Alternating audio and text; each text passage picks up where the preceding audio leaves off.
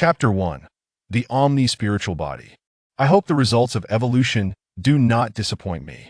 Name: Qinyu. Cultivation level: low-level innate realm, the lowest of the low, better suited for a farmer. Note: this system can evolve all things. Given the current level of the host's cultivation, only physical evolution is activated. As long as the host absorbs sufficient energy from the same type of substance, physical evolution can be achieved. At the ancestral land of the Xixi Sect's back mountain, an 18-year-old youth sat cross-legged, his youthful face brimming with excitement and anticipation. His name was Qinyu, and a day prior, he had traversed from Earth to this extraordinary world where strength reigned supreme, inhabiting the body of a disciple who shared his name. The back mountain ancestral land is the burial site of the Sect's illustrious ancestors, rife with malevolent energy, rendering it inhospitable for cultivation, and no one is willing to guard this place. The original host, possessing woefully inadequate talent for cultivation, was assigned to guard this ancestral land, receiving minimal cultivation resources from the sect each month, enough to sustain his practice, thus allowing the original host to remain here in peace. However, Qinyu felt fortunate that upon his arrival, he had inadvertently activated the infinite evolution system. Gazing at the system's evaluation of his realm, Qinyu could not help but chuckle bitterly. It was rather too direct. The system boasts numerous functionalities, including infinite evolution, private space, sect missions, and more. Yet at present, these features remained inaccessible, shrouded in gray, with only the infinite evolution function available for use. As long as I absorb energy from the same substance, I can evolve? Qinyu swiftly grasped the system's meaning. This system has the capacity to evolve all things provided there are sufficient resources. Qinyu could transform an ordinary weed into a supreme spiritual root, or a common stone into a top-tier magical artifact. In other words, if I absorb the same type of energy, I can transform this seemingly useless cultivation body into a powerful being of the celestial realm. Qinyu immediately turned his gaze toward the back mountain ancestral land. 8th generation sect master of Xixi Sect, Saint Realm. Energy value: 1974. 5th generation sect master of Xixi Sect, Saint Realm. Energy value: 1983. Founder of Xixi Sect, Emperor Realm. Energy value: 5,497. The energies contained within these ancestral remains could not serve as the perfect catalyst for evolving his physique.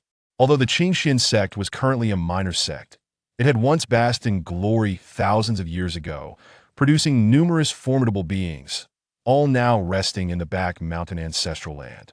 Qinyu was eager to discover how much these ancestral remains could enhance his physique. Esteemed masters and ancestors of the Xixi sect, if I were to grow strong, it would also benefit the sect. I beg your forgiveness.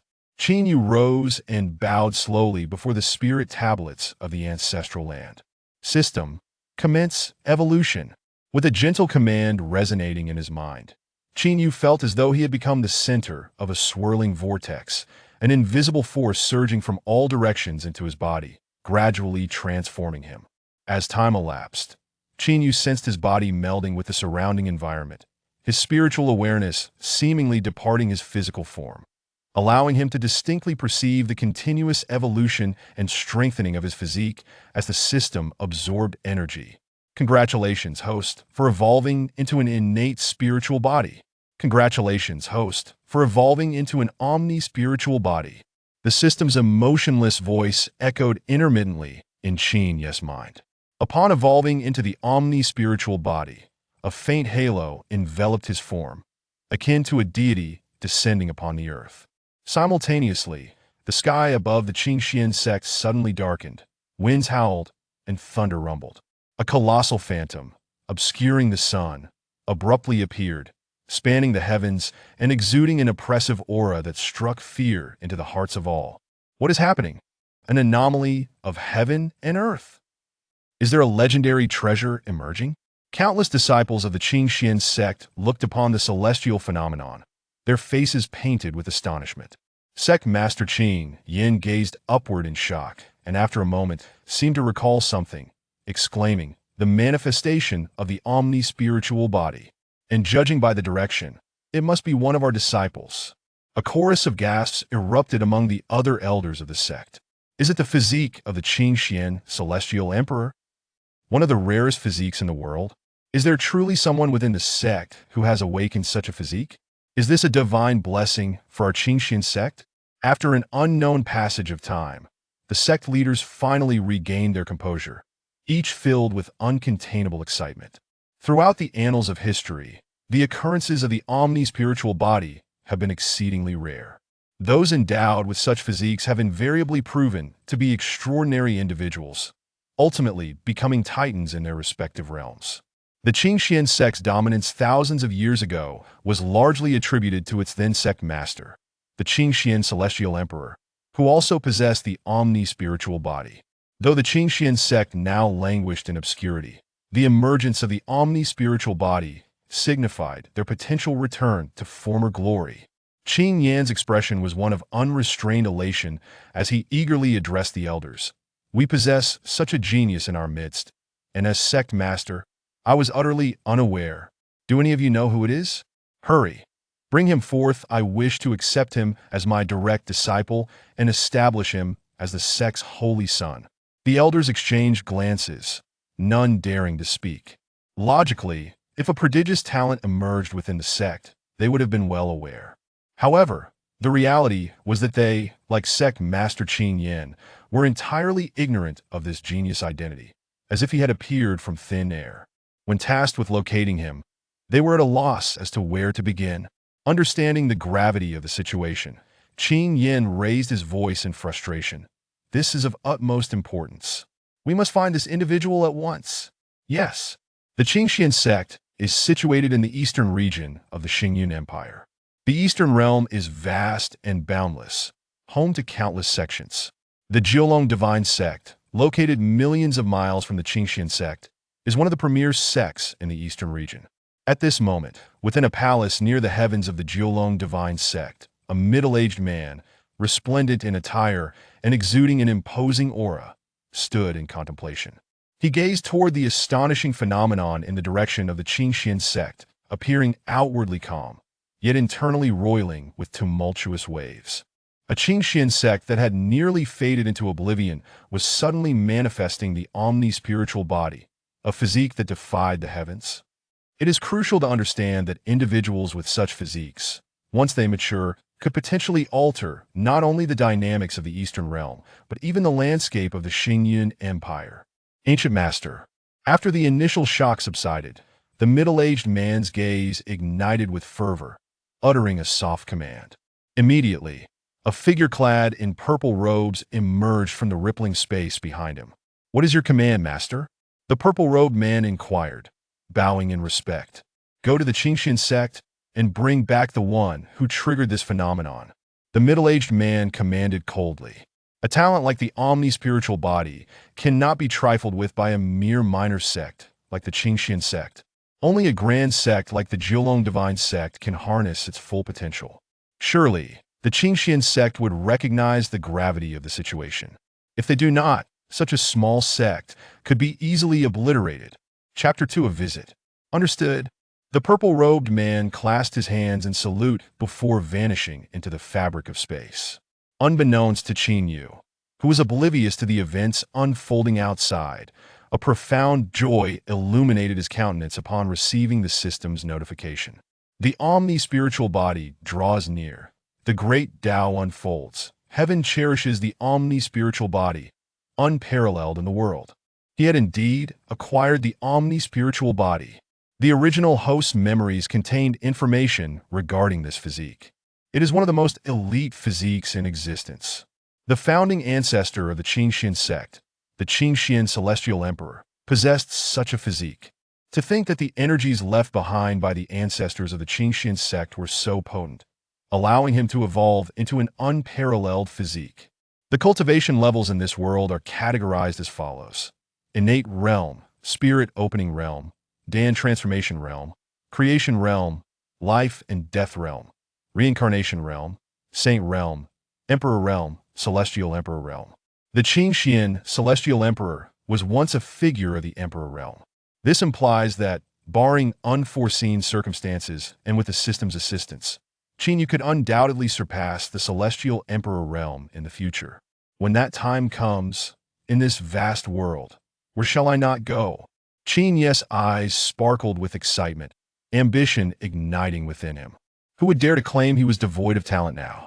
At this moment, he realized that his body had completely integrated with the surrounding environment, allowing him to distinctly sense the presence of spiritual energy.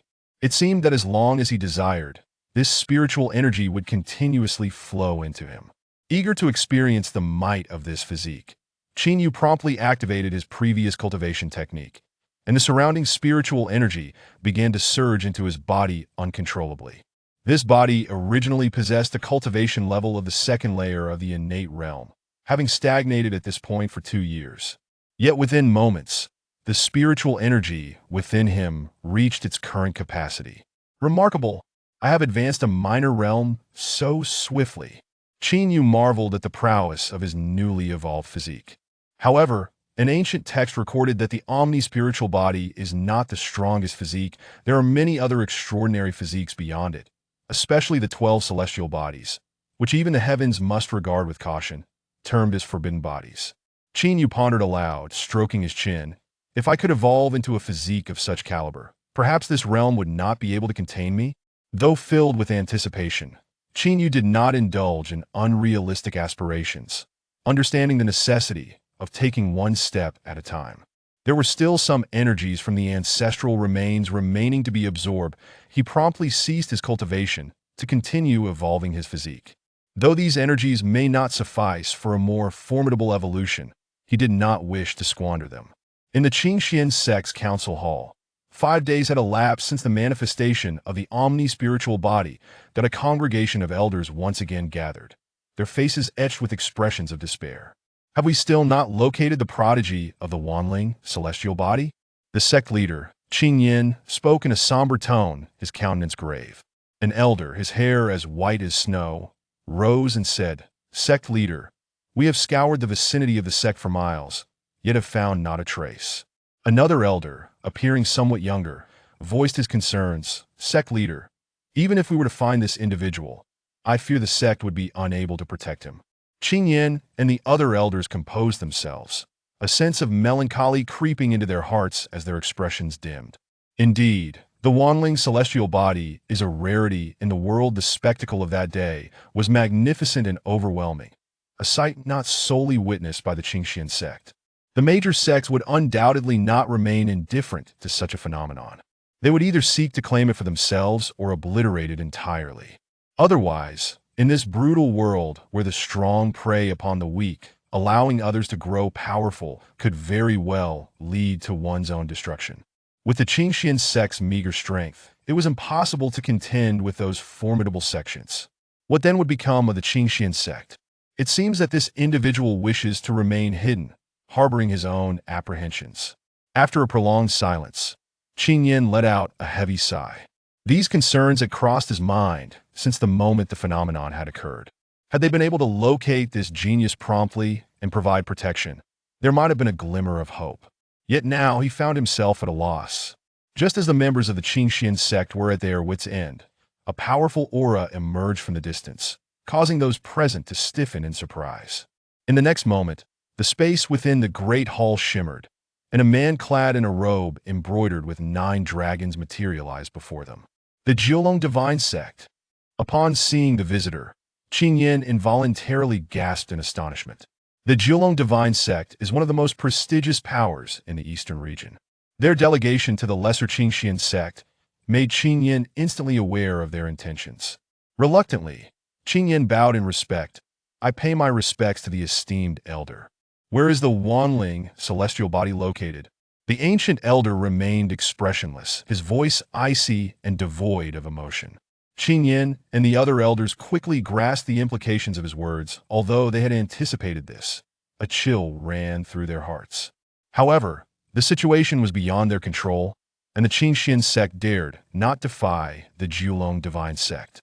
Qing Yin stepped forward, clasping his hands respectfully, and cautiously stated, "Esteemed elder, we too have been searching for the whereabouts of this individual, but have yet to find him."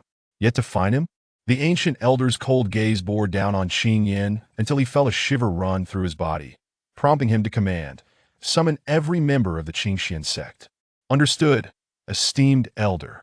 Please allow me a moment to fetch them," Qin Yin replied, recognizing that the ancient elders surely possessed secret methods to uncover the Wanling celestial Bodhi's location, and thus he did not dare to delay. In the ancestral grounds of the Xixi sect's rear mountain. Today, this desolate place, previously devoid of any presence, now bore witness to others aside from Qin Yu. A man in his 40s, exuding an air of refinement and clad in a blue robe, swiftly traversed the outer formations of the ancestral grounds. Qin Yu, still in the process of evolving his physique, sensed the presence of others and immediately halted, rising to greet them.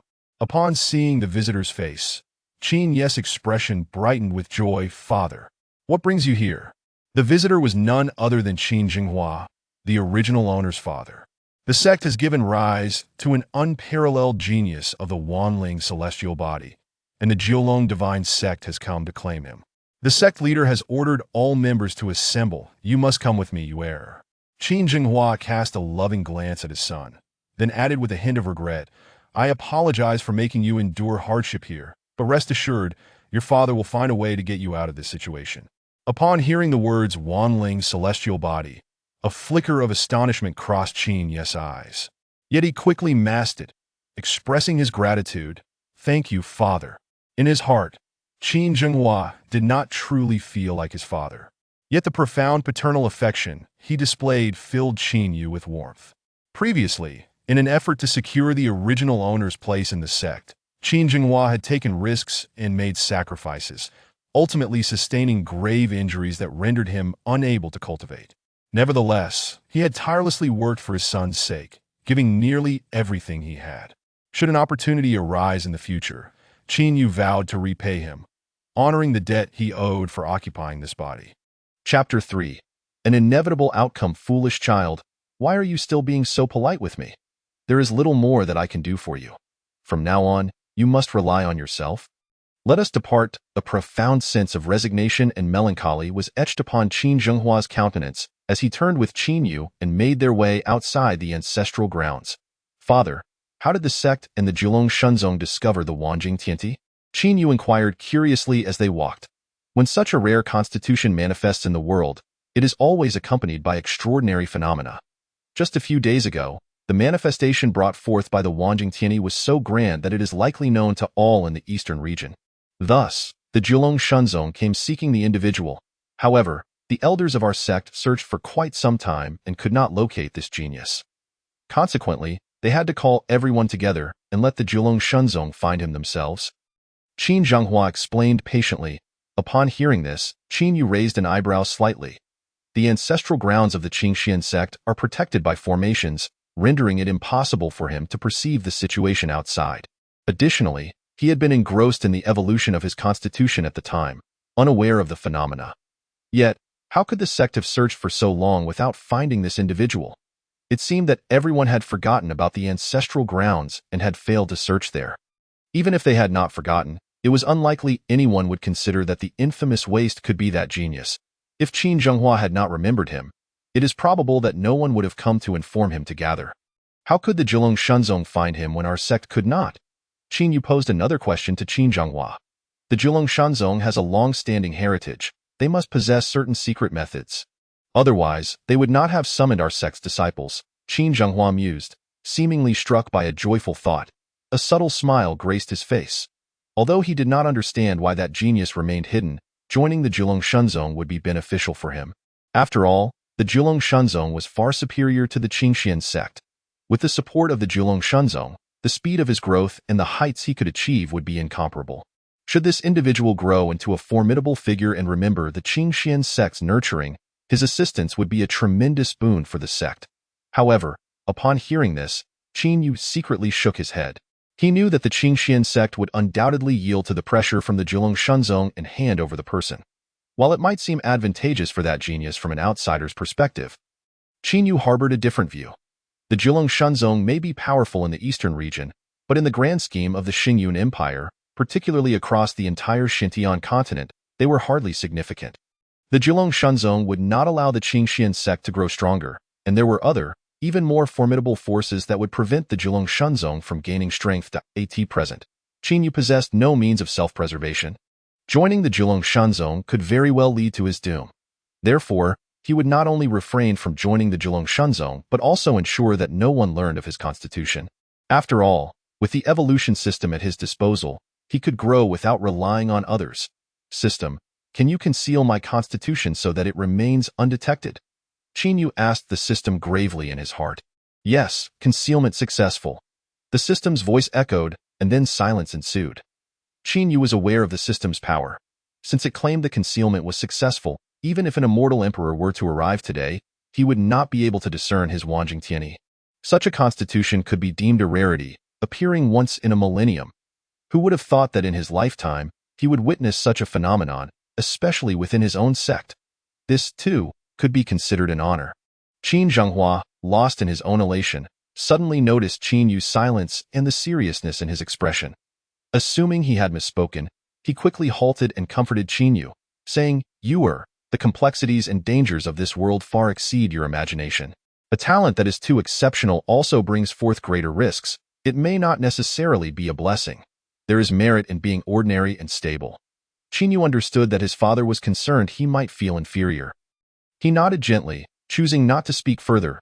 As they conversed, the two had already arrived at the testing grounds of the Qingxian sect. Though merely a small sect, Qingxian boasted over 10,000 disciples.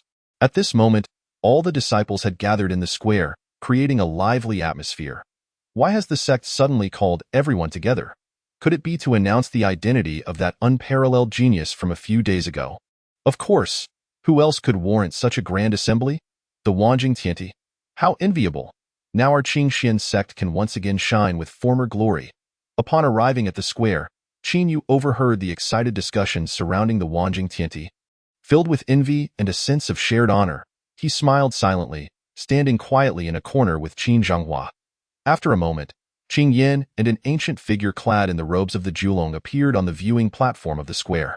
Silence! Qing Yin's voice rang out, though it was not loud. It traveled far and wide in an instant. All the disciples of the Qingxian sect fell silent, the once bustling square now as quiet as a pin drop. The ancient figure scanned all the disciples with a cold demeanor, declaring, the Wanjing Tianyi will join my Jiulong Shunzong. You shall become a direct disciple of the sect leader, be proclaimed as a holy child. And all resources of the sect shall be devoted to your cultivation. The disciples of the Qingxian sect instantly recognized the ancient figure and surmised his purpose for appearing. However, upon hearing the offered conditions, they erupted in astonishment. Even Qing Yin and the elders were taken aback. They had not anticipated that the Jiulong Shunzong would extend such favorable terms, indicating their determination to acquire the individual. Direct disciple of the sect leader, a holy child, one who stands above all others, and the opportunity to eventually become the sect leader, overseeing such a vast sect. The provision of all sect resources for cultivation is paramount. The resources of the Jiulong Shunzong are immense, and coupled with the Wanjing Tianyi, this individual will surely become a titan. As discussion swirled around, the disciples eagerly scanned their surroundings, hoping to catch a glimpse of the genius possessing the Wanjing Tianyi. However, after a considerable time, no one emerged, leaving everyone bewildered. What is happening? Such favorable conditions would be hard for anyone in the eastern region to refuse. Why is the Wanjing Tianyi not responding? The ancient figure's expression darkened. Having presented the best conditions the Jiulong Shunzong could offer and demonstrated their utmost sincerity, the lack of response from the individual was perplexing. If soft measures do not suffice, then we shall resort to force. Wanjing Tianyi, the Jiulong Shunzong must have you. In the next moment, the ancient figure unleashed a formidable spiritual pressure, enveloping all present. After a brief pause, a look of suspicion and gravity crossed the ancient figure's face. He employed a secret technique to scan the crowd, yet he could not locate the genius with the Wanjing Tianyi. Has the Qingxian sect deliberately concealed him? The ancient figure's countenance grew increasingly grim. Qing Yin felt the temperature around him plummet, as if he had plunged into a 1,000-year-old ice cavern. Casting a glance at the ancient figure's expression, a strong premonition of impending doom surged within him. Chapter 4. The opening of the scripture pavilion. Just as Qing Yin was about to offer an explanation, the ancient figure spoke first, his tone icy. I give you one more chance. surrender the individual.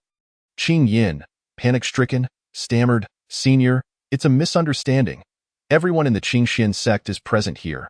How could I dare deceive you, moreover? I truly have not discerned who possesses the Wanjing Tianti. Please, see reason." Yet, the ancient figure paid no heed to his explanations. Delivering a cold ultimatum, "I grant you 1 month. If the Wanjing Tianti is not surrendered, this day next year shall mark the Qingxian sect's day of mourning. Do not entertain thoughts of fleeing or sending the individual away. Anyone who leaves the Qingxian sect's domain will be executed without mercy." With that, the ancient figure's form gradually dissipated into the void, leaving Qing Yin in disarray amidst the gentle breeze. The other members of the Qingxian sect were equally perplexed, their hearts now filled with panic due to the ancient figure's words.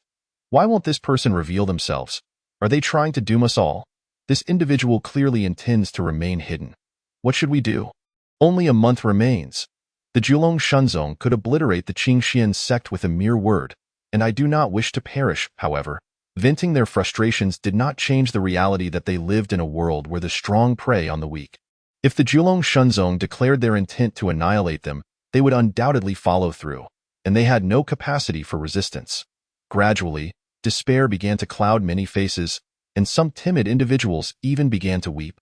Seeing the situation spiraling out of control, with even the elders appearing flustered, Qing Yin immediately called out, "Wanjing Tianti, though I do not know how you have concealed yourself from the Jiulong Shenzong, I am aware that you are among us." Qing Yin's voice softened slightly. "If you had chosen to join the Jiulong Shenzong, I would have respected your decision, for it would reflect the sect's shortcomings. Now, since you have chosen to remain with the Qingxian sect, it signifies your acknowledgement of our sect, which brings me great comfort. Since the Jiulong Shenzong seeks to annihilate us, we shall face them together." Suddenly, Qing Yan's expression hardened, and he declared loudly, "From this moment forth, all sect resources shall be made available. Everyone, hasten to enhance your strength and defend the honor of our sect. If they wish to destroy the Qingxian sect, we shall not make it easy for them. Even if we must perish, let us do so with dignity." Once filled with panic and despair, the disciples of the sect were now invigorated by Qing Yan's fervor. Their spirits soaring as they rallied in defiance, "We shall defend the honor of the sect to the death. We stand united with our." A gentle breeze caressed his face, evoking an inexplicable sense of melancholy in his smile. Amidst the throng, Qin Yu was taken aback by the unexpected turn of events, his expression growing increasingly grave. The Jiulong divine sect's intent to annihilate the Qingxian sect was a trivial matter for them, rendering the Qingxian sect perilously vulnerable. As he pondered his next course of action, Qin Zhenghua's voice suddenly pierced his thoughts, tinged with sorrow. "I once believed that the emergence of a genius within our sect was a boon. Yet I never anticipated such a turn of fate. Had I known, I would have ensured your departure from the sect, thus sparing you from this calamity." Qin Yu, wishing to alleviate his father's guilt, donned a radiant smile and reassured him, "Do not worry, father, I will be fine." Observing the innocence in Qin Yu's smile only deepened Qin Zhenghua's distress. "Rest assured, my son, I will devise a way to send you back. The sect is on the brink of depleting all its resources. You need not return to guard the ancestral grounds any longer. Focus on your cultivation. Seize every opportunity to enhance your abilities." Nodding in agreement, Qin Yu turned and made his way toward the Qingxian sect scripture pavilion. Having absorbed most of the ancestral energy from the sacred grounds, he was now in search of additional cultivation resources. Following the evolution of his physique into the myriad spirit's body, the system had activated the cultivation technique evolution function. Much like the evolution of his physique, this function allowed him to evolve his cultivated techniques by absorbing others. Today's events, while plunging the Qingxian sect into a life-or-death crisis, had simultaneously unlocked all resources, granting Qin Yu access to previously unattainable materials, in terms of physical prowess, after absorbing all the energy from the Qingxian sect's ancestral grounds. Qin Yu had transformed into the myriad spirit's body, making it difficult to encounter stronger ancestral remains for the time being. What Qin Yu needed now was a supreme cultivation technique tailored to him. To embark on his path of cultivation. In this world, cultivation techniques were classified into levels: human, earth, heaven, and saint, with each level further divided into inferior, middle, superior, and supreme grades. The ancestral founder of the Qingxian sect had established the sect with a saint-level technique. Over the years, the Qingxian sect had amassed an impressive collection of techniques, all housed within the scripture pavilion. Qin Yu intended to explore whether he could evolve a remarkable technique. Before long, a 6-story pavilion came into view. The first level contained books that chronicled the history and records of this world. After awakening the system, familiar text now appeared enriched with additional information in Qin Yu's eyes. Splitting void palm, human-level inferior technique. Note: a common skill capable of unleashing 100 points of attack power. Calm cultivation method, human-level inferior technique. Previously, the original owner's lackluster talent had led him to wallow in despair on the first floor of the scripture pavilion, making him intimately familiar with these techniques. However, it was evident that most of the techniques stored on the first floor were of little value, merely serving as introductory material. Fortunately, Qin Yu could ascend to higher levels.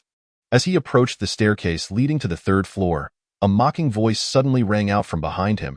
"Isn't that the waste known as Qin Yu? What brings you to the 3rd floor? The sect master has opened the resources to all disciples, but that certainly does not include you, you worthless fool." Recognizing the voice, Qin Yu realized it belonged to Lin Dong, a disciple who could be termed a genius among the outer sect. Lin Dong had often bullied Qin Yu in the past, until one incident where Qin Zhenghua intervened and taught Lin Dong a lesson, causing him to relent somewhat. However, it was evident that Lin Dong harbored lingering resentment. And now that Qin Zhenghua had fallen from grace, he was emboldened to intensify his bullying of Qin Yu. Yet, the current Qin Yu was no longer the same. He dismissed Lin Dong entirely, unwilling to waste time on such a petty character. Ignoring Lin Dong's taunts, Qin Yu continued his ascent. "Stop! Did you not hear what I said?" Lin Dong's expression darkened as he observed Qin Yu's indifference, shock mingling with anger. Ever since Qin Zhenghua's downfall, Qin Yu had always bowed and scraped before him, yet today he dared to defy him? Without further ado, Lin Dong stepped forward, blocking Qin Yu's path. His voice low and menacing. "Do you think just because of the sect master's orders, I won't dare to touch you? Keep being arrogant, and I swear that when the Jiulong divine sect comes knocking in a month, I'll seize the chance to eliminate you and your useless father." Upon hearing this, Qin Yu halted, his gaze fixating on the 18-year-old Lin Dong, who was slender and fair-skinned, an intense killing intent flashing in his eyes. He had no desire to instigate trouble, but that did not equate to fear. If Lin Dong sought to kill them both, he would not shy away from eliminating Lin Dong instead. Currently, his cultivation was 3 minor realms below Lin Dong's. Yet he was confident that within a month, he would possess the strength to effortlessly vanquish Lin Dong. "Lin Dong, what are you doing? The sect is facing a grave crisis, and instead of striving to elevate your cultivation to weather the storm, you choose to bully your fellow disciples over personal grudges. Do you truly honor the sect's investment in your growth?" Suddenly, a melodious voice rang from the staircase leading to the 3rd floor. Upon hearing the voice, Qin Yu felt an inexplicable tremor in his heart. Turning to look, he beheld a girl of 18 or 19, standing tall and graceful. She was Qing Yan's daughter, Xixi, acknowledged as the foremost genius in cultivation within the Qingxian sect, possessing the rare Xian Yin physique. Though not as potent as the myriad spirit's body, it was still regarded as a once-in-a-century occurrence within a third-rate sect like Qingxian. Moreover, Xixi was blessed with unparalleled beauty. Revered as a goddess among the younger generation, at that moment, Xixi's beautiful eyes glinted with anger as she regarded Lin Dong with an air of authority. "Senior sister, you wrongfully accuse me. I have not bullied junior brother Qin, merely imparting some insights on cultivation." Upon seeing Xixi, Lin Dong immediately donned a fawning smile, for he was one of her admirers and, given her status, dared not to offend her. "Disperse at once. Attend to your own matters," Xixi commanded, her tone leaving no room for argument. Yes, Lin Dong, fully aware of the gravity of the situation, nodded repeatedly and hurriedly departed. Yet, as he turned away, his smile vanished, replaced by an intense hatred. His previous attempts to win Xixi's affection had been met with indifference. Today, she had publicly humiliated him for the sake of a worthless individual like Qin Yu. This was an immense affront, one he could not tolerate. He vowed that one day, he would make Xixi regret her decision today. Seeing Lin Dong leave, Xixi did not linger, casting a fleeting glance at Qin Yu before departing. Qin Yu shook his head. This was their first encounter, yet he had reacted so strongly upon hearing her voice. After a long moment of contemplation, he surmised that perhaps his previous life had harbored feelings for Xixi. Although he found her appearance appealing, the current circumstances did not permit him to indulge in such trivial romantic notions. Upon entering the third floor of the scripture pavilion, Yu did not tarry but continued upward. The third floor housed earth-level techniques, the fourth floor contained heaven-level techniques, the fifth housed saint-level techniques, while the sixth floor had never been open to the public. Its contents a mystery. Saint-level techniques were typically reserved for ancient, powerful factions. The Xixi Sect Soul Saint-level technique was the myriad spirits' secret art, created by the legendary Xixi Immortal Emperor. However, this technique could only be cultivated by those possessing the myriad spirits' body, and since the time of the Xixi Immortal Emperor, no other myriad spirits' body had emerged, rendering this technique little more than a relic. Thus, the highest level of cultivation techniques available to the Xixi sect was heaven level. Yu's objective today was to cultivate the myriad spirits' secret art found on the fifth floor. Moreover, during his perusal of ancient texts, he discovered that above the saint-level techniques lay the emperor-level and god-level techniques. He intended to see if he could evolve the myriad spirits' secret art to the emperor level or even the god level. The first to fourth floors of the scripture pavilion were guarded by sect elders. Yet to Yu's surprise, the fifth floor was devoid of any disciples or guardians. He speculated that it was likely because the myriad spirits' secret art was untrainable by most, allowing him to evolve the technique without fear of being discovered. Upon entering the fifth floor, Yu noticed several jade tablets floating in the center, each radiating a blinding light. Was it not stated that there was only one saint-level technique? Could it be that the myriad spirits' secret art was divided into multiple sections? Frowning slightly, he approached the brightest jade tablet and probed it with his consciousness. Instantly, a complete technique manifested in his mind. All things possess spirit. Cultivate the myriad spirits, encompass all, and thus dominate the heavens and earth. Yu's excitement surged as he absorbed the entirety of this technique. However, he did not rush to evolve it. Instead, he began examining the other jade tablets, discovering they too contained records of techniques. Yin-Yang Creation Scripture, Nine Heavens Profound Technique, Savage Wilderness Scripture. Having reviewed them all, Yu's heart raced with exhilaration. These techniques were likely collected by the Xixi Immortal Emperor from ages past, and they were all fragmented saint-level techniques. Generally, incomplete techniques were seldom trained, for they could inflict harm on the body. Even if one succeeded in cultivating the initial stages, failure to complete the technique could lead to death. The higher the level of the technique, the more challenging it was to complete, and the greater the risk involved, causing most to shun them. However, these fragmented techniques could serve as resources to evolve the myriad spirits' secret art. System: can these incomplete techniques allow the myriad spirits' secret art to evolve into an emperor-level technique? Yu paid no heed to anything else and inwardly inquired of the system regarding the 10,000 spirits art, a supreme holy-level technique that, upon consuming 6 incomplete holy-level techniques, could evolve into an inferior imperial-level art.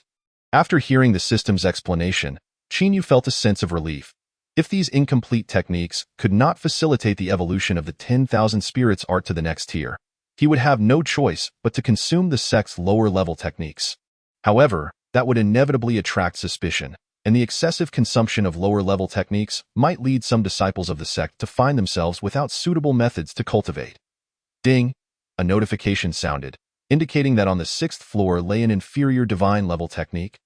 The Devouring Heaven Demon Art, which could evolve the 10,000 spirits art into an inferior divine-level technique. The sudden announcement left Yu momentarily stunned. His heart surged with joy as he swiftly ascended to the 6th level of the scripture repository. Upon pushing open the door, he was immediately met with a wave of profound and oppressive energy that made breathing difficult even before he approached. Overcoming the discomfort, he stepped into the room and beheld a modest black plaque, neither stone nor jade, floating in midair. Devouring Heaven Demon Art, inferior divine-level technique, incomplete. To consume the heavens and earth for oneself, devouring the universe to cultivate the self. As Yu read the description provided by the infinite evolution system, he finally understood why this divine-level technique had remained obscured for so long. Firstly, the Devouring Heaven Demon Art was incomplete. Forcing its cultivation would only lead to self-harm. Secondly, this technique drew upon the spiritual energy of others. Even the very essence of the cosmos, which would significantly tarnish one's moral standing. Should anyone attempt to cultivate this art, they would likely descend into madness within 3 years, becoming a pariah despised by all. It was a tragedy that such a divine-level technique had languished for millennia. It would be far better to serve as nourishment for the 10,000 spirits art. Without a moment's hesitation, Qin Yu raised his hand dramatically. Initiate the upgrade system. Target the 10,000 spirits art. The function for technique enhancement activated. Chapter 6. Divine level 10,000 spirits ART.AS. The system's voice echoed. The jade slips containing the incomplete holy level techniques from the 5th floor shot forth, joining the devouring heaven demon art in suspension. Almost immediately, a tempest roared within the room, causing the jade slips and stone plaques to vibrate furiously, unleashing streams of colorful light that danced wildly throughout the space. These radiant beams, imbued with formidable power, seemed to be magnetically drawn together, gradually merging into a singular, milky light. Subsequently, the milky light, akin to a great whale siphoning water, fully converged into Qin Yu's body. Ding! The 10,000 spirits art upgrade was successful. 10,000 spirits art. Inferior divine level technique. Note: all things possess spirit, the heavens and earth follow a path. Embrace myriad laws to refine oneself. Cultivate myriad paths to glimpse the heart of the heavens. It turned out that upgrading a technique was not merely about enhancing its grade. Rather, it involved synthesizing strengths from all the techniques that had been refined. The current 10,000 spirits art not only wielded the power of myriad spirits, but also possessed the devouring ability of the devouring heaven demon art. Qin Yu exclaimed in exhilaration, returning all the jade slips to their rightful places. Although these slips still contained the original techniques, their profound energies had dissipated, rendering them mere collectibles henceforth. Having completed this task, Qin Yu descended the stairs with a sense of satisfaction. As a great battle loomed, the disciples of Qingxian's sect were engrossed in cultivating their techniques to enhance their strength, and none noticed Qin Yu's subtle maneuvers. He cautiously returned to the 2nd floor, casually selected a human-level technique, and pretended to begin his cultivation. But now, possessing a divine-level technique, attempting to cultivate a human-level one felt like a torment. After flipping through just a couple of pages, he could no longer bear it and tossed it back onto the shelf. The surrounding disciples of Qingxian's sect cast disdainful glances at him, muttering in derision. With the sect facing impending doom, it was one thing to lack ambition. It was another to be an eyesore. Indeed, if you aren't going to learn, don't disturb us. Just get lost, they scoffed. Sighing, Qin Yu, already accustomed to the scorn due to his inherently poor aptitude for cultivation, simply moved to a corner and began to silently operate the 10,000 spirits art. Before he knew it, dusk had fallen, and after a day of rigorous training, the disciples returned to their quarters for rest. When Qin Yu regained awareness of his surroundings, he realized he was the only one left in the entire scripture repository. Even the elder in charge had overlooked his presence. With a wry smile, Qin Yu approached the bookshelf once more. The 9 Dragons' heavenly pavilion had given Qingxian's sect a mere month to prepare. In such a short time, even with a divine-level technique, it would be challenging to achieve self-preservation capabilities. For now, he still needed to rely on the strength of the sect for a glimmer of hope. However, the current techniques housed within the scripture repository were insufficient to elevate the sect's power in such a brief span. Alas, it seems my fate is a weary one. Qin Yu sighed, his expression turning grave. Activate the upgrade system. Enhance the techniques, he commanded. At his behest, all the scrolls recording techniques within the scripture repository began to levitate under a mysterious force. Each time a scroll collided with another, they would fuse together, and as the number of floating scrolls dwindled, all techniques experienced an unprecedented enhancement. The following morning, as the disciples of Qingxian's sect stepped into the scripture repository, they were utterly astonished by the scene before them. Where is the Breaking Mountain Fist manual? Its power is unparalleled, capable of shattering stone and splitting gold. And the fierce wind leg technique has vanished too. I was just halfway through my training yesterday. Who could commit such an outrageous act? I will have their head. The repository was filled with cries of despair, as what had once been a repository brimming with over 10,000 technique scrolls was now reduced to a mere handful, looking as if it had been ransacked. The severity of this incident immediately roused the attention of the sect's elders, and even the sect leader, Qing Yin, rushed over in haste. Upon witnessing the dismal state of the repository, Qing Yin trembled with rage, exclaiming, "You wretched Jiulong divine sect, how dare you perpetrate such despicable acts? I, Qing Yin, shall never forgive you." Clearly, Qing Yin believed that the Jiulong divine sect aimed to completely sever Qing Xian's sect's path forward, dispatching agents to wreak havoc within the scripture repository. Enraged, Qing Yin prepared to storm out and confront Gu Zun. The elder in charge quickly interjected, "Sect leader, hold on, there is something amiss." Qing Yin paused. Hurrying over, Elder Lu Yi, "What do you mean?" Without a word, Lu Yi handed a scroll of techniques to Qing Yi and as Qing Yin patiently perused it, his expression shifted to one of astonishment. He hurriedly picked up another scroll, and his bewilderment deepened. After examining 7 scrolls in succession, he finally turned to the assembled elders with a perplexed look. Lu Yi regarded Qing Yin with a serious expression, stating gravely, "Although the quantity of techniques has plummeted by 90%, their grades have significantly improved. I just reviewed them. There are only a few human-level techniques left, while the rest are all earth-level techniques." Qing Yan's face darkened as he added, "Moreover, each scroll appears to have amalgamated the strengths of several techniques, refined into the finest examples within their respective tiers." "Indeed," exclaimed one elder, involuntarily gasping in shock. While the concept of synthesizing strength sounds simple, the execution is immensely challenging, especially to achieve such feats overnight. "What of the earth-level and heavenly-level techniques?" Qing Yin inquired. The elder in charge replied in a hushed tone, "Aside from the 5th and 6th floors, the remaining techniques are similar to those here." Qing Yin furrowed his brow tightly, casting a doubtful glance around the scripture repository, murmuring to himself, could it be that a high-ranking individual, unwilling to see Qing Xian's sect suffer this calamity, has intervened to assist us? Qin Zhanghua stepped forward and said, "Sect leader, let us not dwell on the identity of the benefactor. This is an invaluable opportunity for Qing Xian's sect. We must hasten to have the disciples cultivate these new techniques. Perhaps this time we can truly weather the upcoming tribulation in a month's time." Qing Yin, enlightened, immediately smiled and declared, "You speak wisely. Quickly gather the disciples to train. Follow me to the 4th floor. With the aid of these new heavenly level techniques, we may yet achieve a breakthrough."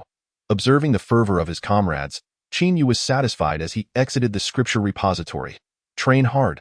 In a month's time, it will be upon you to safeguard this vessel of myriad spirits." On the 1st floor of the scripture repository, many disciples of Qing Xian's sect witnessed Qin Yu's nonchalant demeanor and could not help but scorn him. What a worthless piece of clay! Even when disaster looms, he remains oblivious to the need for training. Never mind, it's best he leaves. It saves us from the annoyance of his presence. Enough talk, focus on your training. Almost all the disciples were diligently cultivating their techniques within the scripture repository, and the vast Qing Xian sect had seldom experienced such tranquility. Chapter 7. Divine Artifact. As Qin Yu walked, he pondered deeply. The adage holds true: to excel in one's craft, one must first sharpen their tools. With Gu Yang's physique technique no longer a concern, the most pressing need now was a suitable weapon. Without hesitation, Qin Yu dashed towards the Divine Forging Pavilion. Once, the Divine Forging Pavilion had been a legendary forge renowned throughout the realms, attracting countless cultivators eager to seek their swords. However, with the decline of Qing Xian's sect, many skilled artisans had departed, leaving behind only a handful of mediocre blacksmiths struggling to maintain appearances. Nonetheless, Qing Xian's sect had once commanded immense respect within the cultivation world for many years. Countless powerful cultivators returned their damaged swords to Qing Xian's sect. Entombed within the grave of 10,000 weapons, for ordinary folk, this graveyard of weapons served little purpose beyond honoring their ancestors, but for Qin Yu, it represented a veritable treasure trove.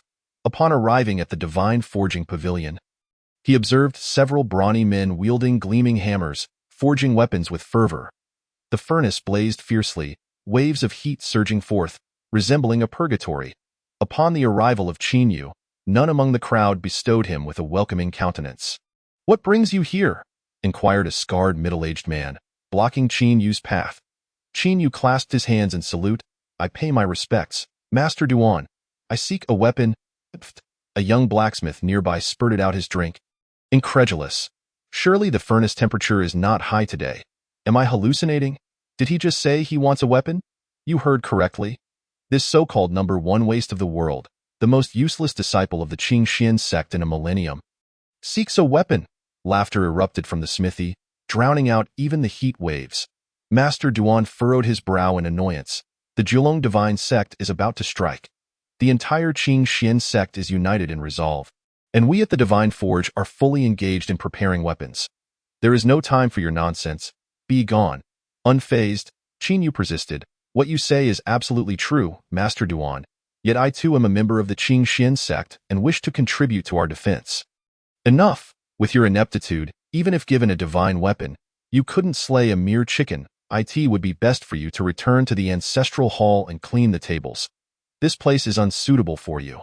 Leave! You are but an eyesore here. With a resigned smile, Qingyu replied, if that is the case, I shall not impose further. Allow me to enter the Wambing tomb and select a remnant sword. Go on, go on.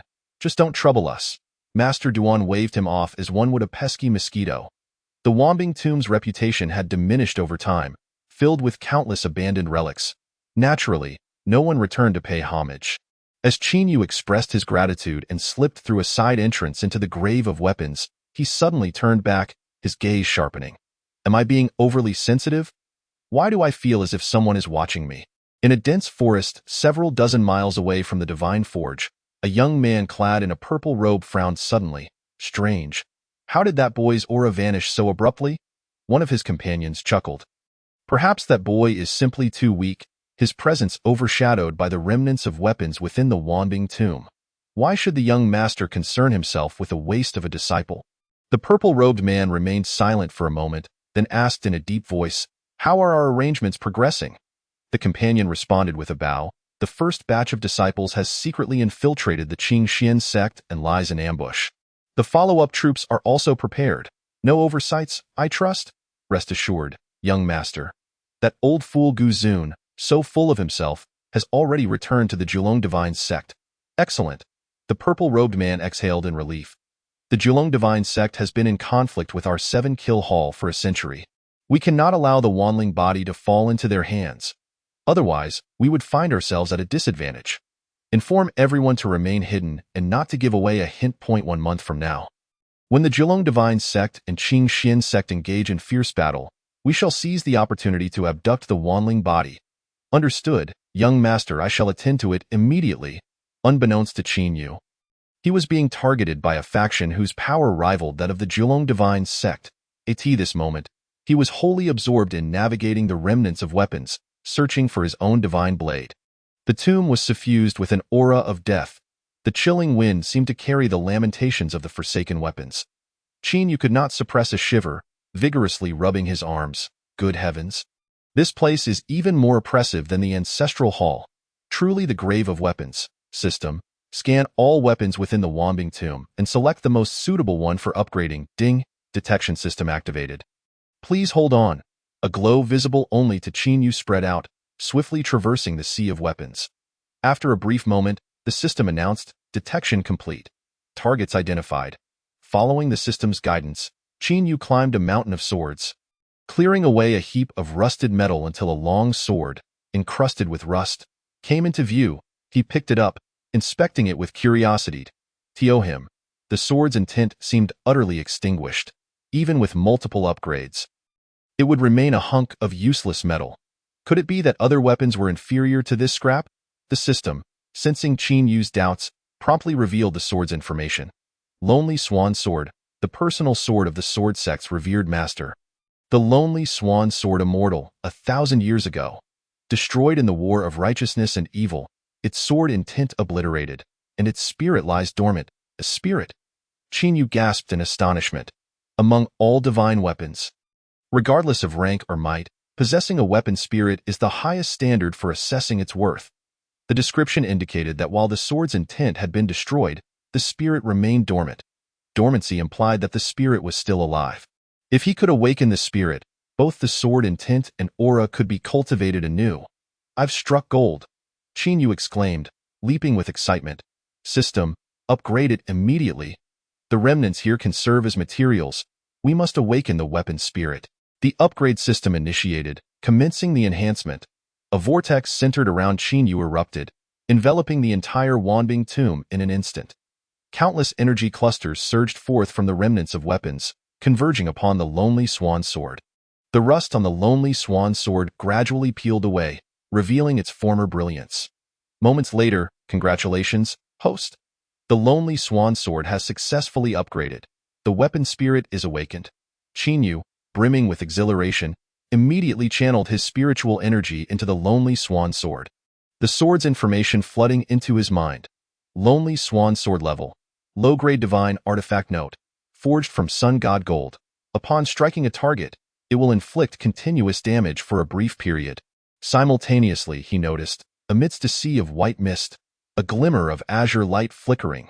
Within the radiance sat a girl of about 12 or 13 years, her form shrouded in swirling clouds, obscuring her features. Chapter 8. The Lioli Sword Array. Humanity is perpetually driven by curiosity.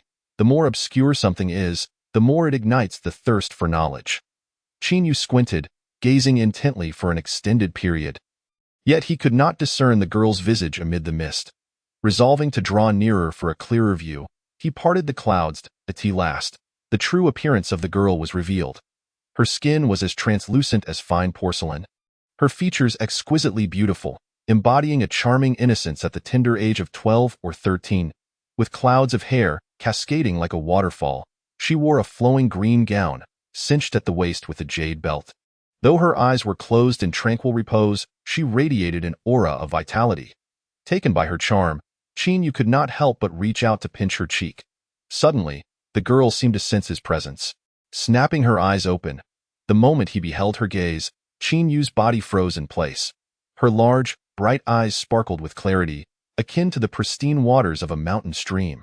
Yet, behind such beauty lay an icy demeanor that sent shivers down his spine. The girl regarded Qinyu with a cold indifference, as if scrutinizing mere dust of the world.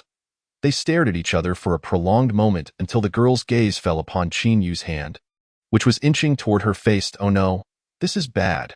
Qinyu inwardly lamented.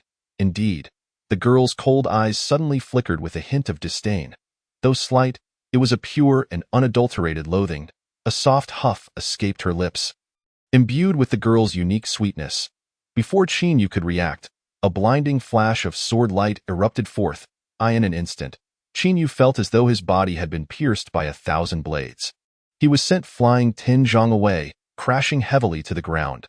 Only then did he manage to break free from the paralyzing sensation, sitting up hurriedly to inspect his body. The momentary feeling of being pierced by myriad swords had been so vivid. Although he felt no pain, the terror of near death made his hair stand on end, cold sweat pouring down his brow. When he looked back at the girl, she had already risen to her feet. She gazed at the distance where Qinyu lay, slowly speaking. You, a junior from the later generations, display great rudeness. Qinyu's face darkened. Being addressed as a junior by a girl barely reaching his chest was an indescribable feeling. However, being a man of understanding, he quickly sprang to his feet, respectfully bowing in greeting. I am Qinyu, paying my respects to the sword spirit. The girl offered no response, merely observing him with a cold stare.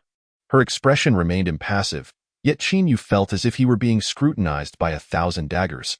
After a lengthy silence, the sword spirit finally spoke again. Did you awaken me? Qinyu hurriedly smiled. It was by mere chance that I, an unworthy disciple, managed to awaken you, esteemed elder. The sword spirit's gaze appraised Qinyu from head to toe. For the first time, he noticed an expression on her face. However, it was not favorable as she furrowed her brow. You are unworthy. Qinyu was left speechless. How could such an adorable girl utter such frigid words? I am still here. Must you be so blunt? Esteemed elder, I, Qinyu, feel immensely awkward, he thought, hoping to negotiate further. Yet the sword spirit seemed uninterested in further dialogue, slowly raising a plump little hand. Boom. The space trembled as countless radiant swords coalesced high above the heavens. Dense and overwhelming, blotting out the sun. Every single lightsaber, without exception, was aimed directly at Qinyu. His body once again became rigid, as even his breath and soul had been locked down. In the name of the glazed sword spirit, I send you on your way, death, spoke Lu Li, her voice devoid of any emotion. In an instant, the sky was filled with countless lightsabers that fell like meteors, piercing toward Qinyu like a calamity. This was the 10,000 Swords Massacre formation. Qin Yu stared blankly at the rain of swords descending from above, instantly recognizing it. The 10,000 Swords Massacre formation was a sword array created by the ancient master Qing Xian 1,000 years ago. Based on ancient formations, it was said that during the battle between righteousness and evil, the master had used this array to annihilate 3,281 demonic cultists in one fell swoop. Shocking the world, faced with such unparalleled power, even a being of the reincarnation realm might not survive, let alone someone like him, who had just begun his cultivation journey. Yet, to perish beneath such a legendary sword array could perhaps be considered a form of fortune. Suddenly, Qin Yu felt a sense of resignation wash over him, surrendering all resistance as he awaited the arrival of death. Just as the countless lightsabers were about to pierce through his body, he noticed Lu Li, the glazed sword spirit, tremble violently in the distance, and in an instant, the storm of swords vanished without a trace, as if they had never existed. Lu Li's face was pale, and she had collapsed to the ground. Although she had just intended to kill him, seeing such a lovely girl in agony on the ground, Qin Yu could not bear it and hurried over to help her up. However, Lu Li's expression turned cold as she admonished, "Get away.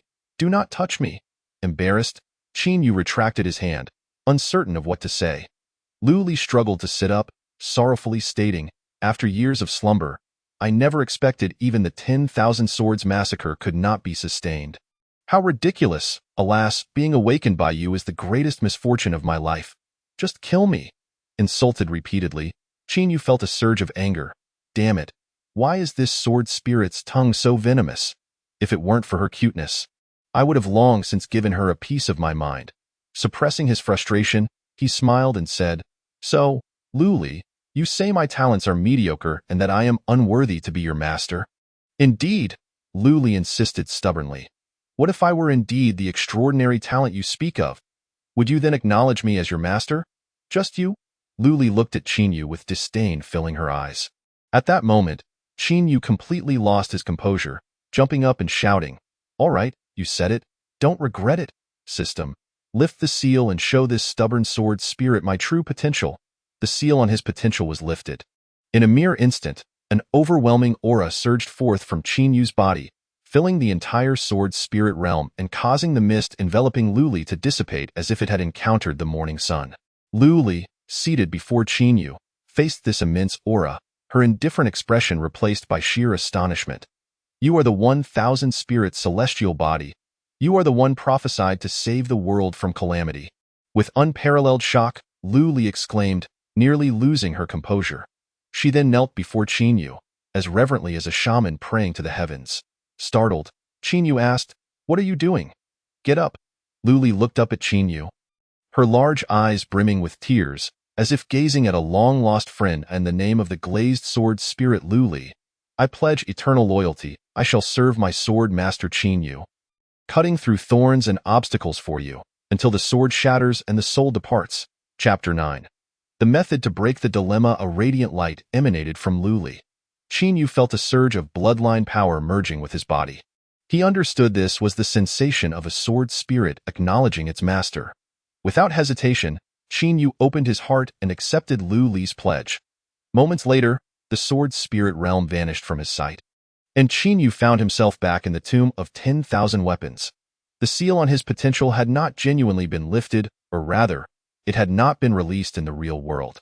Looking at the loneliness sword in his hand, it now appeared rejuvenated, devoid of its earlier lifelessness. Though he had only spent a brief moment in the sword spirit realm, it felt as if he had traversed the threshold of life and death. A profound experience difficult to articulate. With an excited heart, Qin Yu opened the system interface. The sword spirit Lu Li has awakened. The host may enhance its power through continuous leveling. Gripping the long sword, Qin Yu could not help but exclaim, "Such a precious sword, yet it could also be damaged." Just how brutal was the battle between righteousness and evil 1,000 years ago? Contemplating the delicate little girl from the sword spirit realm, Qin Yu chuckled. "Why is such a charming sword spirit named Loneliness?" Reporting to my sword master, "Since my awakening in ancient times, I have served 13 masters, each bestowing upon me a different name.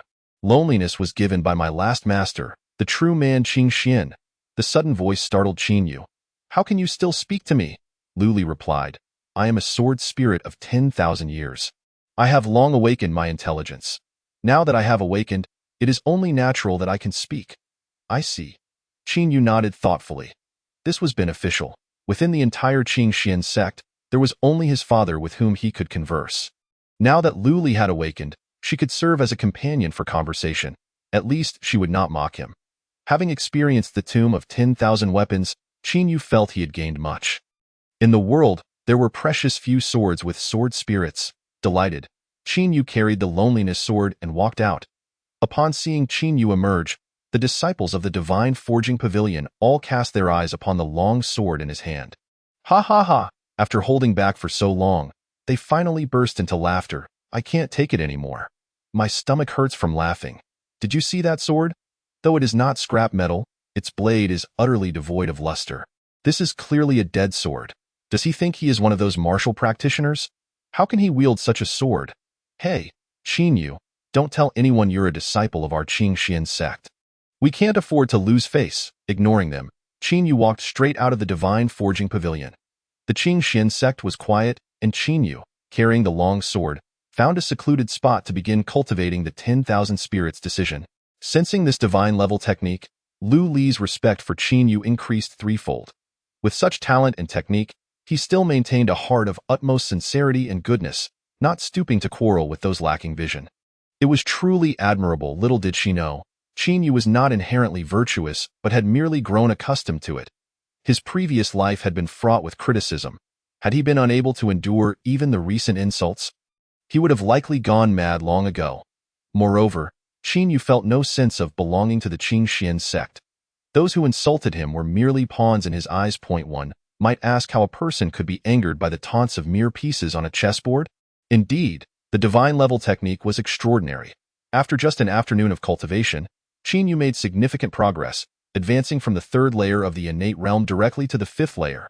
At this moment, had any disciple of the Qingxian sect been present, they would undoubtedly have been left dumbfounded by Qin Yu's cultivation level. After all, witnessing a blooming iron tree is remarkable in any context. Having achieved his cultivation, Qin Yu did not overindulge. He stretched lazily and reclined. Throughout his practice, he continually recalled his experiences in the sword spirit realm. The 10,000 swords massacre formation, casually laid out by Lu Li, was astonishingly powerful.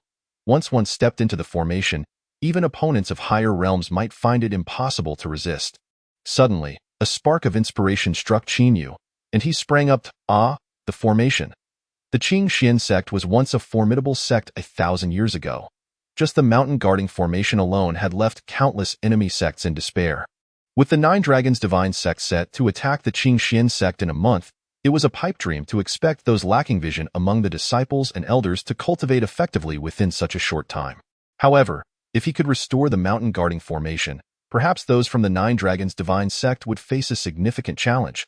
Overjoyed, Qin Yu dashed out, but after just 2 steps, he halted, pondering another issue.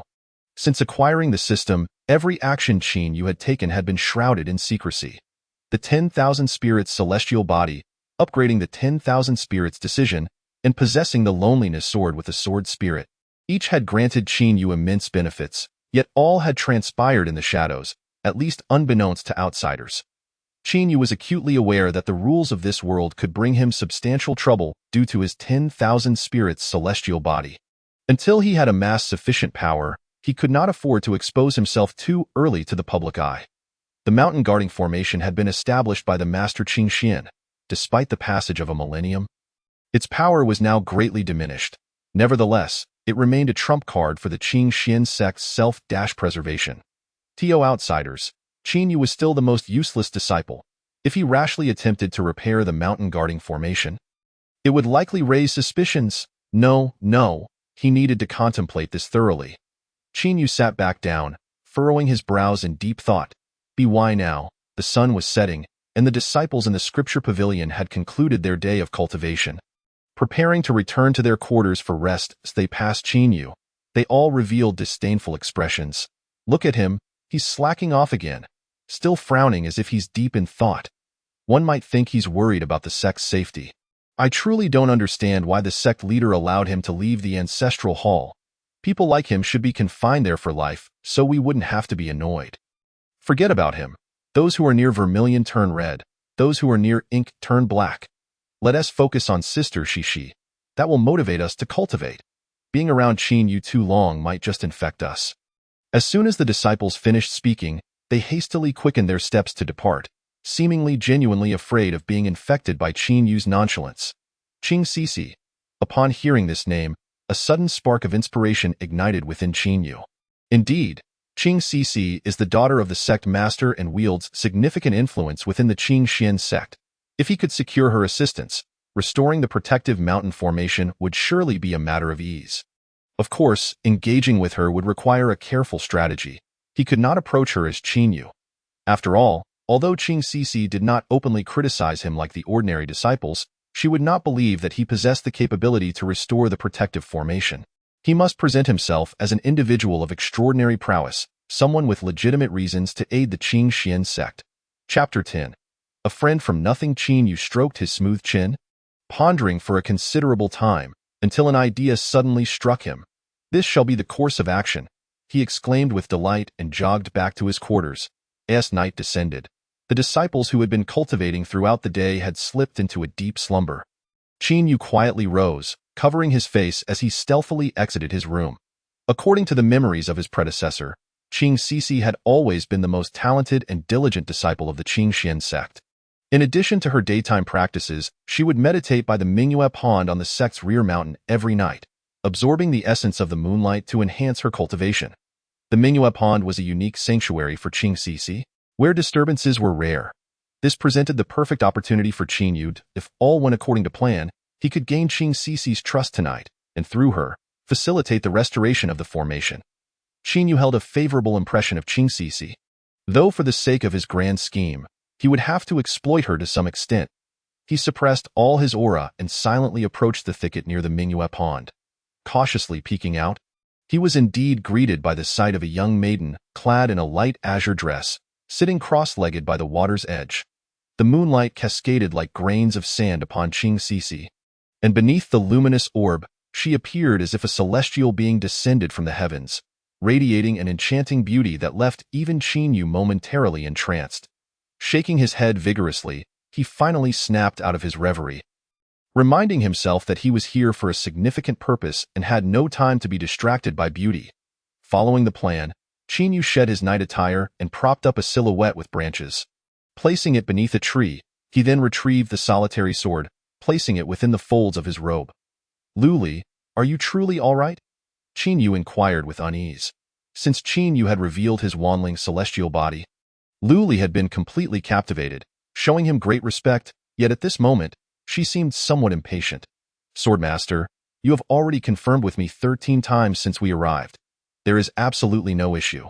Although Luli has yet to recover, the aura of the ancient sword spirit is not something that little girl can contend with. That's good." Qin Yu felt somewhat reassured by her words. "We must proceed according to plan, and we cannot afford any mistakes. I shall obey the sword master's command." Taking a deep breath, Qin Yu quelled his slightly chaotic emotions and turned to walk into the woods. Xixi, engaged in absorbing the moonlight's energy to elevate her cultivation, suddenly heard a strange noise emanating from the thicket behind her. Instantly, she opened her eyes, her jade hand raised, summoning a blue sword that surged forth from the Mingyue pond, piercing towards the source of the sound. "Sister Xixi, do not strike. It is I." Realizing a sword was flying towards him, Qin Yu hastily raised his hands and called out. Xixi frowned slightly, twisting her wrist to summon the sword back into her grasp. "Qin Yu, sister, it is indeed me, your junior." Qin Yu replied with a smile, respectfully bowing. Xixi stated, "This is my place of cultivation. It is not a location for you to roam. Considering it is your first offense, I shall not hold it against you. Depart at once."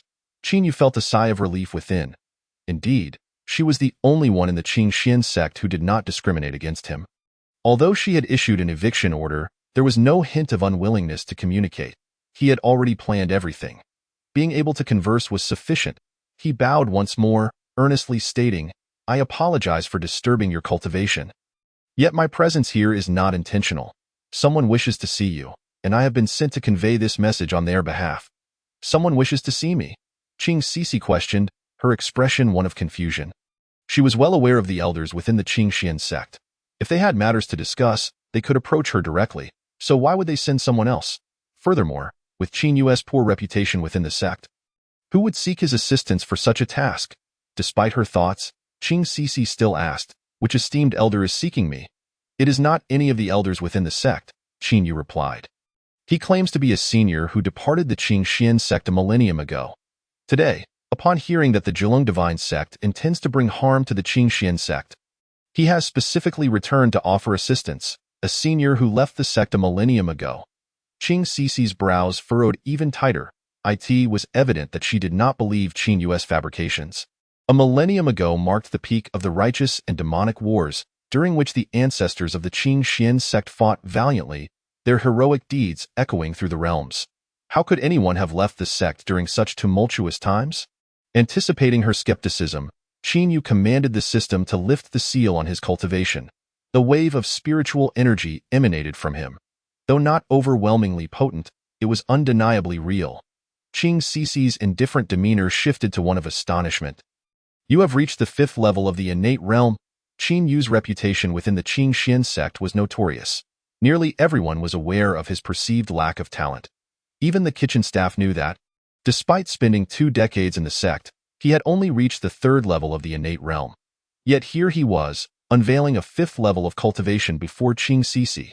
This was nothing short of a miraculous feat, especially since he had only been at the 3rd level a few days prior upon leaving the ancestral hall.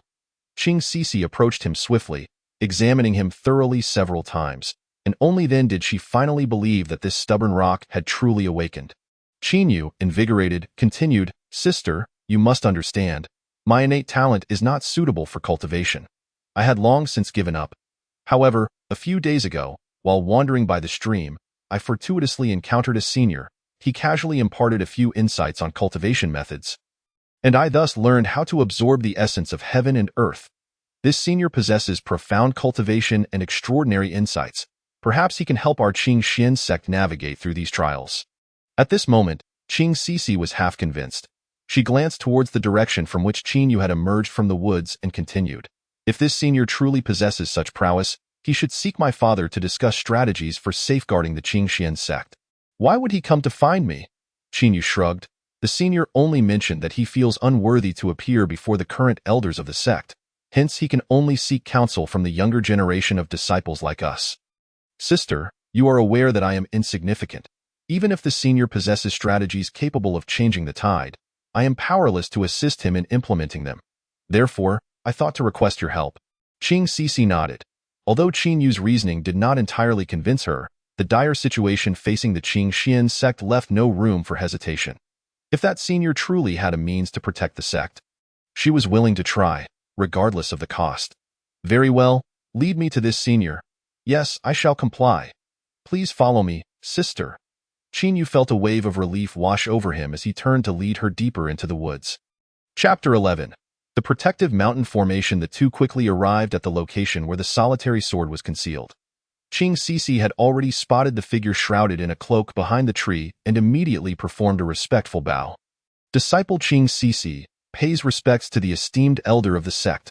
A voice, ancient and resonant, emerged from behind the cloak. He. This young lady. I am but a cowardly old man, unworthy of the title of a disciple of the Qingxian sect. Such a grand gesture is too much for me. Esteemed elder, you jest. Regardless of past deeds, your return to assist the sect in its time of need is worthy of my respect. However, if I may be so bold, might I inquire your name? Little girl, this Qin Yu lad should have informed you that I am too ashamed to meet the current elders of the sect. I do not wish for them to know I am still alive. Please do not press me further." Xixi fell silent. Although she was eager to seek assistance, the person behind the tree refused to even disclose their name. How could she trust them? Who could say whether he was a spy sent by the Jiulong divine sect? Ha, this young lady is quite vigilant, far superior to this foolish Qin Yu. The voice continued, "Alas, I cannot reveal my identity, but this sword should suffice to prove my legitimacy." As the words fell, a fierce sword intent erupted from behind the tree. The overwhelming pressure of the sword intent rendered Xixi's complexion pale. causing her to kneel weakly to the ground. "Ha ha, young lady, can you now believe me?" Xixi, half kneeling, managed to utter, "The 10,000 sword slaughter. The legendary technique lost to the Xixi sect for a millennium. I believe." Upon hearing this, the piercing sword intent that had enveloped the area dissipated in an instant. Xixi gasped for breath, struggling to recover from the oppressive sensation she had just experienced. "Sister, are you all right?" Xinyu stepped forward and assisted Xixi to her feet. Upon seeing that Xinyu was unharmed, Xixi was utterly astonished. The 10,000 sword slaughter technique had been lost since the cataclysmic battle between the righteous and demonic factions a millennium ago. Now, to witness someone wielding such a profound sword technique could only mean that this individual was a disciple of the Xixi sect from that era. Xixi's tone became respectful. "I sincerely apologize for my earlier rudeness. I hope you can forgive me, esteemed senior." "Not at all, not at all. The world can be perilous. It is wise to exercise caution. Your magnanimity is greatly appreciated. I shall get straight to the point. May I ask how you intend to assist the Xixi sect in overcoming this crisis?" "The solution is quite simple. The Mountain Guardian Array." "The Mountain Guardian Array?" Xixi was taken aback. The current array of the Xixi sect had long since lost the potency it possessed a millennium ago. How could such an array withstand the onslaught of the Nine Dragons' divine sect? "Ha ha, little girl, have you forgotten that I am a disciple of the Xixi sect from a millennium ago? I certainly possess the means to reconstruct the Mountain Guardian Array. Is that truly the case?" Xixi's heart swelled with joy, and she hastily replied, "I implore you to enlighten me, esteemed senior. I shall forever be grateful. I have been away from the Xixi sect for 1,000 years. How can I know the specifics of the array's damage? Here's what we shall do. Tomorrow, you will take this young lad, Xinyu, to inspect the heart of the Mountain Guardian Array, as long as you identify the root cause. I shall devise a method to repair the array. Will you not accompany us, esteemed senior?" "No, I am no longer worthy of being called a disciple of the Xixi sect. The heart of the Mountain Guardian Array is a sacred ground of the Xixi sect. How could I, an outsider, venture there? Rest assured, I can communicate and coordinate with this scruffy young lad. You need not worry about wasting time. Very well. I express my deepest gratitude for your immense kindness. Go now, but remember not to inquire about my identity from your father. If you are truly curious, you may consult the records from the battle between the righteous and demonic factions. You might just find a cowardly wretch who fled in the face of danger. Esteemed senior, please do not dwell on past matters. I shall take my leave now. I wish you well." Xixi sighed, sensing a profound guilt in the senior's voice. "Xinyu, I shall return first. Please comfort the esteemed senior well. Come find me early tomorrow, and we shall investigate the array together." "Yes, I shall see you off, senior sister." Xinyu bowed respectfully. Xixi turned and departed. Once she was out of sight, Xinyu and Luli could no longer contain their laughter. "Ha ha ha, senior sister is truly kind-hearted. She even reminded me to comfort you before leaving." Luli chuckled. "This little girl appears sharp-witted, yet it seems she is quite easy to deceive. How was my performance?" "Sword master? Was it not commendable?" Indeed, indeed. Especially that voice. I never imagined you could mimic an elderly man's tone so convincingly," Xinyu remarked, retrieving the solitary Luan sword from behind a tree, a smile gracing his face. With the scheme successfully executed, his spirit soared, and even more delightfully, Xinyu discovered that Lu Li's sword spirit was not as cold and detached as she portrayed. She, too, possessed a lively and charming side. After their laughter subsided, Xinyu returned to the ancestral grounds of the back mountain to continue his cultivation. The following morning, Xinyu found his cultivation had surged to the 7th layer of the innate realm. An astonishing rate of progress that left him astounded. The 7th layer of the innate realm. There were scarcely 10 individuals in the outer sect who could claim such a level of mastery. Many would spend their entire lives striving for this height, yet Xinyu achieved it in just a few days. Shaking off his thoughts, Xinyu set out to find Xixi, recalling that she had asked him to meet her. This diligent woman would surely scold him if he arrived late. The Xixi sect was bustling that morning. Disciples had been invigorated, training diligently, rising early to rush to the scripture pavilion.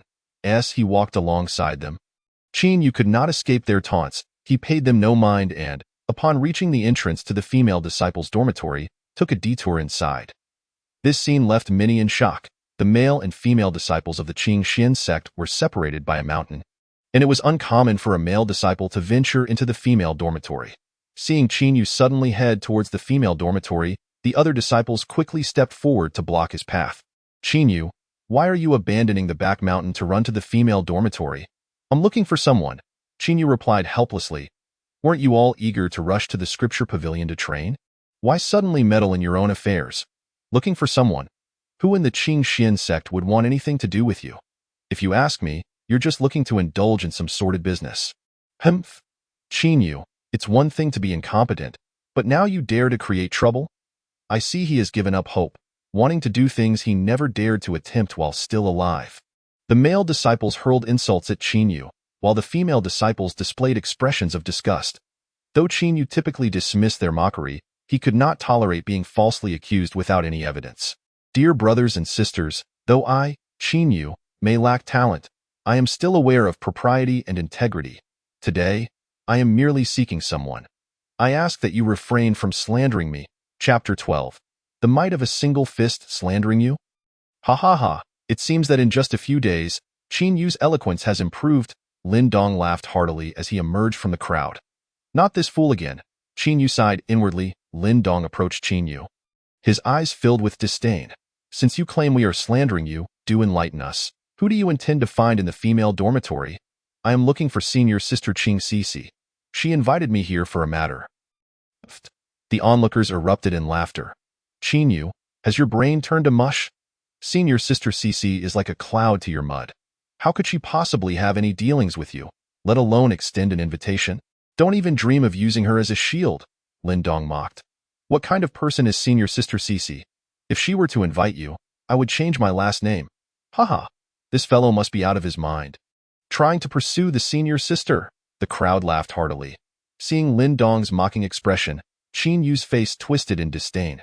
"Lin Dong, I have no desire for a brainless fool like you." Seeking death, Lin Dong's rage boiled over at Qinyu's disrespectful words, and he swung his fist towards Qinyu, unleashing the earth-level martial skill, Tiger Break Fist, evidently intent on leaving Qinyu no chance to escape. The other disciples, witnessing the ferocity of the attack, instinctively took several steps back, fearing for their own safety. Some of the female disciples even closed their eyes, unable to bear the thought of witnessing Qinyu's bloodshed on the spot. After all, in their eyes, Qinyu, with his first layer of the innate realm, facing the furious Lin Dong, who was at the fifth layer, would either be dead or severely injured. Seeing Lin Dong attack with such ferocity, a fierce light flickered in Qinyu's eyes, and he promptly countered with his own fist. What appeared to be a casual punch was delivered with 50% of his strength. Bang! A resounding collision echoed through the air.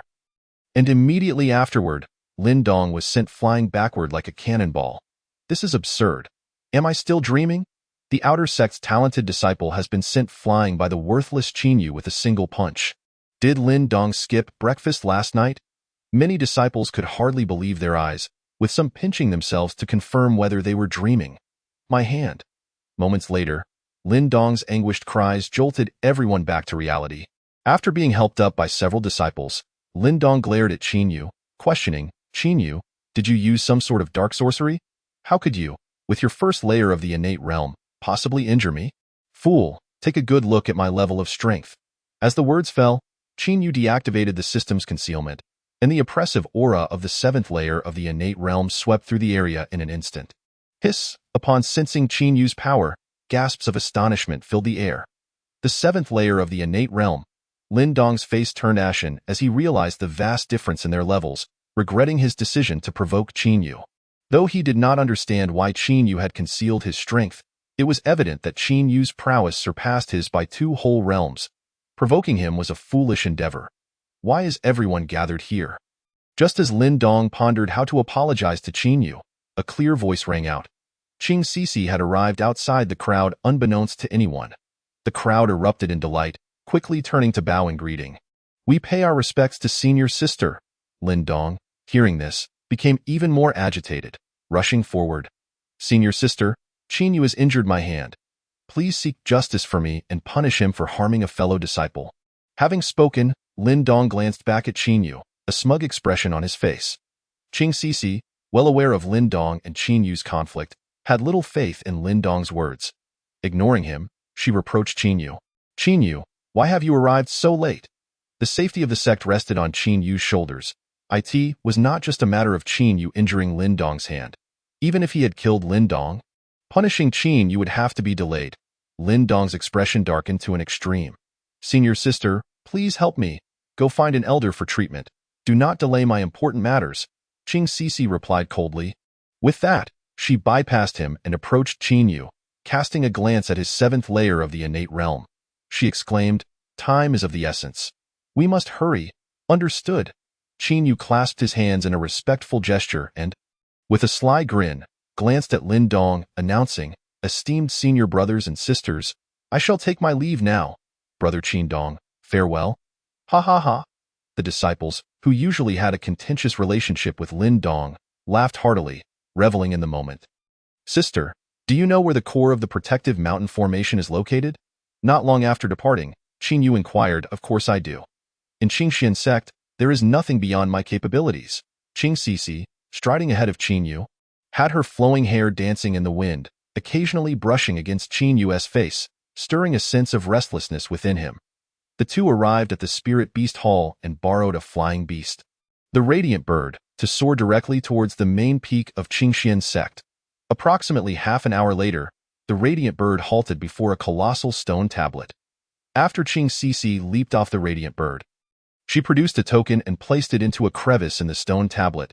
A stone door on the tablet slid to the right, revealing an entrance. Junior brother, this is where the core of the protective mountain formation lies. Xixi pointed towards the opening. Upon hearing this, Qin Yu swiftly entered the cave. The interior of the cavern was vast, adorned with countless luminous points scattered throughout, each connected by delicate threads that emitted a faint glow. Qin Yu instantly recognized this as the heart of the formation, albeit its energy was on the verge of depletion due to its Is there any way for the system to repair or upgrade this formation? Qin Yu promptly directed his query to the system. Ding. Repairing the formation requires 10 pieces each of Wujin wood, obsidian, and 7 colored divine crystals. To evolve into the 9 heavens chariot divine formation, additional materials are necessary. After noting the extensive list of materials needed for the evolution of the 9 heavens chariot divine formation, Qin Yu exited the cave, leaving the choice of what to pursue to the sect leader and the elders. After relaying the materials required for repairing and evolving the formation to Xixi, he returned to his quarters, where his only course of action was to diligently enhance his cultivation. As time flowed by, 7 days slipped away in the blink of an eye, and Qin Yu's cultivation had ascended to the pinnacle of the innate realm. The higher the cultivation, the more substantial the spiritual energy required. Even with my wanling body, the speed of my training has noticeably diminished. It seems I must seek out some fortuitous opportunities. Qin Yu murmured to himself, Junior brother Qin, are you there?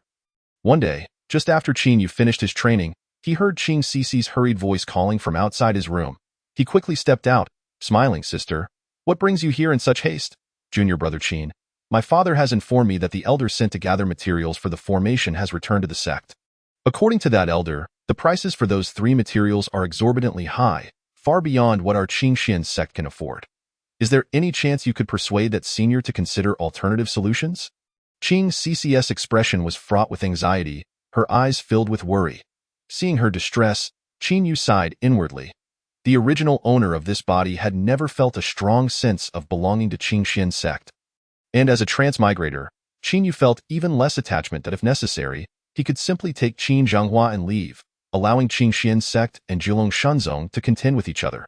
However, upon seeing Xixi's troubled countenance, Qin Yu felt a pang of compassion and resolved to assist Xixi sect through this crisis. Sister, do not fret. The senior had anticipated this outcome. If the protective mountain formation cannot be repaired, we must enhance the strength of the sect leader and the elders with medicinal pills. Once the sect leader's cultivation reaches the pinnacle of the creation realm, I believe that Ancient Lord will think twice before attempting to challenge our Xixi sect. Qin Yu articulated his thoughts. Currently, Qin Yan's cultivation stood at the 3rd level of the creation realm, while the Ancient Lord had reached the pinnacle of the creation realm. If Qin Yan could elevate his power, Xixi sect would gain a fighting chance when the Ancient Lord returned.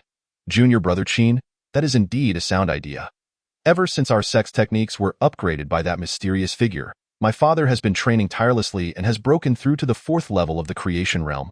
However, without high-grade medicinal pills, it is utterly impossible for him to reach the pinnacle of the creation realm in just a few short days. I worry he might become obsessed in his pursuit of strength. As Xixi spoke of Qing Yin, the image of his frenzied training surfaced in her mind, causing her voice to quiver. Seeing her distress, Qing Yu quickly reassured her, "Sister, do not worry. That senior is a master alchemist. Let us first head to the Alchemy Pavilion to gather some herbs. Perhaps the senior can concoct high-grade medicinal pills." "Really?" Xixi's eyes brightened at his words, and she promptly grabbed Qing Yu's hand. Rushing outside, before long, the two arrived at the Alchemy Pavilion, where the alchemists were bustling with activity, completely oblivious to the presence of Xixi and Qing Yu. Qing Yu surveyed the scene. High-grade medicinal pills required not only precious herbs but also skilled alchemists. Currently, the elder alchemist in Qingxian Pavilion was merely a first-tier alchemist, thus the pavilion could only produce first-tier pills. Qing Yu did not dwell on the pills being concocted by the alchemists. After a brief tour of the Alchemy Pavilion, he whispered to the system, "Given the current materials available in the Alchemy Pavilion, how many third-tier pills can be evolved?" Ding. "With the existing stock of materials and pills, 1 4th-tier pill, 1 3rd-tier pill, and 1 2nd-tier pill can be evolved. Would you like to proceed with the evolution?" Upon seeing the system's response, Qing Yu's lips twitched slightly. He had just glanced at the materials in the Alchemy Pavilion storage. There were indeed quite a few. Initially, he had hoped to evolve multiple 4th-tier pills to equip the elders of Qingxian Sect, but now it seemed he would only be able to help Qing Yin ascend first. Qing Yu refrained from immediately ordering the system to evolve the pills. Instead, he instructed Xixi to gather the alchemists outside, as he did not wish for anyone to discover his ability to evolve pills. If word got out, he might find himself perpetually hunted. Xixi's influence in Qingxian Sect was undeniable. By flashing the sect leader's token, the elder alchemist obediently led the other disciples away. At that moment, only Qing Yu remained inside the Alchemy Pavilion, while Xixi stood outside to keep watch. System, commenced the evolution. As his words fell, all the herbs and pills in the Alchemy Pavilion seemed to be drawn together by a mysterious force, coalescing into a radiant mass. After a considerable time, a rich fragrance of medicine wafted into Qing Yu's nostrils, and 3 crystalline pills floated before him. All set. Qing Yu swiftly grasped the 3 pills in his hands and turned to exit the Alchemy Pavilion.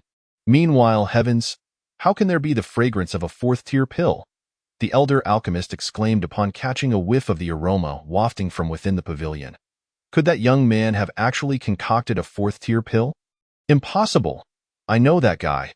He is just a worthless disciple assigned to guard the Back Mountain's ancestral grounds. What kind of pills could he possibly make? The other alchemists chimed in, debating among themselves, while those who recognized Qing Yu outright dismissed the notion. With a creak, the door of the Alchemy Pavilion swung open, and Qing Yu emerged, presenting a 4th-tier pill to Xixi with a smile. "Sister, hurry and give this 4th-tier pill to the sect leader." He then winked at Xixi, signaling her to keep the existence of the senior a secret. Before Xixi could take the pill, the elder alchemist seized it from her hands, exclaiming after several moments, "This truly is a 4th-tier pill. Young man, did you concoct this pill? Please allow me to pay my respects." The elder bowed deeply to Qing Yu. Surprised by the elder alchemist's fervent reaction, Qing Yu quickly grasped the elder's arm, explaining, "Elder Zhang, please do not. This pill was crafted by a senior alchemist for the sect leader. I have no skills in alchemy and cannot accept such reverence." The elder alchemist continued to hold Qing Yu's hand, pressing on, "Young man, could you introduce me to that esteemed alchemist? I would be honored to become his disciple." "Elder Zhang, please do not complicate matters. With a great enemy looming, I urgently need to deliver this pill to my father." Seeing the elder alchemist's incessant chatter, Xixi swiftly took the pill from his grasp and pulled Qing Yu away from the Alchemy Pavilion, leaving the elder standing there, sighing in exasperation. "Sister, please take the pill to the sect leader. I have other matters to attend to." As Qing Yu exited the Alchemy Pavilion, he eagerly parted ways with Xixi, intent on delivering the 3rd-tier pill to Qin Zhanghua. Given that Qin Zhanghua had lost his cultivation, now providing him a chance to cultivate anew would help rectify a regret of Qin Yu's predecessor. After a lengthy search, Qin Yu finally located Qin Zhanghua in the servant quarters. Since losing his cultivation, Qin Zhonghua had found it difficult to remain in Qingxian sect. However, due to his previous position as an outer sect elder, he had been allowed to stay as a servant after much pleading to Yuer. "What brings you here?" Upon seeing Qin Yu approach, Qin Zhonghua greeted him with a warm smile. "Father, I discovered a medicinal pill on the back mountain, specifically for you. If you take it, it will not only restore your damaged meridians but also enhance your cultivation."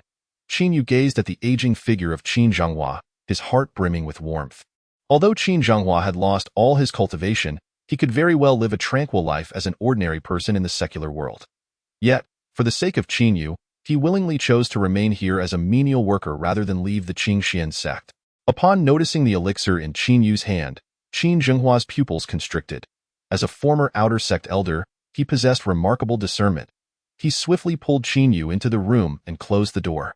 With both father and son lacking any substantial cultivation, the revelation of a third-tier elixir could potentially invite fatal consequences to Yuer. "I am but a frail old man now. You should take this elixir yourself. It may improve your constitution," Qin Zhonghua urged. "Father, I have already consumed it. Look at my current cultivation," Qin Yu replied, showcasing his prowess, the pinnacle of the innate realm. The sudden display of Qin Yu's strength filled Qin Zhonghua with astonishment. Connecting it to the previous anomalies, he refrained from voicing any concerns regarding his son's life and death. Nodding, Qin Yu felt it unnecessary to hide the truth from Qin Zhonghua any longer. "Father, quickly take this elixir. You must witness my growth with your own eyes." "Good, good, good," Qin Zhonghua exclaimed, unable to contain his emotions as he wiped away tears of joy. "Father, please consume the elixir swiftly. I shall guard you." With that, Qin Yu handed the third-tier elixir to Qin Zhonghua, while he himself swallowed the second-tier one. As the elixir dissolved within him, an overwhelming surge of medicinal power flooded Qin Yu's entire being. Showcasing the terrifying refining speed of the 10,000 spirits body, a soft radiance enveloped him, as if he were a ravenous beast, voraciously devouring the pure essence of the elixir. Though merely a second-tier elixir, it was a boon for Qin Yu at the peak of the innate realm. His body, strength, and bones were enhanced several-fold in a matter of moments, and his cultivation surged directly into the first layer of the opening spirit realm. Then to the second layer. Congratulations, host, on breaking through to the opening spirit realm, gaining a certain degree of self-defense capability. The system has unlocked your private space and sect missions. Completing the first sect mission will yield a novice reward. Would you like to accept the sect mission now? This system is indeed considerate, issuing tasks only after my promotion to the opening spirit realm. Qin Yu mused, filled with anticipation. "I accept." Trusting the system wholeheartedly, he chose to proceed without hesitation. Sect mission. Uphold justice. Recently, a band of cult disciples has appeared in Tianqing City, wreaking havoc with arson and murder. Exterminate this group of cultists to earn 10 evolution points. Novice reward, 1 4th-tier elixir and the ability to randomly acquire another's martial arts. Upon receiving the system's response, Qin Yu inwardly scoffed. This system is rather stingy. A single 4th-tier elixir as a novice reward seems quite paltry. Why not 10 or 8? That would truly elevate my strength, allowing me to fearlessly confront that so-called Jiulong divine sect. For now, he paid little mind to the ability to randomly acquire another's martial arts, as he had the system's evolution function, rendering ordinary techniques beneath his notice. Shaking off his distractions, Qin Yu inquired, "System, what are evolution points used for?" Evolution points can be used to purchase items sold in the store, which will open once the host ascends to the life and death realm. After promotion to the life and death realm, each evolution will require the expenditure of evolution points. With the system's explanation, Qin Yu found little inclination to complain further. He concluded his cultivation session, only to find that Qin Zhonghua was still refining the elixir, so he resumed his practice point 2 days later. Qin Zhonghua finally refined the 3rd-tier elixir, and his strength broke through to the 4th layer of the opening spirit realm. Restoring his cultivation, Qin Zhonghua shook off the gloom of the past, appearing more spirited than ever. "Father, now that your cultivation has been restored, you should be able to resume your position as an outer sect elder," Qin Yu said. His heart uplifted. Point 1 elixir had transformed his father's fate, and he could hardly contain his joy. "Yuer, thank you. With my current strength, even being the first elder of the outer sect is well within my grasp. Father, I shall take my leave now." Qin Yu nodded and departed. Upon returning to his residence, he spotted Xixi wandering outside. When she saw Yu return, her face lit up with a radiant smile as she rushed to his side. "Junior brother Qin, where have you been these past few days? I've searched for you numerous times without success. Sister, I've been staying with my father for a few days. Why were you in such a hurry to find me?" "Junior brother Qin, the elixir you provided helped my father successfully break through to the pinnacle of the creation realm. I came specifically to thank you. Moreover, you are now fully qualified to enter the inner sect, and my father is willing to accept you as a core disciple. Would you be interested?" With her enchanting gaze fixed upon him, Xixi awaited his response. "Sister, I would be delighted, but I wish to enter the inner sect based on my own strength." Yu replied with a smile. "Very well." Xixi nodded. Given Yu's current prowess, it was already a foregone conclusion that he would become a core disciple of the inner sect. As they conversed, they entered the modestly furnished room, where Xixi felt an inexplicable discomfort at the simplicity of the surroundings. "Junior brother Qin, tomorrow I will be heading to Tianqing City with other disciples to eliminate the cult. Would you like to join us? Your cultivation now surpasses mine. It would be a favor to your sister." Originally intending only to bid farewell, Xixi found herself inviting Yu to accompany her to Tianqing City. The blush crept onto her delicate face. Yu's heart swelled with joy at her invitation. He had been concerned about the potential dangers of this mission, but with fellow disciples from Qingxian Sect accompanying him, the risk would be significantly mitigated. Now that Xixi had extended the invitation, he could fulfill the system's mission while also acceding to the request of the beautiful senior sister. He had no reason to refuse.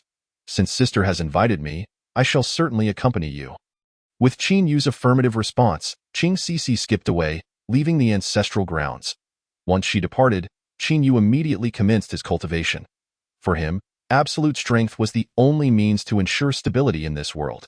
The following day, Yu concluded his training early and arrived at the Qingxian Sect Square for the assembly. To his surprise, a total of 20 disciples were set to accompany him to Tianqing City, including Lindong. Chapter 15. A sword cuts down 108 masters. Upon seeing Xixi, Lindong approached her with a broad smile. "Sister, regarding our trip to Tianqing City." Before Lindong could finish, Xixi spotted Yu and, after apologetically nodding to Lindong, ran over to Yu with a smile. "Junior brother Qin, you've arrived." Having promised his sister, Yu had no intention of backing out. His own face mirrored her joy. This venture to Tianqing City was mutually beneficial, and with so many fellow sect members, he felt assured. Watching Yu and Xixi engage in cheerful banter, Lindong's eyes filled with envy and malice. Originally, he had intended to inform Xixi that the city lord of Tianqing City was his father, hoping to make a good impression in front of her. However, he found that she was not even inclined to listen to him. "Yu, you ungrateful wretch, daring to vie for a woman with me. I will ensure you return empty-handed this time." Lindong silently seethed. Tianqing City sat at the intersection of the Qingxian Sect and the Jiulong Divine Sect's territories. Its proximity to the Jiulong mountain range meant that numerous rare treasures were frequently discovered by herbalists and brought to Tianqing City for sale. As a result, Tianqing City became a bustling hub for cultivators, one of the few large cities managed by the Qingxian Sect. After several hours of travel, Yu and the others arrived at the city lord's residence in Tianqing City aboard the sect's flying vessel. "We welcome the immortal to Tianqing City." As soon as Yu and the others disembarked, the city lord of Tianqing City, accompanied by numerous officials and heads of prominent families, bowed in greeting. Xixi, as the person in charge of addressing the cult issue in Tianqing City, raised her hands in a gesture of acknowledgement. "No need for such formalities. I have been dispatched by the sect to handle the cult incident, and I hope for your support." The city lord, Lin Pengxing, responded with a fawning smile. "Immortal, we have prepared a modest feast in our residence. After your long journey, it would be wise to refresh yourselves before discussing the cult matter." The looming threat of the Jiulong Divine Sect hung over her like the sword of Damocles, and given the proximity to the Jiulong Divine Sect, Xixi frowned, intending to decline. However, Yu preemptively interjected. "Since City Lord Lin is so gracious, we shall graciously accept." Though puzzled by Yu's eagerness, Xixi nodded in agreement, understanding that with his strength, entering the inner sect and becoming a core disciple was all but assured. As they spoke, the two entered the city lord's grand hall, which spanned over 1,000 square meters, adorned with dozens of round tables laden with a variety of delectable dishes. Junior Brother Qin? To avoid complications, we should swiftly locate those cult members and catch them off guard. It's unnecessary to indulge in feasting with these people.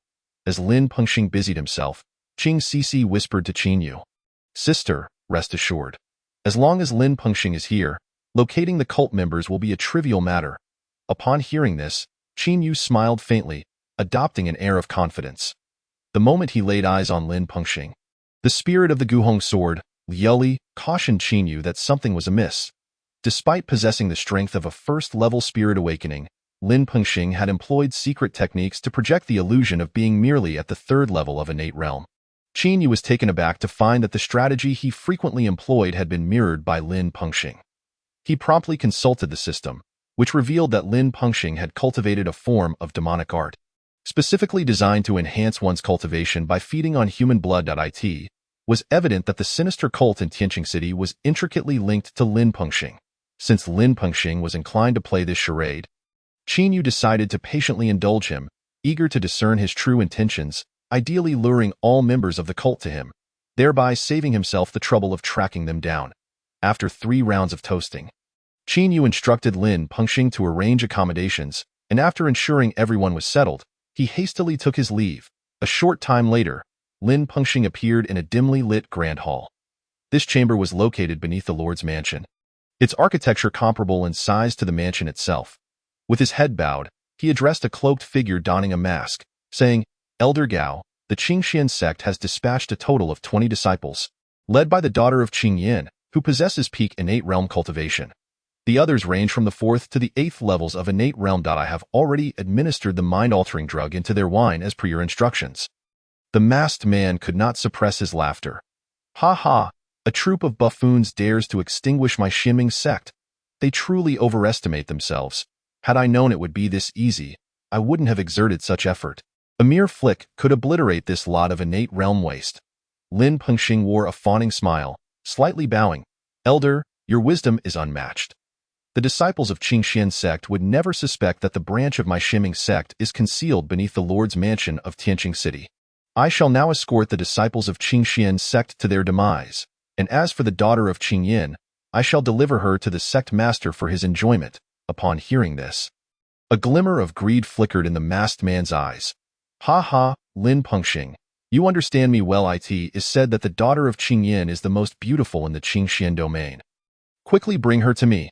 Not long after Lin Pengxing departed, Qin Yu summoned Xixi to follow him to the Lord's mansion's underground.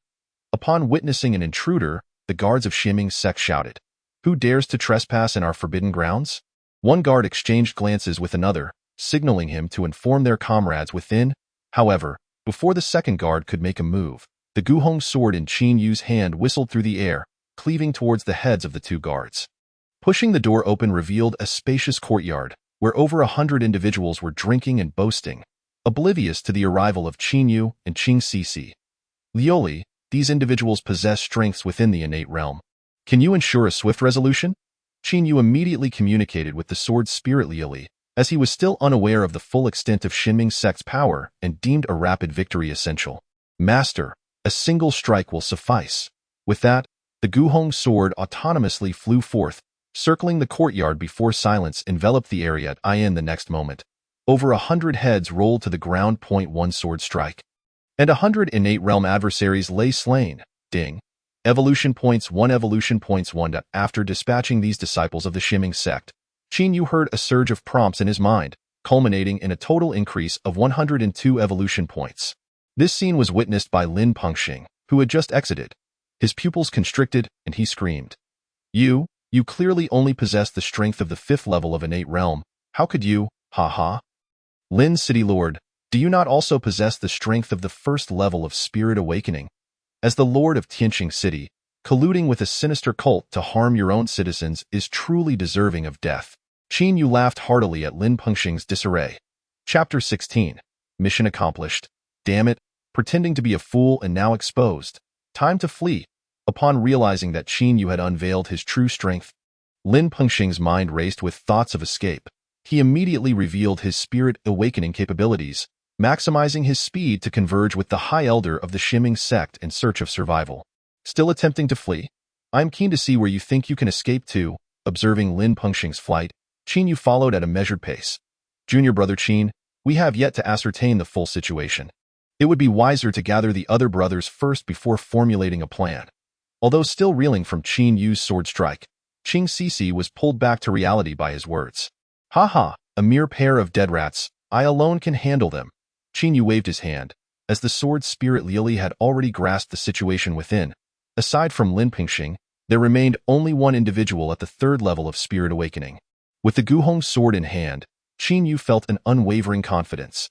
Seeing Qin Yu's self-assured demeanor, Xixi too felt reassured and followed in his footsteps. Elder, they are all dead, Lin Pengxing, relieved that Qin Yu did not pursue him, rushed to find Elder Gao, exclaiming. Upon witnessing Lin Pengxing's panic, Elder Gao's expression darkened. Lin City Lord, have you dealt with the disciples of Qingxian Sect? What of the daughter of Qingyan? Elder Gao, the disciples of Qingxian Sect are unharmed. It is my disciples of Ximing Sect who have perished, slain by a single sword from a disciple of Qingxian Sect. The mere recollection of Qin Yu's sword striking down 100 individuals made Lin Pengxing tremble uncontrollably. How can this be? Those were over 100 skilled practitioners of the innate realm. How long have you been gone? Even slaughtering 100 pigs could not be accomplished so swiftly. As he spoke, a sternness flickered in Elder Gao's gaze. Based on the intelligence Lin Pengxing had previously received, the highest cultivation of the Qingxian Sect's disciples was merely at the peak of innate realm. For a peak innate realm practitioner to silently eliminate 100 disciples of the Ximing Sect in such a short time was impossible, unless Lin Pengxing had received erroneous information. Elder Gao, this is not my fault. I genuinely had no idea they were hiding so deeply. At this moment, Lin Pengxing was at his wit's end, having previously enjoyed a comfortable position as the lord of the city, living a carefree life. However, under the coercion and temptations of the Ximing Sect, he had joined their ranks, enhancing his cultivation significantly, yet he never anticipated being exposed so soon. If only I had known this would transpire. I would have remained as I was, yet now, it was too late for Lin Pengxing to regret. Qin Yu and Xixi's figures had already appeared at the entrance. Haha, had you not concealed yourself so poorly? How could you have revealed your true colors so swiftly? Qin Yu's laughter echoed, grating on the ears of Elder Gao and Lin Pengxing. Upon seeing Qin Yu's second-level spirit awakening strength, Elder Gao's composure returned somewhat. With a cold snort, he declared, Kid, do not think that just because you have slain a batch of our innate realm disciples, you are invincible. We have a first-level spirit awakening and a third-level spirit awakening to deal with you. A mere second-level spirit awakening. Plenty enough. Then I shall take great pleasure in experiencing your strength. Without further ado, Qin Yu commanded the Guhong sword to aim for Elder Gao's head. The Guhong sword transformed into a streak of light, locking onto Elder Gao, who, sensing the overwhelming intent to kill, seized Lin Pengxing and used him as a shield, vanishing from sight. With a swift motion, the Guhong sword sliced through Lin Pengxing's neck. He could hardly fathom that he would serve as a shield for Elder Gao. Where did he go? Qin Yu wondered, perplexed by Elder Gao's sudden disappearance. He must have utilized some form of concealment artifact. He likely cannot escape far. The sword spirit Liuli responded. Elder Liuli, do you possess any means to locate this fellow? Qin Yu, lacking knowledge of such artifacts, placed his hopes on Liuli so far. He had not received any system prompts indicating the completion of his task, suggesting that Elder Gao was key. Should he escape? This venture would have been in vain. Just as Qin Yu pondered, a flash of light caught his eye, followed by screams from outside. Ding! Evolution points 2. Congratulations, host, for completing the righteous mission for the sect.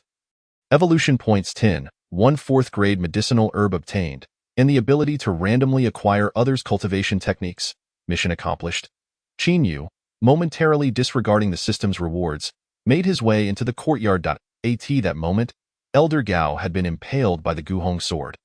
And upon extracting it, Qin Yu discerned that Elder Gao was beyond the point of life. Could this cloak possess the ability to render one invisible? Qin Yu pondered, rummaging through the remains but finding nothing particularly noteworthy. As soon as he spoke, the system provided an answer.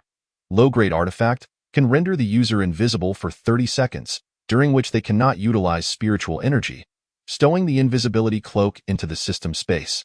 Qin Yu proceeded to plunder all the assets of the Ximing Sect branch. Sister, The matter here is settled.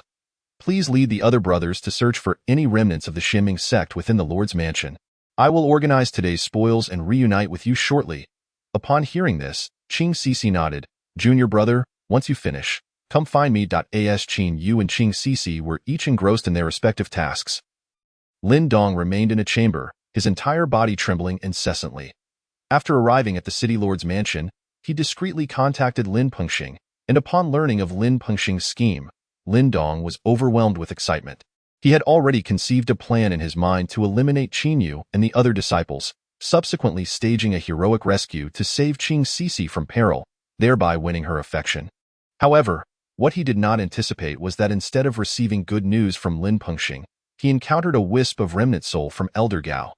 Meanwhile, Qin Yu, within the underground palace, had completely refined all the medicinal herbs scavenged from the Ximing sect into a third-grade elixir. Observing the elixir pulsating with spiritual energy, Qin Yu consumed all the fourth-grade elixirs rewarded by the system in one go. In an instant, the surging medicinal power erupted within his body, as the wanling celestial body voraciously absorbed the immense energy. Opening the spirit realm to the 4th level, opening the spirit realm to the 5th level, he continued to break through until reaching the 8th level of the spirit realm. When Qin Yu concluded his cultivation, the sky outside had already brightened. After a night of bustling activity, Xixi, along with her fellow disciples, had successfully apprehended the remaining factions of the Ximing sect. "Junior brother Qin, the situation in Tianqing City has come to a close. I have instructed the deputy city lord to succeed Lin Pengxing's position. I intend to return to the sect immediately. What do you think?" Although Xixi was the senior sister, she had grown accustomed to seeking Qin Yu's opinion during their time together. Chapter 17. A surge in power in the main hall of the Xingxian sect. Master Qin Yin sat in the principal seat. After the return of Qin Yu and the others, Qin Yin convened the 10 inner sect elders to discuss matters in the main hall, with Qin Zhonghua prominently present. Having restored his cultivation, Qin Zhonghua was promoted to an inner sect elder by Qin Yin as a gesture of gratitude towards Qin Yu. This infiltration of the Ximing sect into Tianqing City appears to be more intricate than it seems. Elders, what are your thoughts on this matter?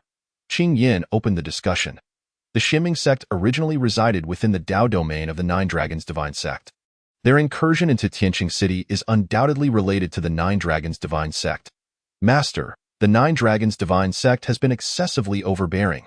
First, the ancient sovereign coerced us into surrendering the Wanling celestial body, and now they are engaging in such underhanded tactics within our Xingxian sect's domain that I am willing to lead a force into the Nine Dragons Divine Sect's domain to eradicate the Ximing sect. I support Elder Zhao's proposal. Our Xingxian sect has significantly bolstered its strength and cannot allow itself to be looked down upon. Since Qin Yu upgraded the techniques in the scripture pavilion, each elder of the Xingxian sect experienced breakthroughs in strength. Coupled with Master Qin Yan's ascension to the pinnacle of the transformation realm, the mention of the Nine Dragons Divine Sect ignited fury among the elders. Seeing the atmosphere escalate, Qin Yin quickly raised his hand to restore order, and silence fell over the hall. He too wished to lead a decisive strike against them. However, the Nine Dragons Divine Sect's foundation was formidable. With no less than 3 at the pinnacle of the transformation realm, and their sect leader had even broken through to the life and death realm. Even if he brought the 10 inner sect elders to confront the leader of the Nine Dragons Divine Sect, they would not stand a chance. This matter requires careful deliberation.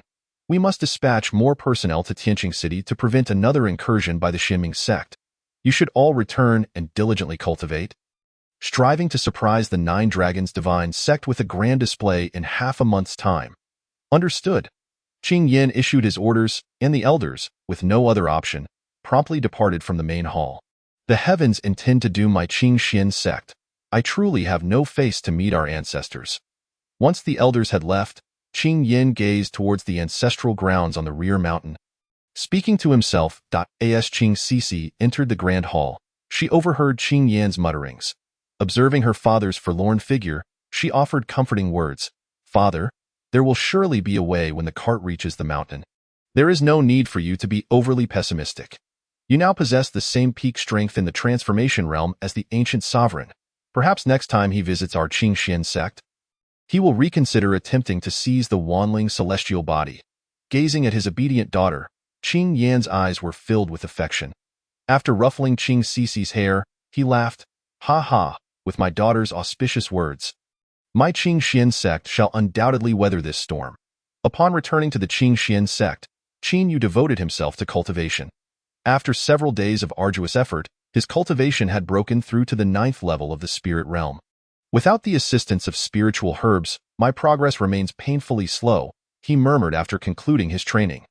Though his cultivation surged at a meteoric pace, the challenges faced by the Qingxian sect necessitated an even greater strength to confront the 9 Dragons Divine Sect and overcome this crisis. Junior Brother Qin, Junior Brother Qin. At that moment, Xixi's voice reached Qin Yu's ears. Hearing her call, a smile crept onto his lips as he rose to greet her. Stepping outside, he saw not only Xixi but also Elder Zhang from the Alchemy Pavilion. Senior sister, you've arrived. Upon seeing Qin Yu, Xixi's face lit up with a smile. Having not seen him for a few days, she found herself missing him dearly, feeling somewhat distracted during her training. Junior brother, in 7 days, the 9 Dragons Divine Sect will come calling. Elder Zhang and I would like to ask if you could refine a few more elixirs to enhance the strength of the elders. Would it be convenient for you to assist once more? Xixi expressed her intentions, her words laced with apologies. Unaware that the elixirs originated from Qin Yud. In response, Qin Yu smiled nonchalantly, Senior sister. There is nothing inconvenient about it. The only issue is that refining elixirs requires a substantial amount of materials, and we exhausted all the supplies from the Alchemy Pavilion last time. Upon hearing Qin Yu's agreement, Elder Zhang interjected, Young brother, the materials are not a problem. I specifically arranged for procurement of 10 times the quantity this time. You need only instruct the elder to proceed. Then let us embark on this endeavor. Qin Yu nodded in affirmation. As long as the Qingxian sect could bear the cost, he would certainly lend his aid. After spending a day, Qin Yu utilized the system to refine all the materials procured by Elder Zhang into 10 4th-grade elixirs. When the elixirs were delivered to Qin Yin, he was nearly driven to madness with joy. Ha ha, truly, the heavens are aiding my Qingxian sect. With these 10 4th-grade elixirs, our Qingxian sect strength could leap to become a mid-tier sect within the entire eastern region. 4th-grade elixirs are rarely produced even once a year by the top-tier 9 Dragons Divine Sect. Yet Qin Yu's mysterious elder managed to concoct 10 using the most ordinary materials. Tio Qing Yin. This was nothing short of a revelation. As for the distribution of these 10 elixirs, Qin Yu entrusted the decision entirely to Qin Yin and returned to the ancestral grounds in the rear mountain to immerse himself in training. For someone possessing the Wanling celestial body, even without elixirs, cultivation could not be neglected.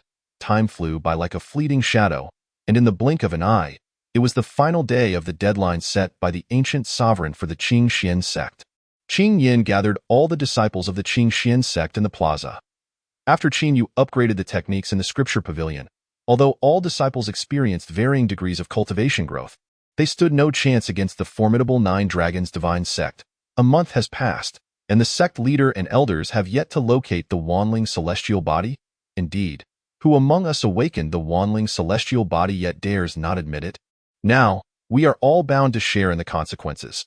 Let us not be so pessimistic. As long as we unite as one in the Qingxian sect, I trust the 9 Dragons Divine Sect would not dare to truly take action against us. Unity? In the face of absolute power, any resistance is but a futile sacrifice. The 9 Dragons Divine Sect need only send an ancient sovereign to easily crush our entire Qingxian sect. As the disciples of the Qingxian sect grew stronger, many began to contemplate their own interests, with some even seeking various excuses to leave the sect during this period. In stark contrast to the disciples were the 10 elders of the Qingxian sect. After consuming Qin Yu's 4th-grade elixirs, their strengths experienced substantial advancements. 3 of the elders had already broken through to the 8th level of the transformation realm, while the others had reached the transformation realm. As the sect leader, Qin Yin, refined an elixir, he broke through to the pinnacle of the transformation realm, achieving the 1st level of the life and death realm. Now, when facing the ancient sovereign at the pinnacle of the transformation realm, he could easily crush them. To avoid any leaks of information, Qin Yin did not disclose the rapid advancements in strength of himself and the other elders to the disciples of the Qingxian sect. Intending to catch the 9 Dragons Divine Sect off guard the following day. Chapter 18. The retreat of the ancient sovereign. The next day, the sky deviated from its usual clear blue, and a gentle rain began to fall, as if mourning for the Qingxian sect. Early in the morning, Qin Yin led the disciples of the sect to sit quietly in the plaza. By midday, dozens of flying vessels roared into view. Ha ha, Qing Yin, it seems you have quite the sense of timing. Gathering all your disciples, is it to hold a farewell party for the wanling celestial body? As the fleet appeared, the voice of the ancient sovereign echoed in the ears of every individual in the Qing Xian sect. Ancient sovereign, you have insulted my Qing Xian sect. Today, I shall ensure you do not return. Qing Yin retorted defiantly, unleashing the pressure of the life and death realm upon the disciples of the Nine Dragons divine sect. Upon feeling Qing Yan's oppressive aura, the previously nonchalant expression of the ancient sovereign shifted to one of surprise. Qing Yin, I never expected that you would stake the entirety of the Qing Xian sect for a mere wanling celestial body. Do you believe that forcibly elevating your cultivation to the life and death realm through secret techniques can defeat my Nine Dragons divine sect? Today, we bring half of our elite forces. Not only will we seize your wanling celestial body, but we shall also annex your Qing Xian sect. Surrender, and spare yourself unnecessary sacrifices. The Jiulong divine sect has mobilized half of its elite forces. This spells doom for our Qing Xian. In truth, I believe aligning with the Jiulong divine sect might not be such a bad choice, considering that the Qing Xian sect has already fallen into decline. What nonsense is this? If you were so afraid, why did you not leave earlier? After hearing the words of the ancient master, the disciples of the Qing Xian sect began to murmur amongst themselves. In this critical moment of life and death, some of the less resolute even entertained thoughts of defecting to the Jiulong divine sect. After all, in this era where strength reigns supreme, the mightier the sect you attach yourself to, the greater the potential for future development, and it will not be as easily manipulated as our current Qing Xian sect. On a lofty peak tens of thousands of meters away from the Qing Xian sect, the young master of the Seven Kill Hall, accompanied by numerous experts from the hall, lay in ambush. Young master, with the Jiulong divine sect making such a grand display, I sincerely hope that the Qing Xian sect can muster enough strength to significantly weaken them, so that we can swoop in and eradicate both sections dressed in a purple robe. The young master chuckled. That would be splendid.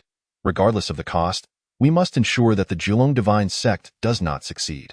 At the same time, upon hearing the ancient master's words, Qing Yin scoffed, Ancient master, it matters not how I have enhanced my strength. If you are wise, you will retreat swiftly. Otherwise, today, you shall witness the might of the realm of life and death alongside me. Ha! What a declaration of the realm of life and death.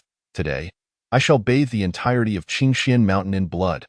With that, the ancient master unleashed his oppressive aura towards Qingyin. To his surprise, Qingyin had also broken through to the realm of life and death. Since that is the case, let us engage in battle. Sensing the ancient master's pressure, Qingyin recognized that his opponent had also reached the same realm. He soared into the heavens with great haste. The ancient master followed closely behind.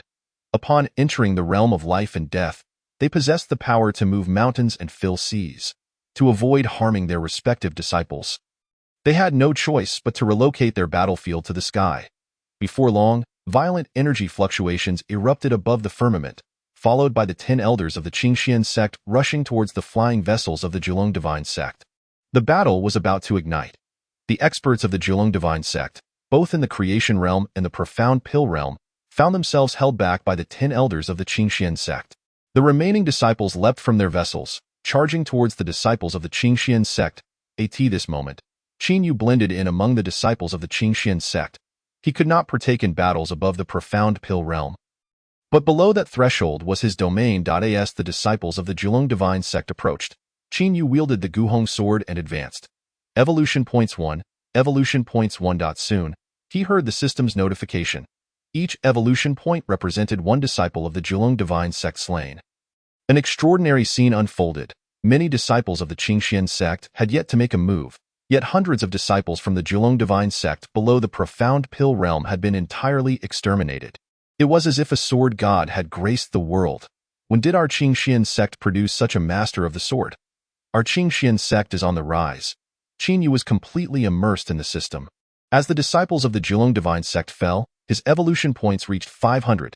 Since completing the system's sect mission and gaining the ability to randomly acquire others' techniques, Qin Yu had a chance to obtain someone else's skill with each kill. As they were all disciples of the Jiulong divine sect, he chose to learn their signature techniques, the Feiyun step and the Joutian Xinyan sword, while automatically foregoing other opportunities. on the flying vessel of the Jiulong divine sect. The first elder of the inner sect of the Xixi sect, witnessing his side annihilate the younger disciples of the Jiulong divine sect, grew increasingly emboldened, forcing the elders of the Jiulong divine sect into retreat. In a moment of distraction for a Jiulong divine sect elder, the first elder of the Xixi sect seized the opportunity, piercing his sword into the elder's heart and swiftly aiding the other elders. High above in the firmament, the clash of energies between Qingyin and the ancient master sent shockwaves across hundreds of kilometers, as various divine abilities and ultimate techniques were unleashed in a fierce stalemate. After ascending to the realm of life and death, a practitioner's consciousness could span thousands of kilometers. As they gasped for breath, their thoughts swept over the flying vessels of the Jiulong divine sect and the plaza of the Xixi sect. One displaying a victorious smile while the other wore a face darkened with despair. The ancient master had never anticipated that what seemed a certain victory for the Xixi sect would unravel so unexpectedly. The disciples he brought were all elite members of the Jiulong divine sect.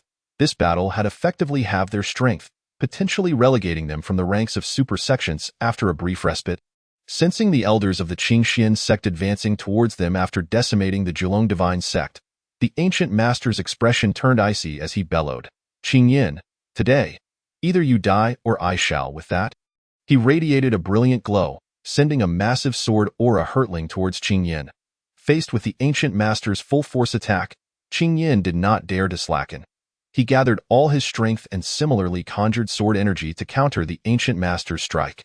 A resounding explosion echoed, sending Qingyin tumbling back hundreds of meters. Once the sword energy dissipated, the ancient master had vanished from sight. "Qingyin, the humiliation of today shall be repaid with the annihilation of your Xixi sect on another day." With that harsh remark, the ancient master fled, recognizing that the current situation was no longer favorable for him. To continue would only lead to his demise. Having lived for several centuries, the ancient master understood the wisdom of retreating to find broader horizons. Even if he fought to the death today, it would only leave him with a tarnished reputation. However, surviving would allow him to call upon the leader of the Jiulong divine sect to wash the Xixi sect in blood. Chapter 19. The Resurgence of the Xixi sect master. The ancient master has fled. Should we pursue? Not long later, the Grand Elder Zhao Wuji arrived with a group of elders. Hearing this, Qingyin waved his hand and smiled. "Do not pursue a desperate foe. This battle has successfully slain so many elite disciples of the Jiulong divine sect and forced the ancient master to flee in disgrace. This is already a great victory, and there is no need to complicate matters further." At that moment, on the concealed peak of the Seven-Kill Hall, the young master felt a sense of relief for their prudent inaction. Had they acted rashly, they could have incurred significant losses. Although the Seven-Kill Hall did not obtain the Wanling celestial body, the Jiulong divine sect had failed to achieve its objectives and suffered the loss of numerous elite experts. This outcome held greater strategic value for the Seven-Kill Hall than the acquisition of the Wanling celestial body. Return to the sect at once. The young master of the Seven-Kill Hall cast a lingering glance towards Qingyin and the others before ordering a retreat from the territory of the Xixi sect. In the main hall of the Xixi sect, Qingyin gathered all the elders. Unlike the previous tense atmosphere, excitement now illuminated the faces of everyone present. In this confrontation with the Jiulong divine sect, the Xixi sect's casualty rate was nearly negligible. Qingyin surveyed the elders before speaking. "Though we have significantly weakened the Jiulong divine sect, I believe that, given their thousands of years of foundation, they will soon regroup and send more forces to seek revenge." With the ancient master still alive, and the Jiulong divine sect's leader Yi Changsheng, both in the realm of life and death, should they come to attack our Xixi sect, we will have no means to retaliate. Everyone was aware that, having emptied the Xixi sect's treasury in pursuit of alchemical endeavors, we now lacked sufficient resources. Even if that esteemed alchemist were willing to continue crafting pills for us, we could not provide additional materials. At this juncture, there exists but one course of action. Annihilate all sects that have previously encroached upon our territory and seize their resources, thereby bolstering our sect's strength. A most ingenious plan. I support the master's decision. After hundreds of years, our Xixi sect can finally hold its head high. It is time to settle the score with those who have wronged us. As Qingyin's words fell, he immediately garnered the unanimous agreement of all the elders. At the height of its power, the Xixi sect controlled a territory dozens of times larger than it does now. Subsequently, Due to the sect's decline, numerous cities were seized by other sects, reducing the Xixi sect from a top-tier sect in the eastern region to an inconspicuous minor sect. Simultaneously, in the ancestral ground of the Xixi sect's rear mountain, after defeating the Jiulong divine sect, Qingyu returned to the ancestral ground to cultivate. With the resources of the Xixi sect running low, Qingyu intended to rely on his own efforts to swiftly enhance his strength, striving to break through to the profound pill realm before venturing into the world to amass more cultivation resources. Ding! A new sect mission has commenced. Assist the Xixi sect in obliterating all sects that have previously occupied our territory, and restore the former glory of the Qingyun sect, surpassing the peak territory of the Qingyun sect as the standard completion reward. Forbidden Body, incomplete. Sword Dao Affinity Talent. After reading the system's mission, Qinyu could not help but express his disbelief. The territory of the Qingyun sect at its zenith was dozens of times larger than the current one. Relying on the present strength of the Xixi sect, accomplishing this mission was not impossible, but it would require considerable time. However, upon seeing the rewards for mission completion, his pupils constricted in astonishment. The Forbidden Body was a presence that even the heavenly Tao feared. Promising immeasurable future achievements, I shall accept this mission. Such abundant rewards would only be rejected by a fool. The news of Xixi sect's decisive victory over Jiulong Shenzong, forcing the ancient venerable to flee in panic, swiftly spread throughout the eastern domain. The sects that had previously divided Xixi sect's territory were now filled with trepidation, fearing retribution from Xixi sect. Some smaller sects even took the initiative to seek refuge with Xixi sect, offering all their cultivation resources. Qingyan had a far-reaching vision. With the sect now possessing a certain foundation, it would require more exceptional talents for future development. In response to these overtures from the sects, Qingyan demonstrated the magnanimity expected of a major sect, choosing to let bygones be bygones after accepting their resources. Of course, there were many obstinate sects that, emboldened by their sudden surge in power after seizing Xixi sect's territory, disregarded the rumors surrounding Xixi sect entirely. On this day, Qingyan summoned all the elders and outstanding disciples of Xixi sect to the plaza. He beheld the ever-growing assembly of spirited disciples. Qingyan felt a surge of emotion. The leader of Xixi sect, it was an unparalleled source of pride to witness its resurgence under his guidance. For thousands of years, Xixi sect had endured the humiliation of falling from a premier sect to a nameless entity easily suppressed by others. Now, with divine favor upon Xixi, they possessed the ability to safeguard themselves. It was time to reclaim the territories lost in the past. From this day forth, I, along with Elder Zhao, shall lead a contingent to subdue those obstinate sects, demanding they return double what they have consumed over the years. With divine favor upon Xixi, we shall avenge our past disgrace. Upon hearing Qingyan's impassioned speech, the disciples in the plaza erupted with unprecedented confidence. At that moment, Qingyu, as one of them, was equally stirred, feeling quite satisfied with Qingyan's efficiency. The sooner Xixi sect broke through to its peak strength, the sooner he would receive the rewards from the system. At that point, with his strength enhanced, he could venture into a larger arena. Thousands of kilometers away, atop the ethereal peak, the highest management of Piaomiao sect gathered in the grand hall. The atmosphere within was thick with a sense of impending doom. Dong Yuanliang, the sect leader, furrowed his brow. Upon hearing of Xixi sect's repulsion of Jiulong Shenzong, he summoned all the top warriors within Piaomiao sect's domain to prepare for Qingshuan's impending onslaught. Leader, there is no need for concern. Piaomiao sect's current strength far surpasses that of the ancient venerable during his last expedition against Xixi sect. If the ancient venerable could retreat unscathed, Qingyan would surely not dare to provoke us. A senior elder reassured. Indeed, you are correct, great elder. You have already stepped into the half-step realm of life and death. If Qingyan knows his place, we shall coexist peacefully. If he oversteps, we shall teach him a lesson. Another elder chimed in. Even if we were to falter against Xixi sect, we could always retreat to the western region. The assembled elders comforted the worried Dong Yuanliang. Suddenly, an urgent voice pierced through the hall. Leader! Not good! In the midst of the comforting words, the commotion drew the attention of the elders. Why the commotion? What is so alarming? The great elder reprimanded, recognizing the messenger's frantic demeanor. Reporting to the leader and esteemed elders. A large number of flying vessels have been spotted approaching Piaomiao Sect from the southeast, bearing the banner of Qingxian Sect. They are coming for us, the messenger exclaimed in a panic. How foolish to raise other spirits while dampening our own. What use is there for you? The great elder glared fiercely, striking the messenger into a mist of blood. Upon hearing this news, Dong Yuanliang surprisingly sighed in relief. Adjusting his ornate robe, he surveyed the elders and declared in a deep voice, "If Qingxian Sect seeks battle, we shall oblige them to the end. Even if it leads to our destruction, we shall drag Qingxian Sect down with us." With that, Dong Yuanliang vanished from the hall, followed closely by the elders of Piaomiao Sect, standing resolutely above the ethereal peak. The flying vessels moved at remarkable speed, and in the blink of an eye, dozens of them arrived before Dong Yuanliang and his companions. "Qingyin, it has been a while that I heard of Qingxian Sect's recent triumph over Jiulong Shenzong. Truly, congratulations are in order. I intended to visit Qingxian Mountain to congratulate you in person, yet here you are at Piaomiao Peak," Dong Yuanliang said, extending a courteous hand upon seeing Qingyin and I in response.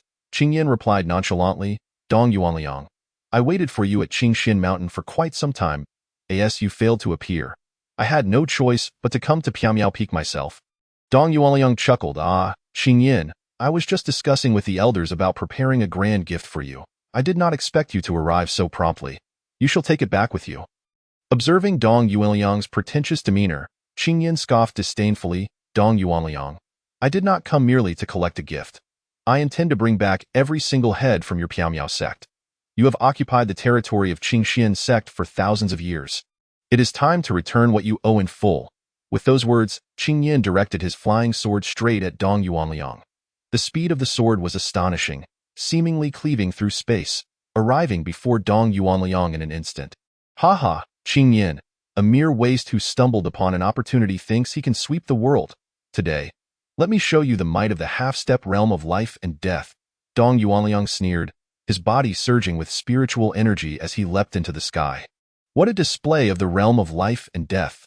I hope you can remain arrogant until the end," Qingyin retorted, executing a series of hand seals. A massive net of spiritual energy manifested in the sky, descending upon Dong Yuanliang. "Break for me," with tremendous pressure emanating from the net. Dong Yuanliang raised his sword, thrusting it towards the spiritual net. Meanwhile, the disciples of Qingxian Sect and Piaomiao Sect clashed fiercely. Qin Yu remained hidden among Qingyin's words resonated like the chime of morning bells and evening drums, profoundly invigorating the disciples of Qingxian Sect. At that moment, the morale of both the elders and disciples reached unprecedented heights. Fearless of life and death, they surged forward to confront the disciples of Piaomiao Sect. The tides of battle ebbed and flowed.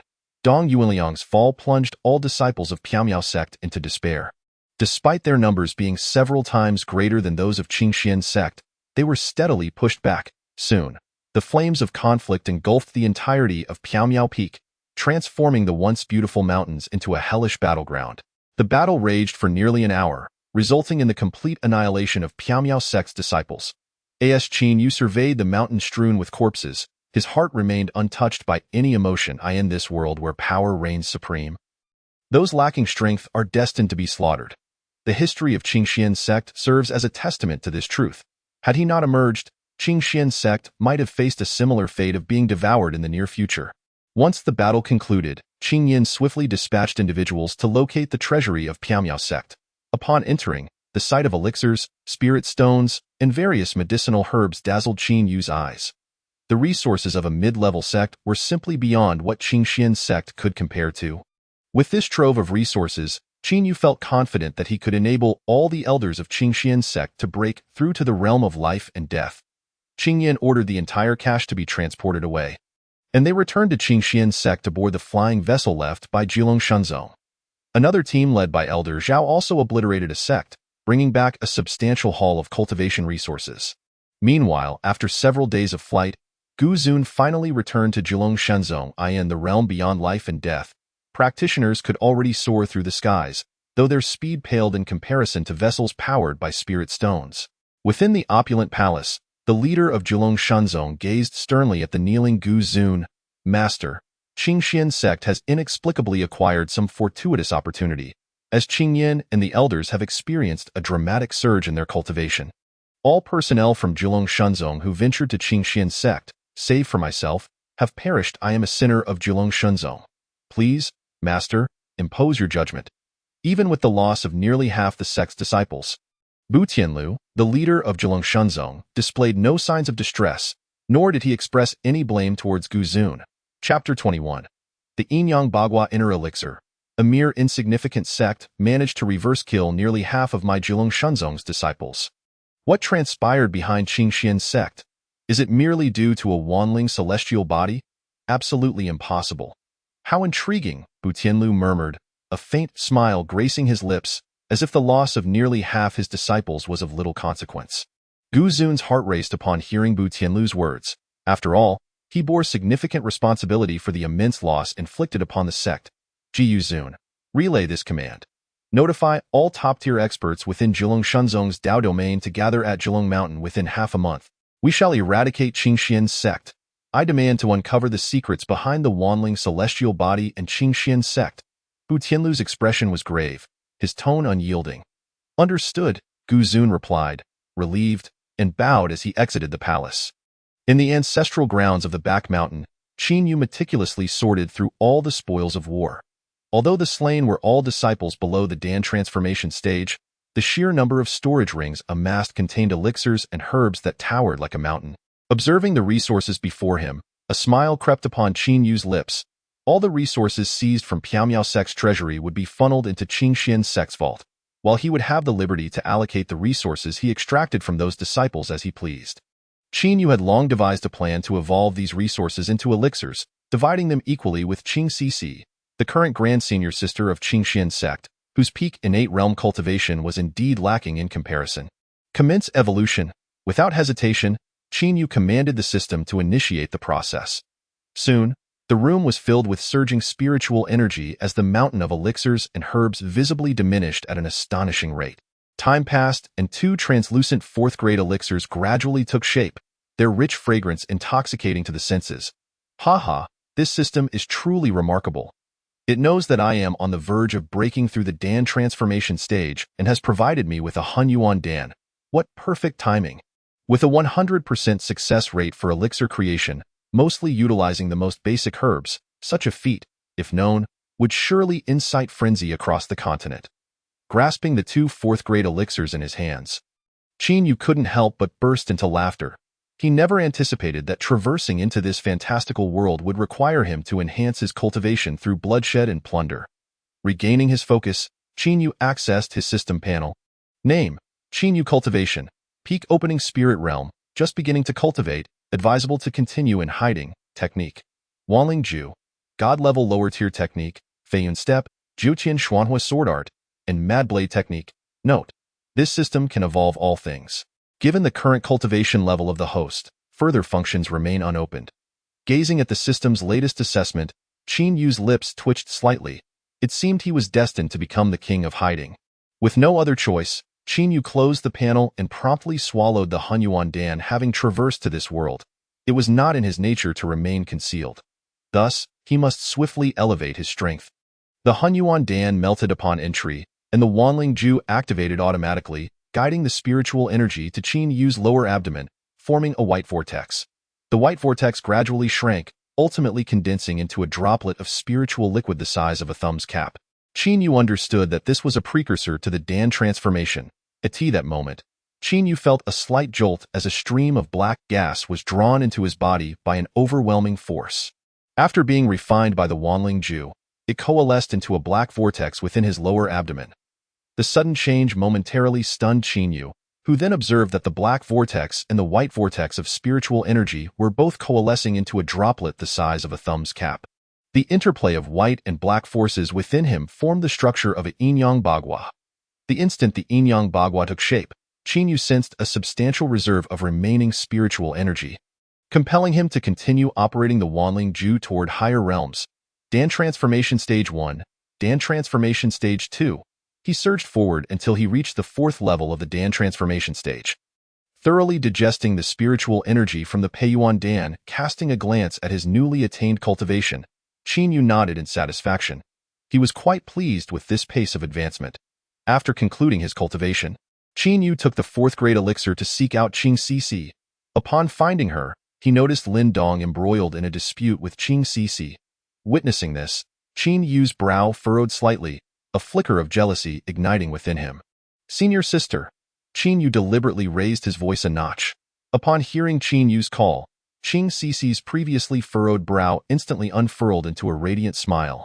Junior brother Qin, I was just about to seek you out. Observing Xixi's rapid change in demeanor, Lin Dong's eyes flashed with a trace of malice before he forced a smile. Senior sister, this second-grade elixir was hard-won. It's perfect for your breakthrough into the opening spirit realm. As he spoke, Lin Dong intentionally raised his voice, drawing the attention of surrounding disciples. Oh, Lin Xixiang is truly generous. A second-grade elixir is only available to elders. How fortunate for senior sister. Haha, are you not aware of Lin Xixiang's feelings for senior sister? Senior sister, please accept it. Your cultivation has been stagnant at the peak of the innate realm for quite some time. This elixir is perfect for your breakthrough. The surrounding disciples chimed in with their remarks upon hearing Lin Dong's words. In the realm of Qingxian sect, let alone the small sect itself, even within a grand sect like Jiulong Shenzong, only core disciples were entitled to receive a second-grade elixir, and only one was issued each year. Lin Dong had been fortunate to pilfer one from a core disciple of Jiulong Shenzong, and he was willing to part with it to curry favor with Xixi. Noticing the other disciples' chatter, Lin Dong could not resist puffing out his chest, casting a disdainful glance at Qin Yu, as if to say, can you produce a second-grade elixir? Lin Shidi, thank you for your kindness, but this elixir is better left for your own use. Xixi once again declined Lin Dong's offer. Senior sister's wisdom is evident. How dare one present such a trivial second-grade elixir to embarrass oneself? Fear not, for I possess a fourth-grade elixir, which I shall gift to you. With that, Qin Yu produced the elixir he had prepared for Xixi, deliberately flaunting it before Lin Dong. Is that truly a fourth-grade elixir? Who can say? I have never seen a fourth-grade elixir. It must be. Just the scent of the elixir has me feeling on the verge of a breakthrough. I must return now. Upon witnessing Qin Yu's display of a fourth-grade elixir, Xixi initially intended to refuse it, but seeing the unwavering expression on Qin Yu's face, she ultimately reached out to accept it. Chapter 22. Surprise turns to alarm. Observing Xixi accept the elixir with such ease, Lin Dong turned away without a backward glance. However, the moment he turned, his expression twisted in fury. Qin, you have slain my kin and stolen my woman. I shall ensure you meet a grim fate. You fool. I had already stated that this second-grade elixir was meant for my own use. Yet you insisted on gifting it to her, oblivious to the fact that women only hinder your cultivation speed. A sinister voice echoed in Lin Dong's mind, belonging to the remnants of the escaped elder Gao from the Shiming sect. Do not forget, we are merely collaborators. You lack the authority to command my actions. With the Qingxian sect growing stronger by the day, he continued, as long as I can curry favor with Xixi, my current strength will surely allow me to acquire more resources within the Qingxian sect.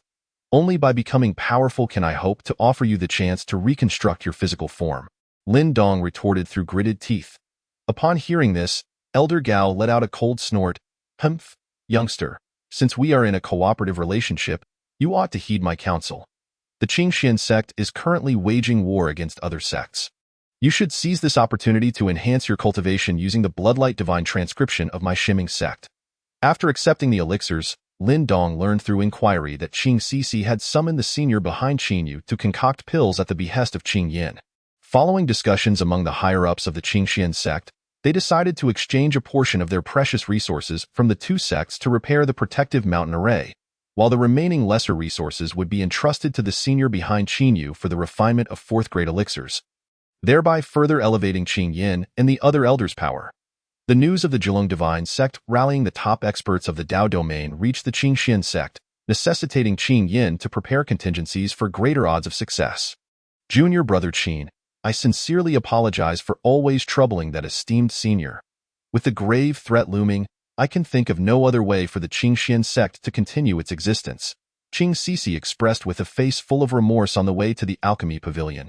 Senior sister, the esteemed elder, as a member of the Qingxian sect, should naturally contribute their strength. Please do not take it to heart. When I concoct pills with the esteemed elder later, be sure to consume a fourth-grade elixir as well. to break through to the spirit-opening realm sooner. Qingyu shook his head, gazing at Xixi's pitiful demeanor, yearning to reveal that he was the one who had crafted those elixirs. Yet, he feared that should this information leak, it would swiftly bring calamity upon the Qingxian sect given its current state. Understood. Xixi nodded affirmatively. Once Qingyu entered the Alchemy Pavilion, Xixi sought a place in the other buildings to begin her breakthrough. During this time, Qingyin and the other elders were not idle, leading the disciples of the Qingxian sect in widespread offensives, leaving a trail of slain adversaries in their wake. The sects that had once occupied Qingshuan's territory were left trembling in fear, with many unable to withstand the pressure opting for submission. On this day, Qingyu completed the evolution of all resources, yielding a total of 34th grade elixirs. Xixi had already broken through to the 5th level of the spirit-opening realm and awaited Qingyu outside the Alchemy Pavilion. Upon arriving at the main hall of the Qingxian sect and witnessing the 34th grade elixirs, Qingyan's pupils constricted in astonishment. Qingyu, you truly are a blessing for our Qingxian sect. Once I reclaim all territories for the Qingxian sect, I shall confer upon you the title of Holy Son, allowing you to retain 2 of these elixirs while I allocate the remainder among the elders. Qingyin asserted with unwavering authority. Qingyu did not refuse the elders' goodwill. Having exerted his utmost efforts to assist the sect, it was only fitting that he enhance his cultivation as well. Boom! Just as Qingyin prepared to distribute the elixirs among the elders, a sudden resounding explosion reverberated above the main hall. The crowd initially believed it to be an attack from the Jiulong divine sect and quickly took cover. Upon emerging outside the hall, they beheld a golden square hovering in midair, an invitation from the extraordinary sanctuary. Qingyin immediately recognized it as an invitation extended by the extraordinary sanctuary to various sections. Upon closer inspection, Qingyu read the inscription. The Yujin secret realm is about to open, and all talented individuals from various sects are cordially invited to the extraordinary sanctuary to partake in the Yujin secret realm. The document detailed the quotas assigned to each sect, with the Qingxian sect positioned at the very end. The closing signature read, Extraordinary Sanctuary of the Eastern Domain. Excellent, excellent, excellent, Qingyin exclaimed thrice after perusing the invitation. After 2 millennia, our Qingxian sect can finally enter the Yujin secret realm once more. Observing Qingyin and the elders nearly losing their composure, Qingyu could not help but inquire, Senior sister, do you know what this Yujin secret realm is? Why are the sect leader and the elders so fervently excited? Junior brother Qin, you are unaware that the Yujin secret realm opens once every 500 years, housing countless heavenly materials and earthly treasures. Each time it opens, the extraordinary sanctuary sends invitations to those sects they deem capable. To my knowledge, the top sects of the Eastern Domain have risen to prominence due to opportunities encountered within the Yujin secret realm. Our Qingxian sect has been uninvited for over 2 millennia, leading to our decline, Xixi explained, imparting the knowledge she possessed. With such benefits, why does the extraordinary sanctuary not monopolize the Yujin secret realm and instead share the quotas with various sects? Qingyu queried, puzzled. Though entering the Yujin secret realm can yield immense opportunities, such fortunes often come with even greater risks. Each time it opens, nearly 90% of participants do not survive. Good heavens! A mortality rate of 90%? The risks are simply too great. It would be better not to venture into that realm. After hearing Xixi's explanation, Qingyu promptly dismissed the notion of attempting to gain advantage within the secret realm. It was far safer to remain and consume elixirs. Once the invitation from the extraordinary sanctuary vanished, Qingyin led everyone back to the main hall, and no sooner had they settled than the first elder Zhao Wuji suddenly recalled a pressing issue. Exclaiming, Sect leader, none of our disciples under the age of 20 have entered the transformation realm. What shall we do? I had forgotten about that detail. The young talents permitted to participate in the Yujin secret realm must be under 20 years of age and possess cultivation at the transformation realm. Among our younger generation, only Xixi possesses the highest cultivation, yet she is merely at the 5th level of the spirit-opening realm, far from the transformation realm. Upon hearing Zhao Wuji's reminder, Qingyin slapped his forehead in realization. Father, since no one meets the extraordinary sanctuary's requirements, it may be best not to attend the secret realm. Xixi interjected after listening to Qingyin and Zhao Wuji's conversation. Xixi, things are not so simple. Since the extraordinary sanctuary has issued an invitation, the invited sects must send representatives to the Yujin secret realm. Otherwise, they will face repercussions from the sanctuary. Qing Yan's face was etched with helplessness, as he did not expect this surprise to turn into a source of dread. Chapter 23. The life and death game. Having just received the invitation from the extraordinary sanctuary, Qing Yan was aware of the immense risks associated with entering the Yujin secret realm.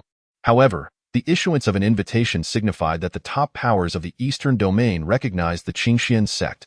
As the leader of the sect, Qing Yan had tirelessly pursued this goal, even willing to sacrifice his life for it.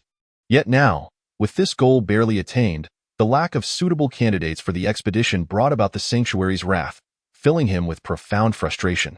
Noticing Qing Yan's distress over the selection of candidates, Xixi stepped forward, saying, "Father, do not be troubled. I am currently at the 5th level of the spirit opening realm. With just one more 4th grade elixir, I am confident I can break through to the transformation realm, thus qualifying for the Yujin secret realm." Seeing Xixi's resolute stance, Qing Yan felt a surge of emotion, his eyes misting over, and he could only nod in resignation. It appears we have no other choice. Witnessing the decision made by the father and daughter, Qingyu felt as if 1,000 thoughts raced through his mind. The requirement for a transformation realm participant under 20 was seemingly a trap laid out for him. Nonetheless, as a man, he could not stand idly by while the woman he cherished ventured into danger. "Sect leader, allow me to go." After making his decision, Qingyu spoke up, unleashing the aura of the transformation realm with fervor. Previously, he had kept a low profile, presenting only his spirit-opening realm strength to the outside world. Upon sensing Qingyu's aura, Qing Yan's first instinct was to recognize him as the wanling celestial body they had long sought. However, he quickly dismissed this thought, considering the mysterious elder behind him. It was no surprise that Qingyu could consume elixirs from the creation mirror to reach the life and death realm. Thus, it was entirely plausible for him to ascend to the transformation realm. Moreover, the notion that the elder behind Qingyu might be exploiting his position to favor him never crossed Qing Yan's mind. "Qingyu, the risks of the Yujin secret realm are substantial. You must consider this carefully," Qing Yan cautioned, pulling his thoughts back to the present. "Sect leader, rest assured. You have left me 2 elixirs, which I shall retain. Once I enter the secret realm, I will enhance my cultivation, and I believe my chances of survival will increase significantly." Qingyu waved his hand dismissively, having made up his mind and unwilling to reconsider. Seeing this, Qin Zhenghua's expression turned complex. While he felt immense pride that Qingyu could break through to the transformation realm at such a young age, the great risks associated with the Yujin secret realm made him wish he could take his place instead. As soon as Qingyu exited the main hall, Qin Zhenghua hurried after him. "Have you thought this through?" Turning to his father, who exuded an aura of authority, Qingyu smiled slightly. "Father, have faith in your son. I will return safely." 3 days later, at the Qingxian Sect Square, the number of disciples had swelled to nearly 50,000 after days of conquests. To bid farewell to Qingyu, Qing Yan summoned all disciples to gather. "Today, I have called everyone together to announce a significant matter. I hereby confer the title of Holy Son upon Qingyu, who shall represent our Qingxian sect in the Yujin secret realm." As Qing Yan's words fell, a wave of astonishment rippled through the gathered disciples. "Isn't that the so-called waste, Qingyu, who has been guarding the ancestral land in the back mountains? How has he become the Holy Son? Indeed, he doesn't even have the qualifications to enter the inner sect. How could he possibly be the Holy Son?" The voices of doubt rose and fell, with most being newly integrated disciples of the Qingxian sect, causing the scene to verge on chaos. Observing this, Qingyu slightly furrowed his brow. This is indeed a most undesirable situation. In the next moment, he released the unique pressure of the transformation pill realm and declared in a deep voice, "If anyone is unconvinced, step forward and fight." Transformation pill realm. To break through to the transformation pill realm at such a young age is comparable to the holy sons of those top sects. How could he be the so-called waste in your eyes? Feeling the pressure released by Qingyu, the square erupted into another wave of commotion, yet no one dared to step forth to challenge him. Qing Yan was clearly very pleased with Qingyu's actions. After casting a glance at Zhao Wuji, the latter said, "The Yujin secret realm is about to open. Please board the vessel, Holy Son, along with your accompanying personnel." What Qingyu did not anticipate was the considerable number of personnel heading to the extraordinary holy temple this time. In addition to 100 inner sect disciples, there were also Zhao Wuji and another elder. After refining the 28 4th grade pills that Qingyu concocted, All 10 of the inner sect elders had broken through to the life and death realm, including Qin Zhonghua. This was evidently Qin Yan's way of repaying Qin Yu, using pills to elevate Qin Zhonghua to the life and death realm. As other disciples boarded the vessel, Qin Yu remarked, "Elder Zhao, there is no need for so many to accompany us on this journey. The sect needs you and Elder Gu more. The Qing Xian sect is at risk of retaliation from the Nine Dragons Divine Sect at any moment. Having 2 more in the life and death realm would undoubtedly be of immense benefit to the Qing Xian sect." Zhao Wuji waved his hand, his eyes filled with confidence. "Holy Son, you now represent the face of the sect. We cannot allow other sects to look down upon us. Furthermore, the sect leader has already broken through to the 3rd level of the life and death realm. Even when facing the leader of the Nine Dragons Divine Sect, he possesses the strength to contend. I believe the Nine Dragons Divine Sect dares not act recklessly at this time. The extraordinary holy temple is situated at the very heart of the entire eastern region, firmly holding the top position among all the powers in the area. Dark City, located in the west of the extraordinary holy temple, derives its name from its perpetual lack of light. Only when the Yujin's secret realm opens does Dark City welcome the prodigies from the major powers of the eastern region. Upon their arrival at Dark City, Qin Yu and the others beheld a grand flying vessel hovering in midair, adorned with a massive luminous pearl that illuminated the entire city as if it were day. It is said that this time there are as many as hundreds of thousands of prodigies participating in the Yujin's secret realm, making the chance of obtaining great fortune within the realm exceedingly slim. Life and death are fated, wealth and nobility are decreed by heaven. Only by entering the secret realm can one have a chance, and without entry, there is no opportunity at all. Brothers, with good intentions, we can form an alliance once we enter the secret realm. If fortune smiles upon us, we can share equally. Countless prodigies gazed at the incessantly flowing vessel, unable to restrain their feelings, with some even extending invitations to band together. Elder Zhao, the stage of the Dao domain in our Qing Xian sect is still too small. Look around, even a random individual here is a transformation pill realm cultivator under 20. Watching numerous young individuals whose strength was not inferior to his own, Qin Yu felt as though his horizons had expanded for the first time. Zhao Wuji reassured him. Holy Son, do not underestimate yourself. With your talent, you will undoubtedly elevate our Qing Xian sect to even greater heights. Suddenly, as Qin Yu and Zhao Wuji chatted, a resonant dragon's roar echoed from the sky. Soon after, a young man clad in white robes, his face like a crowned jade, descended upon a black dragon. Chapter 24, Feng Gaojia, the holy son of the Nine Dragons Divine Sect, reached the peak of the transformation pill realm at the age of 17 and has suppressed his cultivation for an entire year to participate in the Yujin secret realm. It is rumored that after the conclusion of this Yujin secret realm, Feng Gaojia will become a Dao partner with the Holy Maiden of the Extraordinary Holy Temple. If he receives the full support of the 2 major sects of the eastern region, Feng Gaojia will certainly secure a position on the prodigy rankings of the Xingyun Empire. The Yujin secret realm opens only once every 500 years. If fortune favors him and he encounters a great opportunity, it is highly likely he could break through to the life and death realm, potentially even ranking among the top 3 on the prodigy rankings of the Xingyun Empire. Upon recognizing the newcomer, the cultivators waiting in Dark City for the opening of the Yujin secret realm began to introduce Feng Gaojia's identity to one another. Hearing the discussions of the crowd, Zhao Wuji's brow furrowed deeply. After glancing at Feng Gaojia's position, he cautioned, Holy Son, once you enter the Yujin secret realm, it is imperative to keep your distance from the disciples of the Nine Dragons Divine Sect.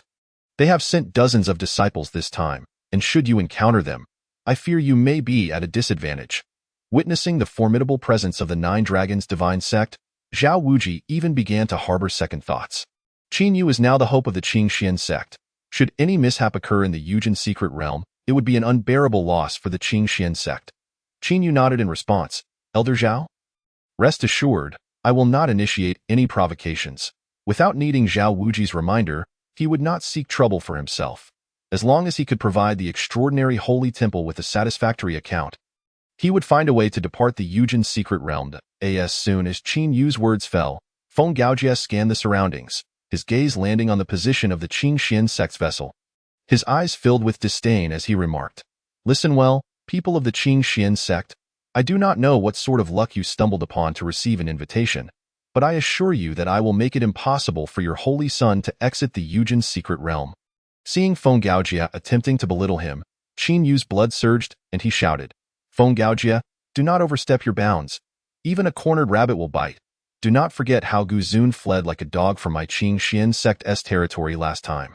In response, Feng Gaojia's eyes gleamed like blades, locking onto Qin Yu as he spoke in a somber tone.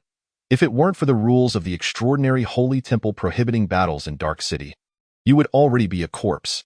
How dare a mere 4th-level transformation pill waste flaunt his prowess before me?" Qin Yu scoffed, laughing heartily. "Ha? Feng Gaojia, you should consider yourself fortunate. If you dare lay a hand on me, I will certainly sever your head." Upon hearing Qin Yu's words, Feng Gaojia erupted into laughter as if he had heard the greatest joke, prompting the accompanying disciples of the Nine Dragons Divine Sect to join in his mirth. After a long while, Feng Gaojia finally said, "I actually hope you can safely emerge from the Yujin secret realm, so you can witness firsthand how my Nine Dragons Divine Sect obliterates your Qingxian sect." Holy Sun, witnessing the two engage in a verbal spar, Zhao Wuji was exasperated, rolling his eyes in frustration. Just moments ago, Qin Yu had promised him to keep a low profile, yet now he was directly confronting Feng Gaojia. Qin Yu waved his hand, calmly stating, "Elder Zhao, do not worry. I can handle a mere peak transformation pill realm cultivator." As the disciples from various sects increased in number, Dark City became bustling with unprecedented liveliness. On the second day after Qin Yu and his party's arrival, a resounding thunder rolled across the skies of Dark City, forming a dense sea of lightning, and where the lightning passed, it appeared as though someone had cleaved the sky with a blade. An ancient and vast aura surged wildly from the rift. "The Yujin secret realm has finally opened. I shall go first." Observing the entrance to the secret realm open, a cultivator immediately soared into the air on his sword. Racing towards the entrance, "Humph, ignorant youth. How dare you recklessly charge into the sea of thunder with your flesh, truly overestimating your abilities. The energy of this sea of thunder rivals that of a life and death realm thunder calamity. Without vessels inscribed with protective formations, it is impossible to pass through." An elder cultivator could not help but sneer at the reckless actions of the youth. And no sooner had the elder's words fallen than the aforementioned cultivator was struck by the thunder the moment he entered the sea. Plummeting from his sword, his whereabouts unknown. "Holy Sun, wait a moment. I will contact the vessel." Seeing this, Zhao Wuji hurriedly made his way towards the territory of other sects to arrange for a vessel capable of traversing the Sea of Thunder. A mere thunderstorm, child's play. Just as Qin Yu was about to respond to Zhao Wuji, the voice of the sword spirit, Lioli, echoed in his ears. "Lioli, can you traverse that Sea of Thunder?" Qin Yu inquired in astonishment. "Master, of course." Qin Yu immediately summoned the Guhong sword from the system space and lightly leapt onto it, landing steadily to in the next moment. The Guhong sword emanated a faint glow, forming a protective barrier around Qin Yu. "Master, hold steady." As the voice of the Guhong sword fell, Qin Yu shot forth like an arrow released from its bow towards the entrance of the Yujin secret realm. "Look, another one is going to their doom." Hiss! The sword spirit protects its master. This is a divine artifact. It seems the Qing Xian sect is not lacking in depth, as even the Holy Sun can wield a divine artifact in other sects. Only the sect leader would qualify to use such a treasure. Qin Yu's actions dazzled all onlookers, and he soon plunged into the Sea of Thunder. The thunder struck the barrier, which merely trembled slightly, dissipating all the thunderous energy. "Holy Sun, this individual is extraordinary.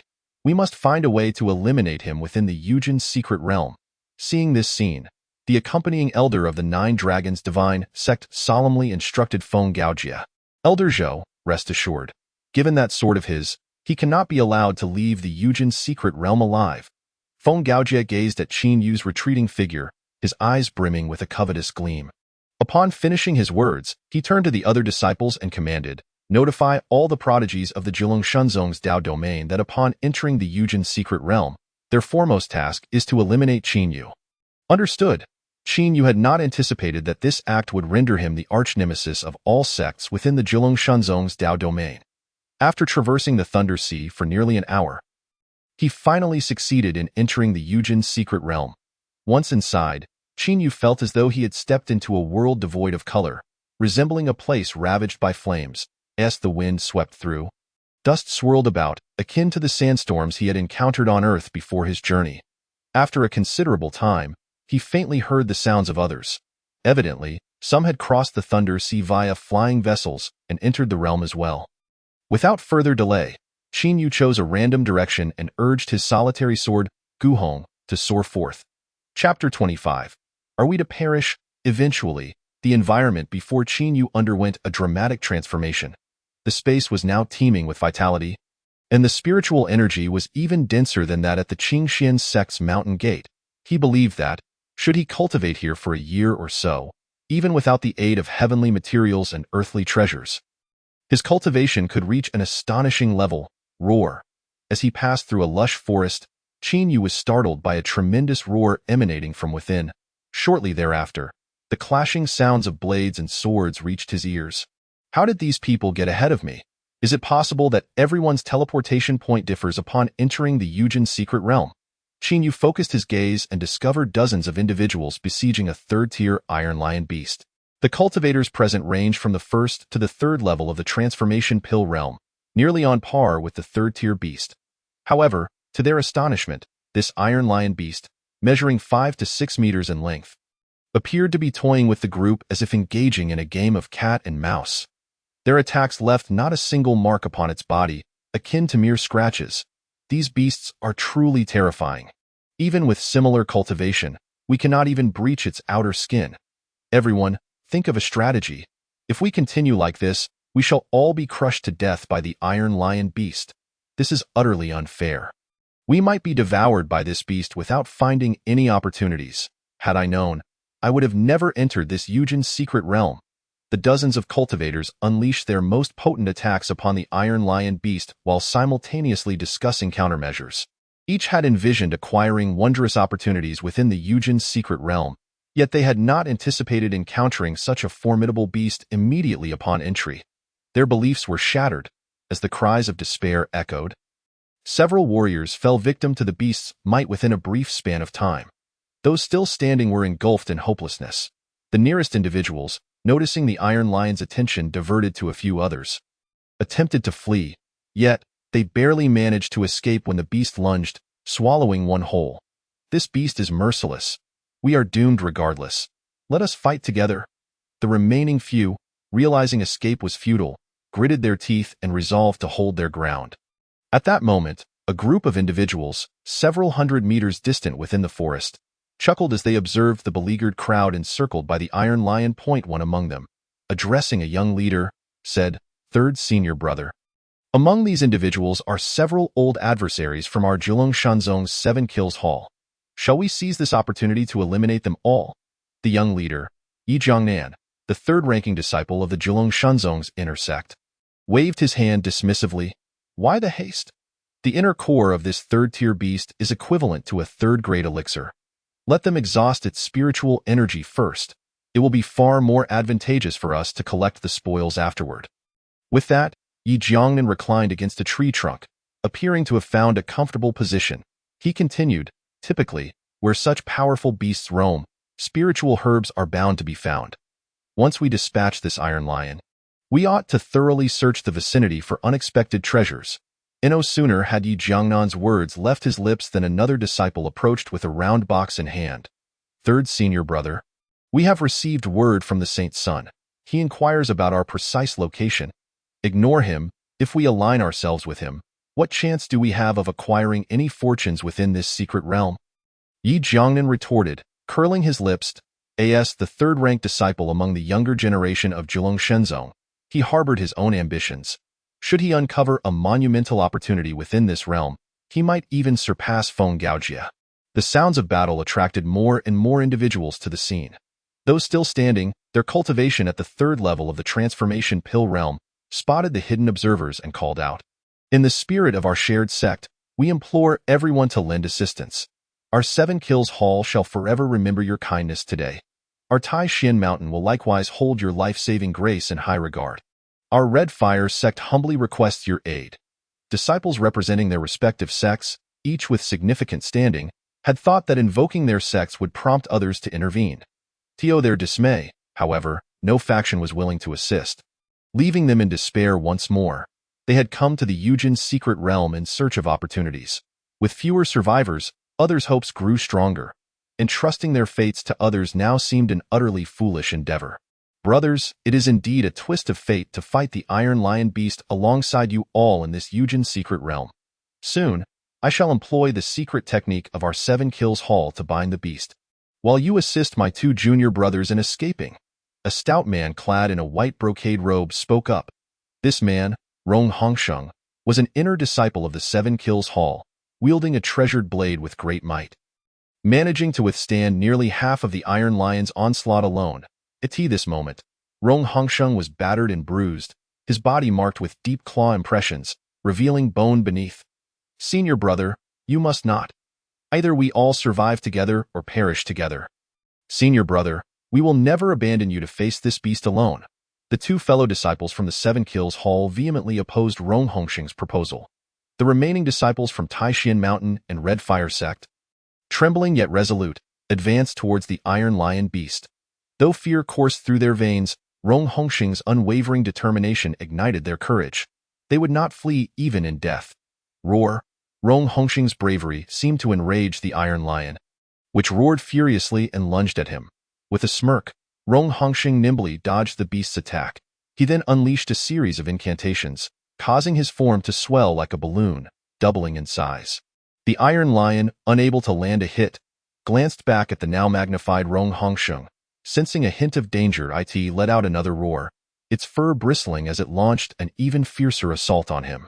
After several exchanges, Rong Hongsheng returned to his original size, his body sent flying by a single strike from the Iron Lion, struggling for a time, yet failing to rise again. With Rong Hongsheng incapacitated, the remaining cultivators were swiftly overpowered and felled by the Iron Lion Beast. Once all had been dealt with, the beast approached Rong Hongsheng's side, its eyes glinting with derision, before raising its right paw to strike at his heart. Am I to perish? Rong Hongsheng slowly closed his eyes. Chapter 26. Yi Jiangnan's demise. At the very moment Rong Hongsheng's eyes were about to shut completely, he glimpsed a flash of silver light, followed by the sensation of an unknown liquid splattering upon him. Ignoring the substance for the moment, he wiped his eyes and beheld an unforgettable sight. The Iron Lion Beast had been cleaved in 2 by that very silver light. Its crimson blood gushing forth, the liquid that had splattered upon him now revealed to be the beast's lifeblood. After a brief moment of dazed astonishment, Rong Hongsheng's heart soared with joy at last.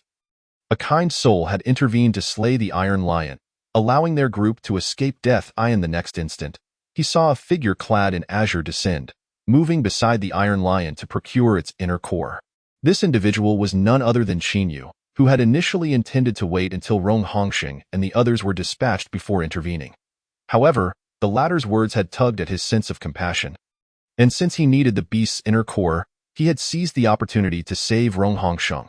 The inner core of a demon beast contained pure spiritual energy, comparable to that of a third-grade elixir, and Xixi would certainly not let it slip away. After a brief search, a white inner core appeared in his hand. Just as Xixi stowed the inner core away, a bloodied, rotund face approached, revealing a broad smile. Esteemed brother, I cannot express my gratitude enough for your life-saving deed. Should you ever require assistance in the future, I shall never hesitate.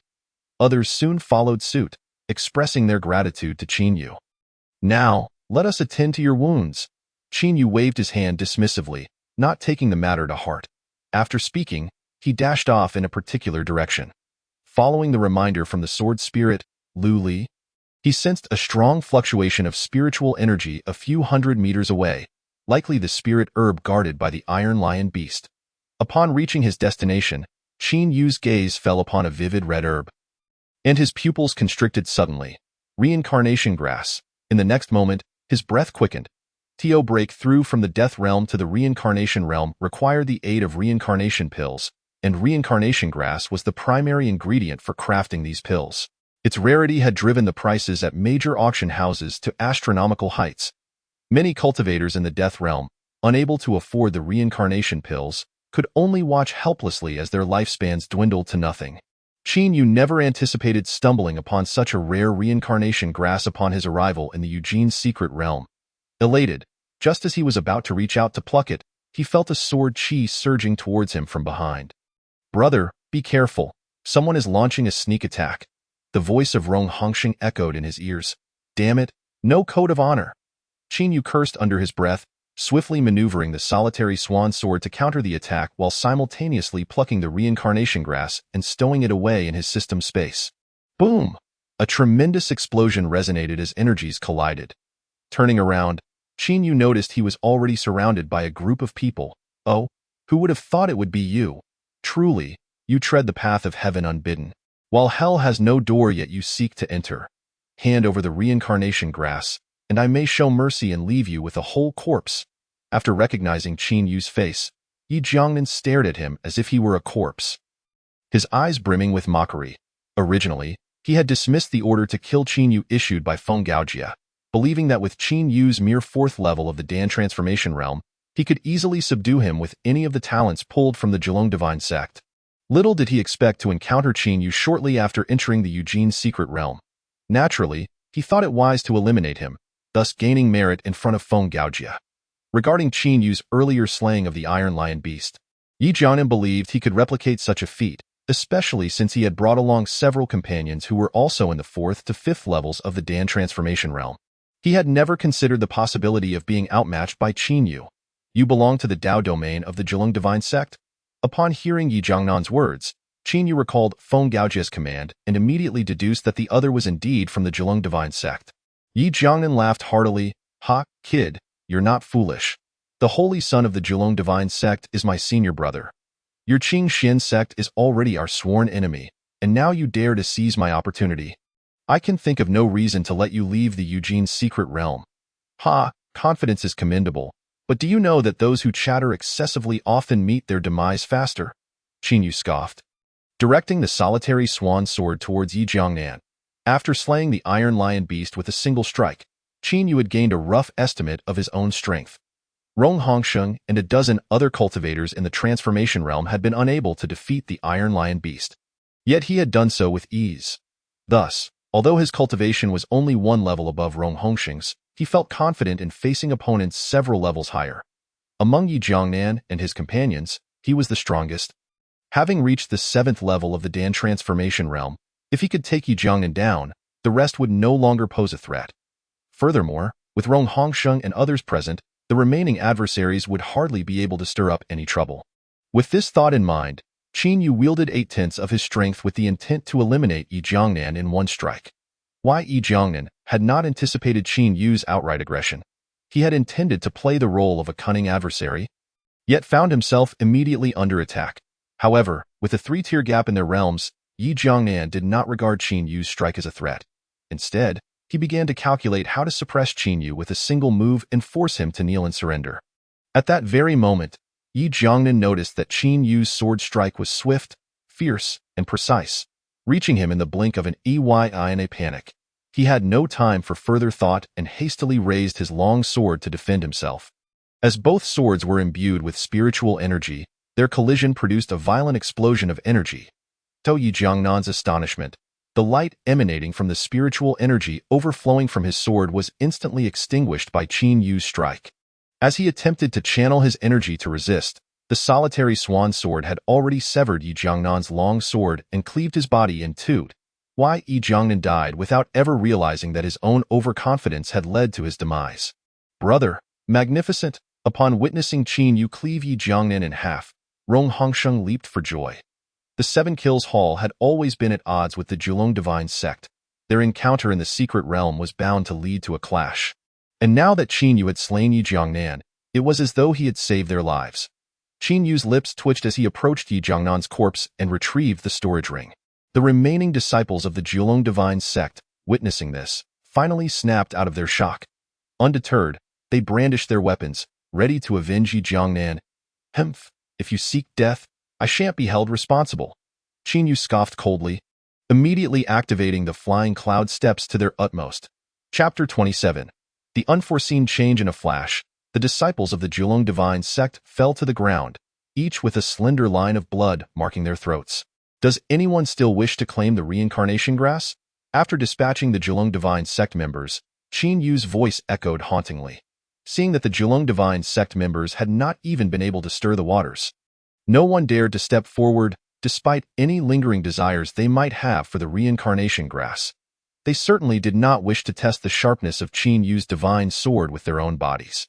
With ample opportunities awaiting them in the Eugene's secret realm, there was no need to sacrifice their lives for a single herb. Noticing the silence, Qin Yu turned to leave. Brother, might you consider taking us along? The 7 Kills Hall is essentially your neighbor, and I promise not to be a burden.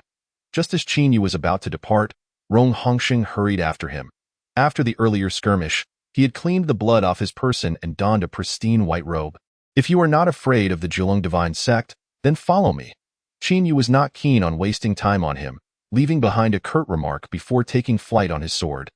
Brother, the 7 Kills Hall and the Jiulong divine sect are sworn enemies. What is there to fear? With that, Rong Hongsheng mounted his sword and gave chase, leaving behind a message for his fellow disciples.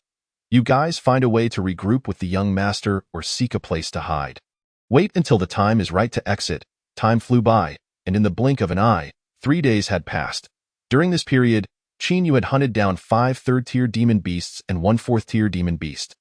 To his surprise, the disparity between 3rd and 4th-tier demon beasts was akin to heaven and earth. He could slay a 3rd-tier beast with a single strike, while it took both him and Rong Hongsheng half a day to bring down a single 4th-tier Xinbing giant python. Damn fatty, this 4th-tier beast's inner pill belongs to me. I'll give you a 3rd-tier beast's inner pill as compensation. After obtaining the inner pill from the 4th-tier beast, Qin Yu produced a 3rd-tier inner pill from his system space for Rong Hongsheng. Though Qin Yu was confident he could have slain the 4th-tier beast without Rong Hongsheng's assistance, after spending a few days together, he found Rong Hongsheng to be quite amiable, and thus they decided to travel together. However, in comparison to Qin Yu's harvest, Rong Hongsheng had only managed to kill 2 second-tier demon beasts, yet he did not voice any complaints along the way. Seeing Qin Yu willing to share a 3rd-tier demon beast's inner pill with him, Rong Hongsheng quickly waved his hands, saying, Brother, there's no need for that. I haven't assisted you much. While he greatly desired the 3rd-tier inner pill Qin Yu offered, he chose to decline and the Eugene's secret realm. It was a rare opportunity to cling to Qin Yu's coattails. Not only would he not take advantage of him, but at the very least, he could ensure his own survival. This journey had already proven that Rong Hongsheng's choice was wise. All the dangers along the way had been handled by Qin Yu, and when they encountered 2 second-tier demon beasts, Qin Yu had even allowed them to take the lead. Take it, you can have it, Qin Yu declared, tossing the 3rd-tier demon beast's inner pill to Rong Hongsheng. Brother, then I shall thank you in advance. With the conversation reaching this point, Rong Hongsheng would no longer refuse and quickly followed suit. The two traversed for a considerable distance before arriving at the edge of a cliff.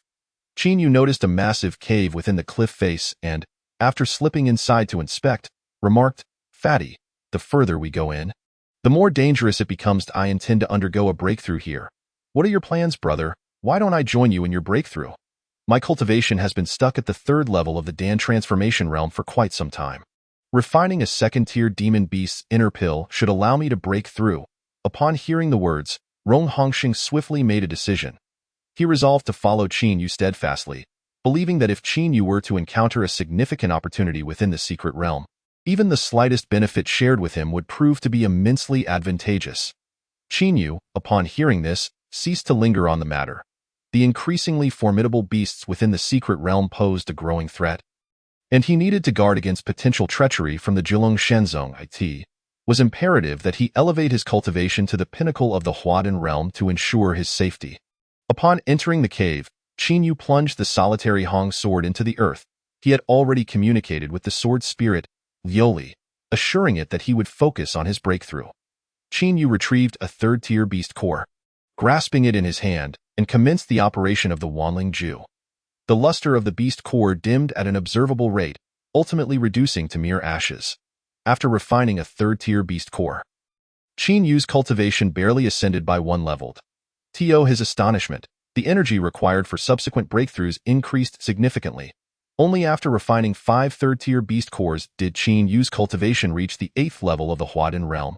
Continue, Qin Yu bellowed, producing a 4th-tier beast core. The Wanling celestial body and Wanling Ju operated at an accelerated pace, as a tremendous surge of spiritual energy flooded into Qin Yu's body, which was rapidly refined. Boom, Huadan realm 9th level, pinnacle of the Huadan realm. After breaking through to the pinnacle, Qin Yu initially intended to halt his advancement but discovered that the yin-yang 8 trigrams core in his abdomen had split into two, transforming into two separate 8 trigrams cores that absorbed all remaining spiritual energy, yet his cultivation did not further ascend. System, what is happening? Why are there two cores? Qin Yu was utterly perplexed. The original core was a composition of spiritual and lethal energies. Yet now, having reached the pinnacle of the Huadin realm, an additional core had emerged, completely overturning Qin Yu's understanding. Host, the system currently possesses no information regarding this situation. It can only be explored by the host. To Qin Yu's surprise, even the system could not provide an answer to the current circumstances. This is absurd. I shall see what further tricks you can conjure. With no other option, Qin Yu directly consumed two fourth-grade elixirs.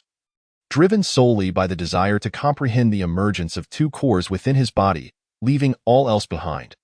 The spiritual energy from the two fourth-grade elixirs surged like raging waves, crashing against the meridians and acupoints within Qin Yu's body. However, the anticipated breakthrough into the Zhuanghua realm did not materialize, and instead, another yin-yang 8 trigrams core manifested in his abdomen. Alas, I have exhausted all elixirs. This is utterly beyond my control. With no alternatives left, Qin Yu resolved to suspend his cultivation and continue exploring the Eugene's secret realm. Big brother, come quickly and savor some roasted bear paw. This meat is delectable. Upon opening his eyes, Qin Yu was greeted by a delightful aroma, accompanied by the voice of the plump man. Stepping outside the cave, he beheld Rong Hongsheng roasting a bear paw, the tantalizing scent stimulating his appetite. Fatty, have you completely refined all three beast cores? Upon noticing that Rong Hongsheng's cultivation had advanced to the 5th level of the Huadin realm, Qin Yu casually inquired. Indeed, I owe it to you, big brother, for providing me with the 3rd-tier beast cores.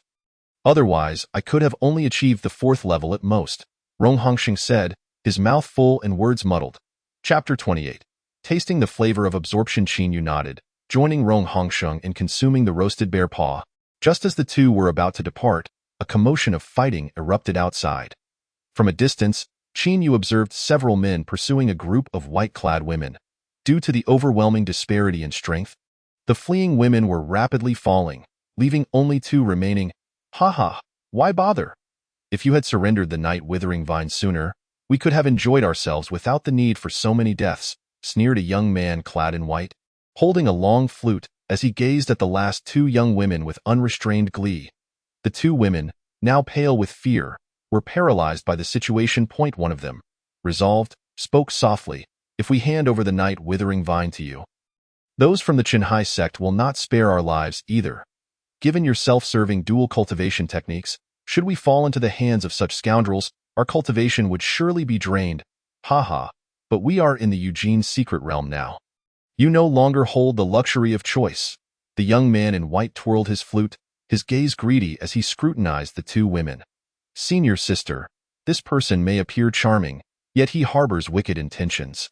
We must fight back, the earlier speaker, named Inshurue, realizing the dire predicament they faced, turned to her companion. Agreed, replied the other woman, Qi Yanwan. Hand over the night withering vine, and I can spare your lives. Just as the two women prepared to fight to the death against the Qinghai sect, a calm voice interjected.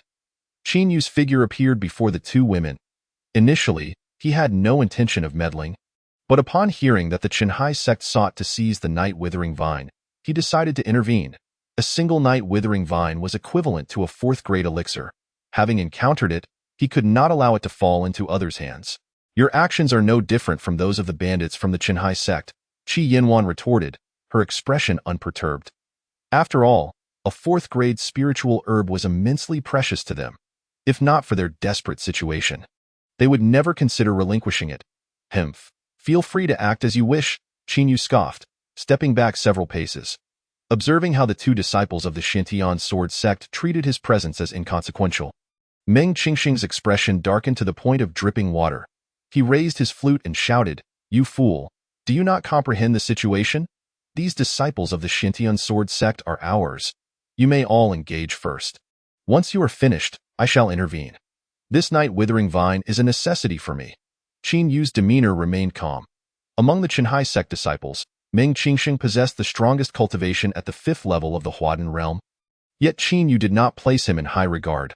Haha, I see you have lost your mind. If you wish to die, allow me to take down those two first and then send you to your demise." Meng Qingsheng laughed in fury, contemplating whether Qin Yu had lost his senses. Just as Meng Qingsheng and his companions approached Yin Shurui and her friend, Yin Shurui produced the Night Withering Vine, stating, "Young hero, the Night Withering Vine is yours. Please save our lives, junior sister," Qi Yanwan exclaimed, attempting to stop her, but Yin Shurui interrupted, "Senior sister, although the Night Withering Vine is precious, it pales in comparison to our lives." Qin Yu accepted the Night Withering Vine without hesitation, casting an appreciative glance at Yin Shurui as he remarked, "You possess a clear understanding of priorities. If you had not surrendered the Night Withering Vine, not only would it have been lost, but your lives would have been forfeit as well." "Kill him." Meng Qingsheng was thoroughly enraged by Qin Yu's actions and lunged toward the three. The flute in Meng Qingsheng's hand served as his weapon, thrusting directly at Qin Yu. Observing this, Qin Yu swiftly summoned the Lonely Hong sword, meeting Meng Qingsheng's assault head-on. The moment the flute clashed with Qin Yu's sword, Meng Qingsheng regretted his actions, watching helplessly as the Lonely Hong sword shattered his flute into fragments. As Meng Qingsheng attempted to evade, Qin Yu seized him firmly, coldly stating, "Your Qinghai sect revels in draining others. Today, I shall allow you to experience the sensation of being drained." With that, Qin Yu activated the Wanling Ju to its utmost, feeling the spiritual energy within Meng Qingsheng being siphoned away. The Wanling Ju he practiced had evolved from the Wanling Ju of the Qingxian sect and the Swallowing Heaven demon art, inheriting the devouring ability of the latter. Upon hearing that the Qinghai sect could absorb others' spiritual energy, he recalled his own Wanling Ju's capability and resolved to use it against these individuals. As Meng Qingsheng felt his spiritual energy swiftly dissipating, his eyes widened in terror as he exclaimed, "How do you possess my Qinghai sect's absorption technique?" Struggling to escape Qin Yu's grip, Meng Qingsheng found every attempt futile. Unable to budge even slightly. In mere moments, he transformed into a lifeless husk within Qin Yu's grasp. Qin Yu discarded Meng Qingsheng's corpse and, utilizing the Feiyun step, commanded the Lonely Hong sword to sever the legs of Meng Qingsheng's remaining disciples, one by one, reducing the last 7 disciples to mere dry corpses. After completing this grim task, Qin Yu turned his gaze inward, discovering that the 3 yin-yang 8 trigrams cores continued to operate within him, and his cultivation remained at the pinnacle of the Huadin realm. "Must I continue to absorb?" he murmured, gazing at his unchanged Dantian. "Big brother, be sure to collect the storage rings from these scoundrels." Just as Qin Yu pondered, Rong Hongsheng, who had been enjoying the bear paw in the cave, cheerfully began to clean up the battlefield. Regaining his focus, Qin Yu acceptingly received the storage rings, placing them into his system space. "Thank you for saving my life, big brother." The dialogue between Qin Yu and Rong Hongsheng pulled Yin Shurui and Qi Yinjin back to reality. Although Qin Yu's methods were quite terrifying, the two nonetheless expressed their gratitude to him with trepidation. "Heh, there's no need for that. You have already paid your dues." Qin Yu waved his hand dismissively and turned to leave with Rong Hongsheng. In the following days, Qin Yu and Rong Hongsheng tirelessly searched for demon beasts within the Yujin secret realm.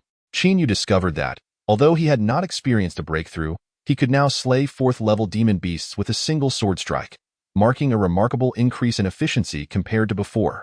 Within 2 days, Qin Yu had gathered 24th-level demon beast inner cores, having entrusted the 3rd-level and 2nd-level demon beasts they encountered to Rong Hongsheng.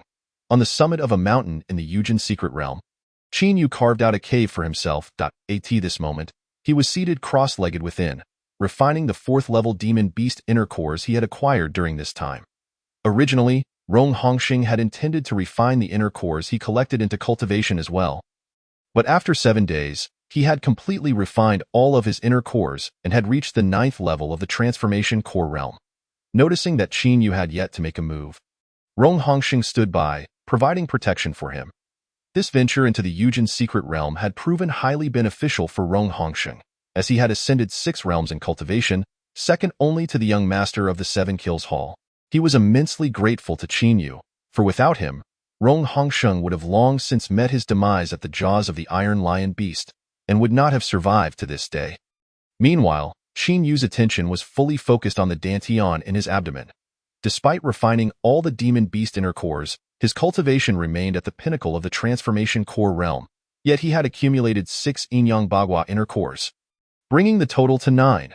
Staring at the 3x3 arrangement of the Yin-Yang Bagua inner cores, Qin felt utterly perplexed. Logically, the inner cores he had refined should have been sufficient for him to break through to the life and death realm. Yet he was still stuck at the pinnacle of the transformation core realm, which was truly vexing. Simultaneously, within a certain relic of the Yujin's secret realm, Feng Gaojia was preparing to lead his sect disciples in retreat when he suddenly spotted a vibrant burst of multicolored light erupting from the distant horizon. Such an anomaly could only indicate that a high-quality spiritual herb had ripened. Upon hearing this, the others immediately exclaimed, "Holy Sun, what are we waiting for? If we delay, there will be none left for us." Feng Gaojia nodded in agreement, and in a flash, he left behind a trail of afterimages. The disciples of the Jiulong Shenzong also unleashed their strongest abilities, hastening after Feng Gaojia towards the source of the phenomenon. A throng of cultivators raced at breakneck speed towards the mountaintop where Qin was located. By the time Feng Gaojia arrived, numerous cultivators were already embroiled in fierce combat. The most eye-catching sight was a golden flower dancing in the wind, from which emanated a dazzling golden light.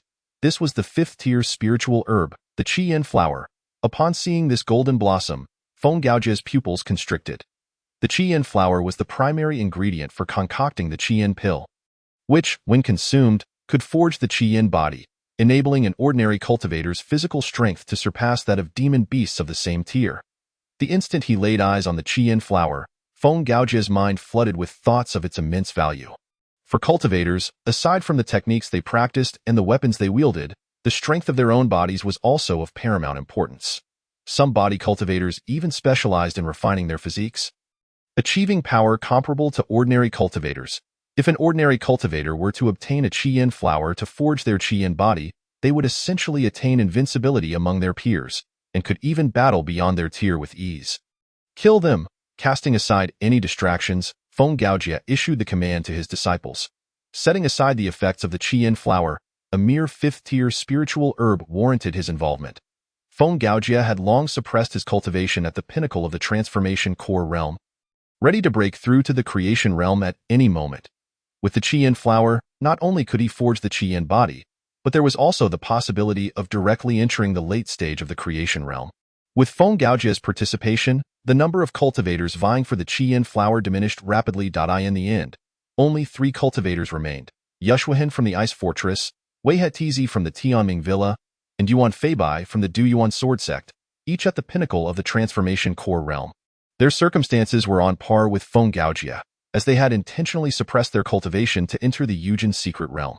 "Feng Gaojia, you arrived last and have no right to compete with us for the Qi flower," Yushuahan, the young master of the Ice Fortress, taunted. "What Yushuahan said is entirely correct. Feng Gaojia, you truly arrived too late." Wei Hetizi and Yuan Feibai chimed in, supporting Yushuahan's assertion. As top talents from the premier sects of the eastern region, they were well aware of each other's strengths, and persuading Feng Gaojia to withdraw was something they would all welcome. "Yushuahan, are you implying that the lives of my Jiulong Shenzong disciples were worthless?" Feng Gaojia would not simply concede the battle for the Qi flower based on the words of these 3, his expression darkening as he glared at them. "Feng Gaojia, you have killed quite a number of disciples from our 3 sects. Do you expect us to compensate for the losses of your Jiulong Shenzong?" Yushuahan retorted with a sharp tone, recalling how, during the melee, they had targeted disciples from other sects, hardly considering the Jiulong Shenzong at all. "Haha, your Jiulong Shenzong can't even deal with the mere Qingxian sect. Even if we 3 sects were willing to compensate, would you have the audacity to accept?" Wei Hetizi joined in, mocking Feng Gaojia. Though all were top-tier sects in the eastern region, the tale of Jiulong Shenzong's defeat at the hands of Qingxian sect had spread throughout the realm. Hearing this, Feng Gaojia's face darkened considerably. As top talents from rival sects, Yushuahan and the others would never have dared to speak to him in such a condescending manner before. Since there is nothing left to discuss, let us see whose weapon is sharper. With that declaration, Feng Gaojia brandished his sword and charged towards Yushuahan. "Wait! Look, the Qi flower has vanished." Just as Yushuahan prepared to retaliate, he noticed from the corner of his eye that the Qi flower was no longer in sight. Feng Gaojia halted his attack, turning to face the direction of the flower, only to find that it had been reduced to a bare stalk, the golden petals having entirely disappeared. Who did this? Anger surged within Feng Gaojia and the others as they simultaneously unleashed their attacks towards the spot where the Qi-Yin flower had been. The ensuing force obliterated the area but yielded no traces of the flower. Meanwhile, within the cave, Qin Yu observed the Qi-Yin flower in his hand, a smirk playing on his lips. After hearing the sounds of conflict outside, he had concluded his meditation. Upon witnessing the spectacle outside, he had discreetly observed those cultivators battling over the Qi-Yin flower, taking care to maintain a safe distance to avoid harming it. Seeing that the combatants were wholly focused on their struggle, Qin Yu stealthily appropriated the Qi-Yin flower using his invisibility cloak. What a fortuitous turn of events, he chuckled to himself, thrilled at the unexpected boon. It was as if a pillow had been delivered to him just as he felt sleepy. He was in dire need of spiritual herbs, and now the heavens had provided him with the Qi-Yin flower. Without a moment's hesitation, Qin Yu commanded the system to evolve the Qi-Yin pill. Ding! Sufficient materials for the evolution of the Qi-Yin pill detected in the system space. Proceed with evolution? Evolve. Qin Yu did not hesitate, having stored a plethora of materials from the storage rings of the celestial talents he had slain, making it exceedingly convenient to utilize. Not long after, a crimson pill materialized within the system space. With a thought, the pill appeared in his hand, and he promptly consumed the Qi-Yin pill. As it melted in his mouth, a torrent of spiritual energy surged through his body like a raging ocean. However, as the spiritual energy was refined, the anticipated breakthrough did not occur. What on earth is happening? Qin Yu murmured to himself. Since forming 9 yin-yang bagua inner cores within him, he had absorbed enough spiritual energy to break through to the creation realm, and at the very least, he should have been able to form a 10th inner core. Yet, despite the influx of immense spiritual energy, his cultivation showed no signs of advancement. Just as he was lost in confusion, he noticed that the last yin-yang bagua inner core had transformed into a golden hue. The golden inner core spun continuously, gradually imparting its color to the surrounding inner cores, causing them to shimmer with gold. The golden aura expanded, ultimately enveloping Qin Yu entirely and forming a thin, protective barrier around him. Simultaneously, Feng Gaojia and the others, having realized the Qi-Yin flower's disappearance, commenced a thorough search of the area. As they approached the vicinity of Qin Yu's concealed cave, they suddenly beheld a brilliant golden light radiating from the sky. Damn it! This must be the manifestation of the perfected Qi-Yin body. Who could it be? Feng Gaojia seethed, gritting his teeth as he charged towards Qin Yu's location. Upon hearing Feng Gaojia's shout, Yuxuan and the others also caught sight of the dazzling golden light and hurriedly converged towards Feng Gaojia at their utmost speed. At this moment, Qin Yu remained unaware that the extraordinary phenomenon generated by his refining of the crimson flame grass had alerted Feng Gaojia and his companions. After a prolonged interval without any noticeable change in his body, he prepared to exit the cave. Just as he stood up, he heard shouts emanating from outside. Upon swiftly moving to the entrance, he beheld Feng Gaojia and Yuxuan, among others, surrounding Rong Hongsheng. Fatty, hand over the crimson flame flower at once. Although Feng Gaojia suspected that Rong Hongsheng had already refined the flower, he still clung to a glimmer of hope.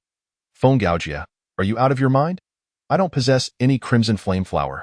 Rong Hongsheng, well acquainted with the holy son of the Jiulong sect, would have been wary of Feng Gaojia prior to entering the Eugene's secret realm. However, now armed with the cultivation of the 9th level of the Dan transformation realm, he no longer feared the peak of the Dan transformation realm that Feng Gaojia represented. Hearing this, Feng Gaojia's face darkened as he glared at Rong Hongsheng, gritting his teeth. You stubborn fool. If you want to confess, I'll draw some blood from you. I've heard that after forging the crimson flame body, one's blood turns golden. Upon hearing Feng Gaojia's words, Rong Hongsheng rolled his eyes, laughing heartily. Haha, Feng Gaojia, don't boast. Even though you've reached the peak of the Dan transformation realm, I'm not afraid of you. You're not afraid of Feng Gaojia? What about the three of us? Just as Rong Hongsheng finished speaking, Yuxuan and the other two had caught up, standing beside Feng Gaojia, their eyes filled with a playful glint. Upon witnessing the 4 great prodigies of the eastern region gathered before him, Rong Hongsheng's gaze flickered slightly. While he recognized Qin Yu's formidable strength, facing the 4 prodigies left him feeling somewhat uneasy. And what if there are 3 of you? Before Rong Hongsheng could respond, Qin Yu's cold voice echoed ominously. After expending such a significant amount of demon beast inner cores to refine 9 yin-yang bagua inner cores, he sought someone to validate his prowess. the moment Feng Gaojie spotted Qinyu. His heart surged with joy. He had originally planned to slay Qinyu within the Eugene's secret realm, but after exploring for so long without encountering him, he was surprised that Qinyu had now come to him voluntarily. However, Feng Gaojie did not recklessly attack Qinyu. Instead, he squinted and studied him for a moment before stating, "You stole the crimson flame flower." Feng Gaojie distinctly recalled that prior to the opening of the Eugene's secret realm, Qinyu's cultivation was merely at the 5th level of the Dan transformation realm. Yet now, he found it impossible to discern Qinyu's cultivation. Such a situation could only imply one of two possibilities. Either Qinyu's cultivation had surpassed his own, or he had employed some secret technique to conceal it. However, recalling the mysterious disappearance of the crimson flame grass, Feng Gaojie intended to probe further. "Indeed, you are correct. I took advantage of your fight to steal the crimson flame grass."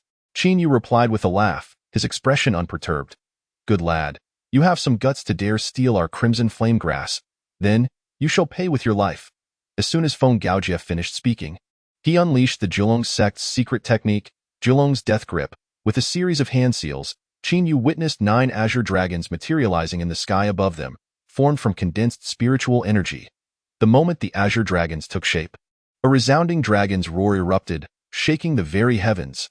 Following this, a second and a third dragon coalesced, ultimately forming a total of 9 azure dragons, instilling immense pressure upon all present. Hiss! Feng Gaojie is indeed worthy of being the holy son of the 9 sect. Able to conjure 9 azure dragons at such a young age, each one as substantial as reality itself. I must admit, his spiritual energy far surpasses mine. This lad from the Qing Xian sect is in grave danger. Observing the formation of the Jiulong's death grip, Yu Shuihan and Wei Haji expressed their astonishment. Go. At Feng Gaojie's command, the 9 azure dragons fused into a single entity, significantly enlarging in size. The now magnified azure dragon opened its vast maw and lunged directly at Qinyu. All show and no substance. As the azure dragon charged towards him, Qinyu merely scoffed, tossing the lonely swan sword upwards and executing the hurricane slash from the 9 heavens profound fire sword technique. In an instant, the entire blade radiated a dazzling brilliance. With Qinyu's continuous infusion of spiritual energy, the lonely swan sword expanded rapidly, reaching hundreds of feet in length.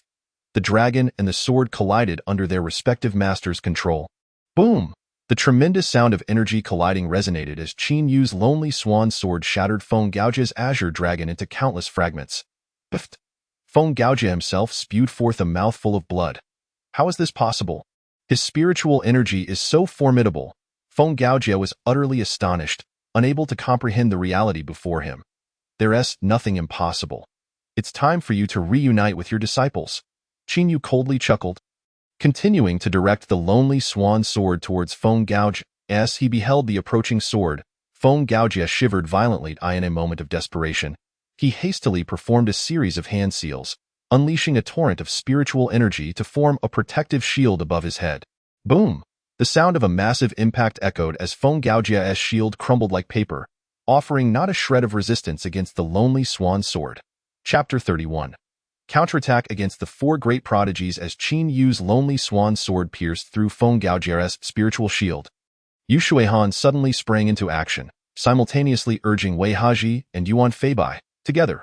At this, Wei Haji and Yuan Feibai stepped forward in unison, launching their assault against Qinyu. Wei Haji did not forget to taunt. Feng Gaojie, today we shall slay this wretch.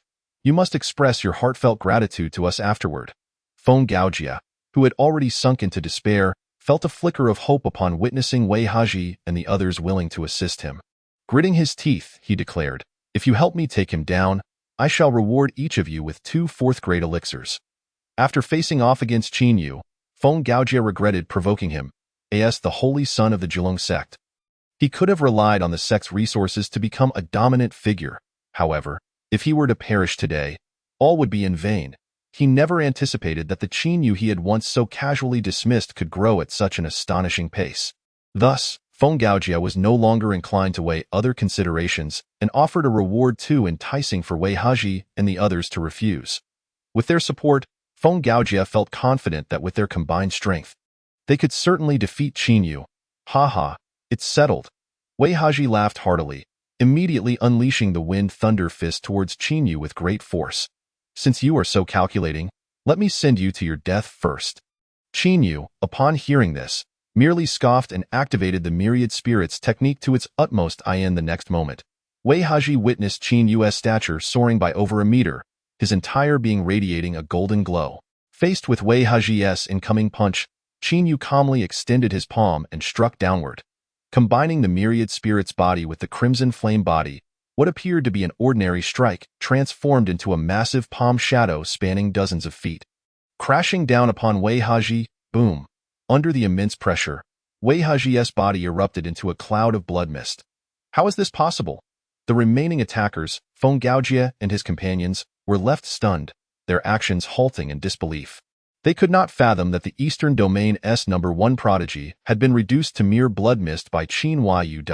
As fellow peak cultivators of the Dan transformation realm, Feng Gaojie and the others believed that even if Wei Haji stood idly by, none among them could have achieved such a feat. Yet here stood Qin Yu, accomplishing what seemed impossible in a skirmish among equals. At this moment, Feng Gaojie felt a fleeting sense of relief. Had Wei Haji not intervened, that palm strike might have been aimed at him, resulting in his own demise. Yu Shuihan and Yuan Feibai exchanged glances. Unable to suppress their shock, the former swallowed hard before speaking. Qin Yu, my cold ice fortress has no enmity with your Qingxian sect. Today's events can be deemed as a misunderstanding. Why don't we each take a step back and call it a day? Indeed, to show our sincerity, we are willing to compensate you with a fourth-grade elixir. Yuan Feibai chimed in. Qin Yu was taken aback by their audacity. Even amidst battle, they suddenly sought to beg for mercy. Shaking his head with a smile, Qin Yu replied, "What do you take me for? Killing you both means all the resources you possess would become mine. I have no reason to spare you." As his words fell, Qin Yu's figure flickered, and in the next instant, he stood before Yu Shuihan, declaring, as a prodigy of the Eastern region's top sect, "You view others as mere ants. Today, I shall let you experience the taste of death." And no sooner had Qin Yu spoken than a massive golden palm shadow descended upon Yu Shuihan. Yu Shuihan's pupils contracted sharply. As he attempted to summon his spiritual energy to resist, he found himself utterly powerless. Feng Gaojie, together. At that moment, Yuan Feibai let out a thunderous roar, his hands forming a sword gesture as he struck down towards Qin Yu. Upon hearing Yuan Feibai's shout, Feng Gaojie realized that this was their final opportunity. If Qin Yu continued to slay Yu Shuihan, he would undoubtedly have to endure their combined assault. Both being at the pinnacle of the Dan transformation realm, Qin Yu's offensive capabilities were indeed formidable. However, Feng Gaojie and Yuan Feibai did not believe that Qin Yu could withstand their joint attack. If they could severely injure Qin Yu, both he and Yuan Feibai would have a chance at survival. Boom! Sensing the attacks from Feng Gaojie and Yuan Feibai, Qin Yu did not relent, channeling the extreme myriad spirit's body and the crimson flame body to their utmost limits, transforming his entire being into a tangible golden figure. Boom! Unsurprisingly, Yu Shuihan's body was instantly reduced to a mist of blood by Qin Yu's strike, while the attacks from Feng Gaojie and Yuan Feibai landed upon Qin Yu's form. To their astonishment, upon colliding with Qin Yu's body, their flying swords merely sparked without inflicting any damage whatsoever. What the hell? My full-force strike couldn't even harm him in the slightest. I must flee. After a brief moment of shock, Yuan Feibai reacted quickly, realizing he was no match for Qin Yu, and swiftly darted in another direction in a panic. Humph, it's too late to think of escape now. Qin Yu scoffed coldly, manipulating the solitary Hong sword to pursue relentlessly, piercing Yuan Feibai through, leaving him frozen in despair. Thus, the three top talents of the Eastern Domain's foremost factions were all slain by Qin Yu without stirring even a ripple. At this moment, Feng Gaojie resembled a ghost encountering a celestial being, his eyes wide as saucers, utterly unable to comprehend why Qin Yu's strength was so overwhelming. It completely shattered his understanding in the Eastern Domain. He and the other recently slain talents could rank among the top 10 youths, yet collectively, they were no match for Qin Yu. Brother, you have already slain 3. Could you spare my life? Once I escape, I will certainly persuade the Jiulong divine sect to cease hostilities against your Qingxian sect. Feng Gaojie trembled, his desperate will to survive compelling him to propose terms he believed Qin Yu could not refuse. Ha ha, Feng Gaojie. As the holy son of the Jiulong divine sect, you lack any semblance of dignity in the face of death. Not only your Jiulong divine sect, but even if you were to summon all the forces of the Eastern Domain, it would not alter your fate of demise. I still vividly recall how spirited you were back in the Dark City, considering slaying me your foremost task. How is it that you have now become less than a mere dog? Upon hearing this, Qin Yu erupted into laughter, as if he had heard the greatest joke. I in this world where the weak are devoured by the strong. It is either your demise or mine. He would never harbor a shred of compassion. In the depths of Feng Gaojie's despairing gaze, Qin Yu struck him down with a single palm, reducing him to a mist of blood. Big brother, all of their storage rings are right here. Just as Qin Yu intended to turn and leave, Rong Hongsheng hurried over, his demeanor eager and animated. Chapter 32. Lan Danqiu is one of the Eastern Domain's top factions. Rong Hongsheng knew how formidable Feng Gaojie and the others were.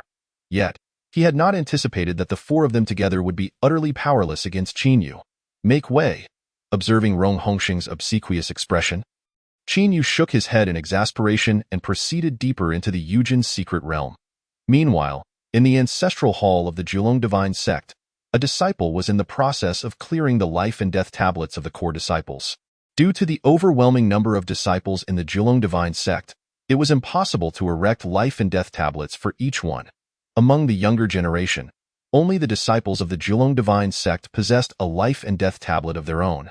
The disciple happened to clear Feng Gaojie's life and death tablet and was filled with jealousy and admiration, fantasizing about how wonderful it would be if he could become like Feng Gaojie.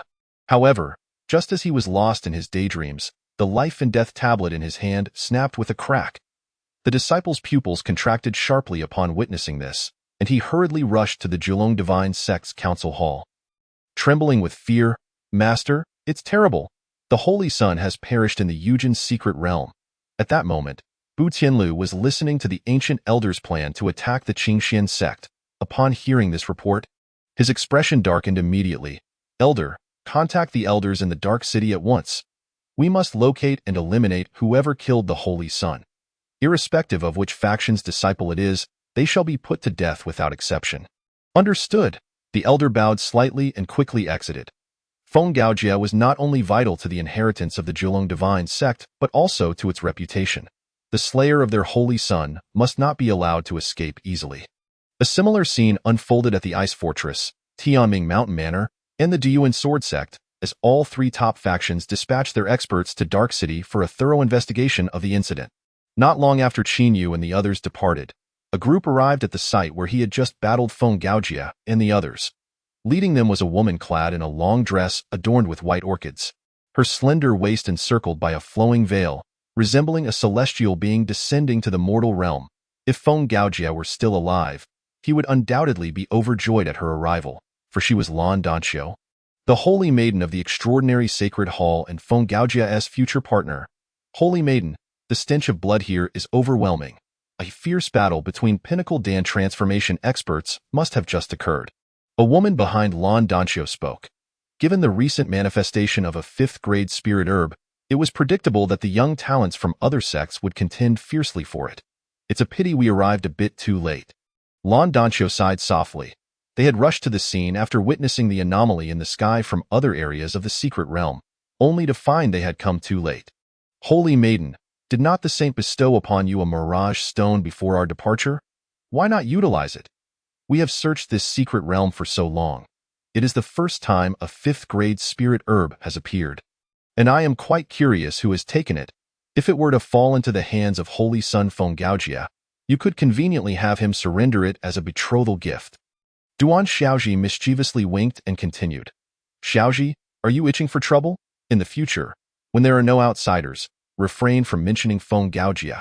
Upon hearing this, Lan Danqiu's face displayed a look of disdain. Alas, holy maiden, but that was the saint's intent. You cannot refuse, Duan Xiaoji sighed. Let us take it one day at a time. I've heard that the Jiulong divine sect is currently gathering forces to attack the Qingxian sect. I truly hope the Qingxian sect can catch the Jiulong divine sect off guard once again. Then perhaps the saint will not compel me to wed Feng Gaojie. Lan Danqiu's face was also filled with helplessness. After saying this, she retrieved the mirage stone from her storage ring.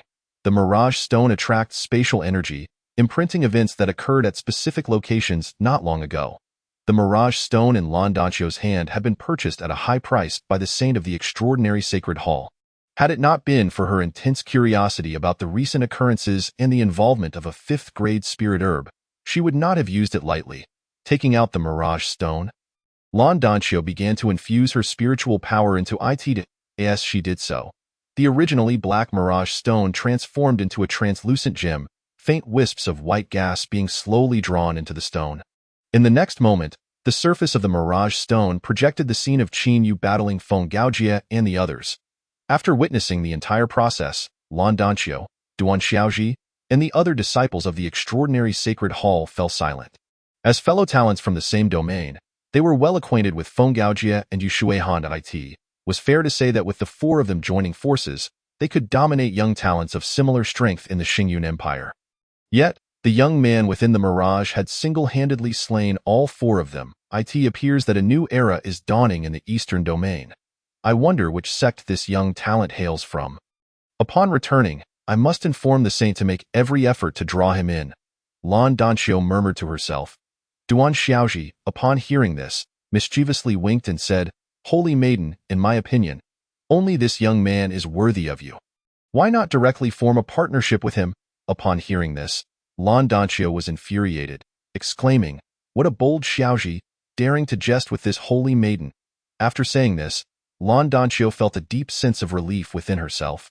Time flew swiftly, and in the blink of an eye, 7 days had passed. During this period, Qin Yu and Rong Hongsheng had been exploring deeper into the secret realm. "Boss, the month-long term of the Yujin secret realm is about to conclude. I have gained so many resources by following you during this time. I truly do not know how to express my gratitude." Rong Hongsheng, twisting his rotund body, trailed closely behind Qin Yu. "Fatty, having reaped the benefits, refrain from pretending to be modest. Once we exit the Yujin secret realm, let us keep in touch more often when time permits." Qin Yu waved his hand. Having Rong Hongsheng accompany him made the otherwise monotonous journey through the secret realm a tad more enjoyable. Boom! At that moment, Qin Yu and Rong Hongsheng heard a thunderous rumble from the heavens above. Looking up, they beheld a blinding golden light illuminating the sky, as if a blazing sun were suspended in the firmament. "Boss, what is happening? Why is there such a glaring sun in the sky of the secret realm?" Rong Hongsheng squinted at the center of the golden light, wincing in pain. "It must be that a great treasure has emerged. Let us hurry and take a look." Qin Yu finished speaking and soared into the air, riding his sword towards the location where the golden light had appeared. Seeing this, Rong Hongsheng did not hesitate and also controlled his flying sword to follow closely behind. Not long after the two departed, they witnessed countless figures rushing chaotically through the sky, all hastening towards the center of the golden radiance. After approximately half an hour, Qin Yu and Rong Hongsheng arrived directly beneath the spot where the golden light was manifesting. At this moment, the area was already filled with hundreds of thousands of prodigies. Chapter 33. Supreme Artifact. The sky above the Yujin secret realm had transformed into a golden ocean, brilliant and resplendent. Such an extraordinary phenomenon had never been seen before. Could it be that the ultimate treasure of the Yujin secret realm was about to reveal itself? I have consulted the Sect's records. Each time the Yujin secret realm opens, a supreme artifact emerges. It appears this is the omen preceding the birth of a supreme artifact. Indeed, a supreme artifact? No wonder so many prodigies perish each time the Yujin secret realm opens. For the sake of a supreme artifact, they would risk everything, even their lives. All the prodigies fixated their gazes on the changes in the heavens, fearing they might miss a moment and lose their chance at the supreme artifact. After hearing the discussions of others, Qin Yu's eyes lit up as he murmured to himself, "My Guhong sword is merely a low-grade artifact. If I could obtain this supreme artifact and allow the system to evolve, wouldn't that elevate the Guhong sword by 2 grades? Master, this item is destined for me. We must find a way to seize it." As soon as Qin Yu's words fell, the Guhong sword emitted a gentle hum, followed by the voice of its spirit, "Lioli, rest assured." Upon hearing this, Qin Yu nodded and began plotting that he would do whatever it took, even if it meant eliminating everyone, to acquire this supreme artifact. Just as Qin Yu finished speaking, a golden vortex appeared at the center of the vast golden light. The moment the vortex formed, a powerful aura of slaughter descended from the sky. Such an intense aura of slaughter had never been encountered before. Everyone, be cautious. A leading prodigy from one sect, sensing the overwhelming killing intent, quickly warned his fellow disciples. Haha, so timid, yet you dare to enter the Eugen's secret realm? I wager that this formidable killing aura conceals a deadly weapon. Upon hearing the words of the prodigy who had just warned his disciples, another could not help but mock him. As soon as this person finished speaking, a golden staircase appeared from the golden vortex in the sky, followed by a second and a third, extending all the way to the heads of the prodigies from the eastern region. This moment, at the entrance of the Eugen's secret realm, in the Dark City, all the major factions waiting there also noticed the anomaly in the sky. Such a spectacle could be seen even from outside the secret realm. One could only wonder which sect's prodigy would be fortunate enough to obtain this supreme artifact.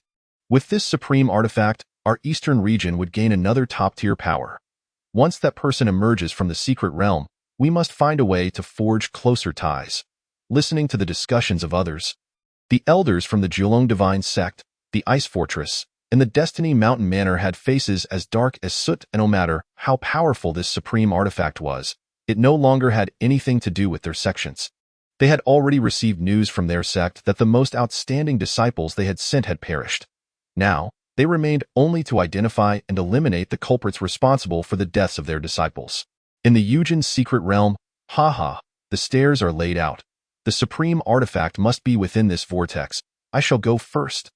The earlier mocker of cowardice, upon seeing the staircase extending overhead, leaped up and stepped onto the golden staircase. After pausing for a few moments on the first step without sensing any abnormalities, he frantically channeled his spiritual power and charged towards the golden vortex at an astonishing speed. However, just after taking a few steps, he felt an endless stream of sword intent surging towards him. As he realized something was amiss and attempted to turn back, the terrifying sword intent sliced his body into countless pieces. Could this be a trap? How terrifying! This person had a cultivation of the 5th level of the transformation of Dan, yet after just ascending a few steps, he was no more. It seems that this supreme artifact is not so easily obtained. Witnessing this scene, many prodigies who had not yet made their move secretly rejoiced that they had not rushed in first. Some prodigies with cultivation below the 5th level of the transformation of Dan even opted to withdraw entirely. Though many had begun to entertain thoughts of retreat, there were still plenty who believed themselves to be the chosen ones, pressing onward towards the staircase. Yet, the outcomes for these individuals mirrored that of the first to ascend. They too were ultimately disintegrated by the endless sword intent, obliterated completely. Boss, I feel a connection to this supreme artifact. I want to try. As more and more people failed, Rong Hongxing also became restless. Hearing this, Qin Yu rolled his eyes. Fatty, there are 99 steps in total. Just a moment ago, several 9th-level transformation of Dan cultivators couldn't withstand even 10 steps. Even with your bulk, do you really think you can last until the end? Cough, cough. I suppose I shall observe a while longer. After receiving Qin Yu's blunt assessment, Rong Hongxing shrank his head, continuously reassuring himself that the gains from this trip had already been substantial, and there was no need to throw his life away for nothing. I'll give it a try. As soon as Rong Hongxing's words fell, yet another prodigy leaped up from the crowd. Hao Zhe, the holy son of the Super Dan Sacred Hall, ranked first among the younger generation of the eastern region. If he could not reach the top, it was likely that no one else could obtain this supreme artifact. I dare to bet that this supreme artifact belongs to Hao Zhe, as the #1 prodigy of the eastern region. He must possess great fortune. This supreme artifact would not choose anyone else. That makes sense. The betting is open. Wager on the holy son Hao Zhe to seize the artifact, with a payout of 5-1. Upon recognizing Hao Zhe, the shrewd began to place their bets. Bored, Rong Hongxing, upon hearing the betting call, instantly perked up. Boss, do you think Hao Zhe can make it? No. While Hao Zhe has reached the pinnacle of the transformation of Dan, scaling to the top seems nearly impossible. Qin Yu decisively shook his head, reasoning that based on the previous prodigies who ascended the steps, despite Hao Zhe's high cultivation, reaching the 99 steps was simply unattainable. With your words, I feel reassured. After Rong Hongxing finished speaking, his figure flickered and vanished from sight.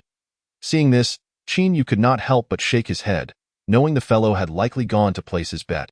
Returning his focus, Qin Yu turned to observe Hao Jia, who was steadily ascending the steps. At that moment, Hao Jia had reached the 15th step, but his speed had become exceedingly slow, and his white robe had been shredded into countless pieces. After gritting his teeth and ascending 5 more steps, Hao Jia finally came to a halt. Hold strong, Holy Sun. Upon witnessing Hao Jia's actions, Lei Mingliang, the young master of the Qingtian alliance who had just been shouting for bets, along with those who had wagered on Hao Jia reaching the top, could not help but cry out as if he had heard everyone's calls. After climbing 3 more steps, Hao Jia suddenly fell from the staircase. Chapter 34. Destined to be unrelated Holy Sun. Seeing Hao Jia plummet from the sky, many disciples of the Super Dan Sacred Hall rushed over. Senior brother, are you all right?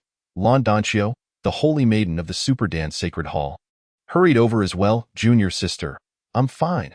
Hao Jia waved his hand, casting a glance at the golden vortex above and saying, Junior sister, it seems this supreme artifact is destined to elude us. Once one ascends those steps, an endless sword intent assaults from all sides. I used my spiritual power to reach the 10th step, and when my energy was nearly depleted, I consumed a 2nd-grade spirit replenishing pill.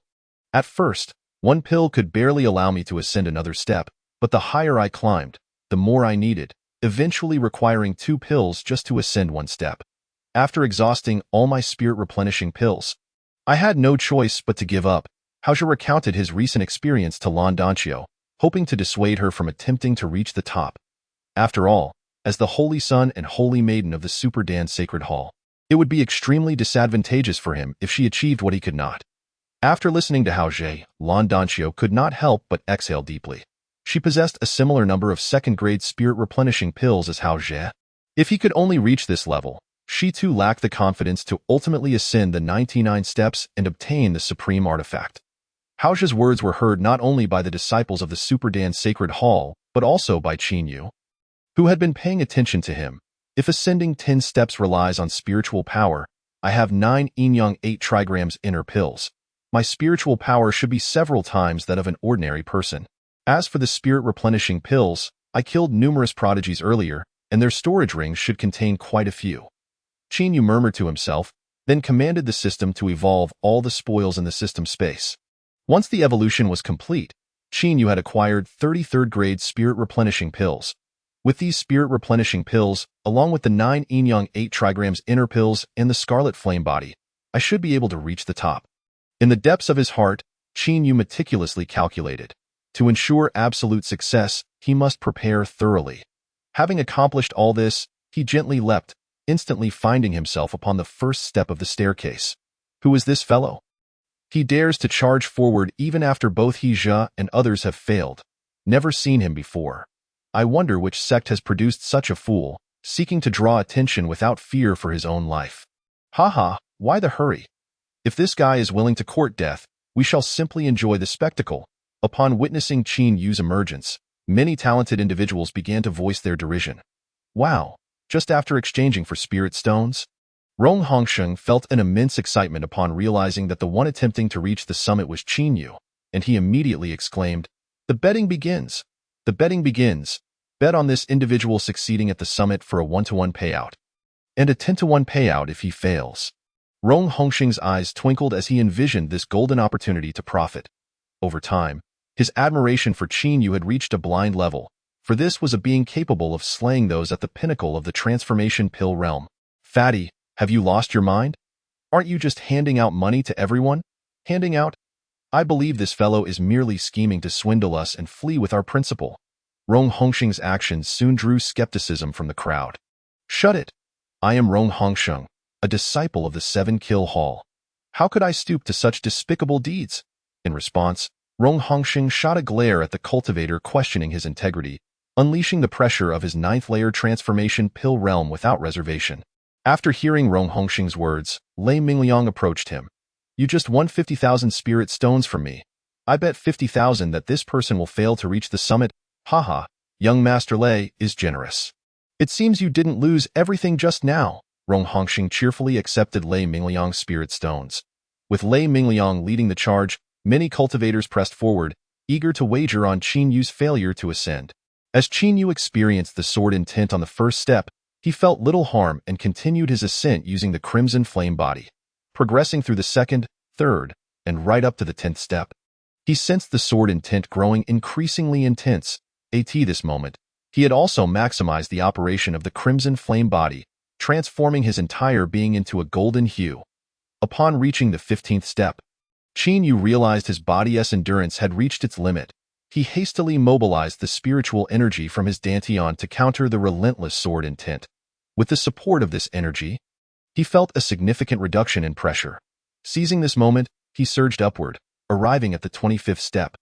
Hiss, who would have thought this guy possesses genuine strength, having ascended more steps than Xixi. So what? There are still over 70 steps left. He will never reach the summit. Even if he cannot reach the summit, he will certainly stand tall among the younger generation of the eastern region. As they observed Qin Yu's performance, a group of prodigies began to speak, some in support, others filled with jealousy.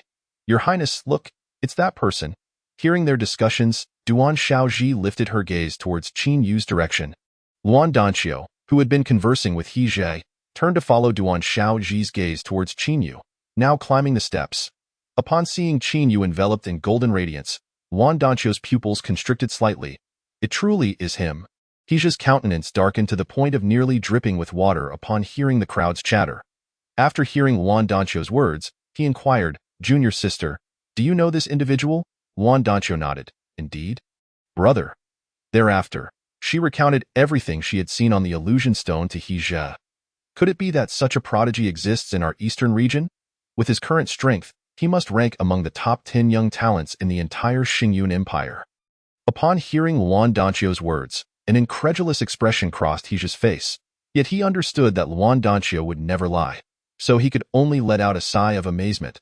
Upon reaching the 25th step, Qin Yu felt the spiritual energy of his first Inyang Bagua inner Dan completely depleted. He promptly began to draw upon the energy of his second Inyang Bagua inner Dan. Thus, he moved intermittently until the energies of all 9 Inyang Bagua inner dawn were exhausted, at which point he had ascended to the 80th step.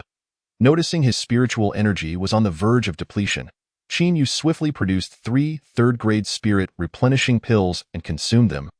The immense energy fully restoring his first Inyang Bagua inner Dan. To his astonishment, after ascending just 2 more steps, the replenished Inyang Bagua inner Dan was once again fully drained. The higher he climbed, the more terrifying the energy consumption became. Could it be that this exceptional artifact was not meant for him? Chapter 35. You are quite impressive. Calculating the remaining spirit replenishing pills left him feeling uncertain. Although he still possessed numerous beast inner dawn, these required refinement before they could be converted into spiritual energy. Given the current circumstances, it was evident that there was insufficient time to refine the beast inner dawn. No matter, I shall take a gamble. Qin Yu's expression hardened as he consumed all 27 remaining third-grade spirit replenishing pills. A vast torrent of spiritual energy surged forth, filling all 9 of his Inyang Bagua inner dawn to the brim. Simultaneously, Qin Yu operated the 10,000 spirits body, the 10,000 spirits technique, and the crimson flame body to their utmost, propelling himself at tremendous speed toward the golden vortex. At this moment, it felt as if time in the entire Yujin secret realm had come to a standstill. All ridicule, jealousy, and various din had vanished entirely, replaced by an atmosphere of solemnity and gravity. Comparing Qin Yu with Xixi, one touted as the strongest of the younger generation in the eastern region, and the other an obscure young man, the former had only ascended 23 steps before falling, while Qin Yu had already reached the 82nd step.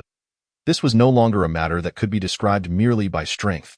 At this moment, in the eyes of the onlookers, Qin Yu had become a divine being, the chasm between them insurmountably vast. Unaware of the shifting sentiments among the gathered prodigies, Qin Yu pressed on and charged to the 98th step before halting once more. All 9 of his Inyang Bagua inner dawn had expended their energy completely. The terrifying sword intent bore down on him, rendering him unable even to lift a foot. Now, within him, only the operation of the 10,000 spirits body and 10,000 spirits technique remained to absorb the spiritual energy within the Yujin secret realm. Yet, even if he stood still, the rate of energy absorption could not keep pace with the rate of depletion. Was he truly to give up? Qin Yu's heart screamed in defiance. Merely 1 step remained before he could enter that golden vortex.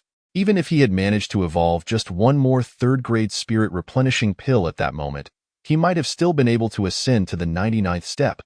but everything had conspired against him. The medicinal materials he scavenged from those prodigies could only yield so many pills. Just as Qin Yu teetered on the brink of despair, he suddenly felt the pressure on his body lighten. Then, the voice of the sword spirit Lieli reached him. "Master, hurry forward. Senior Lieli, let me figure it out on my own. The consumption on your spiritual body is too great." At the instant the voice of the sword spirit Lieli echoed in his mind. Qin Yu understood that she had intervened.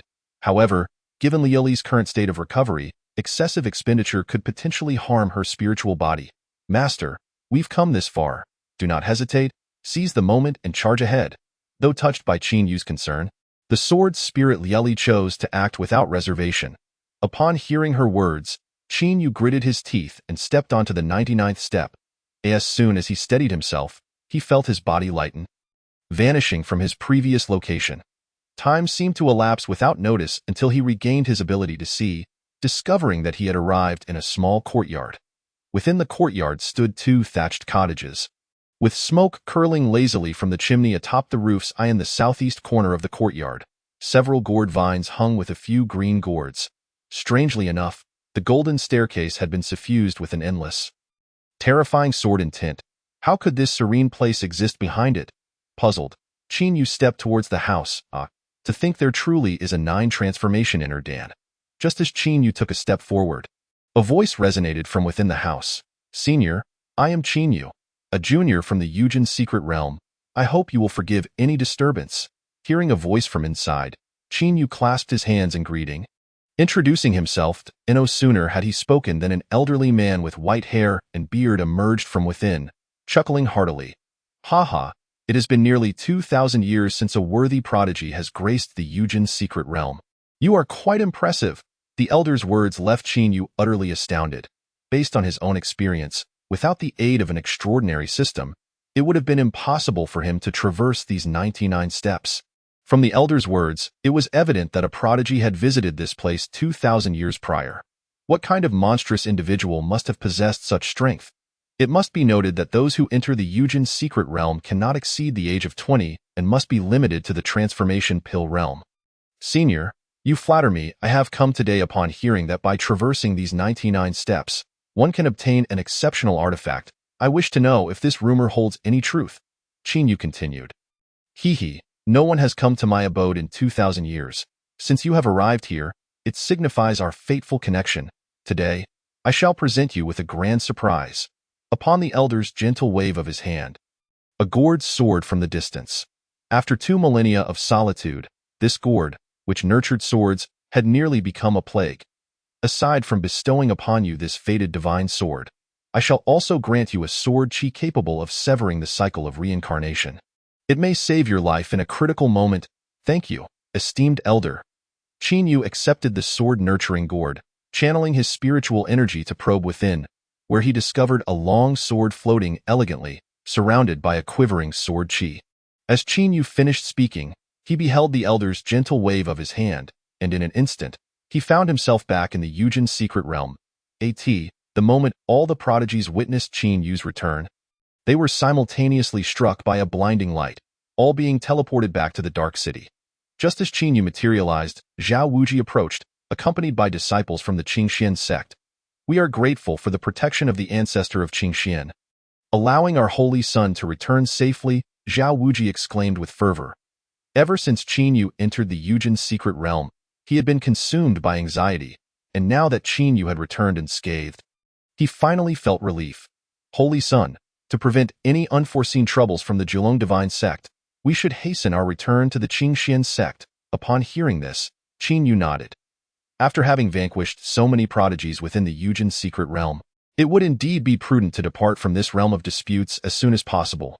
"Boss, are you leaving?" Just as Qin Yu prepared to board the flying vessel to the Qingxian sect, Rong Hongsheng waddled over, his plump form jiggling. Qin Yu replied, "Fatty, the matters here have concluded. I must return to the sect post-haste." Upon hearing Qin Yu's words, Rong Hongsheng produced a storage ring, winking mischievously. "Boss, I gathered quite a number of spirit stones in the Yujin secret realm. Let me share half with you." In dire need of cultivation resources, Qin Yu accepted without hesitation, patting Rong Hongsheng on the shoulder. "Fatty, may we meet again in the martial world. Hearing Qin Yu's assurance of future encounters, Rong Hongxing rejoiced, raising the storage ring. Boss, there are 2 communication devices within. I have completely erased the previous owner's aura, so we can contact each other in the future. As Qin Yu waved goodbye and turned aboard the vessel, he sensed several powerful auras of experts from the realm of life and death sweeping through. Who has slain the holy son of my Jiulong divine sect within the Yujin secret realm? Chapter 36. If that is the case, then let there be battle, and I, the young master of the ice fortress, and I, the young master of the Destiny Mountain Manor, and I, along with the disciples of the Crossing Fate Sword Sect. 4 voices boomed like thunder, causing many lower-level cultivators to tremble with fear.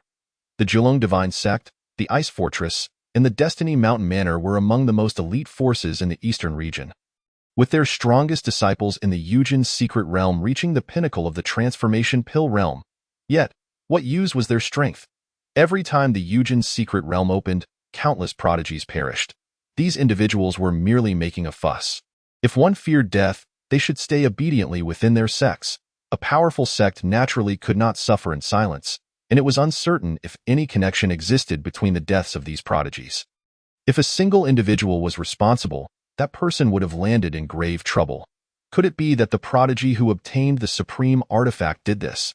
As those 4 voices echoed, a fervent reaction rippled through the gathered prodigies, with some even associating it with Qin Yu. The discussions naturally reached the ears of the 4 sects' powerful figures. After some inquiries, the experts from the 4 sects ascended the flying vessel of the Qingxian sect. Entering the Yujin secret realm was a matter of life and death. Even if our holy son of the Qingxian sect had slain prodigies from your sects, do not expect to bully us. Moreover, the extraordinary sanctuary has long established rules against conflict within the Dark City. Zhao Wuji stepped forward, confronting the 4 formidable beings. The elder leading the Jiulong Divine Sect erupted with fury. What audacity! Our Jiulong Divine Sect has a long-standing grudge with your Qingxian sect. Now that you have slain our holy son, is it not reasonable for me to seek vengeance by killing your holy son? You Qingxian sect have caused our young prodigies grievous losses. Even if it means defying the rules of the extraordinary sanctuary, we must annihilate your sect. At this moment, the elders from the Ice Fortress and Destiny Mountain Manor also expressed their indignation, clamoring for vengeance for their disciples. The 4 major forces stood united, and even the extraordinary sanctuary would have to weigh their strength should they attempt to shield the Qingxian sect.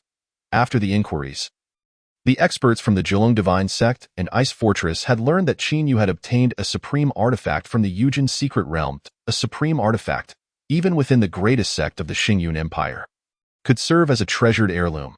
Now that the Qingxian sect possessed it, they naturally sought to plot accordingly. If their own sect could obtain this artifact, it would undoubtedly bolster their strength immensely. Seeing the 4 sects' experts simultaneously turning hostile, Zhao Wuji's expression grew exceedingly complex. Qin Yu's ability to slay prodigies from these 4 forces delighted him, for the stronger Qin Yu became, the greater Zhao Wuji's future prospects would be. Yet, having offended all 4 forces simultaneously made it exceedingly difficult for them to escape unscathed. Unless they had several experts in the realm of life and death on their side, perhaps they could still fight back. If that is the case, then let there be battle. Before Zhao Wuji could speak, Qin Yu stepped forward. Holy son, you are being reckless. They are experts in the realm of life and death. I will find a way to delay them. You should quickly take the other disciples and leave. Zhao Wuji was drenched in cold sweat upon hearing Qin Yu's words.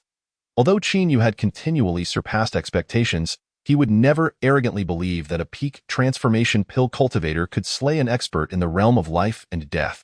That would be an unprecedented feat.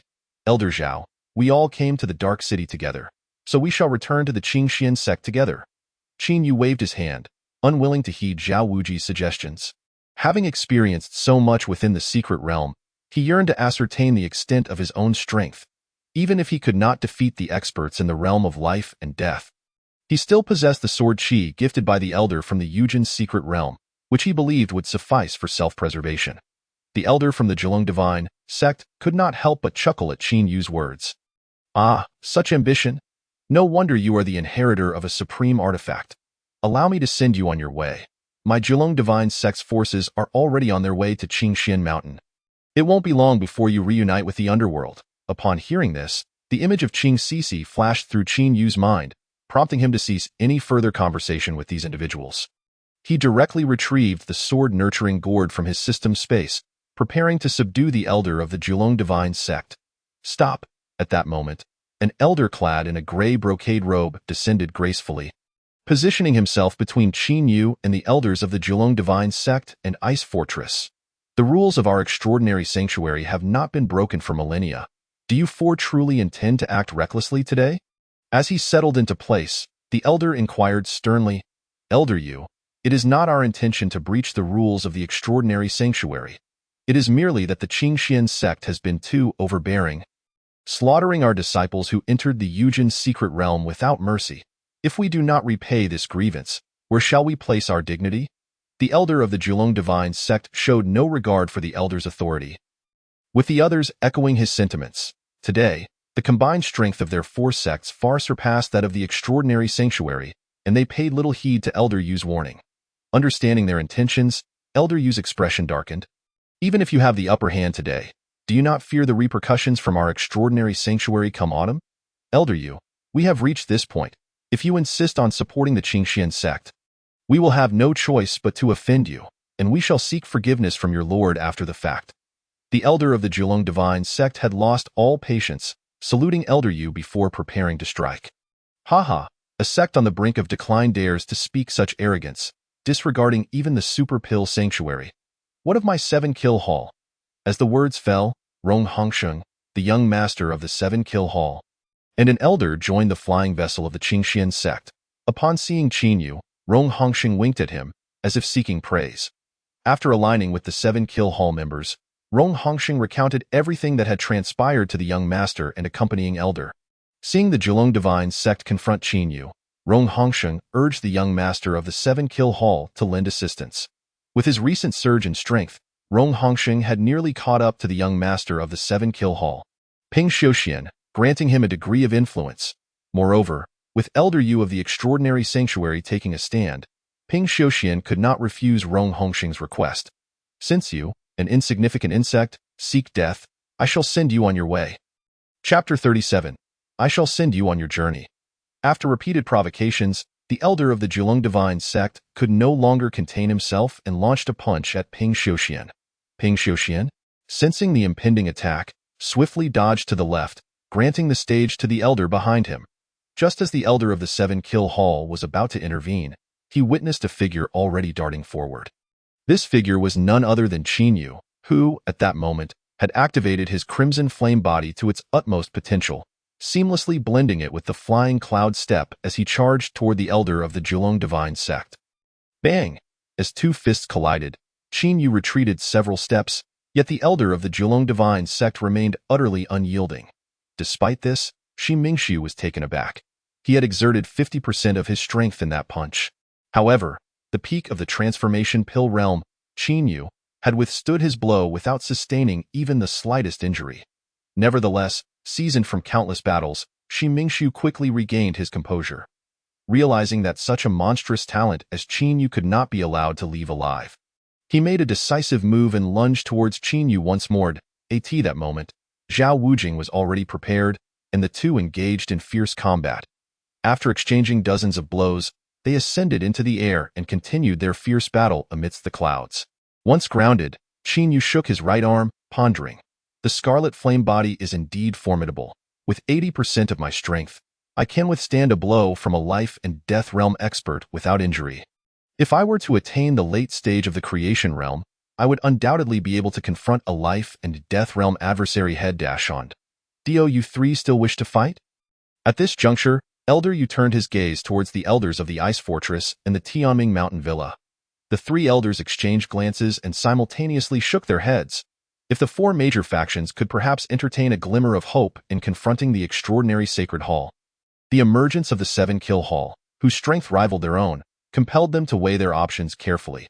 After all, without the consent of their sect leader, it would be exceedingly unwise to provoke two formidable foes without cause. Since you no longer wish to fight, what are you still doing here?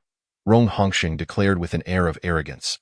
The three elders of the Ice Fortress and Tianming Mountain Villa, hearing this, said nothing further, casting one last deep look at Qinyu before retreating, eye in the skies above. Zhao Wujing and the elder of the Jiulong divine sect were locked in a bitter struggle. Having exhausted all their hidden techniques, neither could claim superiority. Just as they separated to catch their breath, another figure soared into the fray. Elder Zhao, allow me to take over. Let me have a word with him. The newcomer was an elder from the Seven Kill Hall, sent by Ping Xiuxian to assist Zhao Wujing in subduing the elder of the Jiulong divine sect. Thank you, but I am in good condition. It would be prudent for us to jointly eliminate this scoundrel before resting, Zhao Wujing replied, his eyes glinting with ferocity. The Qingxian sect's relationship with the Jiulong divine sect was irreparable. Eliminating a life and death realm expert would certainly alleviate some pressure on their sect. Then let us strike together. The elder from the Seven Kill Hall did not hesitate, and soon the three were engaged in battle.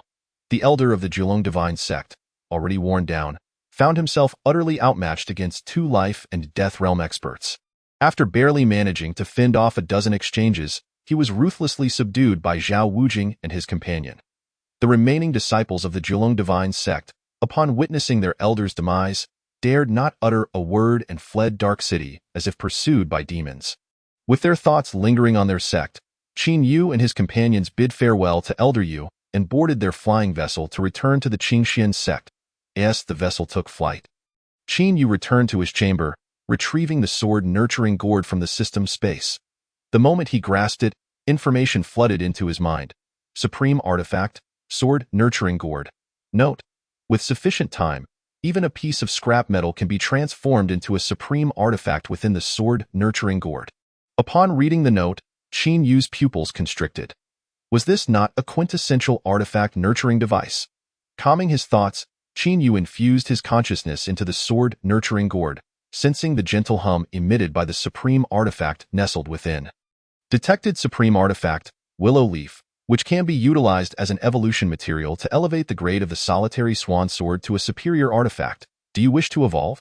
Just as Qin Yu was about to choose evolution, he heard the voice of the sword spirit, Liuli, Master, with this sword-nurturing gourd, I can evolve into a supreme artifact myself. There is no need for you to waste a supreme artifact to enhance my grade. Upon hearing this, Qin Yu nodded. Given the rarity of supreme artifacts, such an evolution would indeed be excessively extravagant. In the future, should he acquire inferior or mid-grade artifacts, he could use them for the evolution of the solitary swan sword at a later time. With that thought in mind, Qin Yu chose to decline the evolution. Subsequently, he perused the skills available for extraction, but after much searching, none caught his discerning eye. Meanwhile, in front of the main hall of the Qingshan sect, Qing Yin summoned all disciples from both the inner and outer sects to gather in the square. After a period of conquest, the Qingxian sect had reclaimed 3/4 of its lost territory. With the number of disciples swelling to 100,000 and the number of inner and outer elders exceeding 100, I have just received news that the Jiulong divine sect has gathered powerful forces to assault our Qingxian sect. However, we are no longer the small sect that could be bullied at will. Qing Yin declared passionately, if the Jiulong divine sect dares to invade, we shall make them pay dearly for their audacity. With fervor, he rallied the spirits of the gathered disciples, declaring, the strength of the Qingxian sect today exceeds that of the past tenfold. Furthermore, I, Qing Yin, have broken through to the 3rd level of the life and death realm, joined by 10 elders who have likewise transcended into the life and death realm. We are more than qualified to stand toe-to-toe with the Jiulong divine sect. As his words resonated, the disciples of the Qingxian sect echoed their agreement with fervor. Boom!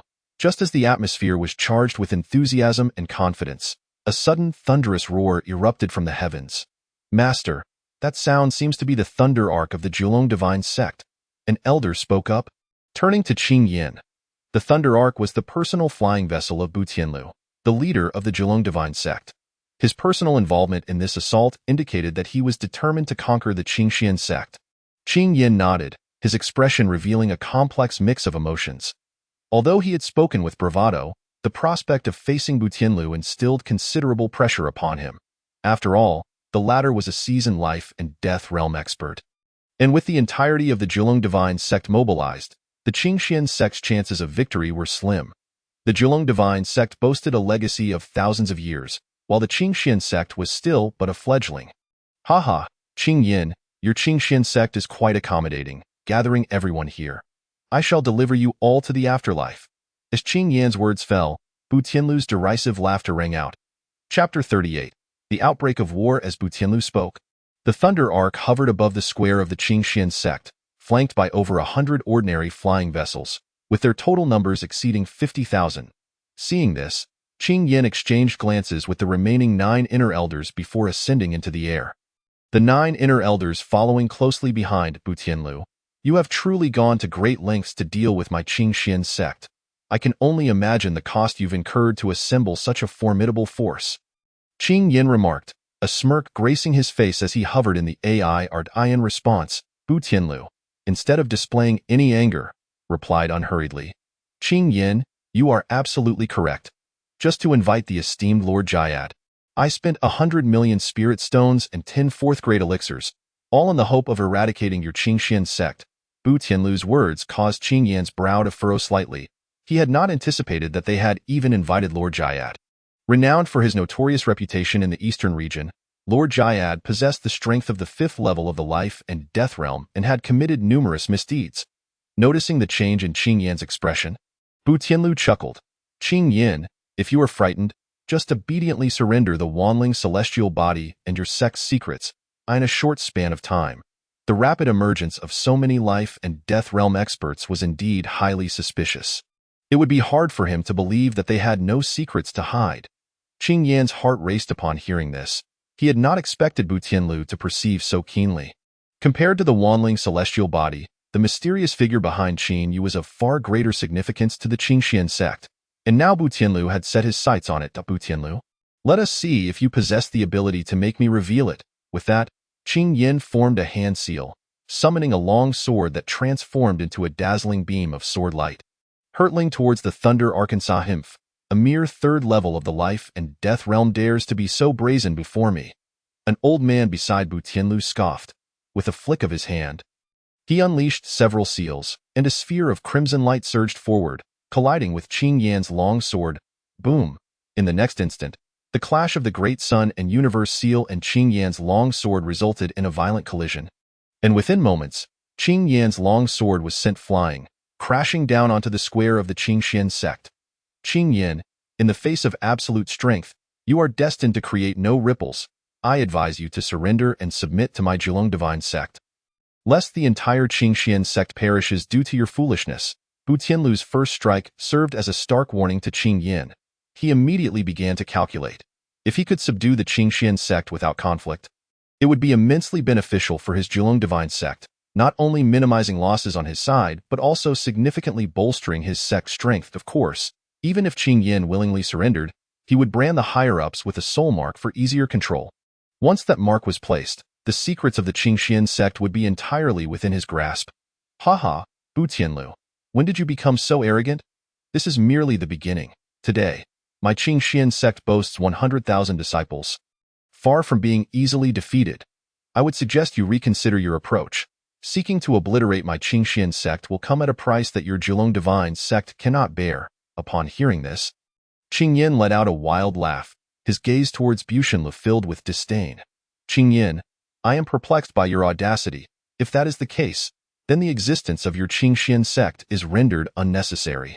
Attack!" With a command from Bu Tianlu, he charged towards Qing Yan first. "With my 10 formidable beings of the life and death realm," Qing Yan roared in fury, engaging in battle with Bu Tianlu. The other elders of the Qingxian sect, upon witnessing this, also joined the fray against the powerful members of the Jiulong divine sect. As the battle commenced, all disciples aboard the Jiulong divine sect's flying vessel leapt onto the plaza of the Qingxian sect, igniting a chaotic melee with their disciples. Xixi, who had initially stood alongside Qing Yan and the others, joined the fray with the outer sect elders against the Jiulong divine sect disciples once the elders of the life and death realm entered the battle. "Sister, be careful." Just as Xixi confronted an enemy of the spirit awakening realm, a familiar voice called out from behind her. After dispatching her opponent with a single stroke, she noticed Lin Dong had also dealt with the Jiulong divine sect disciple attempting to ambush her. "Lin Shidi, thank you." Xixi acknowledged Lin Dong with a nod before continuing her search for new adversaries. Observing Xixi's graceful form, Lin Dong's expression darkened instantly. "This wretched girl, She doesn't even have the slightest interest in casting a glance my way. Does she not know I have already cultivated to the 5th level of the transformation pill realm? Lin Dong seethed within, having absorbed a vast amount of essence during the recent conquests of the Qingxian sect. Elevating his cultivation to the 5th level of the transformation pill realm and becoming an inner sect disciple. You fool. I have long warned you that being a sycophant leads to a grim fate. Once you become powerful enough, when you stand as a hero, you will be able to have any woman you desire, the elder remarked with a sarcastic tone. Die, all of you. Lin Dong, consumed by rage, raised his sword and decapitated a Jiulong divine sect disciple, unleashing a rampage. On the flying vessel of the Qingxian sect, Qin Yu suddenly opened his eyes. On the journey back, he had refined most of the inner cores of the demon beasts. Reaching the 5th level of the creation realm, now, he had 4 demon beast inner cores left. Originally, he could have used these to elevate his cultivation another tier. However, one of the cores was from a Jiulong, which he could evolve into a spirit dragon pill to enhance Xixi's physique. It's been so long since I saw her. I find myself missing her. A smile crept onto Qin Yu's face at the thought of Xixi. System, evolve into a spirit dragon pill. Ha! Command for evolution to spirit dragon pill received. Commencing evolution. As Qin Yu read the system message, the 4 demon beast inner cores in his hand instantly turned to powder. Soon, he felt a violent aura surge through the room, akin to a Jiulong entering the sea.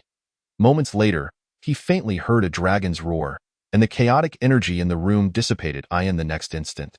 A red pill floated serenely in the air. Just as Qin Yu secured the spirit dragon pill, a knock echoed from outside. Zhao Wuji's voice followed. Saint Sun, I sensed a violent aura emanating from your room. Are you all right? Qin Yu rose and opened the door with a smile. Elder Zhao, I'm fine. How long until we arrive? Saint Sun, we have entered the territory of the Qingxian sect. I and half a stick of incense. We shall reach Qingxian Mountain. As Zhao Wuji spoke, Qin Yu's expression suddenly shifted. The 39th has considered himself the strongest in the world. This is bad. There is a heavy scent of blood in the air. Could it be that the Jiulong divine sect has already attacked? Upon opening the door, Qin Yu detected the faint but unmistakable scent of blood, which his keen senses could not ignore. Zhao Wuji's expression changed as well. He vanished from sight in an instant. Predecessor Sword Spirit, please accompany me into battle. Without hesitation, Qin Yu summoned his solitary sword and sped towards the Qingxian sect in the plaza of the Qingxian sect. Qingyan and the inner sect elders lay defeated on the ground. After engaging with Buxianlu, Qingyan had initially held his own, but with the arrival of the venerable Jyad, they quickly overwhelmed him, leaving him gravely injured and even damaging his dantian. As the highest combatant of the Qingxian sect, Qingyan's defeat heralded a disastrous collapse for the entire sect. The 9 inner sect elders, all severely wounded, were carried to Qingyan's side. Qingyan, quickly reveal the secrets of your Qingxian sect. Buxianlu glared intensely at Qingyan, a triumphant smile playing upon his lips. Buxianlu, you will not coax a single word from me. Despair etched across Qingyan's face, the destruction of his dantian aging him decades in an instant. Ha ha, Qingyan, who would have thought I could reduce you to this state, yet you remain so defiant. You refuse to speak? Then allow me to devise a plan. Bring forth a disciple of the Qingxian sect. A cunning smile spread across Buxianlu's face. Soon, a disciple of the Jiulong divine sect dragged a Qingxian sect disciple forward. Buxianlu raised his hand and struck the disciple's head, causing a gruesome explosion of blood. The Qingxian disciple fell lifelessly, having not even had time to scream. Qingyan, with each breath, I shall slay one of your disciples. You claim to have 100,000 disciples? Let us see how long you can endure. Buxianlu signaled to an elder beside him, who began to execute the Qingxian disciples. Buxianlu, you despicable fiend. As he witnessed his disciples perish, Qingyan gritted his teeth in fury. Ha ha, those who follow me shall prosper. Those who oppose me shall perish. Qingyan, you have lived for centuries, yet you fail to grasp such a simple truth. If you truly cared for your disciples, you would not squander time. As Buxianlu spoke, he unconsciously spread his arms wide, as if claiming dominion over the world. Master, please speak. We do not wish to die, cried the disciples, many of whom had only recently joined the Qingxian sect. Buxianlu, spare us. We were forced to join the Qingxian sect, as more disciples were executed. the newly inducted outer sect members pleaded for mercy. Listening to their desperate cries, Buchenlu's smugness only grew as he approached Qingyan, placing his foot atop the latter's spirit. Qingyan, look at your disciples. They are begging for mercy. Oh, you still intend to guard the secrets of your Qingxian sect? Qingyan's eyes were filled with turmoil, his chest aching profoundly. The greatest secret of the Qingxian sect lay with Qinyu, who was crucial to its future. If the truth were revealed, Qinyu would become a target for countless pursuers. Buchenlu, you wretched cur, come at me if you dare. You cowardly scoundrel, have you crippled my Dantian out of fear that I might one day trample you underfoot? Ah, are you afraid? Buchenlu forced Qingyan into a corner, leaving him no choice but to unleash a tirade of insults to provoke his adversary. Hearing Qingyan's desperate and unrestrained curses, Buchenlu's expression darkened. Qingyan, it seems you truly seek death, if that is your wish. Then perish with that. Buchenlu slowly raised his palm, preparing to deliver the final blow. Just as he was about to strike, two thunderous shouts echoed from the distant sky. Stop! Stop! At the moment Buchenlu was poised to deliver his lethal strike, he halted, intrigued by who dared to interrupt his annihilation of the Qingxian sect. The newcomers were none other than Qinyu and Zhao Wuji. Upon witnessing Buchenlu's intention to harm Qingyan, they swiftly intervened. In mere moments, Qinyu had soared to Qingyan's side, summoning a supreme artifact to thrust at Buchenlu. The artifact radiated a terrifying pressure, causing Buchenlu to leap back cautiously, evading Qinyu's strike. Master, are you all right? Upon landing, Qinyu rushed to Qingyan's side, helping him to his feet. Seeing Qinyu and Zhao Wuji return safely brought a glimmer of hope to Qingyan's eyes, though he quickly shook his head. While it was a joyous occasion for Qinyu to have emerged unscathed from the Yujin's secret realm, the looming threat left him wishing Qinyu had delayed his return. Observing Qingyan's silence, Qinyu entrusted him to Zhao Wuji before moving to support Qin Zhenghua. Father, are you all right? Qin Zhenghua nodded. I am not dead yet, you should not have returned. The Jiulong divine sect has summoned venerable Jiat, a fifth-level being of the life and death realm. Our Qingxian sect has no one capable of defeating him. Qinyu retrieved a demon beast's inner core from the system space and administered it to Qin Zhenghua, simultaneously stating, Father, please rest for a moment. The fifth level of the life and death realm is but a trifle. Today, I shall demonstrate that our Qingxian sect is not so easily trifled with. As the inner core was ingested, Qin Zhenghua's complexion improved considerably, and he hastily began to circulate his techniques to refine the demon beast's inner core. Enough.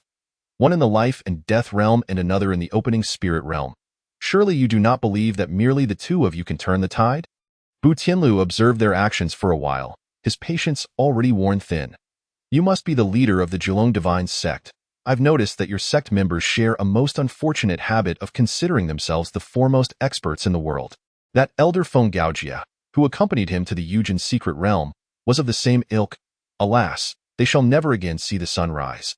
Qinyu advanced step by step towards Bu Tianlu, unleashing the oppressive aura of the fifth level of the transformation realm without reservation. Did you kill the holy son of my Jiulong divine sect? Bu Tianlu inquired in a deep voice. Qinyu nodded, a smile gracing his lips as he replied, Indeed, not only your holy son, but all disciples dispatched by your Jiulong divine sect to the Yujin's secret realm have been slain. Chapter 40. One sword to subdue Bu Tianlu. Very well, then I shall bury your entire Qingxian sect alongside them. Bu Tianlu's brows furrowed in rage, the aura of a life and death realm expert reaching its zenith as he clenched his right fist and hurled it towards Qinyu. Holy son, be careful. Zhao Wuji, witnessing this, frantically summoned his spiritual energy to assist Qinyu in fending off Bu Tianlu's assault. However, in Bu Tianlu's rage-fueled onslaught, even Zhao Wuji's swiftest actions could not avert Qinyu's peril. Qinyu, seeing that he had successfully incited Bu Tianlu's fury, remained utterly composed, a grin spreading across his face as he produced a sword-raising gourd and channeled his spiritual energy to draw forth a sword aura from within. This sword aura can sever the cycle realm, birthed from the hand of that nameless elder. As the sword aura was summoned, a formidable pressure surged forth, causing Bu Tianlu's heart to tremble as he sensed the looming threat of death. How can this fellow, possessing only the strength of the transformation realm, release such terrifying sword energy? Bu Tianlu's heart was shaken to its core. Yet, his offensive could not be retracted. He could only channel all his spiritual energy into his right hand, hoping to shatter Qin Yu's sword aura. Boom! The moment Bu Tianlu's fist collided with Qin Yu's sword aura, a resounding explosion erupted in the next instant. The sword aura's momentum showed no signs of abating, slicing Bu Tianlu's right hand into countless fragments, and then, in the blink of an eye, his entire body was reduced to mere dust. A once mighty figure, Bu Tianlu, one sword, and his soul was obliterated. All present were rendered incredulous by the scene unfolding before them. In an instant, Bu Tianlu was annihilated into a puddle of viscera. The most powerful figure from both factions, Elder Jayad, upon witnessing this, silently mused that matters had taken a dire turn and transformed into a streak of light. Disappearing without a trace, he had been summoned by Bu Tianlu at great cost, and now that Bu Tianlu had met his demise in a single strike, he had already received his due compensation and saw no reason to linger. Other powerful figures who had been summoned to assist by Bu Tianlu, upon seeing Elder Jayad's retreat, lost all desire to remain. The life and death realm experts fled, while those unable to fly controlled their flying vessels to hastily depart. In a fleeting moment, less than half of the Jiulong divine sect's remaining members were left alive. Holy Sun, magnificent, with Bu Tianlu's demise, the disciples of the Xixi sect immediately seized the opportunity, launching a counterattack against the remaining disciples of the Jiulong divine sect. Qin Yu and Zhao Wuji, witnessing this, unleashed their fury, ruthlessly claiming the lives of Jiulong divine sect disciples. After a period of recuperation, the elders, including Qin Zhanghua, joined the fray. Soon, all disciples of the Jiulong divine sect were eradicated. With only a handful of life and death realm elders managing to escape, the rest were eternally left within the Xixi sect. With the Jiulong divine sect thoroughly defeated, the morale of the Xixi sect's disciples surged. Qing Yin ordered the elimination of any wavering disciples and, after instructing the cleanup of the battlefield, was carried to the Alchemy Pavilion. After a thorough examination by Elder Zhang and several vice-elders, Elder Zhang shook his head, declaring, "The sect master's Dantian has been destroyed. It is unlikely he will ever recover." Elder Zhang, is there truly no other solution? Qin Yu inquired. Elder Zhang sighed deeply. There is a method, albeit one that is nearly impossible.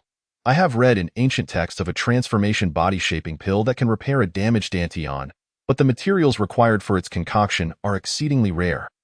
System, what materials are needed to evolve the transformation body-shaping pill?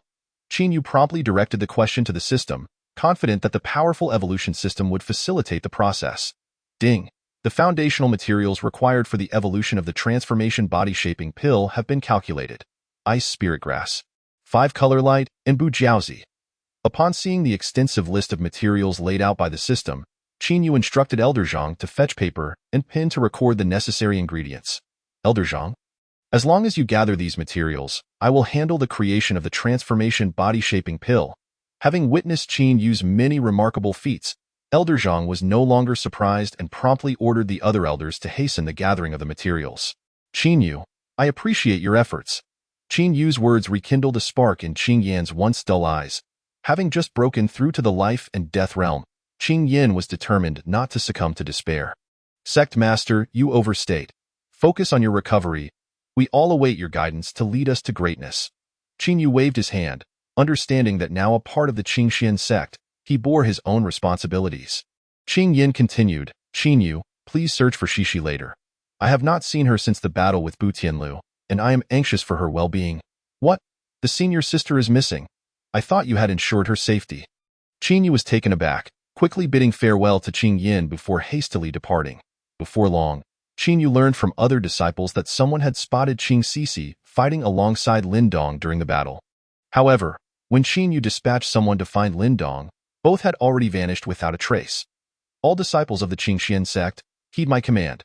Form groups of 4 and search diligently for the whereabouts of Senior Sister and Lin Dong. The first group to locate them will each be rewarded with a 4th-grade pill.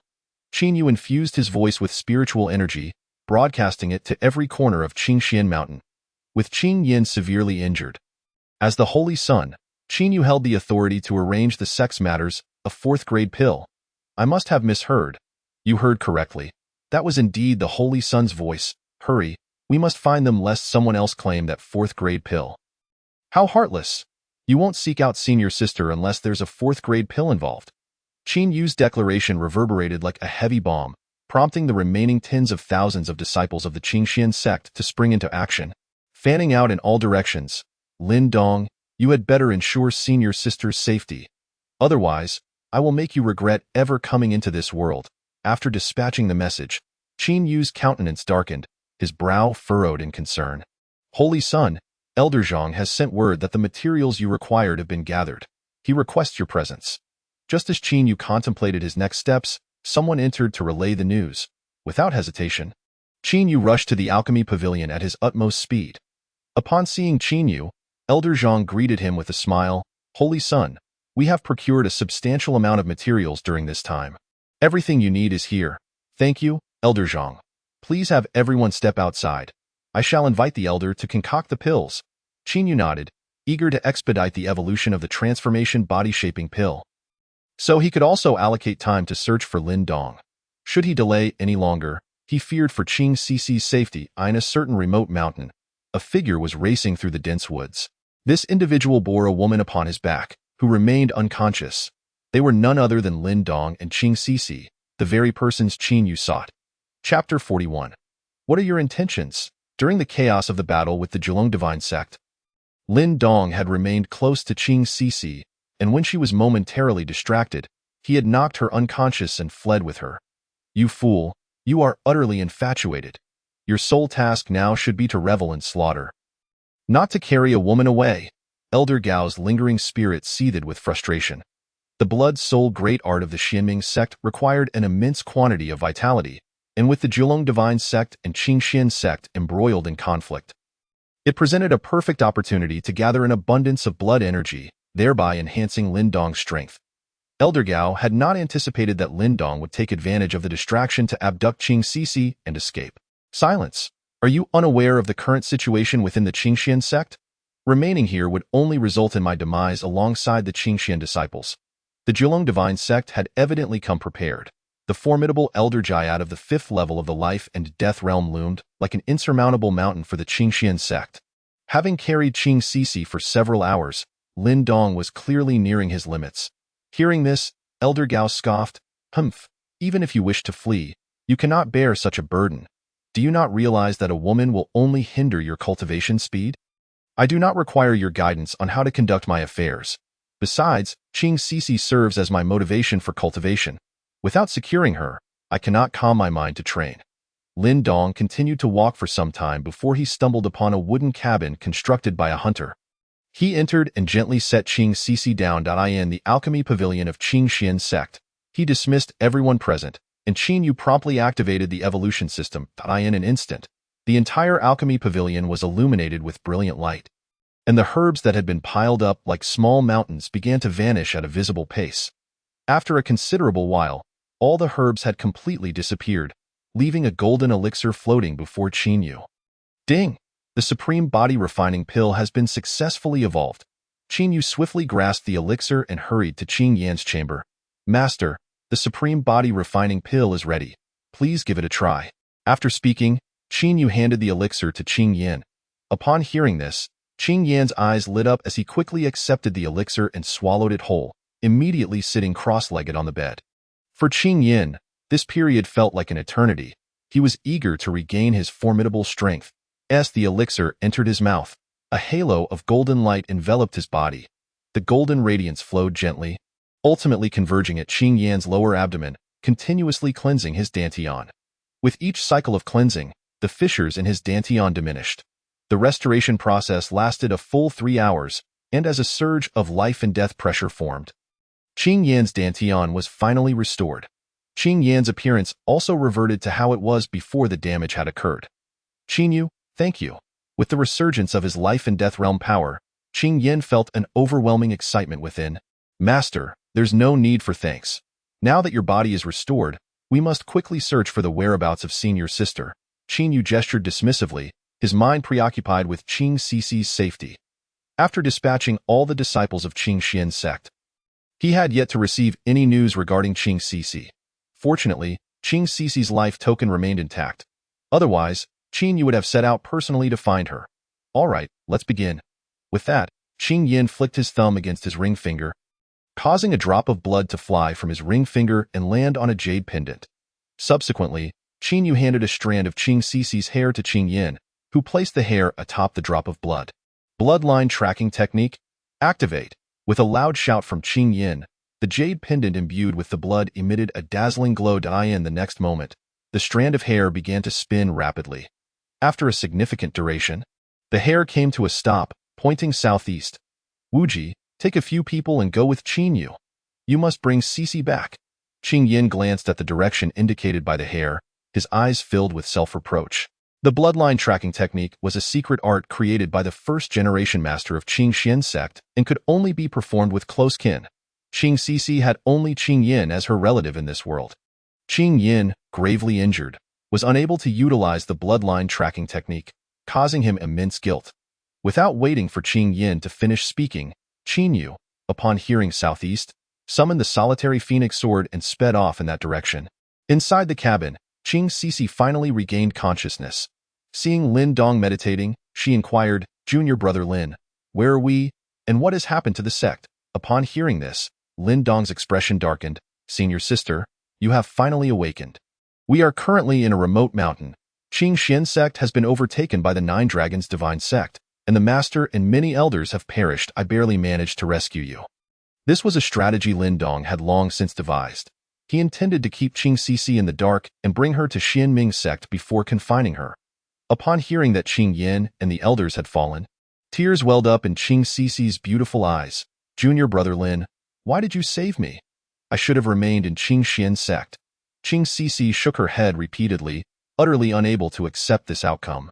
Seeing Qing Xixi's uncontrolled state, Lin Dong comforted her by patting her shoulder. "Senior sister, as long as the Green Mountains remain, we need not fear a lack of firewood. If we work hard to cultivate, we will eventually have the strength to avenge the master and the others." Upon hearing this, Qing Xixi's eyes brightened. After wiping her tears, she said, "Yes, we still have junior brother Qin. As long as he is alive. With his abilities, he will surely avenge our Qing Xian Sect. Junior brother Lin, let us go find junior brother Qin." With that, Qing Xixi attempted to rise, but Lin Dong pressed her down firmly. "Enough, in your heart. There is only your Qin junior brother. Do you have any idea how far I ran with you on my back to ensure your survival? What is so special about that Qin? He is nothing but a useless waste. Why do you all only see him?" The mere mention of Qin Yu ignited Lin Dong's fury. "Junior brother Lin, thank you for saving me, but regardless, I must find junior brother Qin." Upon hearing Lin Dong's insults towards Qin Yu, Qing Xixi's face turned frostier. "You wretch, is it only him you care about? Have you not seen all I have done for you?" Lin Dong gritted his teeth as he roared. "You are simply unreasonable," Qing Xixi retorted, striding towards the cabin's exit. "Wretch, I went through great lengths to bring you out. Leaving now will not be so simple." As he spoke, Lin Dong's eyes turned crimson, a sinister smile spreading across his face. "Lin Dong, what do you intend to do?" Seeing the malevolent grin on Lin Dong's face, Qing Xixi instinctively tried to flee, only to be yanked back by him. Lin Dong laughed. "What do you think? You look down on me so much. Today I will show you that I, Lin Dong, am a true man. Once you become my woman, let's see if you will still think about your Qin junior brother." Chapter 42. The Stunning Phoenix Life-Extending Array. "Lin Dong, you shall not succeed. Even in death, I will not let you have your way," Qing Xixi declared resolutely, having already resolved in her heart that if Lin Dong dared to harm her, she would trigger her spiritual energy to self-destruct.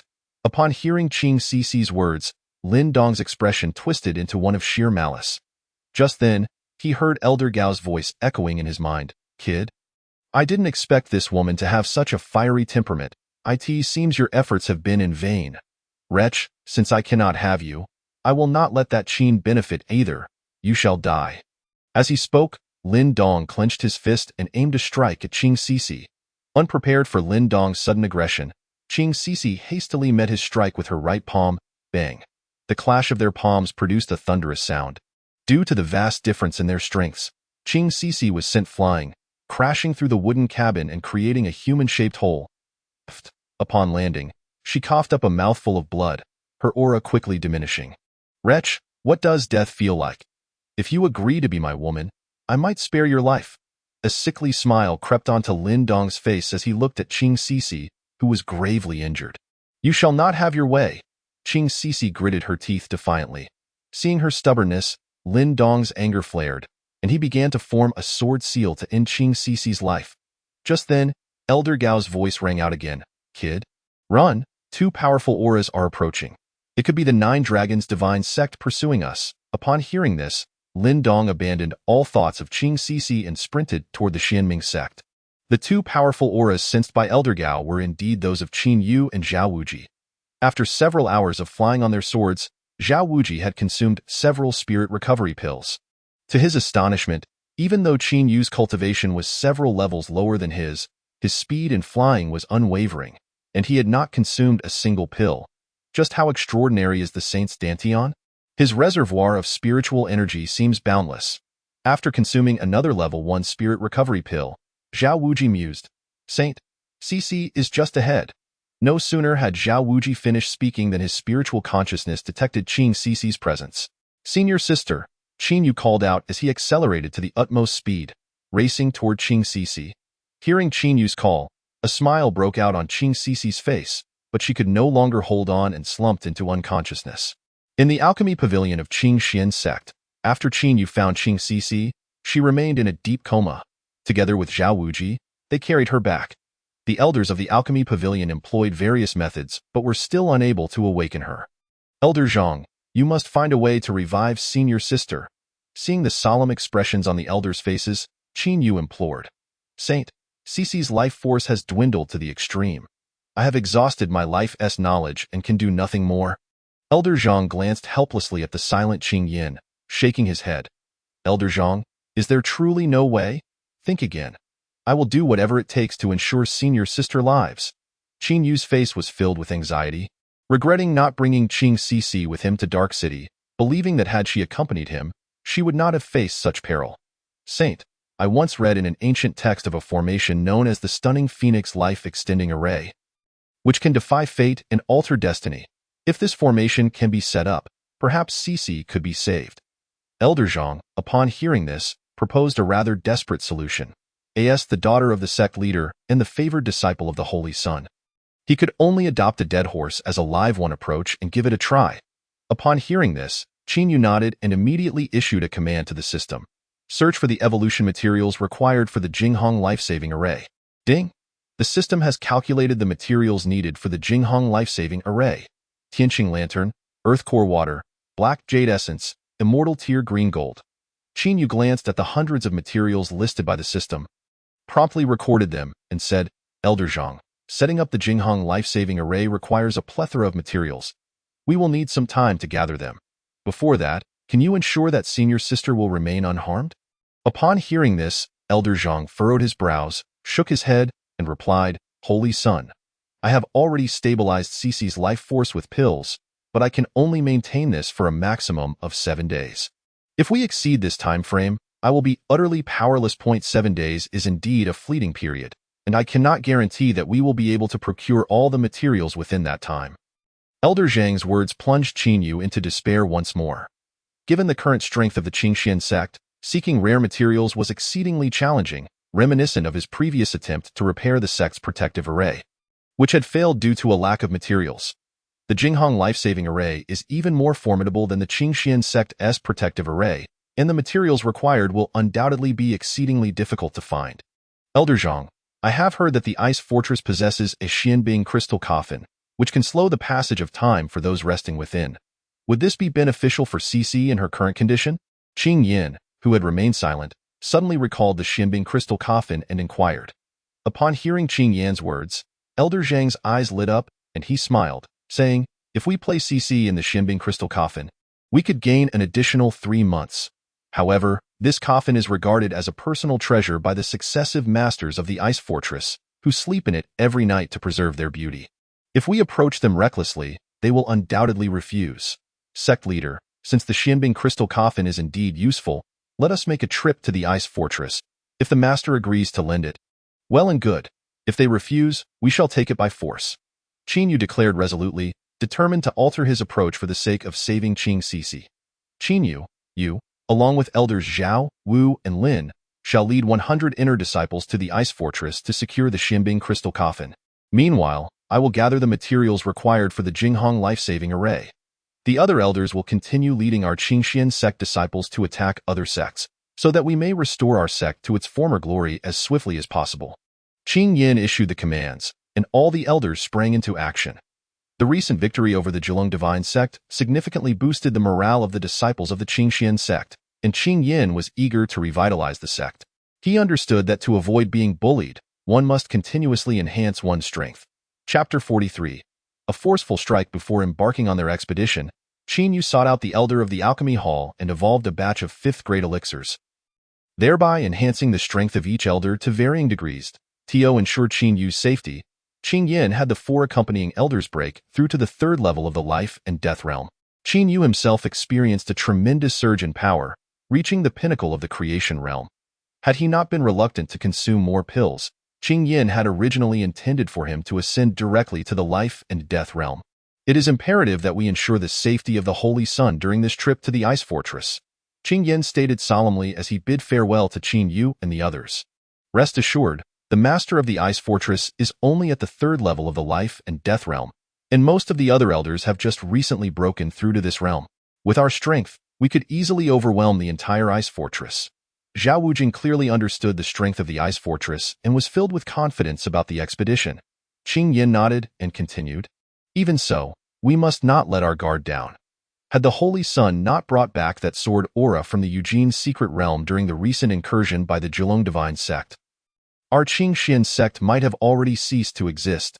Sect leader, please rest assured. I will not allow even the slightest harm to come to the Holy Sun, even if it costs me my life." Very well, let us prepare to depart. The ice fortress is situated amidst the vast glaciers in the northeastern region of the Qingxian sect. The harsh conditions of the glaciers are regarded as a desolate and frigid land by all powers. It is said that the first master of the ice fortress, through fortunate circumstances, acquired a legacy within the glaciers, leading to a meteoric rise in cultivation, which was then passed down through generations in this icy realm. After millennia of development, the ice fortress has evolved into a premier power in the eastern domain. After a day of arduous travel, Qin Yu and his companions finally arrived at the site of the ice fortress. Gazing at the boundless sea of ice before them, Qin Yu couldn't help but admire the disciples of the ice fortress. Only those with extraordinary willpower could endure life in such a frigid environment. Upon spotting the Qingxian sect's flying vessel, an ice fortress disciple called out, "Who approaches? What brings you to our ice fortress?" Zhao Wujing responded loudly, "Go and inform your master that Zhao Wujing from the Qingxian sect has come to visit." The ice fortress disciple's expression changed slightly upon hearing this, and he hurriedly retreated inside. Aware of the disciple's demeanor, Zhao Wujing understood that their request for the Xianbing crystal coffin would not be easily granted, and he communicated this to the 3 accompanying elders. Before long, powerful auras surged forth from the main hall of the ice fortress. Upon seeing Zhao Wujing and the others, Lu Deming, with a stern expression, said, "Zhao Wujing, my ice fortress has not sought trouble with your Qingxian sect, so why have you come here with such a grand display?" After returning to the sect, Lu Deming reported the events that transpired in the Eugene secret realm in detail. Initially, the master of the ice fortress intended to coordinate with several other sects to retaliate against the Qingxian sect. However, upon learning of the Qingxian sect's resounding defeat of the Jiulong divine sect, including the killing of Bu Tianlu, the ice fortress's master decided to halt any plans for retribution.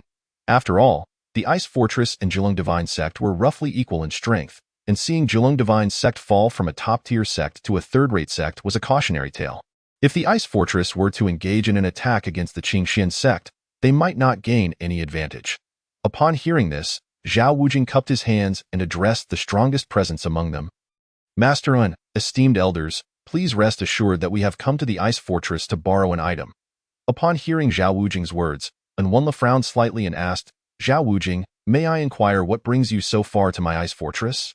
From Lu Deming's prior reports, Zhao Wujing had only reached the 1st level of the life and death realm while in the Dark City.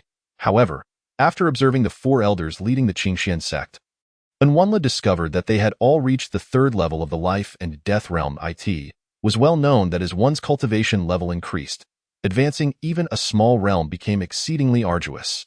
Unwanla was astonished at how Zhao Wujing had managed to ascend 2 levels in such a short period. the strongest combatant of the ice fortress, Enwunla himself was only at the third level of the life and death realm. While Enwunla pondered this, Zhao Wujing spoke up again. Master An, I wish to borrow your esteemed sect's Xianbing crystal coffin. That is out of the question. The Xianbing crystal coffin is the treasure of our ice fortress. How could we possibly lend it out? Zhao Wujing's request was immediately rebuffed by Lu Deming. At this, Zhao Wujing frowned slightly. He detested being interrupted during negotiations, yet adhering to a strategy of first courtesy. Then force, he maintained his composure and said, Master An, I assure you that if we borrow the Xianbing crystal coffin, it will only be for a maximum of 3 months. We will return it in pristine condition. Before Enwunla could respond, Lu Deming interjected, Master, you must not heed Zhao Wujing's words. The Qingxian sect's power is growing stronger by the day. Once the Xianbing crystal coffin is lent out, it is unlikely we will ever see it again. Enough! Frustrated by Lu Deming's repeated interruptions during his conversation with Enwunla, Zhao Wujing bellowed, then struck out with his palm towards Lu Deming.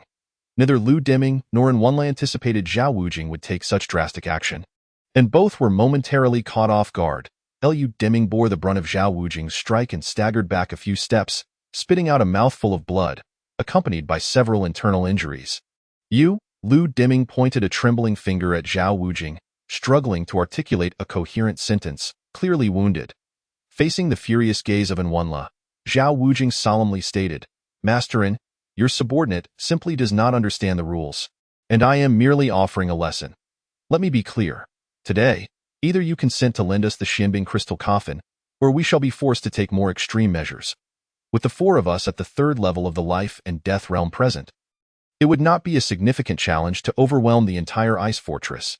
To save time, Zhao Wujing resorted to both soft and hard tactics, believing that Enwunla, not being foolish, would readily acquiesce to his demands. Upon hearing this, Enwunla casually glanced at Lu Deming, clearly dissatisfied with his subordinate's behavior. Elder Zhao, your words are rather weighty. The Xianbing crystal coffin is not entirely unlendable. However, it is crafted from ancient ice and will lose much of its efficacy if removed from the ice fortress, leading to irreversible damage. After weighing the pros and cons, Enwunla finally spoke up. Zhao Wujing could discern no hint of insincerity in Enwunla's words, and for a moment, he found himself perplexed. Saint Sun, what do you think we should do? Upon hearing this, Qin Yu turned to Enwunla and smiled, saying, And sect leader, I am the Saint Sun of the Qingxian sect. The purpose of borrowing your sect's Xianbing crystal coffin is to save my senior sister. Chapter 44. Let this white glacier be stained with blood. Since the Xianbing crystal coffin cannot leave the ice fortress, how about we have my senior sister brought to the ice fortress to stay for a while? What do you think? Qin Yu continued, Of course, we shall not use the Xianbing crystal coffin without recompense. After its use, we will offer 2 5th-grade elixirs as a token of gratitude. Qin Yu articulated his thoughts with commendable poise. And if the other party still refused, he would have no choice but to make the ice fortress an auxiliary sect of the Qingxian sect. Enwunla's eyes lit up at Qin Yu's words.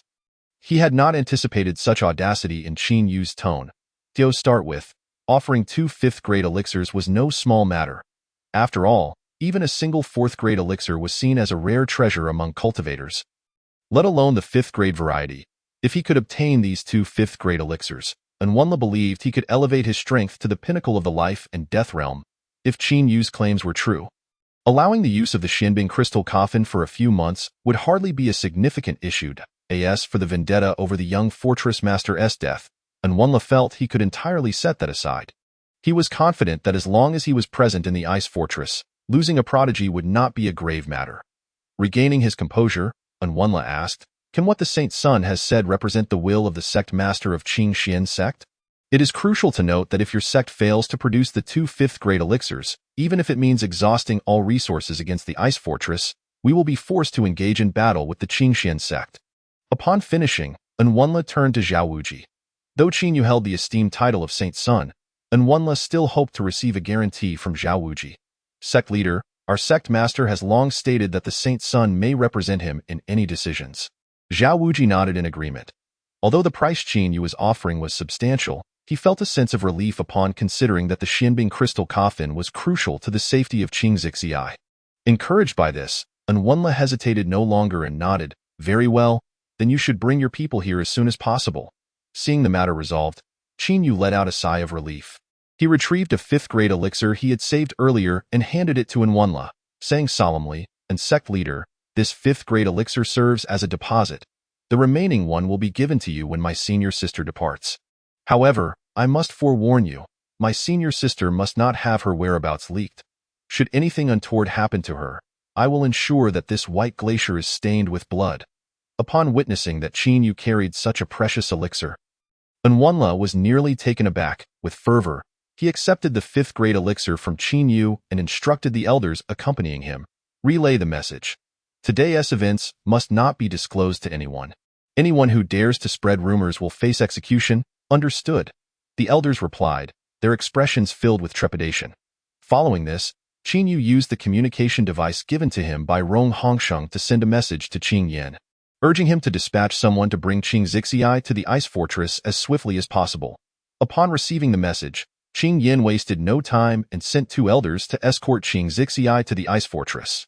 After obtaining the fifth-grade elixir from Yu, Enwunla entered seclusion, while the first elder of the ice fortress, Deng Haoguang, took charge of receiving Yu and his companions. With Deng Haoguang's assistance, they swiftly placed Xixi into the Xianbing crystal coffin, crafted from 10,000-year-old Xianbing. The moment Xixi lay within, her entire body became encrusted with ice crystals. "Senior sister, rest easy here.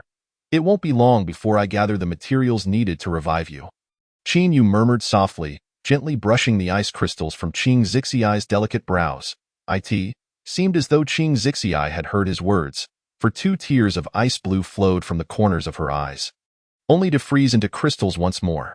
Taking a deep breath, Yu turned to Zhao Wuji and said, "Elder Zhao, you and Elder Wu must ensure my senior sister's safety here. I, along with Elder Wang and the others, will return to the sect for the time being. Regardless of whether I can gather the materials, I will return to the ice fortress in 3 months." Zhao Wuji had initially intended to leave with Yu, but upon seeing the furrowed brow of Yu, he changed his mind, saying, "Rest assured, Saint Sun. With the 4 of us here, we will protect Xixi's safety." Subsequently, Yu boarded the flying vessel back to the Qingxian sect. As soon as he entered his chamber, he heard the system's notification sound. "Ding! Congratulations on assisting the Qingyun sect in revitalizing the Qingxian sect and restoring its former glory. Reward: Forbidden Body, semi-finished. Sword Path Affinity Talent. Would you like to claim your reward?" Without hesitation, Yu selected claim.in. The next moment, an overwhelming surge of information flooded into his mind. After processing this knowledge, Yu felt his understanding of the sword path significantly deepening. What is the purpose of the Forbidden Body, semi-finished? Yu pondered, questioning his curiosity. The Forbidden Body was hailed as the most formidable physique. Should he upgrade his wanling heavenly body to the Forbidden Body? He was confident his strength would ascend to new heights. The Forbidden Body, semi-finished, was an essential component for evolving into the Forbidden Body. To successfully complete this evolution, the assistance of life liquid was required. After reviewing the system's explanation, Yu understood the situation clearly. Before long, Yu returned to the territory of the Qingxian sect. He discovered that the entire Qingxian Dao domain was bustling with activity. Teeming with people, the Qingxian sect's plaza was hosting a selection event for inner sect disciples. After disembarking from the flying vessel, Yu made a beeline for the Qingxian sect's assembly hall. Qing Yin was issuing commands to various elders, organizing the internal affairs of the sect, while also keeping an eye on the progress of gathering array materials. "Sect Master, how is the search for materials coming along?" Qing Yu inquired directly. Upon seeing Qing Yu's safe return, Qing Yan's face broke into a smile. "Saint Sun, our Qingxian sect has now become one of the top sects in the eastern region. I have publicly announced our need for materials, and we are currently only missing 3 items: the Tianqing Lantern, the Earth Core Water, and the Immortal Tears Green Gold. I have issued high-priced bounties to search for these 3 materials across the entire Xingyun Empire." Listening to Qing Yan's words, Qing Yu felt a sense of relief. With the Qingxian sect's enhanced strength, seeking materials would become considerably easier. In the following days, Qing Yu assisted Qing Yin in handling various sect affairs. Due to the Qingxian sect's demonstrated might, numerous factions in the eastern region sent lavish gifts to congratulate them. Some smaller sects even chose to offer their long-accumulated resources and pledge their allegiance to the Qingxian sect. In no time, the treasury of the Qingxian sect was once again filled to the brim. After a meticulous tally by Qing Yan's emissaries, They found they had even gathered enough materials to restore the mountain-protecting formation. Yet they still lacked the Tianqing lantern, earth core water, and immortal tears green gold. Moreover, the disciples sent out to search for these 3 items had brought no news back to the sect. Observing Qin Yu's furrowed brows, Qing Yin comforted him with a reassuring pat on the shoulder, saying, "Do not worry. News will surely come." As soon as Qing Yan's words fell, a buzzing sound echoed in Qin Yu's mind. Chapter 45. Is a 5th-grade alchemist truly impressive? This was the unique sound of the communication device. Qin Yu quickly retrieved it from the system space. To his surprise, it was a message from Rong Hongsheng. "Boss, I heard you were searching for the Tianqing lantern, earth core water, and immortal tears green gold. I've learned that the Long family, renowned alchemical family in the western region, is hosting an alchemy competition where one of the prizes is the immortal tears green gold. I wonder if it's the very item you're seeking." Upon reading Rong Hongsheng's message, Qin Yu felt a surge of excitement. Regardless of whether the prize from the Long family was the immortal tears green gold he sought, he felt compelled to check it out. After inserting spirit stones into the communication device, Qin Yu replied, "Whether or not it's the same item, I will be heading to the western region. Before long?" Rong Hongsheng responded again, "Boss, the alchemy competition is still 7 days away. Let me tag along to the western region for some fun." At that moment, Rong Hongsheng's face was alight with excitement as he gazed at the communication device. Knowing that the 7-kill hall was relatively close to the western region, he had informed Qin Yu the moment he caught wind of the news. This was also a perfect opportunity for him to benefit from Qin Yu's endeavors, especially since he had reaped great rewards during the last excursion to the Eugene's secret realm, thanks to Qin Yu's assistance. "Suit yourself. I am setting off shortly. Wait for me at the 7-kill hall." Qin Yu replied before informing Qing Yin of the situation. Qing Yin, without hesitation, handed Qin Yu a storage ring filled with spirit stones, stating, "All the Sect's spirit stones are in here. This time, Elder Wei Kaijun will accompany you to the western region." Qin Yu nodded, accepted the storage ring, and placed it into the system space. He then added, "Sect Master, since we have gathered the materials to restore the mountain-protecting formation, I should have that senior restore it before I leave. This will provide an additional layer of security for the sect."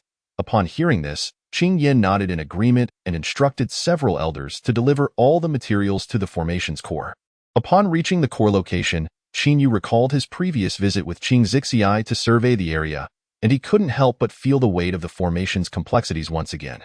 After a prolonged moment of contemplation, Qin Yu refocused his thoughts and issued a command to the system, evolve the mountain-protecting formation, Ding. As the materials required for the evolution formation were being inspected, it was determined that everything was in place, and the evolution commenced in the next moment. A dazzling array of colors erupted from the formation's core, soaring towards the heavens. Qin Yu observed in astonishment as the previously prepared materials swiftly vanished. Once all the materials had disappeared, the center of the formation was engulfed in a whirlwind, swirling the vibrant light into a vortex that sank into the earth. Subsequently, a shimmering, colorful barrier illuminated the skies above Qingxian Mountain. Ding!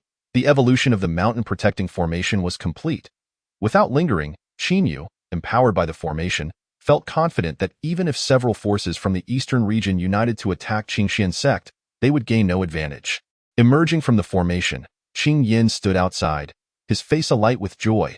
Upon seeing Qin Yu, he exclaimed, "Holy Sun! With this mountain-protecting formation, the strength of our Qingxian Sect has ascended to new heights." Thereafter, Qin Yu, accompanied by Wei Kaijun and 100 elite disciples, set forth as he had previously promised Rong Hongsheng. Qin Yu made a brief visit to the 7 Kills Hall to collect him. "Boss, I've missed you so much." The moment they met, Rong Hongsheng rushed forward and enveloped Qin Yu in a hearty embrace. To Qin Yu's surprise, Rong Hongsheng had already broken through to the first level of the creation realm, becoming one of the holy sons meticulously nurtured by the 7 Kills Hall. Consequently, the hall's master had dispatched an elder of the life and death realm to safeguard Rong Hongsheng. "You gluttonous fool. I can't believe you've gotten even fatter in such a short time," Qin Yu remarked disdainfully, shoving Rong Hongsheng away before retreating into his own chamber. "Hey, boss, don't leave. I've just broken through to the creation realm.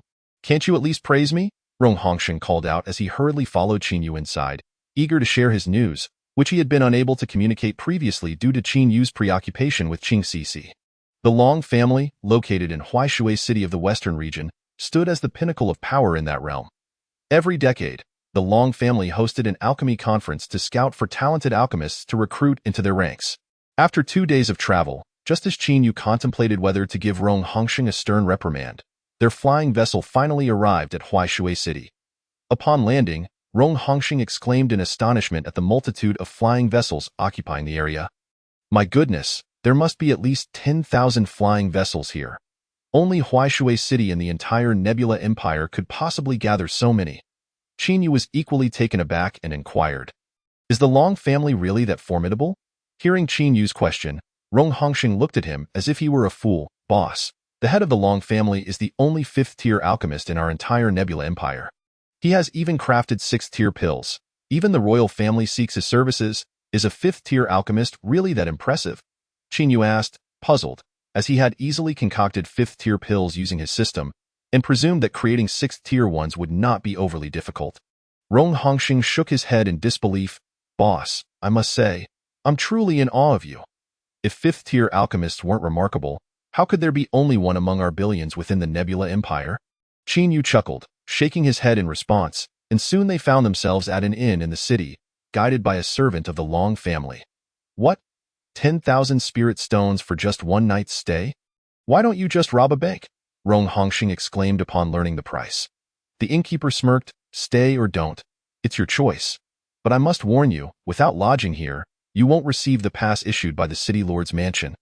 And without that, you cannot participate in tonight's auction, nor in the alchemy conference hosted by the Long family."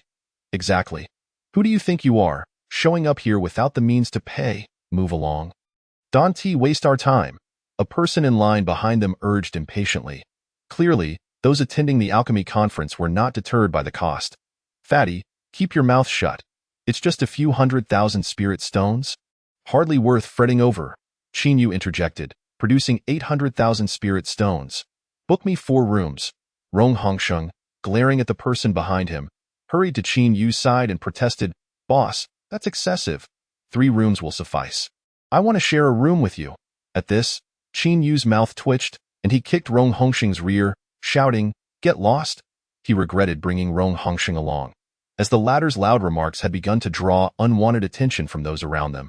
Chapter 46. Did you not know that you can fast after reaching the Dan transformation realm? After finding their rooms, Rong Hongxing dragged Qin Yu to the inn's dining area for a lavish complimentary feast. "Boss, putting aside the high price, the flavor of the red fire chicken, made from the spirit herbs of the western region, is truly extraordinary." Observing Rong Hongxing's contented expression, Qin Yu curiously remarked, "Fatty, look at you. You've become a ball, yet you still eat so much. Don't you know that once you break through to the Dan transformation realm, you can fast?" "Boss, to be honest, I've always loved food. My family couldn't support my appetite. So they sent me to the 7 Kills Hall. As a cultivator, I believe in indulging my desires. My cultivation is for the purpose of savoring the exquisite delicacies of the world," Rong Hongxing replied, patting his round belly without a care. "Ha, that's a valid point." Qin Yu commended, giving him a thumbs up, recognizing that remaining true to one's aspirations is also a path in cultivation. "Boss, I've heard that tonight's auction will feature many rare treasures. Shall we go take a look?" Rong Hongxing suggested eagerly. "Well, since we have nothing better to do, why not?" Qin Yu acquiesced with a nod. As evening fell, the 4 of them arrived before a magnificent, resplendent building. Numerous cultivators were already lined up outside. "This is utterly ridiculous. Is this auction event a market for vegetables?" Rong Hongxing could not help but complain upon witnessing the long queues. "Fatty, considering your size, you should tread carefully here. If the guards from the city lord's mansion overhear your disrespectful comments, they might just eliminate you on the spot," a man in line advised kindly. "If you have 10 billion spirit stones, you can enter through that passage. Otherwise, you'll have to wait in line," the individual continued. Rong Hongxing's mouth twitched at the remark, while Qin Yu burst into laughter, as it was rare to encounter someone of such stature among cultivators. Following the man's advice, Qin Yu led Rong Hongxing through a different passage. Qing Yin had recently amassed nearly 10 billion spirit stones and handed them over to Qin Yu, so the 10 billion spirit stones were no challenge. After verification by the auction staff, they quickly gained entry to the main hall. The hall was brightly lit, bustling with crowds, and filled with lively chatter.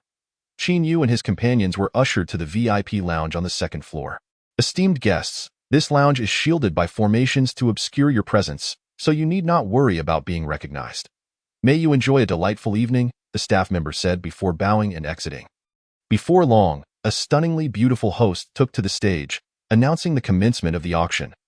The first item for bid, the 7-colored Phoenix blood crystal, known to enhance cultivation, is comparable to a third-tier pill. Starting at 10 million spirit stones. Please place your bids. As the host's words echoed through the hall, excitement rippled through the crowd. True to Huaishui City, the first item is already on par with a third-tier pill. Of course, this auction is a collaboration between the City Lord's mansion and the Long family. The quality of the items is guaranteed. Alas, it's a pity. The pricing makes it impossible for us impoverished cultivators to partake.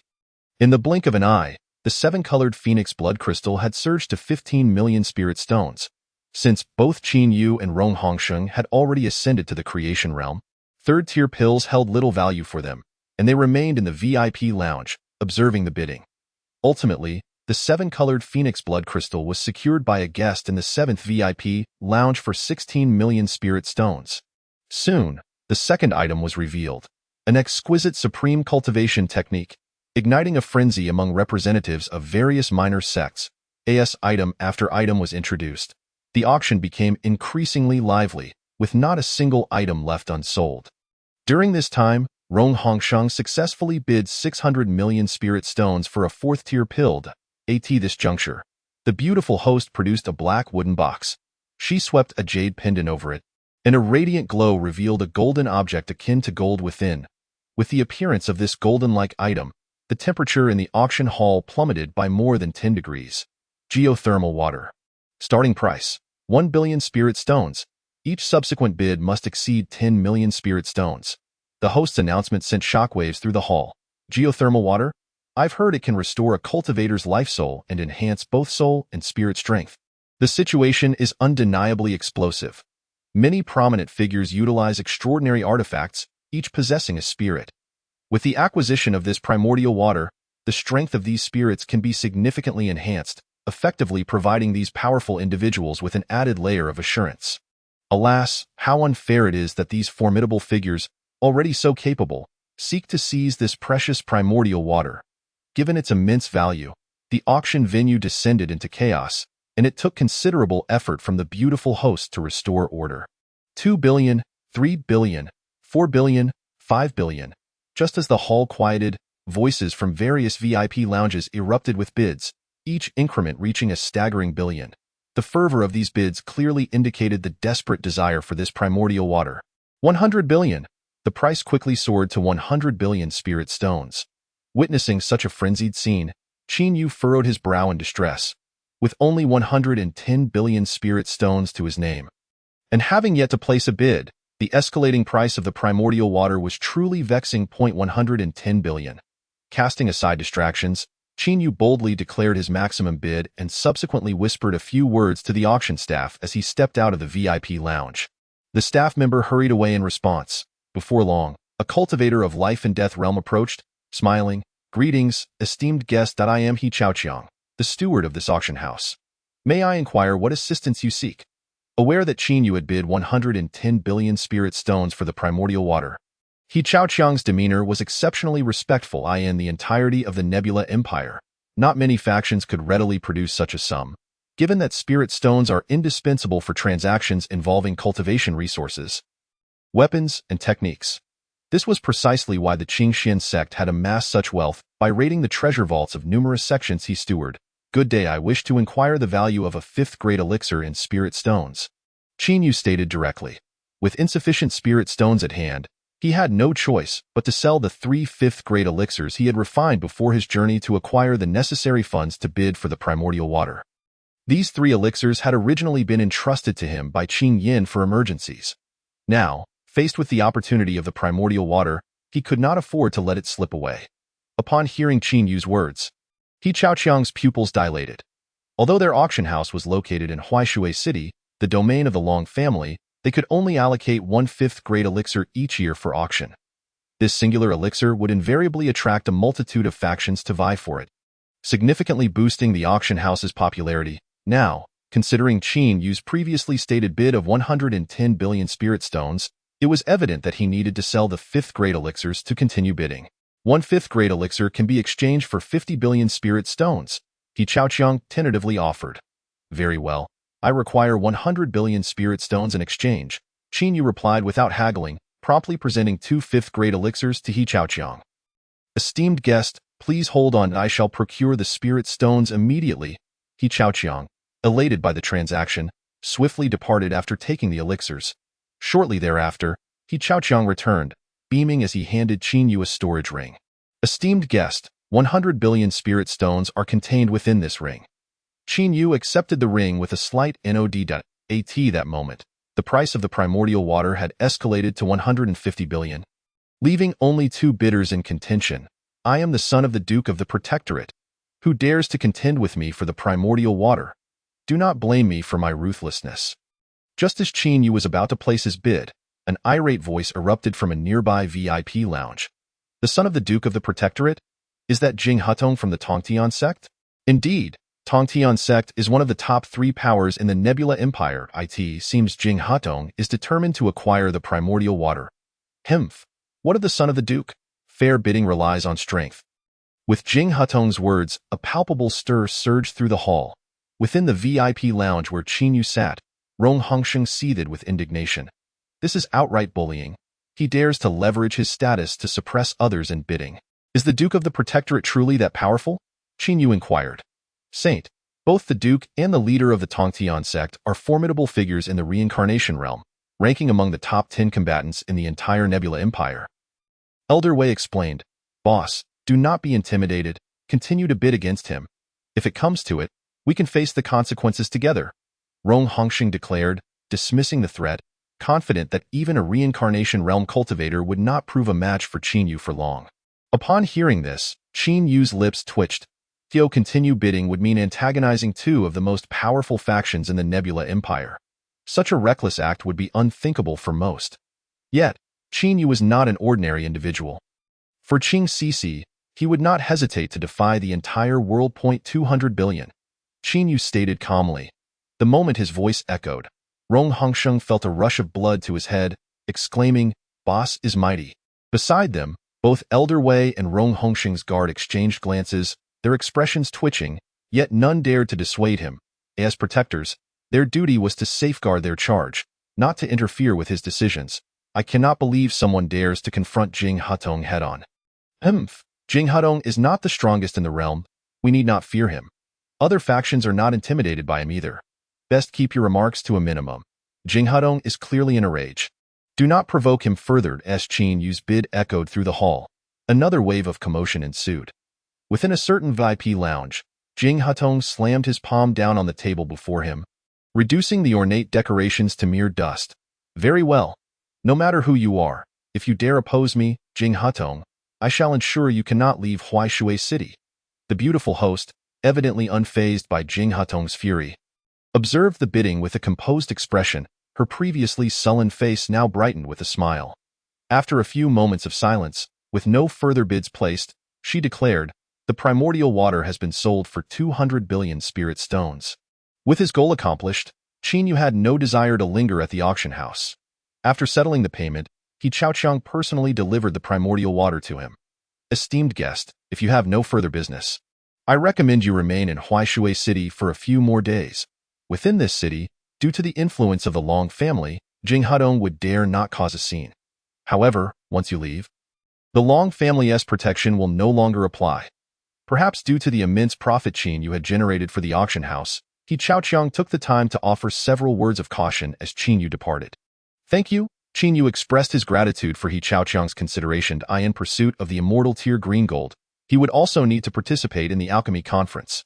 Should any emergencies arise, being unfamiliar with Huaishui City could necessitate further dealings with He Chaoqiang. Safe travels, esteemed guest. He Chaoqiang nodded, escorting Qin Yu and his companions out of the auction house. Within VIP Lounge 88, Jing Hutong wore a grim expression as he addressed the elder beside him. Uncle Yu, find out who secured the primordial water. He must not be allowed to leave Huaishui City. My master is in the process of reconstructing his holy body. This primordial water is indispensable. If we miss this opportunity, it may never present itself again. Rest assured, Saint. There is nothing the Jing family or the Tongtian sect cannot accomplish within the Nebula Empire, the elder beside Jing Hudong asserted before swiftly departing the VIP lounge.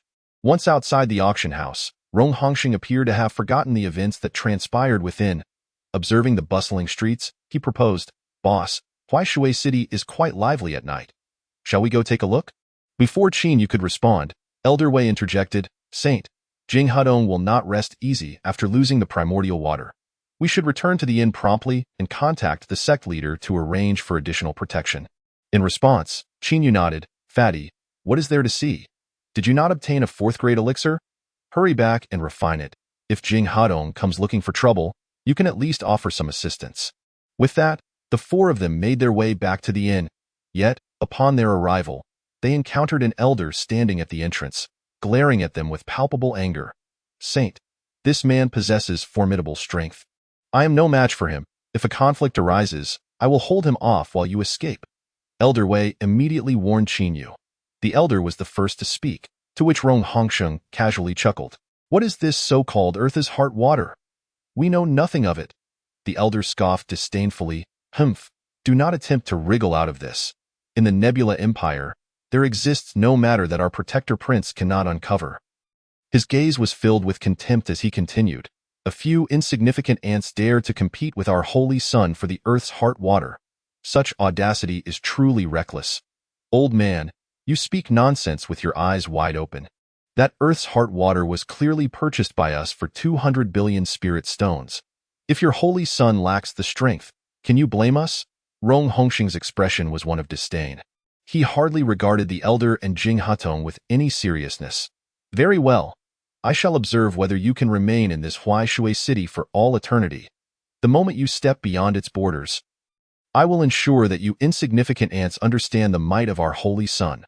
With that, the elder departed swiftly from the inn where Qin Yu and the others were lodged. Esteemed holy sons. Elder Wei, that elder's strength is at least at the 5th level of the life and death realm. In my opinion, for your safety, it would be prudent to contact the sect and have them send someone to escort us," said Fu Xingbong, the elder who served as Rong Hongxing's protector, with a solemn expression. Elder Wei nodded in agreement. "Holy son, what Fu elder says is indeed wise. They may refrain from acting within Huaishui City, but we must eventually leave for the Alchemy conference. If they were to intercept us on the road, even the Long family would not dare to offend Jing Hudong for our sake." Qin Yu, not one to act recklessly, nodded in acknowledgement of their counsel. Upon returning to the inn, Qin Yu and Rong Hongxing swiftly relayed the news back to their sect. After receiving a response from Qin Yin, Elder Wei finally breathed a sigh of relief, stating, "Holy son, the Alchemy conference does not commence for another day. We shall remain in the inn during this time. There is no need to wander." Qin Yu nodded and retrieved the remaining 5th-grade elixir from the system space.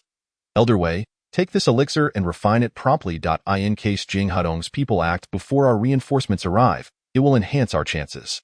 Elder Wei's eyes brightened at this, but he waved his hand. "Holy son, this elixir is meant for your preservation.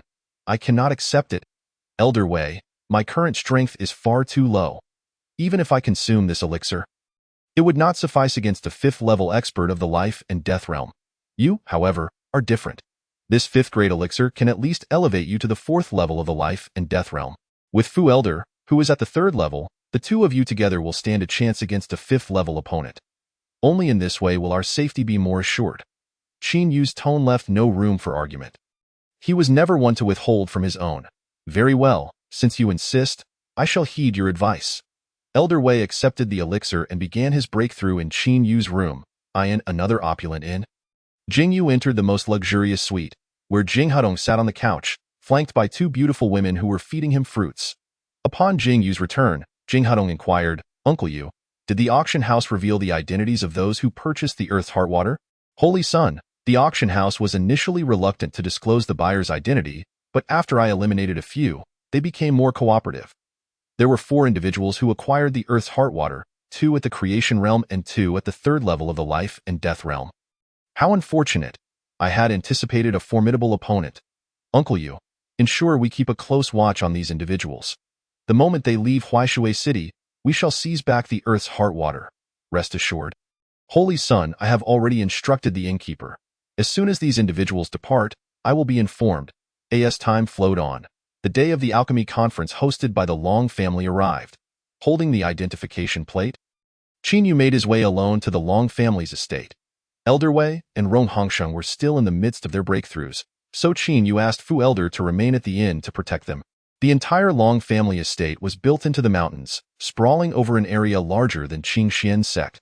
At the foot of the mountain lay a massive square, now teeming with no less than 100,000 people. With over 10,000 participants, the first round of the competition was about to commence just before noon. The rules of the first round were exceedingly simple. Each participant was provided with an identical set of medicinal materials, and the one who produced the highest grade elixir would emerge victorious. Initially, Qin thought he would struggle to concoct an elixir and would have to negotiate, but upon learning from the Long family elder that each alchemy room was shielded by arrays, he felt a wave of relief. Upon entering the designated alchemy room, Qin observed the prepared medicinal materials and promptly commanded, "System, utilize these materials to evolve the highest grade elixir possible." Beep. Calculating. Beep. After calculation, the current materials can evolve into a second-grade Great Return elixir. Would you like to begin the evolution? Without hesitation, Qin issued the command to begin the evolution, trusting the system to handle the professional task. He had only one goal for coming here: to obtain the immortal tier green gold. Beep. Evolving. In the next moment, the elixir within the alchemy room burst forth with brilliant light, vanishing from Qin sight in an instant. Not long after, a red Great Return elixir floated quietly beside him. Qin reached out to take the elixir, marveling at the advantages of having a system. After presenting the Great Return elixir to the judging panel, he faced a lengthy wait for the results. 2 hours later, the judging panel announced the list of those advancing to the second round. With a staggering 90% reduction in participants from the first round, as expected, Qin secured his spot in the next round with the highest score. The requirements for the second round were considerably more stringent, demanding each participant to refine a third-grade elixir. Upon seeing the competition rules, half of the 1,000 who advanced immediately chose to withdraw. To concoct a third-grade elixir, one must at least reach the level of a second-grade alchemist. Even so, the success rate for second-grade alchemists was merely 1%.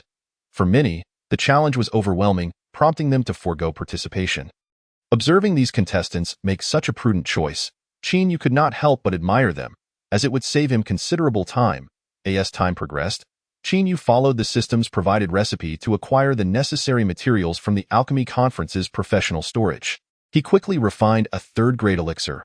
When he presented the third-grade elixir to the judging panel, the entire group erupted in astonishment. Who would have imagined that this young Qin could produce the Wind God elixir at such a young age? And with such swiftness, he must be the direct disciple of some renowned alchemy master. This elixir is utterly flawless. The Great Return elixir from the first round was also concocted by this Qin. His future achievements are boundless. Qin, however, remained indifferent to the panel's praise. Knowing that the third round would take place the next day, he returned to the inn after submitting his elixir.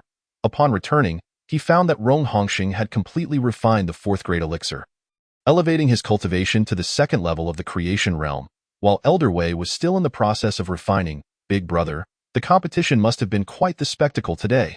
Rong Hongsheng eagerly inquired upon seeing Qin. Qin nodded in affirmation. Indeed, the combined attendance of participants and spectators exceeded 100,000. Alas, had I known, I would have delayed my breakthrough by a couple of days. Such an opportunity ought to have been seized to cheer you on. Rong Hongsheng lamented, slapping his thighs in regret. Qin chuckled and patted Rong Hongsheng's shoulder, reassuring him, "Fear not, fatty. Tomorrow's third round is still an opportunity." Early the next morning, Rong Hongsheng accompanied Qin to the competition venue. The inn's attendant had already informed Qin of the successful advancement results from the previous night. "Big brother, there are so many people," Rong Hongsheng exclaimed, astonished at the throngs filling the square. Qin chuckled and nodded, equally surprised. Logically, with so many having been eliminated yesterday, the numbers should have decreased, yet the crowd appeared even larger than before. Soon, the event's organizer, beaming with joy, took to the center stage of the square. "It brings me great pleasure to see so many participants at our Long family's Alchemy Conference. I never anticipated today's turnout would surpass yesterday's. I am sure everyone is eager to witness today's third round and to discover which alchemist will claim victory." This year's third round has seen a change in rules. Traditionally, we required participants to refine a fourth-grade elixir. However, this year, at the behest of a significant individual, we are tasked with producing a Xixi elixir. Each participant will have but one opportunity.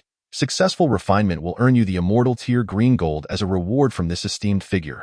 Should you fail, you may choose to join our long family, where we will provide ample resources to bolster your strength. As the organizer's words echoed, a curious voice arose from the crowd.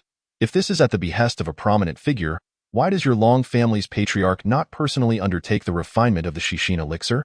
The speaker deliberately infused their words with spiritual energy, and the person in charge on the stage attentively absorbed every syllable.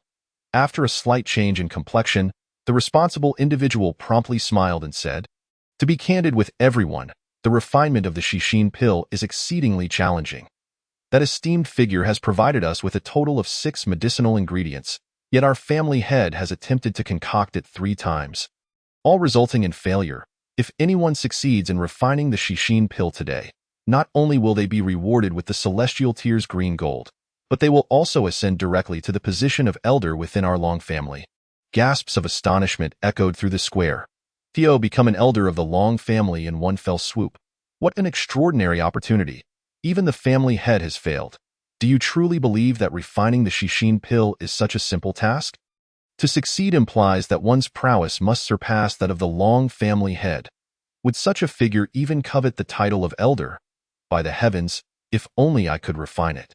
As the last words left the speaker's lips, a wave of murmurs surged through the crowd. Upon hearing the explanation, a smile graced Qin Yu's face. The more arduous the pill refinement, the better for him. Should a formidable alchemist emerge, contending for the celestial tier's green gold would prove to be a cumbersome affair. Soon, 3 contestants commenced their pill refinement. Boom, boom. Just as Qin Yu awaited the evolution of his system's medicinal pill, he was jolted by the sound of 2 explosive blasts from outside. Clearly, the pill furnaces of the other 2 participants had shattered. Aha! This is the consequence of lacking a system, unlike me, who remains as steady as a rock. Qin Yu couldn't help but scoff internally. As an aromatic fragrance wafted throughout the square, a vibrant green pill materialized, marking the completion of its evolution.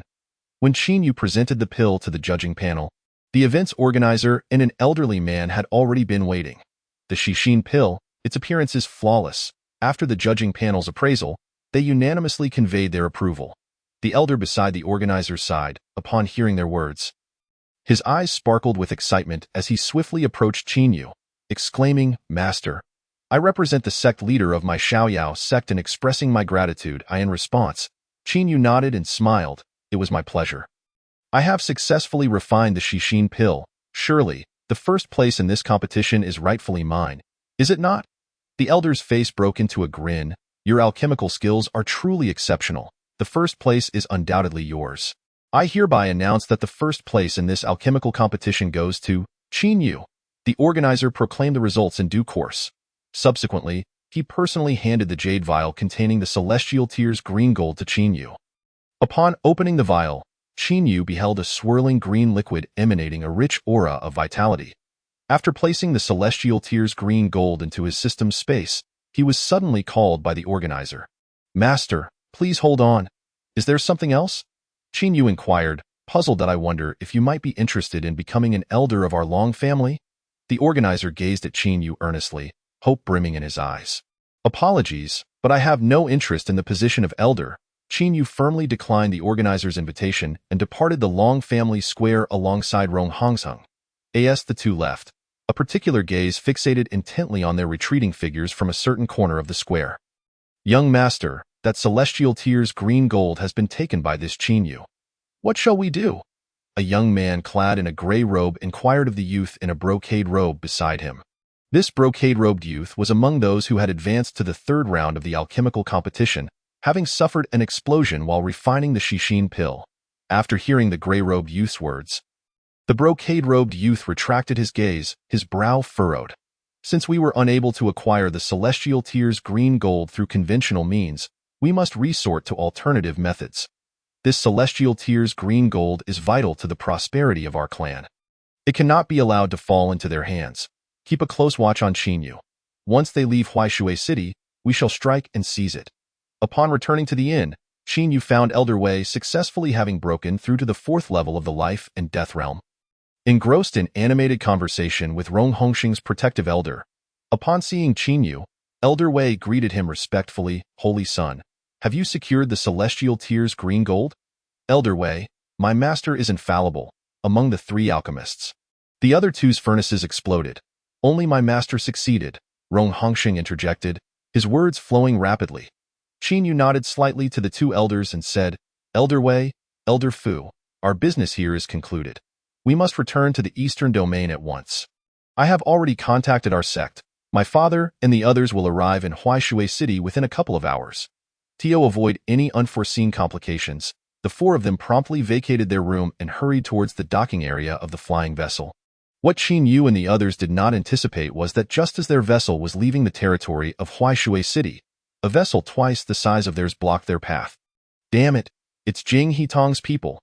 This fellow truly is tenacious." Upon spotting the large character for Jing emblazoned on the vessel, Rong Hongxing immediately cursed. "Holy Son, perhaps we should retreat to Huaishui City and wait for our sect's people to arrive before venturing out," Elder Wei proposed, adhering to his principle of avoiding unnecessary losses.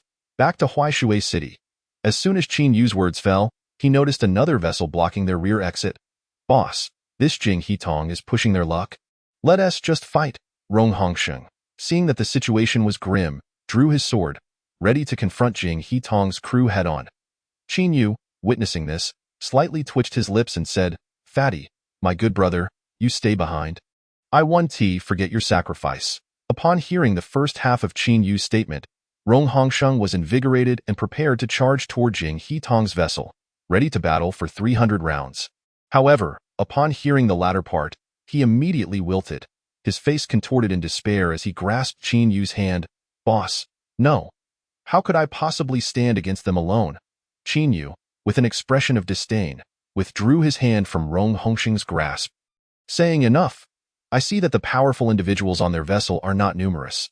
Let us issue a challenge." Hearing this, Rong Hongxing's eyes lit up. "Boss, I understand your plan now. We'll stall for time until our people arrive."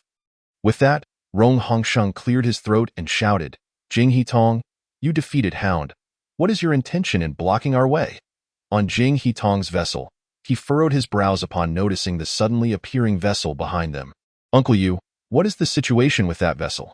Wasn't it the case that Qin Yu only had one vessel when he left the city?" Jing Yu nodded. "Holy Son, based on the information I've received, Qin Yu is from the Qingxian sect in the eastern domain, and indeed, he only had one vessel. The two powerful individuals possess only the third level of the life and death realm, along with two from the creation realm. Moreover, judging by the flag on that vessel, it appears to be from another force." Upon hearing this, Jing Hitong's expression hardened. "Whoever they are, if they dare to disrupt our plans, they shall be dealt with accordingly." Just as Jing Hitong finished speaking, Rong Hongxing's voice echoed again, "You fat fool, you're quite the loyal dog, but barking alone is of no use. I advise you to hand over the earth core water. I might let this matter slide. Otherwise, all of you will meet your end outside Huaishui City." Speaking of which, the area outside of Huaishui City is indeed picturesque. It would make for a fine burial ground. Jing Hitong regarded Qin Yu and the others with a playful expression, confidence radiating from him. He had thoroughly investigated their strengths. With two individuals at the life and death realm, and one at the first level of the creation realm, alongside another at the fifth level, Jing Yu and Jing Hitong were more than capable of crushing Qin Yu and his companions. Rong Hongxing continued to shout, "Jing Hitong, how can you even utter such words? Your spiritual stones were insufficient to acquire this earth core water, yet you openly resort to theft. Do you not fear that word of this will tarnish your family's reputation? You fat fool. Strength reigns supreme. Weakness is the original sin. Blame yourselves for lacking the ability to safeguard the earth core water." Jing Hitong retorted dismissively, "In this era, strength was paramount, and he was determined to acquire the earth core water to restore the physical form of the remnant soul within him. As for the reputation of the Protectorate Duke's family, he cared little. Should anyone dare to slander him, he would simply eliminate them with a single strike. Holy Son, I will hold back the powerful individuals beside Jing Hitong. Elder Fu, keep an eye on the strong ones from that vessel. If they take action, You must find a way to stall the life and death realm experts so that the Holy Sun and the others can escape. While speaking, Elder Wei had already gauged the strength of the individuals on both vessels with his divine consciousness. Elder Fu nodded to Elder Wei, "Rest assured, even if it costs me my life, I will hold them." Upon hearing Elder Fu's vow, Elder Wei drew his sword, preparing to proactively confront Jing He Tong's vessel. Elder Wei, wait. Qin Yu immediately intervened to stop Elder Wei.as. His mind raced. Qin Yu retrieved the exquisite divine sword from his system space, saying, "Elder Wei, take this destiny sword for your use." Elder Wei, who had been wielding a medium-grade sword, was dazzled by the sight of the destiny sword. His eyes sparkling with excitement. "Ha, thank you, Holy Sun. With this supreme artifact, I can contend even against the 6th level of the life and death realm." Upon concluding his words, Elder Wei no longer hesitated. Seizing the heavenly mandate before soaring directly towards the flying vessel occupied by Jing and Tong. "If you desire the water from the Earth's core, you must first inquire whether the supreme artifact in my possession will permit it," he stated. As the flying vessel of Jing and Tong touched down, Elder Wei let out a hearty laugh. Hearing this, Jing's pupils constricted slightly. He realized that Elder Wei's power had astonishingly reached the 4th level of the life and death realm. Upon their first encounter, both elder figures had appeared to possess only the 3rd level of the life and death realm. What startled Jing even further was the realization that Elder Wei wielded a supreme artifact, a privilege that, within their national protectorate, was reserved solely for the national protector himself. Feeling the oppressive aura emanating from both Elder Wei and the supreme artifact, Jing and Tong found themselves momentarily at a loss for words. Only after Jing dispelled the tumult within his mind did he slowly respond, "Do not grow too complacent. Despite your possession of a supreme artifact, the 2-level gap between us cannot be bridged." Whether it can be bridged is not for you to say. Only after we engage in battle shall we know." Elder Wei chuckled heartily, raising the heavenly mandate in his hand and thrusting it towards Jing and Tong. The novel can be downloaded via the open-source, Freestar String downloader developed by Xingyu. If you obtain this novel file through a proxy download and the vendor did not provide the software's source code or open-source address, please request a refund immediately and report the vendor. Author's email, xingyvoutlook.com. Authors QQ, 201-759-3710. Official QQ Group, 149050832. Official TG Group, https t.me FQ Tool. Chapter 51, Turning to Banditry. How dare you? Upon witnessing Elder Wei's assault on Jing and Tong, Jing was taken aback with alarm. In a flash, he intervened to block Elder Wei's strike. Subsequently, Jing forced Elder Wei to shift the battleground to the heavens above. Only after Elder Wei departed did Jing and Tong feel a sense of relief wash over them, as if they had been revived. This supreme artifact, coupled with the oppressive aura of the life and death realm, is truly terrifying. Meanwhile, aboard the flying vessel behind Qin Yu and his companions, a young man clad in a brocade robe stood proudly at the forefront, casting a cold gaze upon Qin Yu and the others. An elder beside the brocade-clad youth spoke, "Young master, it seems that the people of Qin Yu and the Jing family are clashing. Should we take this opportunity to capture them?" The brocade youth waved his hand dismissively, replying, "Uncle Chu, do not underestimate Qin Yu. Although he is younger than I, his alchemy skills and cultivation surpass mine. His background must be remarkable," he continued. "Since Qin Yu has offended Jing and Tong, let us wait until Jing and Tong deal with the 2 life and death realm experts beside him before we make our move."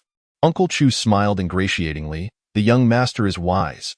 At this moment, Qin Yu was entirely focused on the duel between Elder Wei and Jing. Observing Elder Wei engage in fierce combat with Jing, gradually gaining the upper hand, he began to feel more at ease. "Boss, I recognize that the young man in the brocade robe on the vessel behind us is the one who caused the explosion at the Alchemy conference. Are they here for the celestial tier green gold?" While Qin Yu was preoccupied with the battle between Elder Wei and Jing, Rong Hongxing had already discerned the identity of the brocade-clad youth standing on the vessel. Upon hearing this, Qin Yu turned to regard the vessel behind them, confirming Rong Hongxing's assertion. He promptly inquired, "Might I ask why this esteemed brother is obstructing our retreat?" Puzzled, Qin Yu recalled that, according to Elder Fu, Chu Kuan's cultivation was comparable to his own, and thus, he would not dare to act against Qin Yu and his companions lightly. The brocade youth, Chu Tianqing, responded with a respectful gesture, "Brother Qin, to be frank, I have come today for the celestial tier green gold. Why grandfather's life hangs in the balance.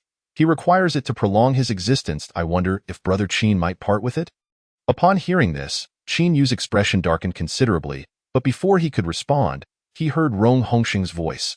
"Kid, your grandfather's life is of no concern to our boss, if you know what's good for you.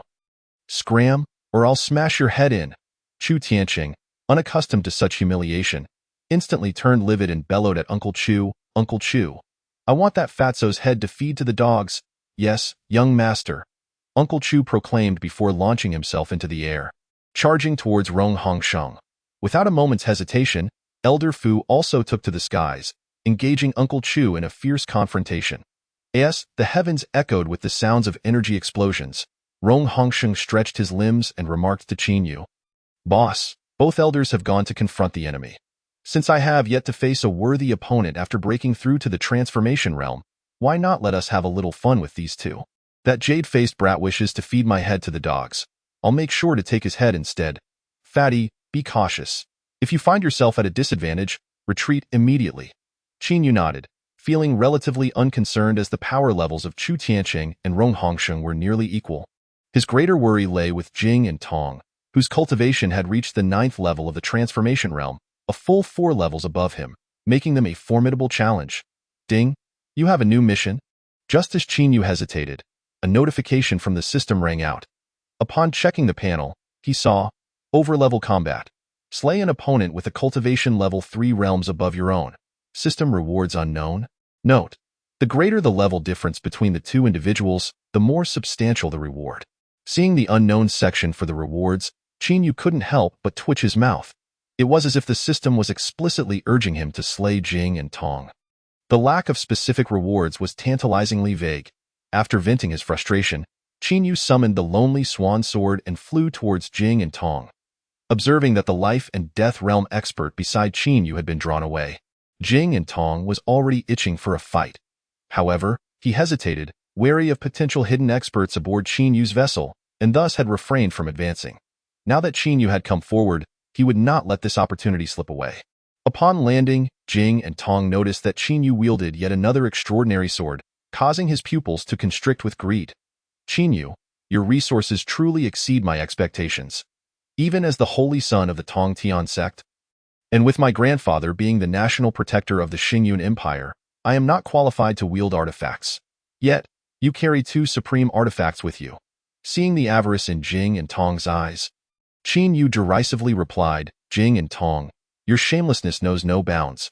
First, you sought to seize my water from the Earth's core, and now you covet my artifacts.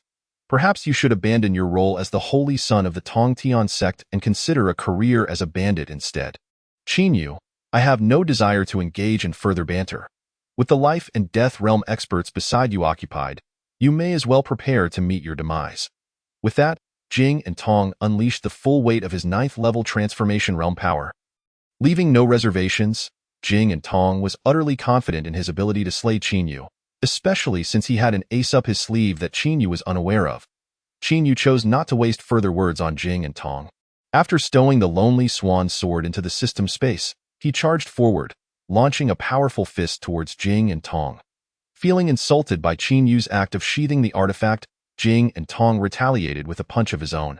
The collision of their fists produced a resounding impact.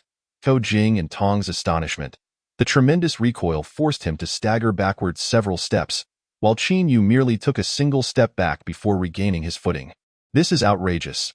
I am at the 9th level of the transformation realm," Jing and Tong roared, swinging his fists again towards Qin Yu. This time, he poured all his strength into the strike, intent on obliterating Qin Yu with a single blow. His speed reached its peak, and his massive fist, accompanied by a fierce gale, quickly closed the distance to Qin Yu. Having gauged Jing and Tong's strength from their first encounter, Qin Yu chose not to evade. Instead, meeting the challenge head-on, the two exchanged blows and, as Jing and Tong retreated, Qin Yu pressed forward. Thus, the battle continued, with Qin Yu steadily overpowering Jing and Tong, pushing him from the front to the rear of the flying vessel. Despite their ongoing fistfight, Jing and Tong found himself increasingly astonished as the confrontation progressed. Chapter 52. Reversing the tide against Jing and Tong after dozens of fierce exchanges, Jing and Tong realized that his spiritual energy was nearly depleted, while Qin Yu showed no signs of fatigue. With another explosive clash, Jing and Tong's right hand trembled violently, and he discovered that the spiritual energy within his dantian was nearly exhausted. Without the aid of spiritual energy, Jing and Tong dared not endure Qin Yu's punches with his bare flesh. Feeling Qin Yu's playful gaze upon him, Jing and Tong experienced a profound sense of humiliation, prompting him to bellow, "Master, grant me your assistance." As soon as Jing and Tong's words fell, a shadowy figure within him sighed softly, "Hung Tong, should I intervene this time? I do not know how long I shall sleep again." "You must tread carefully." In the next moment, Qin Yu witnessed Jing and Tong shake off his earlier despondency, his aura rapidly ascending. Peak of the transformation realm, first level of the life and death realm. The relentless surge continued until it reached the 5th layer of life and death, at which point it finally came to a halt. Witnessing this scene, although Qin Yu was uncertain of the circumstances, he immediately summoned the solitary phoenix sword, preparing to flee. With Jing Hutong's strength having ascended to the 5th layer of life and death, Qin Yu was far from arrogant enough to believe he could counterattack against an opponent of such a superior realm. Just as he intended to activate the sword control technique, the voice of the sword spirit, Liuli, echoed in his mind. "Master, there is no need for fear. During this time, I have regained considerable strength within the sword nurturing gourd. Dealing with a 5th layer life and death expert is well within my capabilities." Reassured by Liuli's words, Qin Yu felt a surge of confidence. With Liuli's support, he pushed the crimson flame body to its utmost limit. In the next moment, his form was enveloped by a golden aura, resembling a golden war god. "Jing Hutong, even if you possess hidden cards, I, Qin Yu, am unafraid." With that declaration, Qin Yu unleashed the first strike of the 9 heavens profound fire sword technique. As he completed the sword technique, a sword light spanning dozens of feet coalesced before him, striking swiftly towards Jing Hutong. Sensing the terrifying fluctuations of spiritual energy within the massive sword light, Jing Hutong's lips twitched in disbelief. He struggled to comprehend the limits of Qin Yu's power. Despite Jing Hutong's clear superiority in strength, having surpassed Qin Yu by several levels, his own spiritual energy had long been exhausted. While Qin Yu still wielded such a fierce sword move, before Jing Hutong could ponder further, he silently recited "Fierce tiger swallowing heaven." In the next instant, the phantom of an ancient tiger materialized. With a thunderous roar, the tiger phantom opened its massive jaws towards the sword light. Bang! As the immense sword light entered the tiger's mouth, a dull thud resonated, and it dissipated entirely, leaving the tiger phantom merely slightly more ethereal. "By the heavens, this is utterly outrageous. My full force strike couldn't even shatter his illusion." Astounded by his own inability to break through Jing Hutong's transformed tiger phantom, Qin Yu felt a profound shock. Observing Jing Hutong's smug demeanor, he steeled his resolve and unleashed 3 consecutive strikes. Bang, bang. After the sound of 3 violent energy collisions, the tiger phantom conjured by Jing Hutong shattered into countless specks of light that scattered into the air. "Ha ha, Qin Yu, do you now understand the chasm that lies between us? Prepare to meet your demise." Seeing Qin Yu expend immense effort merely to dispel his tiger phantom, Jing Hutong could not help but feel a swell of pride. The tiger is unleashed. With a furious shout, another mountain tiger materialized, its form solid and imposing. Roaring as it lunged towards Qin Yu. In response, Qin Yu dared not be negligent, employing the ultimate form of the 9 heavens profound fire sword technique, Starry Sky Sword Shadow. In the next moment, thousands of sword lights transformed into a torrential downpour, raining down upon the tiger. As the Starry Sky Sword Shadow was unleashed, Qin Yu realized that the spiritual energy within all 9 of his dantians had been completely depleted. The entire flying vessel was engulfed by the myriad sword lights, while the tiger phantom created by Jing Hutong weaved through them. Initially agile, its movements grew increasingly sluggish, and just as it approached Qin Yu, the tiger finally succumbed to the overwhelming assault of sword lights and was utterly obliterated. Puff! As the tiger was vanquished, Jing Hutong spat out a mouthful of blood, clearly suffering from the backlash of his own technique. After a brief recovery, Jing Hutong gazed at the pale-faced Qin Yu, a confident smile spreading across his face. "Qin, I must admit, your strength has surpassed my expectations. Were it not for my breakthrough to the life and death realm, Today, I might have become another soul beneath your sword. While Qin Yu fervently circulated the 10,000 spirits technique, he scoffed, Jing Hutong, even if you have transcended to the life and death realm, it will not alter your fate of death. Since you are so eager for death, I shall grant you your wish. After uttering these words, Jing Hutong unleashed the tiger once more. His previous summoning had nearly drained Qin Yu of all his spiritual energy. This time, Jing Hutong was determined to finish him off with a single strike. Lioli, I leave this to you. Qin Yu channeled the freshly replenished spiritual energy within his dantians and hurled the solitary phoenix sword forward. Humph, boy, you should feel fortunate to die beneath the myriad swords of slaughter, eye in the air. The sword spirit Lieli sneered repeatedly. As her words fell, countless sword shadows descended from above, all aimed at Jing Hutong and his conjured tiger. In an instant, the myriad sword shadows obscured the sky, as if severing the very fabric of space above the flying vessel.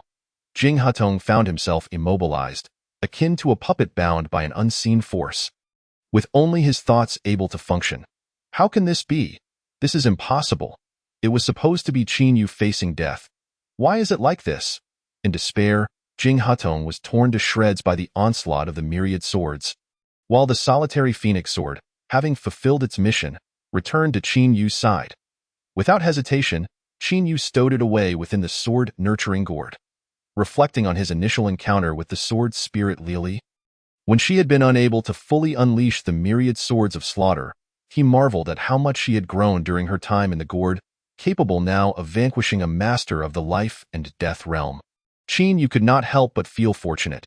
With Jing Hutong dead, I advise you all to abandon your resistance. Following Jing Hutong's demise, the disciples accompanying him on the flying vessel quickly surrounded Qin Yu.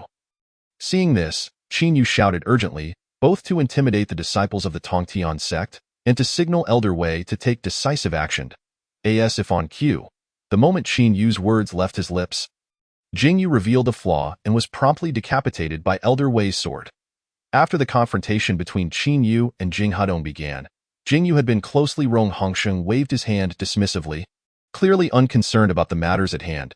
Before long, the team sent by Qin Yin arrived, with Elder Wei and Elder Fu having already quelled the turmoil in Chukuan town. This time, Qin Yin had dispatched Qin Zhanghua and an elder surnamed Zhou to provide assistance. Upon seeing Qin Yu, the anxious heart of Qin Zhanghua finally eased. Are you unharmed? Seeing the concern in his father's eyes warmed Qin Yu's heart as he smiled and replied, Father, I am fine. Those who sought to trouble us have already been dealt with. After carefully inspecting Qin Yu's well-being and confirming he was unscathed, Qin Zhanghua said, If all is well, we shall return to the sect immediately. In the imperial capital of the Xingyun Empire, within a grand and imposing hall, an elderly man with white hair and a youthful countenance sat in the main seat. Flanking the hall were 10 grandmaster chairs, occupied by 10 powerful middle-aged individuals. At that moment, the elder was engaged in lively discourse with the assembly of middle-aged men. Suddenly, a figure rushed in, breathless, exclaiming, My lord, it is Dyer. The elder, known as Jing Changda and the father of Jing Hutong, immediately turned serious upon witnessing his subordinate's frantic demeanor. What is the matter? How many times have I told you to remain calm during critical times? Your disarray makes it seem as though the sky is falling. The servant, trembling at the gravity of the situation, hesitated, recalling the news he bore.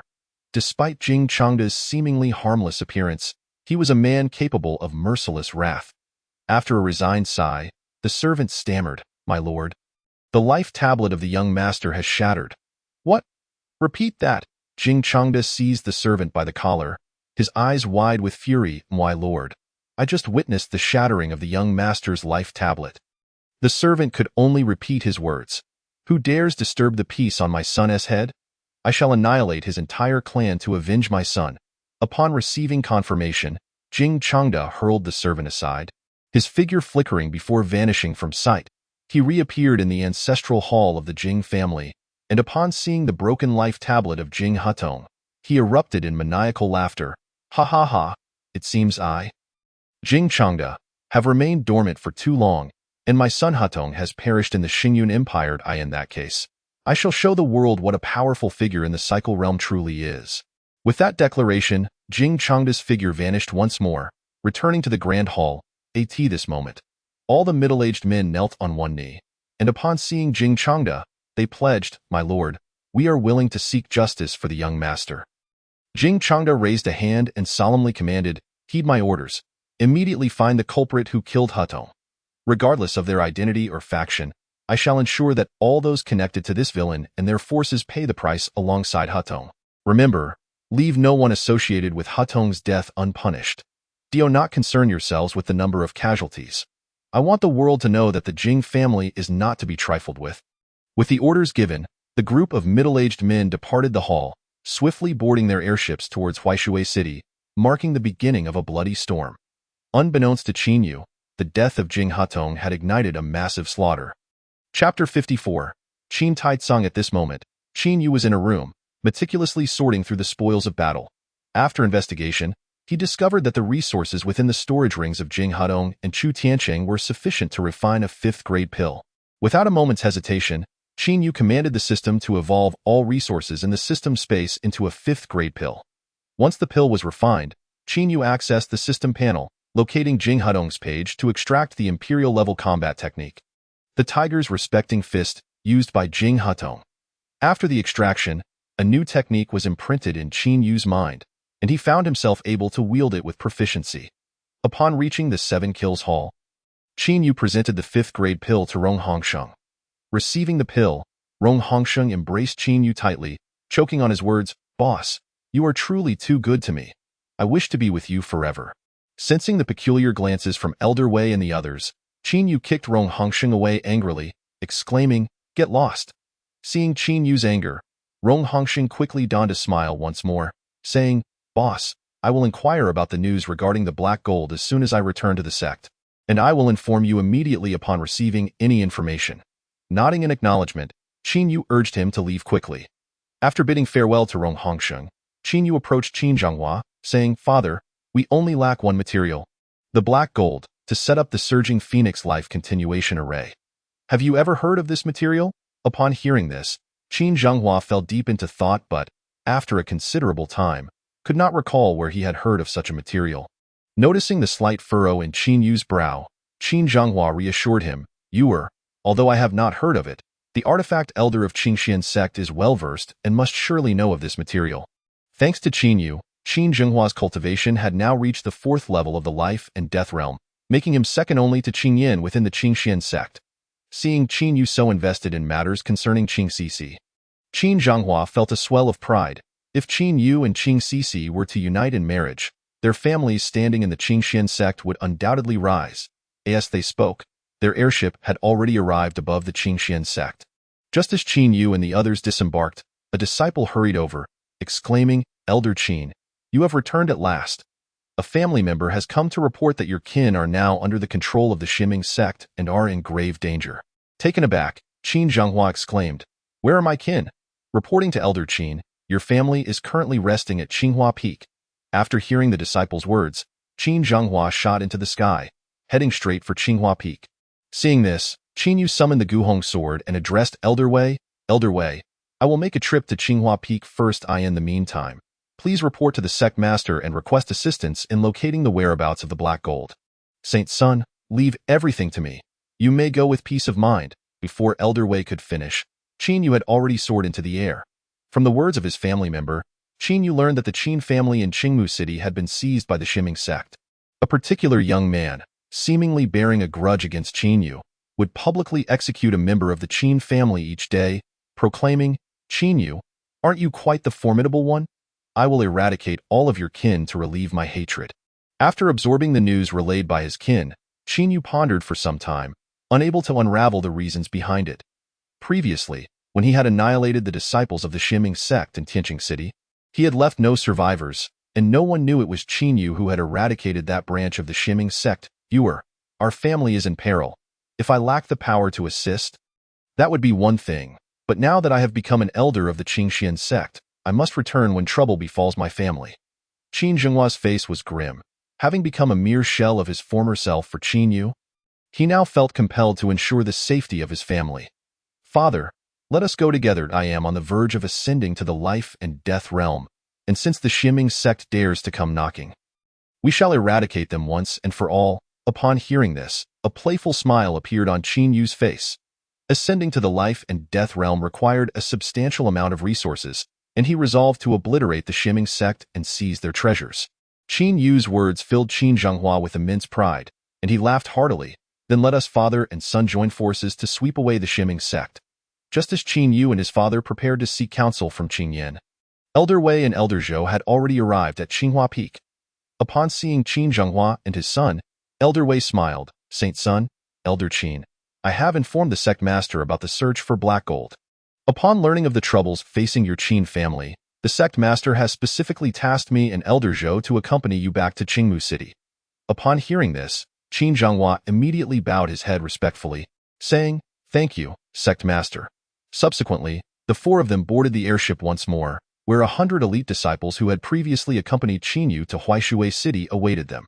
After a day's journey, they finally arrived above Qingmu City. At this moment, the entire Qingmu City was shrouded in a thick haze of blood and energy. Gritting his teeth at the sight, Qin Zhenghua bellowed, Damn the Shimming Sect, in their pursuit of dark arts. They treat human life as mere fodder. This is unforgivable. With such a dense aura of blood, it was feared that tens of thousands of people had been slaughtered by the Shimming Sect. The Shimming Sect must be punished. Elder Wei and Elder Zhou were equally shocked by the scene before them, their expressions darkening considerably. Under Qin Zhenghua's guidance, the airship landed precisely at the location of the Qin family. The Qin family, a prestigious clan in Qingmu City, had once sent Qin Zhenghua to the Qingxian sect with the hope of finding a powerful ally for the family. Through his own efforts, Qin Zhenghua had become an outer elder of the Qingxian sect. However, after sacrificing his cultivation for Qin Yu, he had not returned to the Qin family since, Father.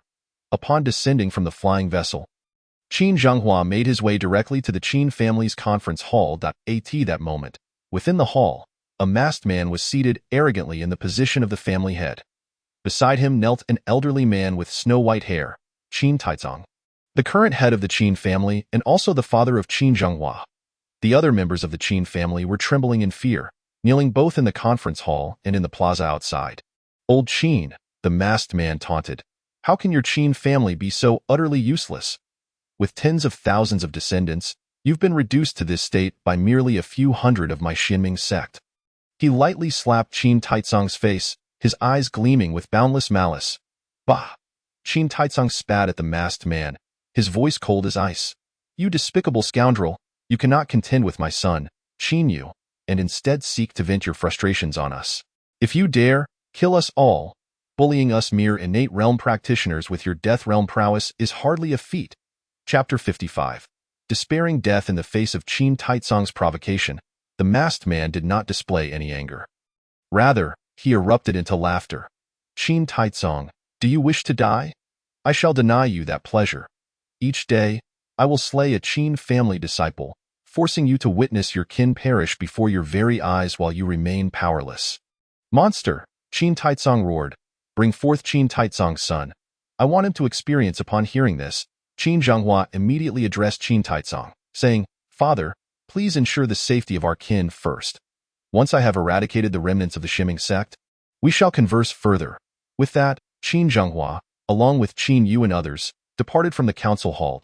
To their astonishment, the leader of the group outside was none other than their old adversary, Gu Zun. As the saying goes, when enemies meet, their eyes blaze with animosity. The moment Qin Zhenghua laid eyes on Gu Zun, he scoffed, Gu Zun, I never imagined that as an elder of the Nine Dragons Divine Sect, you would condescend to associate with the Shimming Sect. Hearing his name called, Gu Zun let out a cold laugh and replied, as the ancients say, those who understand the times are the true heroes. Thanks to your Qingxian sect, I have ascended to the position of sect master of the Nine Dragons Divine Sect. We have now formed an alliance with the Shimming Sect, all for the purpose of one day annihilating your Qingxian sect. After the demise of Bu Tianlu, Gu Zun and a few remaining elders, along with a portion of the Nine Dragons Divine Sect's disciples, fled back to their sect. Utilizing his formidable abilities, Gu Zun attained the sect master position. Eager to bolster his strength rapidly, he sought an alliance with the leader of the Shimming Sect and employed their secret techniques to break through to the realm of life and death. His visit to the Qin family today was to join forces with Lin Dong, with the intention of sacrificing the lives of the millions in Qingmu City to achieve a breakthrough to the pinnacle of the life and death realm. What Gu Zun did not anticipate was that upon arriving at the Qin residence, he would find all the disciples of the Xinming sect slain. Consequently, he commanded his subordinates to surround the Qin family. Listening to Gu Zun's brazen words, Qin Zhenghua could not help but burst into laughter. Gu Zun, had you uttered such words during your first visit to the Qingxian sect, not a soul would have dared to refute you. However, times have changed. The Qingxian sect has ascended to become a top-tier sect in the eastern region, while your Nine Dragons Divine sect has descended to the point of allying with the Xinming sect. A group universally reviled. Qin Zhenghua's words struck Gu Zun like a resounding slap to the face. Jiu Zun was filled with regret, reflecting that he should have forcefully overwhelmed the entire Qingxian sect during his initial visit and brought back the Wanling Tianyi to the Nine Dragons Divine sect. A single moment's hesitation had led to the current dire state of the Nine Dragons Divine sect. Times have indeed changed. While I may not be able to deal with your Qingxian sect today, I can certainly leave none of you Qingxian elders alive here. With a grim expression, Gu Zun issued a command and launched an attack towards Qin Zhenghua. Seeing this, the disciples of the Nine Dragons Divine sect rushed forward to engage the disciples of the Qingxian sect. Bang! The moment Gu Zun and Qin Zhenghua faced off, they exchanged a powerful blow. Due to a two-realm difference between them, Gu Zun was sent flying backward for dozens of meters after the collision. Regaining his footing, Gu Zun's expression turned grave. He never imagined that his strength had surged impressively in just a few months, yet he still found himself being thoroughly outmatched by the Qingxian sect. At that moment, Gu Zun began to regret heeding Lin Dong's provocations and seeking trouble with the Qin family in Qingmu City. However, having encountered Qin Zhenghua and his companions, it was evident that retreating unscathed was no longer an option. Glancing at the Nine Dragons Divine sect elders entangled with elders Wei and Zhou, a flicker of despair ignited within Gu Zun. Father, leave Gu Zun to me. You assist elders Wei and Zhou. At that moment, Qin Yu called out to Qin Zhenghua, who nodded and replied with a smile, Be careful, Yuer. With that, Qin Zhenghua joined the fray alongside elders Wei and Zhou. While he held no concern for Qin Yu's confrontation with Gu Zun, he had faith in Qin Yu's abilities and believed that, under his oversight, no harm would befall him. Upon hearing Qin Yu's bold declaration to face him, Gu Zun nearly laughed aloud. Initially taken aback by Qin Yu's pinnacle of the transformation realm, Gu Zun was astonished. It had taken him decades to reach that level, yet Qin Yu had achieved it at the tender age of 17. Such a prodigy, if nurtured within the Nine Dragons Divine sect, would undoubtedly become the sect's prized disciple.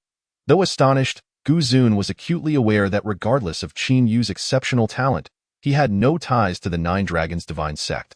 Yet now, faced with the imminent threat to his life, Qin Yu had stepped forward. You truly possess commendable courage, young one. Since you have volunteered to battle, allow me to experience your prowess. Shimming divine palm. With that, Gu Zun charged towards Qin Yu at an astonishing speed, manifesting a multitude of white palm shadows that descended upon Qin Yu with ferocity. The intensity of Gu Zun's assault was suffocating, akin to confronting a god of slaughter. Indeed, as a powerful figure in the life and death realm, a typical pinnacle of the transformation realm would surely meet their demise against him. Yet, it was unfortunate for him that he had encountered Qin Yu. In the next moment, Qin Yu channeled the spiritual energy within him to confront Gu Zun head-on. Unleashing a fierce punch, fierce tiger devouring the heavens, a tiger, conjured from spiritual energy, materialized out of thin air. Had Jing and Tong witnessed this scene, they would have been utterly astonished, for the tiger Qin Yu summoned was as tangible as reality itself. Roar! With a roar, the tiger lunged towards Gu Zun with its gaping maw. Chapter 57. Decapitating Gu Zun Himph, merely ostentation. Facing Qin Yu's fierce assault, Gu Zun displayed contempt and immediately commanded the shimming divine palm to strike at the tiger.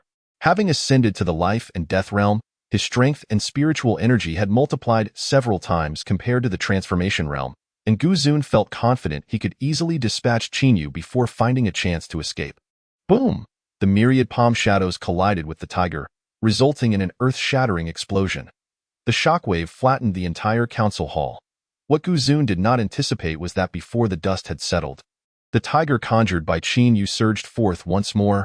Witnessing the tiger, which had only been slightly weakened, Gu Zun's pupils constricted. Impossible! Absolutely impossible. Could it be that Qin Yu has deliberately concealed his true strength? Without allowing Gu Zun further contemplation, the enormous tiger pounced upon him. In a moment of desperation, Gu Zun retaliated with a punch. Overlord Fist. A massive fist imprint gathered before Gu Zun, clashing with the tiger conjured by Qin Yu. The violent shockwave sent the nearby disciples of both factions flying. As the dust settled, Gu Zun exhaled a sigh of relief upon seeing the tiger dissipate. After 2 encounters, he had finally discarded his disdain and regarded Qin Yu as an equal opponent. The intensity of their confrontation escalated, with both unleashing their most formidable techniques, yet neither could gain the upper hand. Jiu Zun's shimming divine palm was incredibly fierce, each strike carrying the weight of annihilation. While Qin Yu's tiger sovereign fist grew increasingly adept, each blow effortlessly tearing through the AI or die in the blink of an eye. Their attacks intertwined, with Qin Yu maximizing the potential of his scarlet flame body and flying cloud steps, prompting the surrounding disciples to retreat and observe this life-and-death struggle from a distance. As time progressed, Gu Zun's astonishment grew. He could not fathom how Qin Yu, despite being 2 realms below him, possessed strength that rivaled his OW and I. In fact, as the battle wore on and Gu Zun's spiritual energy neared depletion, Qin Yu appeared to become more invigorated. Through this fierce combat, Qin Yu gained insight into his own capabilities. His ability to confront Gu Zun across a significant realm was largely attributed to the 9 Inyang Bagua inner elixirs he had condensed during his time in the transformation realm. Sensing the moment was ripe, Qin Yu summoned his solitary sword, his gaze narrowing as he fixed it upon Gu Ziyuan. Jiu Zun, you and your ilk have always believed you could easily dominate the world. Yet you have forgotten that there are always greater beings beyond you. Today, let me send you to keep Bu Tianlu company. Annihilation Sword. With those words, a cascade of dazzling golden runes erupted from within him, transforming into countless golden sword energies that surged towards Gu Zun's body. The oppressive force of the divine sword, combined with the destructive power of the Annihilation Sword, made Gu Zun feel as though doomsday had arrived. In the fleeting moment of Gu Zun's days, the golden sword energies descended upon him. In desperation, Gu Zun could only channel the spiritual energy within him to form a red shield above his head. Bang! The sound of terrifying energy collisions resonated, as the glow of the shield above Gu Zun's head dimmed progressively. Qin Yu recognized this as a sign that Gu Zun's spiritual energy was on the verge of exhaustion. Starry Sky Sword Shadow. Having finally reached this critical juncture, Qin Yu was determined not to allow Gu Zun any respite. With a single stroke of the Starry Sky Sword Shadow, he enveloped a radius of several dozen meters around Gu Zun, ensuring that even if Gu Zun sought to escape at the last moment, he would have to risk enduring the assault of the Starry Sky Sword Shadow. Without the support of spiritual energy, even if Gu Zun could evade the attack range, he would emerge gravely injured, if not dead. Crack! With the sound of a shattered eggshell echoing through the air, Gu Zun finally succumbed to exhaustion of spiritual power. His protective shield above his head shattered by the astral sword shadows of Qin Yu. In the next moment, countless sword shadows descended upon Gu Zun's body, reducing him to countless fragments. Qin Yu retracted the solitary Hong sword, gazing at Gu Zun's dismembered corpse, feeling both fatigued and exhilarated. This battle had posed a significant challenge and training opportunity for Qin Yu, serving as a crucial moment for his growth. Now, he had proven his strength, demonstrating that he could contend with formidable foes at the brink of life and death. With Gu Zun's demise, the remaining disciples of the 9 Dragons Sect became akin to headless flies, swiftly slaughtered by the disciples of Qin Xian Sect and the scions of the Qin family. After the battlefield was cleared, Qin Zhenghua led Qin Yu to meet Qin Taizong. Grandfather, during his previous life in the Qin family, Qin Yu had not been well regarded, and being a reincarnator, he felt little sense of belonging to the family. Out of respect for Qin Zhenghua, he accompanied him to pay his respects to Qin Taizong. Ha, splendid. I never expected our Qin family to produce dual prodigies. In the days to come, Qingmu City shall undoubtedly regard my Qin family with utmost respect. Qin Taizong had already gleaned the identities of Qin Zhenghua and his son from the disciples of Qin Xian Sect, eagerly wishing to announce this news to the world to elevate the Qin family to the foremost noble lineage in Qingmu City. Father, the matters of the Qin family require your and Zhengming's diligent attention. You and I must return to the sect promptly. There are affairs that require our handling. Qin Zhenghua did not intend to interfere with Qin Taizong's ambitions. After all, the Qin family had sent Qin Zhenghua to Qin Xian's sect with hopes that one day he would aid in the family's growth and flourishing. Haha, indeed. Sect affairs are pressing. I shall immediately arrange a banquet this evening, inviting all the noble families of Qingmu City to dine at the Qin residence. You shall stay the night, and we will return to Qin Xian's sect at dawn. Qin Taizong laughed heartily, clearly satisfied with Qin Zhenghua's response. Although Qin Taizong was aware that Qin Yu held a higher status within Qin Xian's sect than Qin Zhenghua, he could not bring himself to flatter Qin Yu, as the entire Qin family had mocked him when he was perceived as a waste. Thus, he chose to curry favor with Qin Zhenghua first. After bidding farewell to Qin Taizong, Qin Zhenghua smiled and said, "Yuer, some matters from the past have lingered long enough. It is time to let go." Hearing this, Qin Yu understood the implication of his father's words, nodding and replying with a smile, "Father, I have not dwelled on past grievances.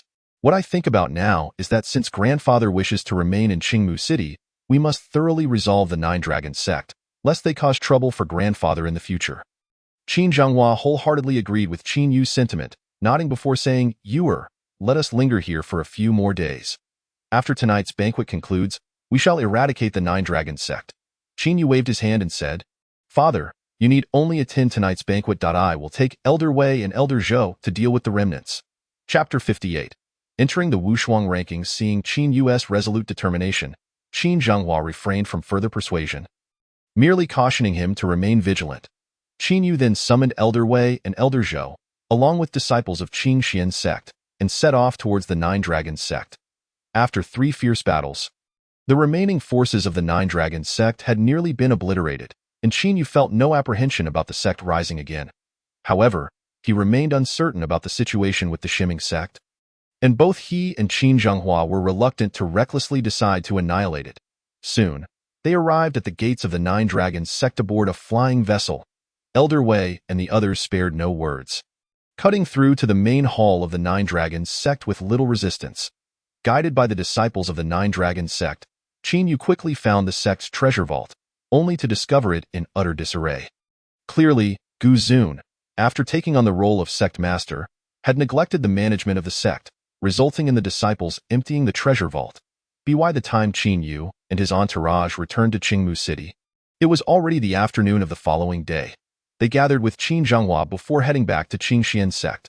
The news of the Nine Dragons sect's destruction spread swiftly throughout the entire Xingyun Empire. Previously, the Nine Dragons sect had suffered multiple heavy blows from the Qin Xian sect, but it had still remained intact. Now that it had been obliterated, the influence of the Qin Xian sect in the Xingyun Empire surged once more, and no faction dared to underestimate it. Upon returning to Qin Xian's sect, Qin Yu immediately sought out Qin Yan. After briefly reporting the events in Qingmu City, Qin Yu inquired, "Sect Master, have you gathered any news regarding Wu Jin during this time?" Qin Yan shook his head gravely. "We have scoured the entire Xingyun Empire, yet still found no trace of Wu Jin." Qin Yan's response left Qin Yu feeling exceedingly vexed. The vast Xingyun Empire could not yield such a material, making the restoration of the Tianqing lantern seem nearly impossible. "Sect Master, is there truly no other way?" Qin Yu pressed. Qin Yan regarded the anxious Qin Yu, sighed deeply, and replied, "If we cannot find it in the Xingyun Empire, we must send someone to other empires in search of fortune. Sect Master, since I have nothing pressing at the sect, I might as well go personally," Qin Yu suggested. Qin Yu nodded. There were countless empires across the Glory Continent, and the Xingyun Empire was among the weakest. Since Wu Jin could not be found within the Xingyun Empire, seeking it in other empires was the only course of action. "Very well, the Dian Empire is the most powerful empire on the Glory Continent. Surely there we can find Wu Jin. The mention of the Dian Empire, Qin Yan's eyes sparkled with yearning. Qin Yu nodded emphatically. "Then our first destination shall be the Dian Empire." Qin Yan continued, "Little Yu, the Dian Empire is teeming with powerful figures. It would be prudent for you to break through to the realm of life and death before setting off, as it would provide you with an additional layer of protection in the event of unforeseen circumstances." Qin Yu let out a self-deprecating smile. "Very well, as a representative of Qin Xian's sect, I cannot afford to appear too lacking in prowess." As he prepared to depart, Qin Yan handed Qin Yu a 5th-grade pill. With few resources at his disposal, Qin Yu did not hesitate to accept the 5th-grade pill. Upon returning to his residence, Qin Yu immediately ingested the fifth-grade pill and began the process of refinement. The immense spiritual power surged through Qin Yu's meridians and acupoints, compelling him to activate the Wanling Ju, directing the spiritual energy along its prescribed path with fervor. Crack, with a sound reminiscent of a cracking eggshell. The spiritual energy transformed from the fifth-grade pill, alongside the energy from the 9 yin-yang 8 trigrams inner elixirs, surged through Qin Yu's body like wild stallions. Qin Yu focused intently, observing as his meridians expanded at a visible rate. Evolving from mere trickles to a flowing river, the spiritual energy continued to ascend, ultimately entering his sea of consciousness. Boom. The threshold of the sea of consciousness was successfully breached, and Qin Yu noticed a sphere slowly taking form. Shifting from white to gold. In that instant of the golden sphere's emergence, Qin Yu felt an influx of familiar scenes in his mind. These were the landscapes of the ancestral grounds at the back mountain. The divine consciousness of the realm of life and death was truly wondrous. Qin Yu realized that this was the divine consciousness birthed from breaking through to the realm of life and death. Having just entered the first level of this realm, the range of his divine consciousness was only about 1 kilometer. As his cultivation advanced, the coverage of his divine consciousness would expand correspondingly. Ding! Congratulations to the host for breaking through to the realm of life and death. After this breakthrough, each evolution will require the consumption of evolution points, which can be obtained through Sect missions or by defeating opponents. Upon hearing the system notification, Qin Yu's lips twitched. He would no longer be able to evolve pills as casually as before. He had no idea how many evolution points were required for a single pill evolution. Based on the meager Sect missions provided by the system, it seemed that his only option for acquiring evolution points would be through relentless killings. After venting his frustrations, Qin Yu promptly accessed his personal information panel. Name: Qin Yu. Cultivation, first level of life and death realm, possesses self-protection capabilities. Note: this system can evolve all things. Evolution points, 6598. Gazing at the 4-digit evolution points, Qin Yu felt regret for not personally slaying the disciples of the Nine Dragon Sect and Xinming Sect while in Qingmu City. Just then, as Qin Yu was lost in contemplation, he suddenly heard 2 sharp sounds from the sky, followed by chaos erupting within Qingxian Sect. It's the golden-winged Great Pong. How did it end up in our Qingxian Sect?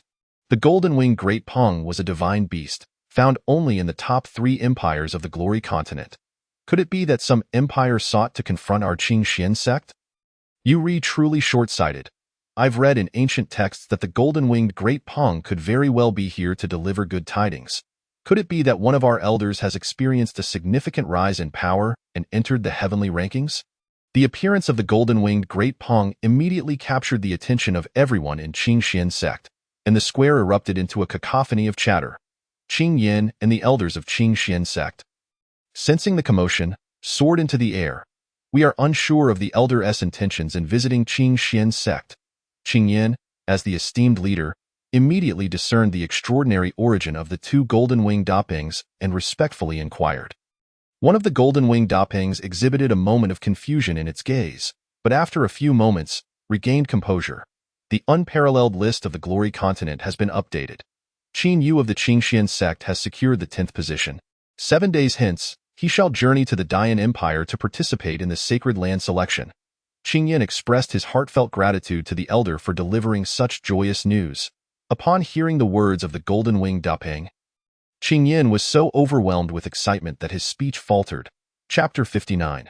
The Dayan Empire hiss. Did I hear that correctly? The Holy Sun has entered the unparalleled list at the 10th position? Laughter erupted. Ha ha. Our Holy Sun is remarkable.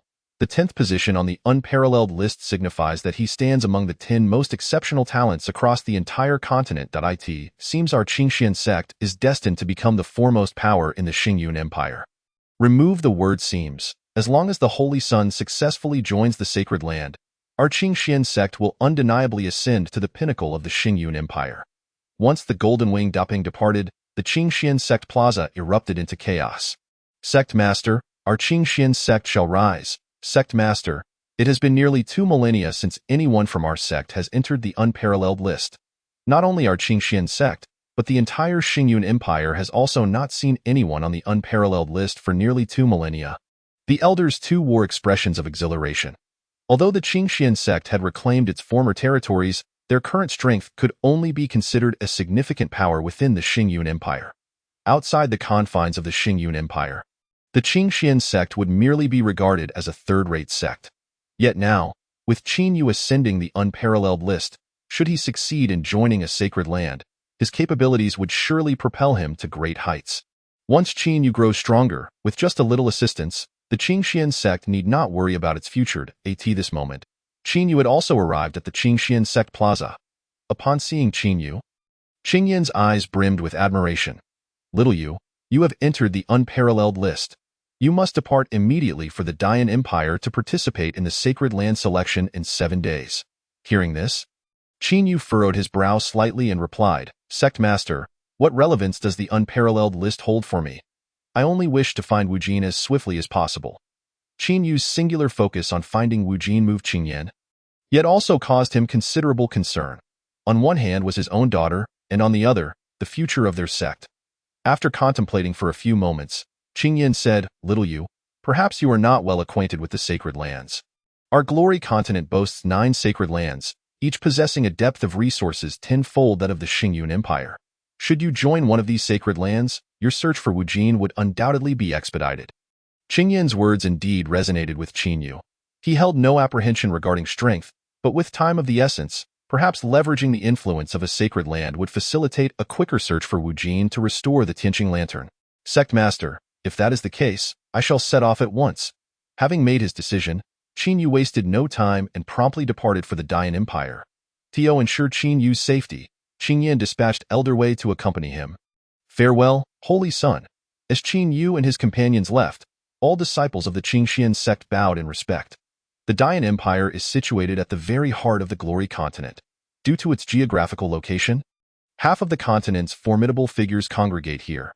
After 3 days of travel, Qin Yu and his party finally arrived within the imperial city of the Dian Empire. As they traversed the bustling streets, both Qin Yu and Elder Wei felt an uncanny sensation, for they observed that the streets were teeming with experts at the life and death realm.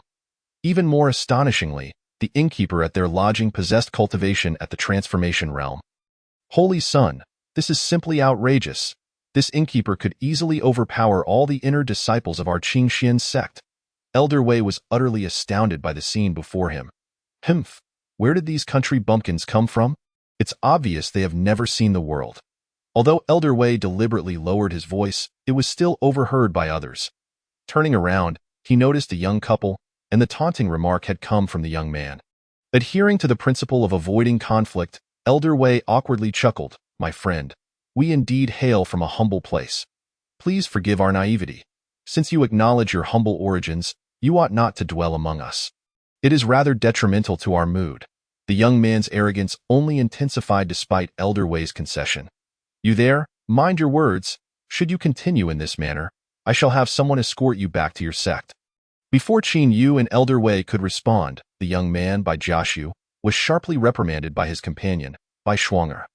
Subsequently, Bai Shuanger turned to Elder Wei and Qin Yu with a smile, "Esteemed brothers, my younger brother is rather unruly. I apologize on his behalf." Both Elder Wei and Qin Yu had no desire to prolong the dispute with the Bai siblings, so they waved their hands and followed the innkeeper to their room. Once in their quarters, Qin Yu instructed the system to lift the concealment of the Wanling celestial body. With formidable figures abounding in the Dian Empire, Qin Yu knew he must showcase his strength to seize more opportunities. After resting a while at the inn, Qin Yu decided to venture out and seek fortune, hoping to glean any information regarding Wu Jin. He stepped outside the inn and began inquiring about Wu Jin's whereabouts. He traversed many locales within the sacred city, yet yielded no fruitful results. As he wandered, Qin Yu encountered numerous practitioners, yet none seemed privy to any news about Wu Jin. Hours slipped by, and a sense of urgency gripped Qin Yu. If he could not find Wu Jin even in the Dian Empire, he truly did not know what to do. While lost in thought, Qin Yu found his path obstructed by a throng of people. As he focused his gaze, he saw they were gathered around a fortune teller, eagerly offering spirit stones for divination. In the realm of yin and yang, fortune and misfortune may shift, and destiny can be altered. The successes and failures of this world are questioned by the divine, yet human will remains unyielding. Qin Yu gazed upon the fortune teller's couplet and could not help but shake his head, astonished that even in the realm of cultivation, fortune tellers thrived so. "Hey, kid, What does your head shaking mean? Just as Qin Yu was about to leave, an irate voice emerged from the crowd. Turning to investigate, he saw the young man, who had been surrounded by admirers, pushing through the throng, striding toward him. Faced with the young man's fury, Qin Yu was at a loss for words. He had not anticipated that his casual gesture would draw such attention. This esteemed Taoist, I merely recalled something amusing and meant no offense. To avert any misunderstanding, Qin Yu fabricated a light-hearted excuse. Humph. The young man tossed his long hair and coldly retorted, Kid, I am well versed in celestial phenomena and terrestrial geography. Do not think to deceive me, I perceive your extraordinary potential. You shall surely achieve greatness in the future. I shall pardon your transgression this once. To this, Qin Yu could not help but laugh.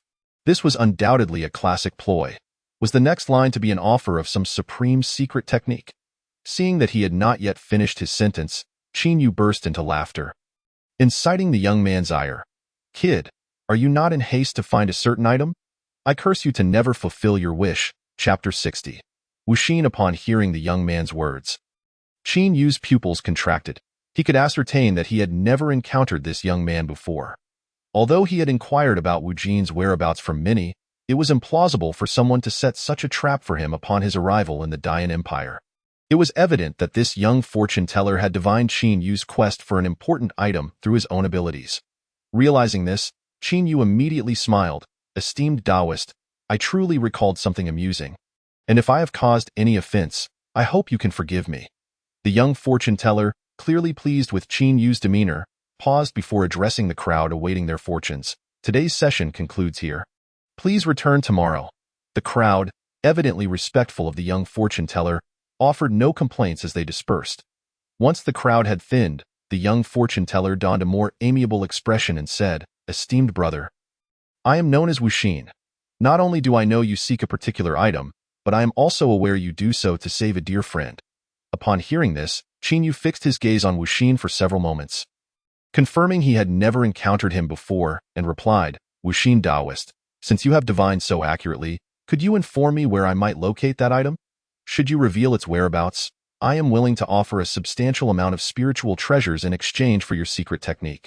Wuxin rolled his eyes at Qin Yu's words and scoffed, Kid, do you take me, a disciple of the Lotus Tao Sect, for a street vendor? Why do you assume I am selling techniques? Qin Yu chuckled awkwardly. Wuxin Taoist, what must I do to persuade you to disclose where I might find that item? Wuxin nodded.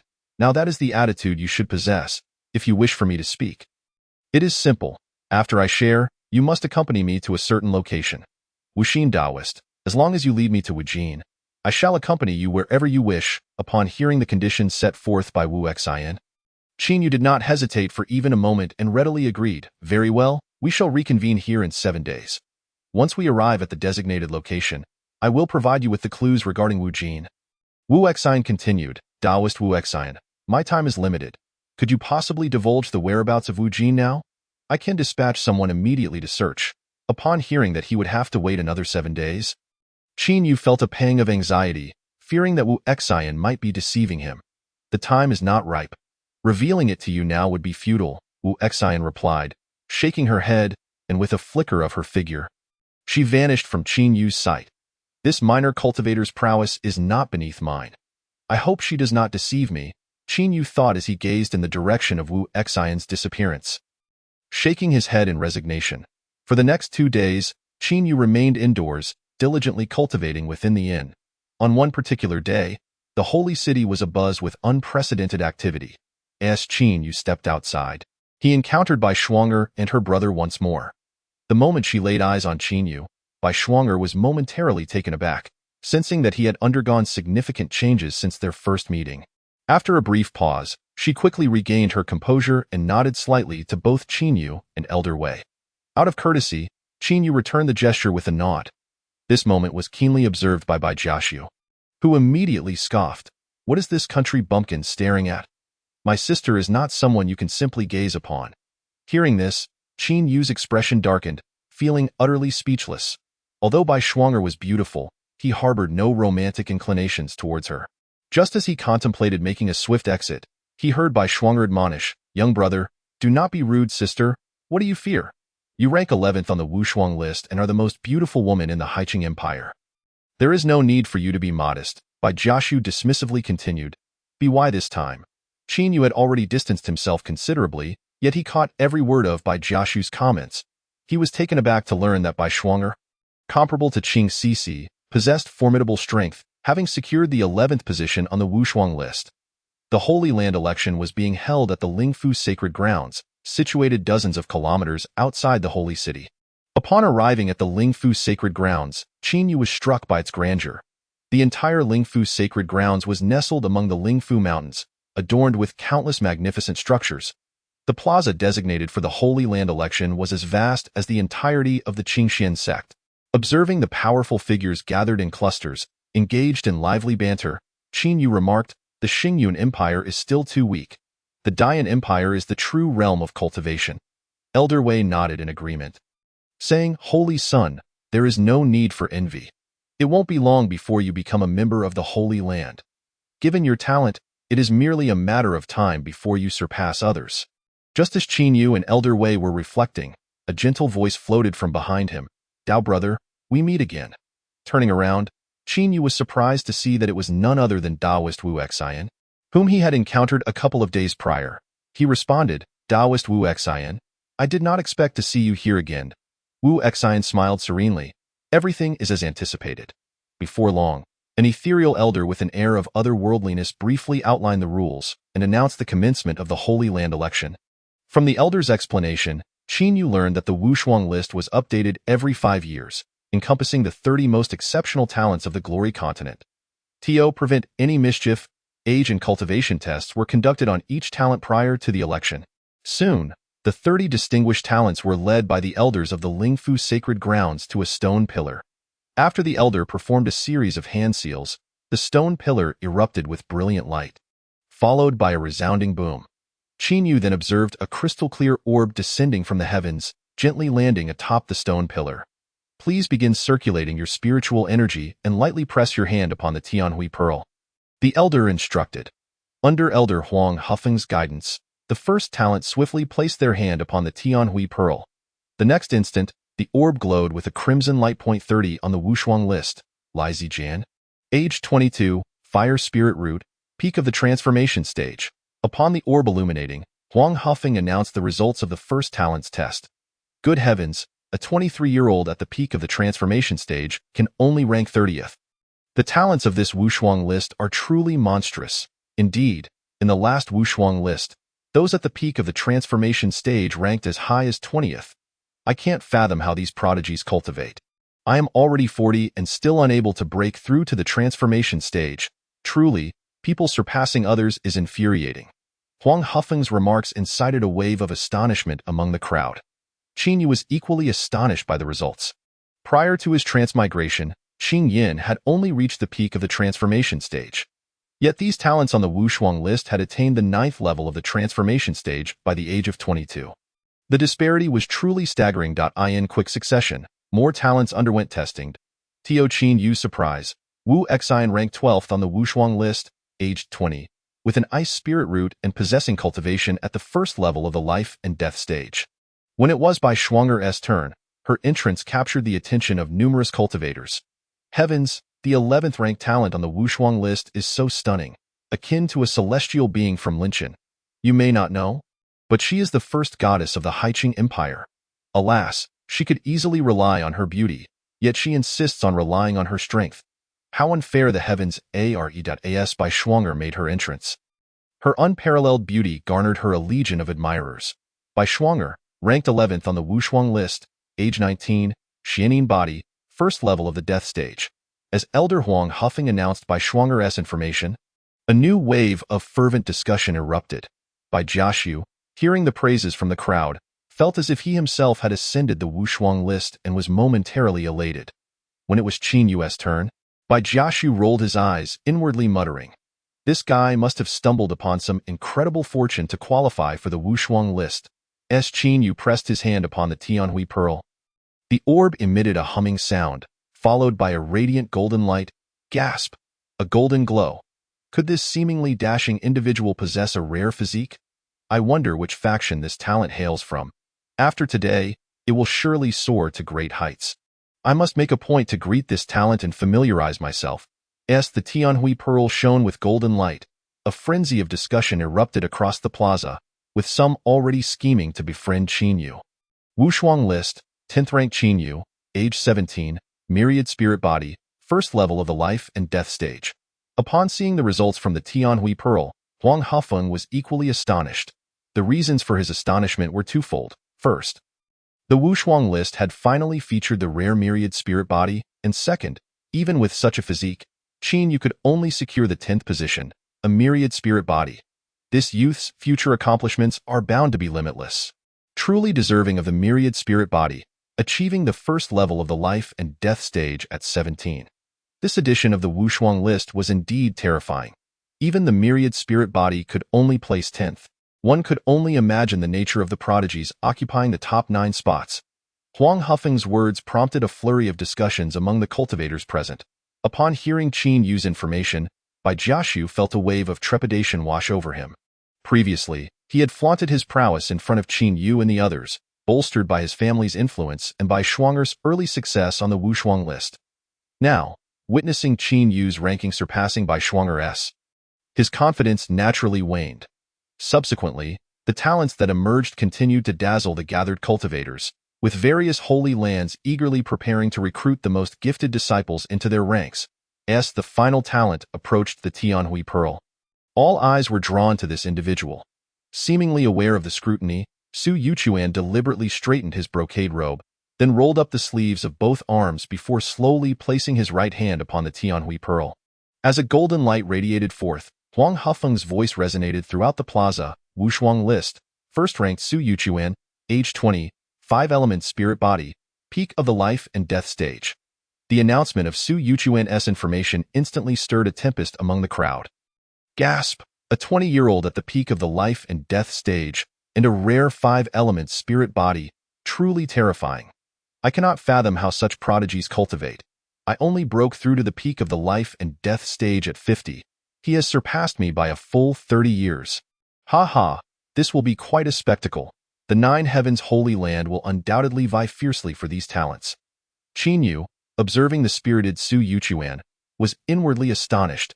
If Su Yuchuan were to venture to the Xingyun Empire, he alone could easily overpower an entire sect. Just then, a notification sound from the system broke through Qinyu's contemplation. Ding! Host, you have a new sect mission awaiting acceptance. Challenge the top 9 talents on the Wushuang list. Upon success, you will receive 10,000 evolution points. Note: you may commence from the 9th position up to the 1st, or directly challenge the 1st. Victory will count as task completion. Do you accept the task? After ascending to the realm of life and death, each use of system evolution requires evolution points. Faced with such a richly rewarding task, Qinyu naturally had no reason to decline.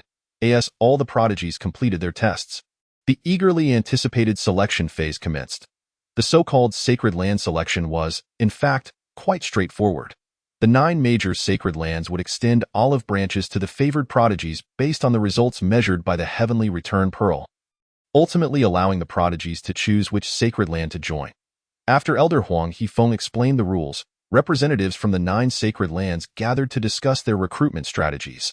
Due to the lengthy discussions among the 9 sacred lands, the prodigies were allowed to choose their opponents for sparring. Every round's victor would receive a 3rd-grade spirit recovery pill as a reward from our Lingfu sacred land.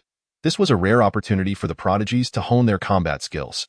Prompted by Huang Hifeng, a practitioner quickly stepped onto the trial stage.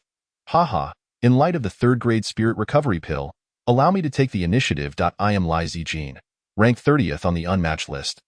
Is there any brother willing to challenge me on stage?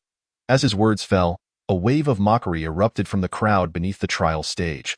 This kid has some nerve, being at the bottom of the unmatched list.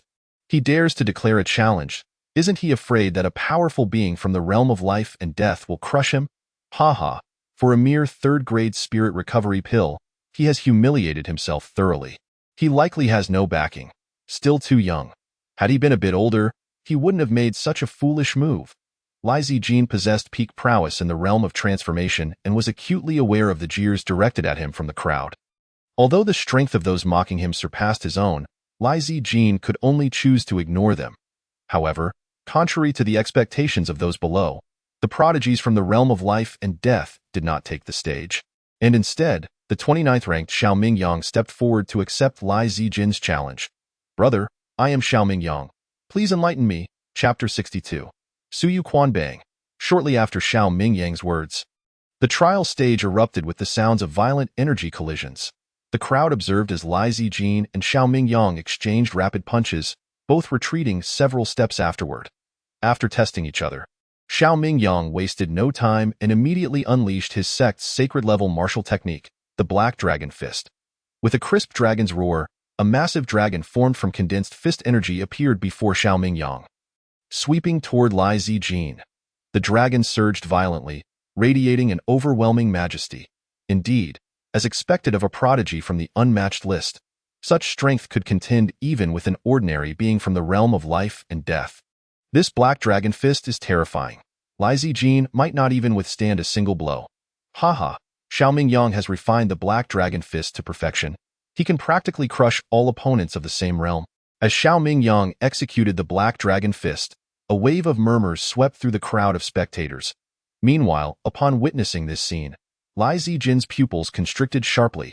He immediately activated his defensive skill. The indestructible body, enveloping himself in a layer of golden protective aura. Subsequently, he channeled his spiritual energy and launched a Celestial Gang Fist at the dragon. Boom. As the Celestial Gang Fist was unleashed, a white fist imprint expanded rapidly, hurtling toward the massive dragon. Bang! The fist imprint collided violently with the dragon, unleashing a torrent of chaotic energy that surged in all directions. In the next instant, the crowd watched as Lai Zijin's fist imprint was devoured by the dragon. The dragon then continued its relentless charge toward Lai Zijin. In a panic, Lai Zijin unleashed a flurry of punches, attempting to disperse the dragon formed from Xiaoming Yang's spiritual energy. To Lai Zijin's despair, as his final punch was thrown, the dragon broke through his fist imprint and crashed into his body.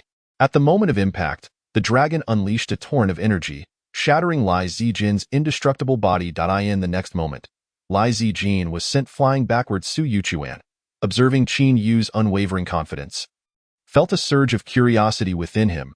He yearned to ascertain the capabilities of this individual, who was even younger than himself. As the two stood upon the trial stage, the atmosphere thickened with tension. Without a moment's hesitation, Qin Yu unleashed a formidable surge of spiritual energy, fists clenched, aiming a powerful strike at Su Yuchuan's chest. A faint smile graced Su Yuchuan's lips as he casually waved his right hand, allowing a stream of spiritual energy to emanate from his fingertips, coalescing into a shield that effortlessly intercepted Qin Yu's force, halting it at a mere half-foot distance from him. A flicker of astonishment flashed in Qin Yu's eyes. He had not anticipated that employing 60% of his strength would be so easily countered by Su Yuchuan. Was this truly the chasm that lay between the 1st and 9th levels of the life and death realm? If so, then let us see who can endure longer. A thought raced through Qin Yu's mind. In the next instant, he channeled 80% of his strength, relentlessly bombarding Su Yuchuan's shield with waves of spiritual energy. Su Yuchuan, clearly discerning Qin Yu's intentions, wore a look of disdain. Ha! You dare to challenge me in spiritual might? Let us see how you meet your demise. With a cold chuckle, Su Yuchuan intensified his output, solidifying the shield before him even further. Could it be that Qin Yu was foolish enough to engage Su Yuchuan in a battle of spiritual power? Given that Su Yuchuan was 8 levels higher, his reservoir of spiritual energy was undoubtedly far more robust. Was he truly courting death? Yet, what choice did he have? Su Yuchuan had previously allowed him 3 moves, and now Qin Yu was unable to breach even his defenses, resorting to this crude method. Alas, what a pity for this prodigious talent, seeking fame yet choosing the wrong opponent. Witnessing Qin Yu daring to contest spiritual power with Su Yuchuan, the spectators in the square erupted into derisive laughter. At that moment, Qin Yu focused all his attention inward, and as he increased his output, he swiftly realized the energy within his first Inyang Bagua inner core was depleting rapidly. The second inner core immediately took over, continuously supplying spiritual energy. Meanwhile, Su Yuchuan noticed that his own spiritual energy had dwindled to less than half, while Qin Yu appeared to be entirely unperturbed. Something was amiss. Su Yuchuan frowned. He too had ascended from the 1st to the 9th level of the life and death realm. After reaching this realm, each subsequent minor level significantly increased the capacity of his dantian. From the 1st to the 9th level, the capacity had nearly doubled, with half of his spiritual energy expended. Qin Yu's should have been entirely depleted by now. Realizing this, Su Yuchuan's expression turned grave. Having boasted that he would allow Qin Yu 3 moves, he now found himself compelled to endure and ascertain what tricks Qin Yu was employing. Qin Yu, keenly observing the shift in Su Yuchuan's demeanor, understood that without the aid of medicinal pills to replenish his energy, Su Yuchuan could not possibly outlast him, possessing 9 Yinyang Bagua inner cores. As time passed, Su Yuchuan's countenance grew increasingly grim, and as the second inner core's energy waned, Qin Yu surged forth with renewed vigor. Crack! Su Yuchuan could hardly believe that his own spiritual energy was nearing exhaustion while Qin Yu still had the strength to intensify his assault. Caught off guard, Su Yuchuan's shield began to crack under the immense pressure of Qin Yu's overwhelming spiritual force. "Brother Dao, you are on the verge of defeat."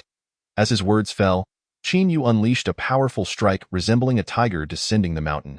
A colossal phantom of a tiger materialized, lunging towards Su Yuchuan. Upon hearing Qin Yu's declaration, Su Yuchuan instinctively sought to reinforce his shield with greater energy, but the meager remnants of his spiritual power were insufficient to sustain such a vast expenditure. The tiger manifestation effortlessly shattered Su Yuchuan's shield, sending him careening backward for several meters. As he retreated, blood erupted from his mouth, a clear indication of the severe internal damage inflicted by the tiger's strike. "Brother Dao, you have lost." Qin Yu beamed as he watched Su Yuchuan bleed, recalling the latter's earlier promise. How could this be? Shouldn't Qin Yu be the one to lose? Bewilderment coursed through the onlookers as they grappled with the reality that a 9th-level powerhouse had succumbed to one at the 1st level of the life and death realm.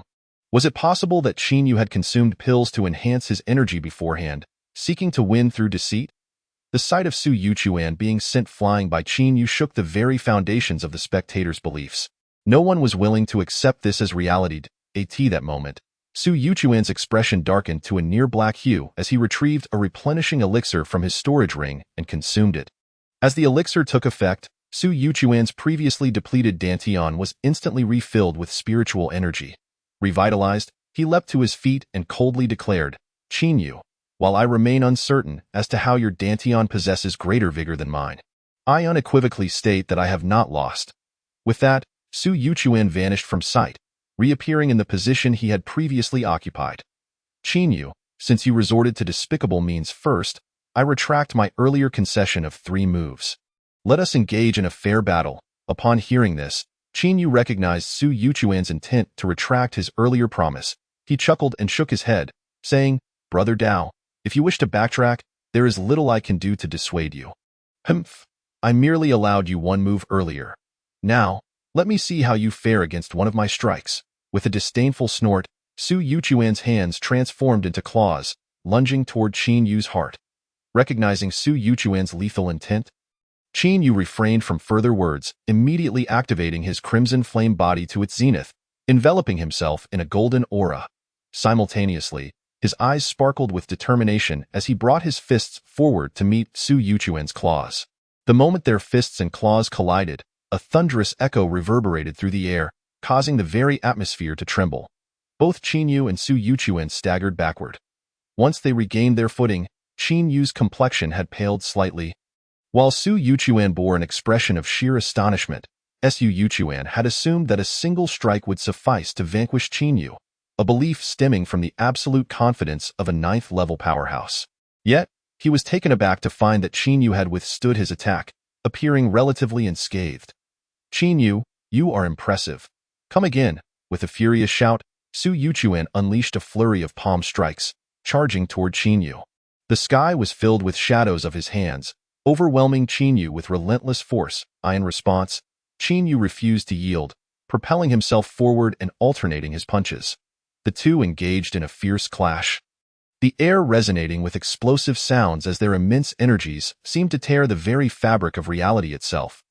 The onlookers in the square stood in stunned silence, unable to comprehend the spectacle before them. Initially, none had anticipated Qin Yu's success, believing his challenge to Su Yuchuan was merely a ploy for attention. However, who could have foreseen that Qin Yu, at the first level of the life and death realm, would hold his ground against the 9th level Su Yuchuan for such an extended duration? As their battle raged on, Su Yuchuan's attacks quickened, his impatience growing. After exchanging dozens of blows, he summoned a long sword, unleashing a torrent of sword energy that swirled like the wind, hurtling toward Qinyu. Unfazed, Qinyu called upon his heaven's mandate. Heavenly severance, he roared internally. In an instant, a sword projection stretching 100 feet materialized. Cleaving through Su Yuchuan's sword energy with fierce determination, boom!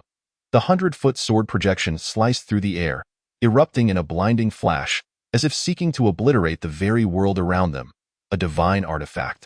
Feeling the overwhelming pressure of the artifact, Su Yuchuan's pupils constricted, and he hastily escalated his energy output. Bang!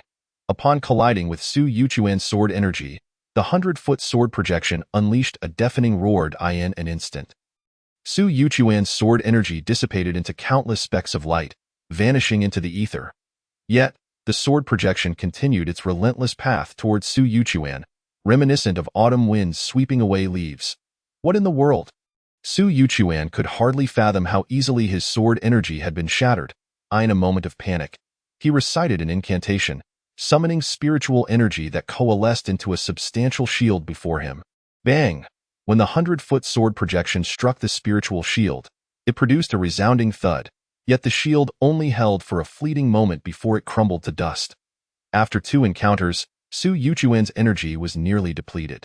By the time the sword projection reached him, it merely grazed his skin. Did I just see that correctly? Qinyu's sword energy actually wounded Su Yuchuan? What kind of monster is this, capable of overcoming an 8-level disparity to defeat the top talent on the unmatched rankings? You may be speaking too soon. Such a trivial wound to Su Yuchuan means little. Even if the injury is minor, it signifies defeat. After all, Su Yuchuan is a full 8 levels above Qinyu. Had they been of equal standing, Su Yuchuan would not have been Qinyu's opponent at all. Upon witnessing the sword light of Qinyu slicing through Su Yuchuan's skin, an uproar erupted among the multitude of cultivators gathered beneath the trial platform. The wound inflicted upon Su Yuchuan not only marred his flesh but also shattered the pride of many onlookers. Initially, no one held any regard for Qinyu, yet he had, through sheer strength, garnered the support of several cultivators. As Su Yuchuan beheld the blood staining his garments, his eyes turned a furious crimson. As the #1 prodigy on the unparalleled rankings, it was a considerable humiliation for him to be injured by Qinyu, who languished at the 10th position. Die! Su Yuchuan roared, biting down on his fingertip, allowing his crimson blood to drip onto his long sword. In an instant, the sword emanated a fierce red glow, its brilliance harmonizing with Su Yuchuan's bloodshot eyes, evoking the image of a ferocious beast. This was a forbidden technique of the Blood Emperor Sect. It appeared that Su Yuchuan was intent on killing. Such audacity from Su Yuchuan, who, in what should have been a fair duel, sought to employ forbidden arts against a cultivator 8 minor realms beneath him. His perspective was exceedingly narrow. Observing Su Yuchuan's frantic demeanor, the onlookers murmured in astonishment, as the mightiest prodigy on the unparalleled rankings. His defeat to the 10th place would significantly affect how the major sacred lands evaluated him. As Su Yuchuan succumbed to madness, the crowd buzzed with discussions. Meanwhile, Qinyu's expression grew grave. Su Yuchuan's strength was already superior, and even with all his might, Qinyu could only hope for a stalemate. Yet now, with Su Yuchuan resorting to forbidden techniques, Qinyu had little confidence in withstanding the impending retaliation. The challenge concludes here. We now invite the major sacred lands to announce their results. At that moment, Huang Hexing's voice resonated in the ears of the crowd. Upon hearing this, Qinyu's previously anxious heart settled instantly. Su Yuchuan was compelled to halt the forbidden technique. Despite his desire to slay Qinyu, facing the already transcended Huang Hexing, he had no choice but to abandon his murderous intent. As Huang Hexing's words faded, a luminous screen appeared above the trial platform, listing the names of the top 30 prodigies on the unparalleled rankings. After a few moments, the names of the major sacred lands gradually appeared beside each prodigy. Each sacred land's name signified their endorsement of that particular prodigy. More names implied greater choices for the prodigy. After several breaths, all 9 major sacred lands had made their selections. To the astonishment of the crowd, The names of the top 3 prodigies were accompanied by endorsements from all 9 sacred lands. Remarkably, alongside Su Yuchuan, Qin Yu's name also bore the marks of all 9 sacred lands. I can't believe that Qin Yu has also garnered the favor of all 9 sacred lands. During each sacred selection, it was typically only the top 3 prodigies who attracted such attention. The fact that Qin Yu could contend with Su Yuchuan indicated that his strength warranted recognition from the sacred lands. Upon witnessing the results on the luminous screen, the crowd erupted into fervent discussions. Su Yuchuan, upon seeing this outcome, exhaled in relief. He had feared that his defeat would tarnish his reputation among the sacred lands. Now that the results were in, he could finally achieve his desire to join the foremost sacred land of Glory Continent. As for Qin Yu's simultaneous recognition by all 9 sacred lands. He was indifferent. As long as he joined the foremost sacred land, Su Yuchuan was confident he would soon transcend the reincarnation realm and the realm beneath the reincarnation. All were mere ants at that time. No matter how powerful Qin Yu became, he would never be a match for Su Yuchuan. After the 9 sacred lands made their choices, it was time for the prodigies to select their own paths. Typically, each prodigy would choose among the sacred lands that favored them, opting for those ranked higher due to their superior resources. Soon, the top 3 prodigies chose the number 1 sacred land, Lingfu Sacred Land. As Qin Yu contemplated selecting the top sacred land, an elder with an ethereal demeanor approached him. "Young one, would you be interested in joining my Xixi Sacred Land?" Upon hearing this, Qin Yu furrowed his brow. For those on the unparalleled rankings, it was natural to choose a powerful sacred land. However, for Qin Yu, power was less significant than the time he needed to enhance his strength, as long as Xixi Sacred Land could offer him sufficiently favorable conditions. He would consider joining. With this in mind, Qin Yu flashed a cunning smile and inquired, "Elder, may I ask what conditions you can offer for my joining Xixi Sacred Land?" The elder, seeing the opportunity, replied, "Should you join Xixi Sacred Land, you will immediately become our foremost disciple, receiving an abundance of cultivation resources. Furthermore, I assure you that after joining, you will retain absolute freedom. As long as you do not engage in actions detrimental to Xixi Sacred Land, we shall not interfere in your affairs." Listening to the elder's generous offer, Qin Yu fell into contemplation. He had not anticipated such favorable conditions from Xixi Sacred Land. This indicated their eagerness to recruit prodigies from the unparalleled rankings, as they were ranked 9th among the sacred lands. However, the elder's proposal perfectly aligned with Qin Yu's desires. If a sacred land demanded a complete severance from his past, he would certainly refuse. For Qin Yu, who possessed an evolution system, acquiring strength was the simplest task. His immediate goal was to revive Xixi. After a moment's thought, Qin Yu smiled and said, "Elder, may I know how to address you?" "I am willing to join Xixi Sacred Land." Upon hearing this, the elder's eyes sparkled with excitement as he laughed heartily. "Excellent. You may call me Elder Han Hai." With Han Hai's words, he pointed towards the luminous screen, and in the next instant, all other sacred lands' names beside Qin Yu's disappeared, leaving only Xixi Sacred Land. "Elder Han Hai, a mere disciple ranked 10th on the unparalleled rankings, is it necessary for you to flaunt your might so brazenly?" An elder watching the changes on the screen immediately reprimanded. "Humph, Su Ming, when has it become your place to speak on my behalf? What of the 10th rank? I dare to confront the 1st rank." Despite being 8 minor realms apart, Han Hai retorted coldly, "I declare this. It will not be long before our Xixi Sacred Land's Qin Yu stands triumphant over Su Yuchuan of your Lingfu Sacred Land." Upon seeing Han Hai's challenge, Su Ming burst into laughter. "Han Hai, you dare to speak so boldly? Has Xixi Sacred Land languished for so long that you cannot see the disparity between our 2 sacred lands? Do you think a wanling body can dominate the world?" Su Ming's words dripped with derision, as if he had just heard the grandest joke. "Han Hai, whether the wanling body can dominate the world is uncertain. All that matters is that it can overshadow the 5-element spirit body," Han Hai replied, dismissing Su Ming and turning back to Qin Yu with a smile. "Qin Yu, let us return to Xixi Sacred Land. Your companions may return to their sect to report. In a few days, I shall personally visit your Qingxian sect." Qin Yu nodded in agreement, then briefed Elder Wei, instructing him to return to Qingxian sect first. Just as Qin Yu prepared to follow Han Hai, he noticed that Bai Shuanger had also joined Xixi Sacred Land. Seeing Qin Yu, Bai Shuanger gently nodded. Bai Shuanger greets Taoist brother. "My foolish brother has caused much offense. I hope Taoist brother will forgive me." "Haha, Junior sister need not be so formal. From now on, we shall both be disciples of Xixi sacred land. There is no need for pleasantries. Qinyu waved his hand dismissively, not taking the previous matters to heart. All right, our Xixi sacred land has had a bountiful harvest in this selection. I shall lead you all back to the sacred land at once. Han Hai's mood was evidently buoyant. And after chatting with some old friends, he prepared to escort Qinyu and the others back to Xixi sacred land. Taoist brother, do not forget our agreement. Just as Han Hai enveloped Qinyu and the others in his spiritual energy, Wuxin rushed over, calling out loudly. Qinyu nodded in acknowledgement and refrained from further speech. In the next moment, Qinyu found himself and the three others enveloped in Han Hai's spiritual energy, soaring into the air at an incredible speed towards the east. Wow, is this the power of a reincarnation realm expert? They can simultaneously carry 4 people at high speed, even faster than flying on a sword. Qinyu marveled at the scenery rushing past him. After about the time it takes for a stick of incense to burn, a majestic array of buildings came into view. Ahead lies the residence of our Xixi sacred land, with nearly 10 million disciples in total. As he spoke, Han Hai had already brought Qinyu and the others to a palace perched atop a peak. You 4 may reside here for the time being. Once I report the situation to the Holy Master, I will make specific arrangements for you. Thank you, Elder. The 4 individuals, in unison, spoke out.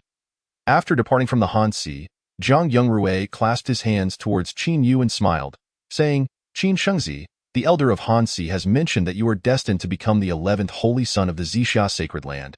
As the 4 of us enter the sacred ground together, we hope to rely on your guidance in the future. Another named Su Xingxue, witnessing this, echoed similar flattering sentiments. For both Zhang Yongrui and Su Xingxue, the promise from Hanxi was to be core disciples of the inner sect, which was vastly different from the status of a holy son. If they could cultivate a good relationship with Qinyu, it was conceivable that, should Qinyu soar to great heights in the future, Zhang Yongrui and Su Xingxue might also benefit in some regard. Qinyu, with a calm demeanor, replied, You 2 are too kind. Our ability to enter the Xixi sacred land together is indeed a stroke of fate. We shall certainly look out for one another in the times to come. After a round of polite exchanges, the 4 began to explore the palace. Not long after, Hanxi returned to the palace. Holy Son, I have reported the situation to the Sacred Lord. You 4 have now become my disciples, so you may focus on your cultivation within the Xixi sacred land. We pay our respects to our master. Upon hearing this, Qinyu and the others bowed deeply to Hanxi. Subsequently, Hanxi arranged for someone to familiarize Qinyu and the others with the Xixi sacred land. The next day, a ceremony was held at the sacred land to elevate the Holy Son, where all disciples, both inner and outer, gathered to acknowledge the new Holy Son. After the ceremony concluded, Hanxi summoned Qinyu and the others to his palace. You 4 have now joined my sect, and I have specifically selected suitable cultivation techniques for each of you. Aside from Qinyu, the other 3 were to cultivate the supreme holy level technique, the Xixi canon. Additionally, I have chosen appropriate martial skills for you 4, all of which are at least of the holy level.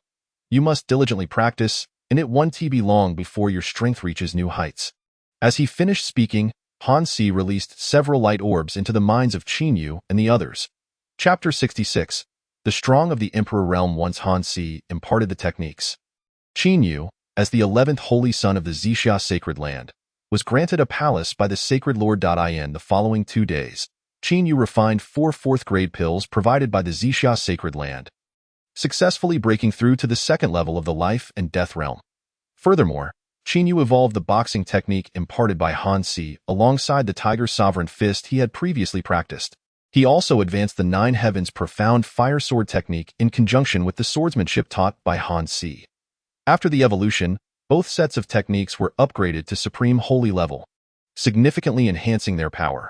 However, it pained Qinyu to realize that the 2 evolutions had cost him 200 evolution points, leaving him with merely over 9,700 points.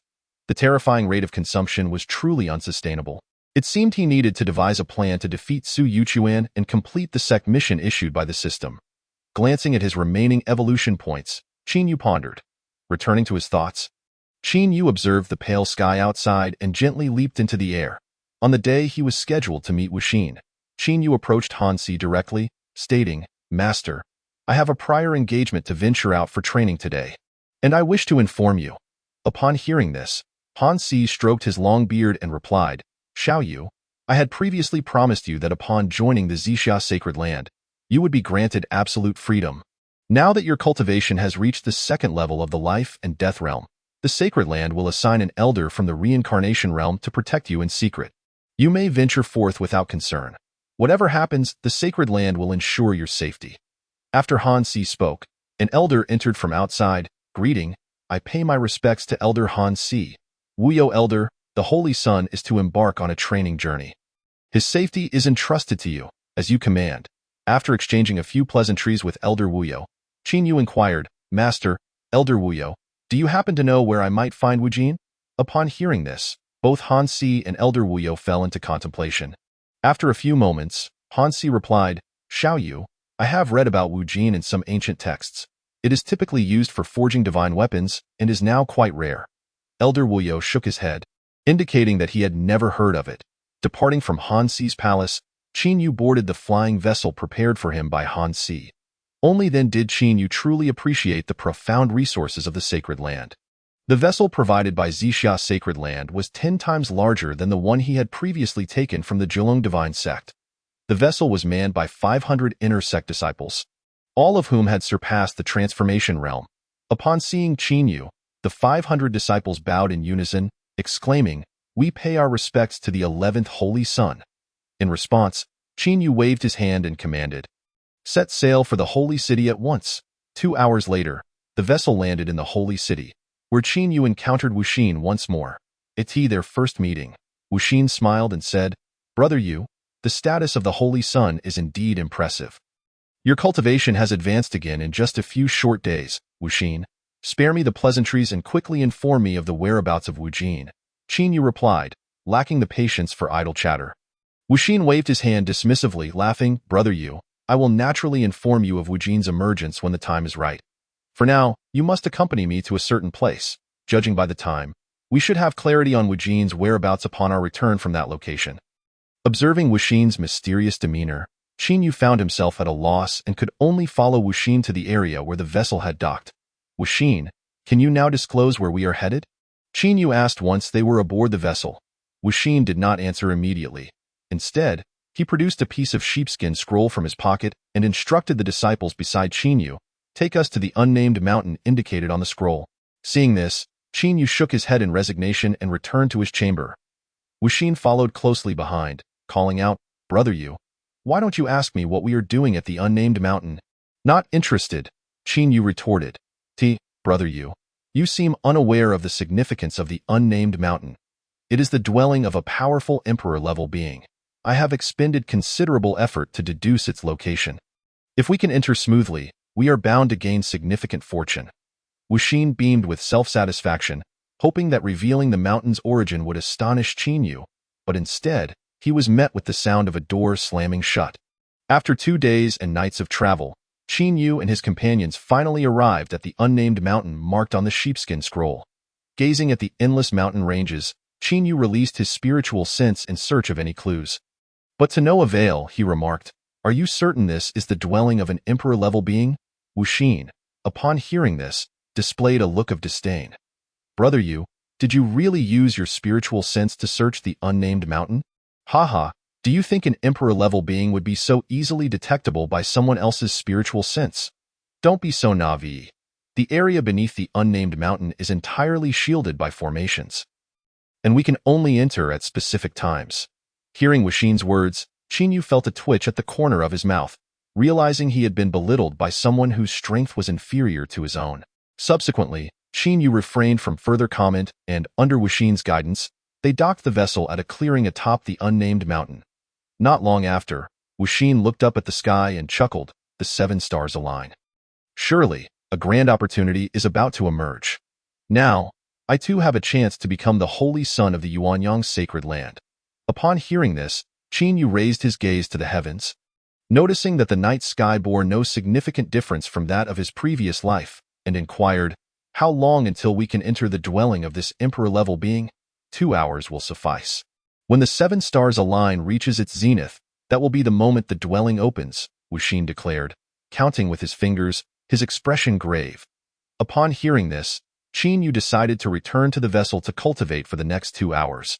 As he discovered the spiritual energy in this location was exceptionally rich. Not long after, while engrossed in his training, Yu was startled by a commotion outside the vessel. Exiting to investigate, he found another vessel docked nearby, from which numerous cultivators were disembarking, laughing jovially. What is happening? Why are there so many people? At that moment, Wuxin also stepped out of his chamber, and upon seeing the crowd, his expression turned blank. Is this truly the residence of immortals? Could the Cloud Wanderer have deceived us? He wouldn't dare. He has taken so many spirit stones from us. Does he not fear for his life? Well, since we are here, we might as well make the best of it. The Cloud Wanderer's predictions seem quite accurate. Did you not notice that there is even a vessel from the Xixi sacred land docked here? I find it hard to believe that they would come all this way just to enjoy the scenery. As the vessel stabilized, discussions among the cultivators above began to circulate. From their conversations, Yu surmised that these individuals had been summoned by a certain Cloud Wanderer. However, Wuxin's expression became somewhat peculiar upon hearing the mention of the Cloud Wanderer. Chapter 67. The powerful formation. Upon overhearing the discussions, Yu felt a twinge of surprise. Could it be that Wuxin was indeed telling the truth? Most of the cultivators disembarking from the vessel possessed the strength of the life and death realm, and among them were a few whose cultivation levels even Yu could not perceive. Just as these individuals had barely set foot on the ground, a sudden sound of something slicing through the air echoed sharply. In the next moment, several figures materialized before this group of cultivators. Upon recognizing these newcomers, Yu's heart leaped with joy. Among those who had just arrived, he spotted Su Yuchuan, the very individual he had previously sparred with during the Sacred Land Grand Selection. Just when he was troubled by the incomplete Sect mission issued by the system, he never anticipated that Su Yuchuan would come to him. This time, he certainly could not let this opportunity slip away. Yu mused inwardly. Simultaneously, Su Yuchuan also caught sight of Yu. After a brief moment of surprise, he whispered a few words to the elder beside him. After listening to Su Yuchuan, the elder nodded slightly and ceased to speak.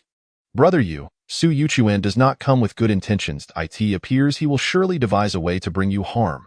Wuxin observed Su Yuchuan's actions and leaned closer to Yu, speaking softly. What nonsense! If Su Yuchuan dares to trouble me, I shall defeat him once more. Yu dismissed with a wave of his hand. He had previously matched Su Yuchuan evenly, and with his recent advancements in power, Su Yuchuan no longer posed a threat. As for the elder accompanying Su Yuchuan, Yu paid him no mind. Should that elder dare to take action against him, Elder Wuyo, who secretly guarded Yu, would undoubtedly intervene. Boom! At that moment, the ground beneath everyone began to tremble, and a translucent veil as delicate as a cicada's wing appeared above the nameless mountain. Ha! The Cloudwalker was indeed not deceiving me. There is indeed great fortune atop the nameless mountain. A cultivator, witnessing the emergence of the veil, let out a hearty laugh and soared towards it, bang, in an effort to test the veil's strength. This cultivator gathered his spiritual energy and struck the veil with a punch. In the next instant, the veil trembled slightly, and countless sword energies surged forth, slicing the attacking cultivator into countless fragments. Hiss! This formation is too formidable. A 5th-tier life and death realm cultivator couldn't even put up a fight. One exclaimed in shock. The nameless mountain must house a master well-versed in formations. It seems we will return empty-handed once more. Brother, do not lose heart. No matter how powerful that master may be, they have already perished for many years. I do not believe this formation can endure much longer. Let us all attack the formation together. Once its energy is depleted, we can safely enter. After the 5th-tier life and death realm cultivators test, discussions erupted among the cultivators. After a fruitless debate, they unanimously agreed to assault the formation collectively, and dozens of cultivators moved towards the veil with a command. They unleashed their strongest strikes upon the veil. Bang, bang, bang. A series of explosive sounds reverberated as the veil seemed to dim significantly. Just as the crowd believed their efforts were bearing fruit, countless sword energies erupted once more from the veil, slicing through the cultivators and reducing them to mere shreds. In an instant, a rain of blood fell from the sky above the nameless mountain, filling the air with a strong metallic scent. Many weaker cultivators began to waver, and numerous individuals summoned their flying swords to flee the nameless mountain. Humph! A bunch of self-righteous fools. Do they truly believe that an Emperor Realm cultivator is so easily dealt with? Without the intervention of a reincarnation realm cultivator, this defensive formation cannot be breached. As Qin Yu marveled at the formidable strength of the formation, Wu Xin muttered beside him. The successive developments piqued Qin Yu's curiosity about the nameless mountain. A formation that had endured for countless years was so powerful. The strength of the cultivators within must be extraordinary. If he could enter the nameless mountain and obtain some fortuitous encounters, it would be a splendid opportunity for him. Just as Qin Yu was about to inquire whether Wu Xin knew anything about the formation, Wu Xin silenced him with a glance. As if he had heard Wu Xin's words. The elder beside Su Yuchuan spoke up. All reincarnation realm cultivators, follow me to attack the formation. If the formation is breached, we must be the first to enter the nameless mountain. Should anyone dare to act recklessly, do not blame me for being ruthless. As Xiang Qinghua spoke, the overwhelming pressure of a reincarnation realm cultivator was unleashed without reservation, causing the life and death realm cultivators to fall silent in fear. As Xiang Qinghua soared into the air, 5 other reincarnation realm cultivators followed suit.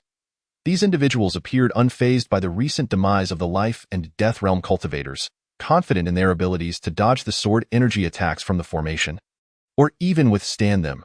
Begin. Xiang Qinghua commanded sharply, and the other 5 reincarnation realm cultivators simultaneously unleashed their strongest strikes against the veil. Bang!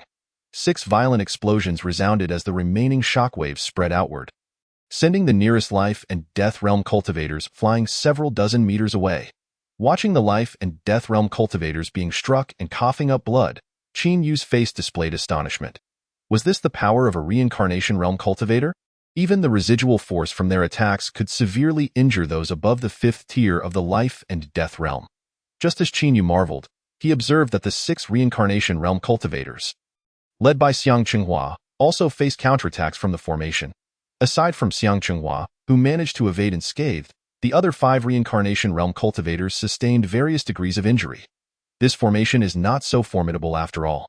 Now, let us use long-range attacks together. After we unleash our strikes, we shall retreat immediately. I believe it won't be long before this formation is breached. Having successfully evaded the sword energy of the formation, Xiang Qinghua returned near the veil. After several rounds of assault, Xiang Qinghua had deduced that the formation only retaliated against those attacking it with sword energy. As long as one could dodge, they could continue their assaults. The other 5 reincarnation realm cultivators exchanged glances filled with excitement, nodding in agreement with Xiang Qinghua's proposal. Upon hearing Xiang Qinghua's suggestion, the remaining cultivators hurriedly distanced themselves from the nameless mountain, hoping to avoid the same fate as the recent life and death realm cultivators. Brother Yu, come with me. Just as Qin Yu prepared to retreat, Wu Xin seized him by the arm. Confused, Qin Yu asked, Wu Xin, what is going on? Brother Yu, just follow me with that. Wu Xin dragged Qin Yu to the mountainside of the nameless mountain. Here it is, Brother Yu. Let us hurry in while those fools above continue their attacks. Chapter 68. The conditions of Gubu. How do you know we can enter from here? Qin Yu inquired, puzzled. Wu Xin shook her head vigorously. Brother Yu, I have a deep understanding of formations. This formation is called the 12 Capital Heavenly Sword Formation. As long as we first consume a portion of the formation's energy and then locate the opening, we can enter the formation. Seeing that Qin Yu still hesitated, Wu Xin tightly grasped his hand and urged, Brother Yu, we must hurry inside. Remember, do not use spiritual power to resist the sword energy. At this, Qin Yu's mouth twitched in exasperation, but he steeled himself and charged towards the veil, to his surprise. As he breached the veil, a torrent of sword energy surged towards him. Witnessing this, Qin Yu immediately cursed Wu Xin's ancestors in his mind. Qin Yu instinctively prepared to activate his crimson flame body for defense. He noticed Wu Xin remained remarkably calm, merely leaning closer to him. Having found Wu Xin's words to be reliable thus far, Qin Yu chose to trust her. The next moment, as the sword energy made contact with Qin Yu's body, it seemed to lose its lethality, merely brushing past him before vanishing into thin iron contrast. Wu Xin found her clothing shredded into countless pieces, leaving her with several minor wounds. At that moment, Qin Yu had no time to ponder further. After enduring the sword energy's onslaught, the two landed gently within a dilapidated architectural complex. Though the structures were in disrepair, their former grandeur was still evident from their scale. Brother Yu, we must hurry. The greatest fortune within the nameless mountain lies in that most majestic palace ahead. While those powerful cultivators are still attacking the formation, we must seize the opportunity to claim what is here. Wuxin urged shortly after they landed. Hearing the continuous rumbling from outside, Qin Yu and Wuxin wasted no time and swiftly soared towards the palace. After a while, they reached the entrance of the grand palace. Just as they landed, the tightly shut palace doors suddenly swung open, and an inexplicable force drew them into the hall. As they regained their senses, a door-closing sound echoed behind them. "Young ones, I am Gubu. Welcome to my homeland." A voice resonated from the center of the hall. Upon entering, Qin Yu attempted to probe the hall's interior with his spiritual sense, but to his astonishment, his efforts seemed to vanish into the vast ocean, yielding no results. Just as Qin Yu sought to ascertain the source of the voice, a figure suddenly materialized in the center of the hall. "Senior Gubu, if you are living well, why have you confined yourself within this nameless mountain?" Qin Yu inquired, and upon hearing his words, Gubu's eyes reflected a myriad of past memories. After a brief pause, he smiled and replied, "My true body was annihilated by Zhu Tian during my journey of cultivation. What stands before you now is merely a fragment of my essence, a mere avatar that has managed to survive in the nameless mountains for several millennia." Upon hearing Gubu's words, Wu Xian's face also displayed a look of astonishment as he hastily asked, "Senior, if even you are no match for Zhu Tian, has he ascended to the realm of the Heavenly Emperor?" Gubu shook his head. "When I battled Zhu Tian, he was already on the cusp of becoming a Heavenly Emperor. Thousands of years have passed, and I now hold no knowledge of his current cultivation level." Wu Xian continued, "Senior, since Zhu Tian has obliterated your true body, why not seek vengeance?" Gubu chuckled self-deprecatingly. "If my true form could not contend with Zhu Tian, how could a mere avatar hope to prevail? Furthermore, after the fall of my true body, my avatar's power could not increase even by a fraction. I have hidden in these nameless mountains to await your arrival." Hearing this, Wu Xian's lips twitched slightly as he awkwardly remarked, "How did you know we would come? Ah, young one, did you not come here for my grand propagation technique? I perceive your talent is commendable. You were able to discern the location of my nameless mountain and even brought along a being with an affinity for the sword path, thereby breaching my defensive array. If you both agree to one condition of mine, I shall impart all my knowledge to you." At this, both Qin Yu and Wu Xian's eyes sparkled with excitement, and they spoke in unison, "Senior, we are willing." Although Qin Yu did not need to worry about enhancing his own power, the presence of an emperor-level expert was an unparalleled boon for him. Even with his evolution system, ascending to the emperor realm would require a protracted period. Thus, if he could seize the opportunity presented by an emperor-level expert, he would certainly not let it slip away. Seeing that the two had readily accepted his terms, Gubu smiled. "If you promise to help me eliminate Zhu Tian after you have achieved your goals, then I shall grant you my grand propagation technique and the supreme divine art." The 9 Swords of Annihilation. Both Qin Yu and Wu Xian simultaneously twitched their lips, and just as Qin Yu was about to decline, Wu Xian interjected, "Senior Gubu, could we possibly negotiate a different request? Zhu Tian is a formidable foe. With our current strength, we likely cannot assist you. I am asking you to attain your accomplishments before confronting Zhu Tian. Once you agree, the grand propagation technique and the 9 Swords of Annihilation will be yours. Additionally, I can assist the one surnamed Qin in directly ascending to the reincarnation realm. Young one, this ascension is crucial for you. Do consider it."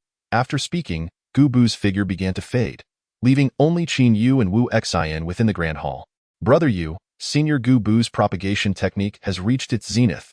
His words cannot be mistaken. I believe you should acquiesce to his request." As if fearing Qin Yu might refuse, Wu Xian hastily spoke up after Gubu vanished. After considering Gubu's words, Qin Yu resolved to accept the elder's conditions. Setting aside the 9 Swords of Annihilation, merely ascending to the reincarnation realm was an offer too enticing to refuse. Given Qin Yu's current aptitude, he ranked 11th among the holy sons of the Xixi sacred land. Should he break through to the reincarnation realm, he would undoubtedly become the foremost holy son of the Xixi sacred land. The resources and influence available to him would then multiply tenfold. "Senior Gubu, we accept your conditions," Qin Yu declared decisively. "Excellent. You two should bow to your master now." Gubu's figure reappeared before them. Without a moment's hesitation, Qin Yu and Wu Xian performed a bow of respect to Gu Bu. The next moment, Gu Bu began to weave intricate hand seals, and several golden orbs of light entered the minds of both Qin Yu and Wu Xian. Once the orbs were fully absorbed, two supreme divine arts appeared in Qin Yu's mind: the 9 swords of annihilation and the indestructible golden body technique. Young one, quickly gather your focus and activate the Wanling technique. I shall impart my teachings to you. Just as Qin Yu intended to thoroughly explore the techniques Gu Bu had imparted, he was abruptly interrupted by a sharp command. Immediately, Qin Yu activated the Wanling technique to its fullest potential, and an immense surge of spiritual energy surged into his body. Boom! As the Wanling technique operated, thunderous sounds reverberated within Qin Yu's being. 3rd level of the life and death realm. 4th level. 9th level. He continued to break through until reaching the pinnacle of the life and death realm. Reincarnation pill, Gu Bu shouted forcefully, and a black and white marbled pill materialized before Qin Yu. Without hesitation, Qin Yu consumed the reincarnation pill. As the pill dissolved in his mouth, a torrent of overwhelming energy split into 2 streams, surging wildly through his body. Through inner vision, Qin Yu could distinctly observe his meridians expanding under the onslaught of this energy. Boom! A deep, resonant sound echoed as an immense force rampaged through Qin Yu's body. Is this the power of the reincarnation realm? He felt as though he could shatter mountains and rivers with a mere gesture. His face awash with astonishment. There were only 2 reincarnation realm experts within the entire Xingyun Empire.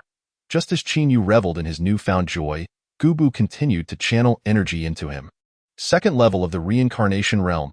It wasn't until Qin Yu reached the 3rd level that Gu Bu halted his energy transmission. Young one, I have bestowed upon you all that I possess.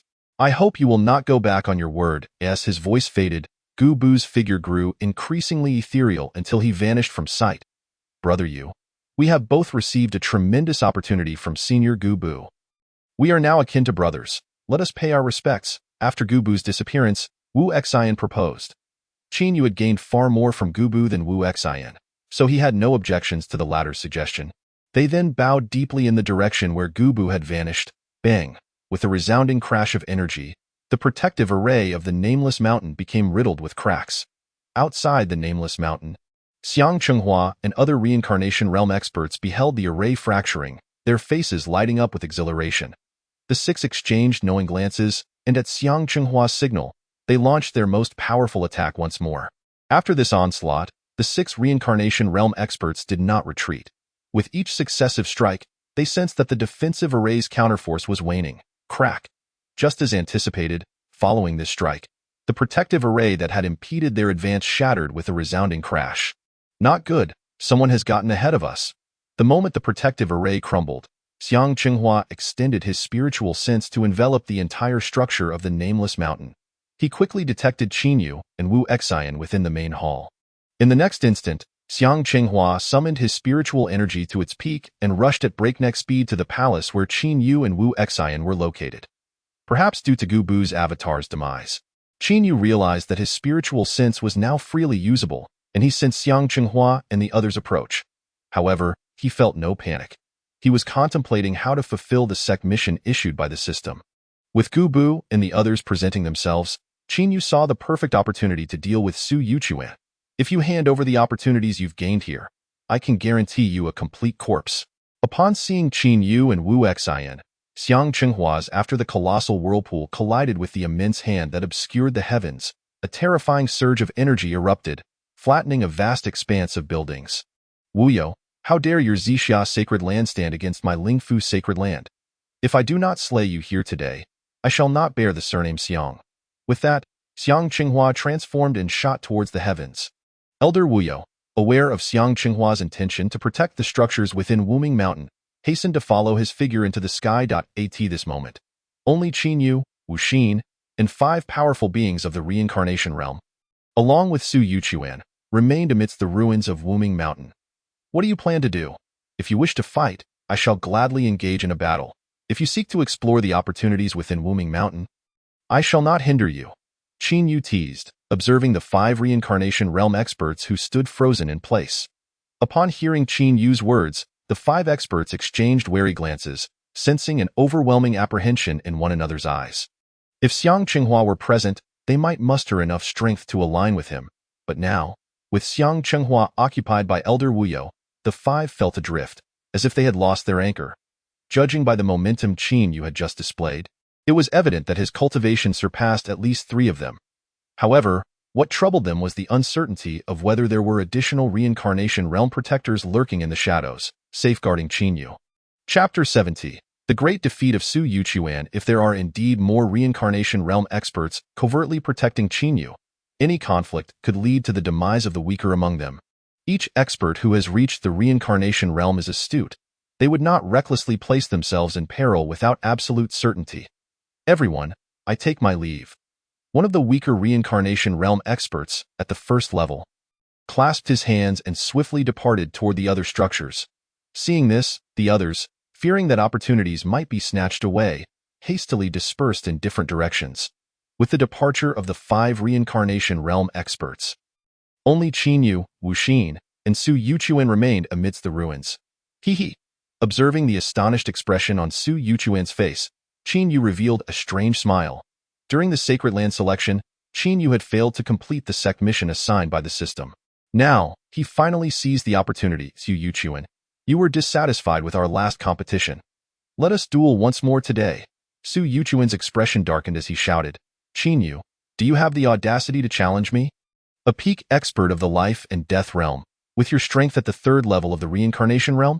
Qin Yu, unfazed, retorted, Su Yuchuan, at that time, your cultivation was 8 levels above mine, while I was only 4 levels above you. Otherwise, I would have allowed you 3 moves. If you can make me retreat a single step, I shall concede. The rewards offered by the system were too enticing. Regardless of Su Yuchuan's protests, Qin Yu was resolute in completing this task.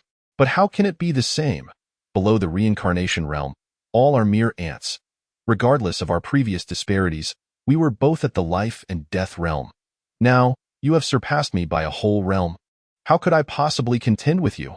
Recognizing his inferiority to Qin Yu, Su Yuchuan adopted an attitude of indifference.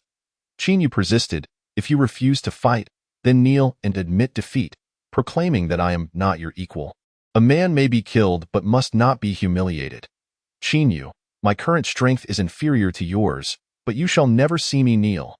Qin Yu's words ignited Su Yuchuan's fury, and with that, he brandished his sword and charged at Qin Yu. Fierce wind slash. As Su Yuchuan's voice fell, a tempest suddenly swept through the ruins, causing the garments of Su Yuchuan, Qin Yu, and Wu Xin to flutter violently. An endless wellspring of spiritual energy coalesced before Su Yuchuan, forming a colossal sword. As Su Yuchuan's thoughts directed its power, the gigantic sword cleaved through the fabric of space, creating a succession of black holes as it descended upon Qin Yu. Sensing the terrifying energy radiating from the giant sword, Qin Yu activated both the Scarlet Flame Body and the Indestructible Golden Body technique simultaneously. In the next instant, Su Yuchuan beheld Qin Yu transform into a diminutive golden figure, his entire being bathed in resplendent golden light. Humph! You foolishly believe you can withstand my strike with mere physical defenses. Su Yuchuan scoffed inwardly, observing Qin Yu's transformation without taking any immediate action. The fierce wind slash, one of Su Yuchuan's most formidable techniques, left him utterly convinced that Qin Yu could not withstand it. If he could force Qin Yu to retreat a single step, Su Yuchuan would not need to kneel in submission. Boom! Just as Su Yuchuan had anticipated, Qin Yu stood his ground, allowing the giant sword to crash down upon him. The deafening sound reverberated as a massive shockwave sent dust billowing into the air. Qin Yu, concede. With a single strike, Su Yuchuan's face glowed with confidence. That moment, a mocking voice shattered Su Yuchuan's dreams. Su Yuchuan, your technique is more suited for a menial task than for combat. Aside from stirring up clouds of dust, not even my indestructible golden body technique was breached. Seeing Qin Yu emerge unscathed, Su Yuchuan's voice turned grave. Qin Yu, do not celebrate prematurely. That was merely the first strike. 2 more blades await. This is truly troublesome. Qin Yu inwardly cursed, having gauged his own strength through the previous exchange. He was growing impatient. Noticing the disdain etched upon Qin Yu's face, Su Yuchuan's expression contorted with rage. With eyes wide in fury, he glared at Qin Yu, then bit his tongue, spewing a mouthful of vital blood onto his sword. Simultaneously, Su Yuchuan frantically activated the forbidden technique, blood sacrifice, igniting his own essence. Observing Su Yuchuan's reckless actions, Qin Yu sensed a rapid surge in Su Yuchuan's cultivation, soaring to the second level of the reincarnation realm. Qin Yu, prepare to meet your end, Su Yuchuan bellowed, as the sword in his hand enveloped itself in a crimson glow. Exuding an aura of bloodlust, as his words fell, Su Yuchuan raised his sword, executing a series of sword seals before shouting, "Blood stains the rivers and mountains." In the next moment, Su Yuchuan's sword soared into the air, erupting in a brilliant crimson radiance that painted the world red. With each incantation, countless sword beams shot forth from the vast crimson glow, raining down upon Qin Yu in a deluge. This was Su Yuchuan's most powerful strike. Fueled by his burning essence, either it would severely wound Qin Yu, or shatter his blood stains the rivers and mountains, resulting in Su Yuchuan's significant decline in cultivation. Witnessing Su Yuchuan's desperate maneuver, Qin Yu could not afford to underestimate the danger. With a flick of his mind, Tianming appeared in his grasp. The 9 swords of world extinction.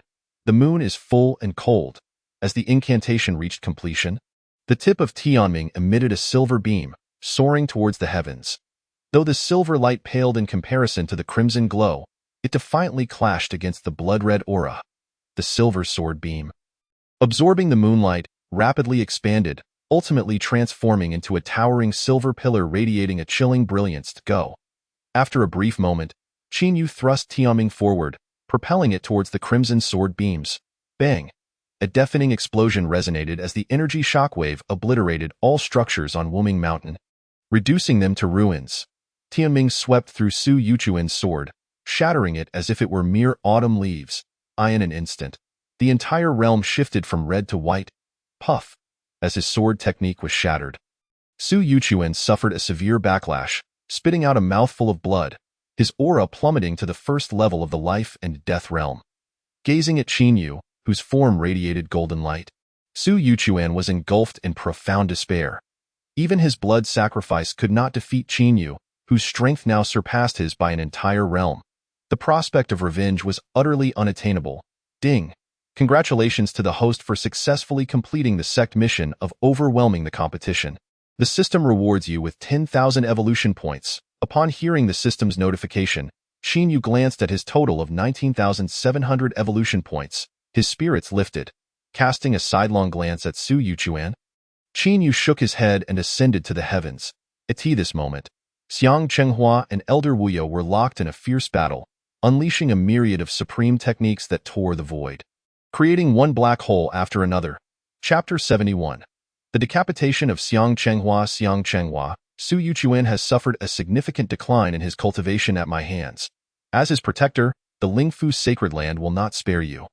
After observing the clash between Xiang Chenghua and Elder Wuyo, Qin Yu shouted, aiming to disrupt Xiang Chenghua's concentration.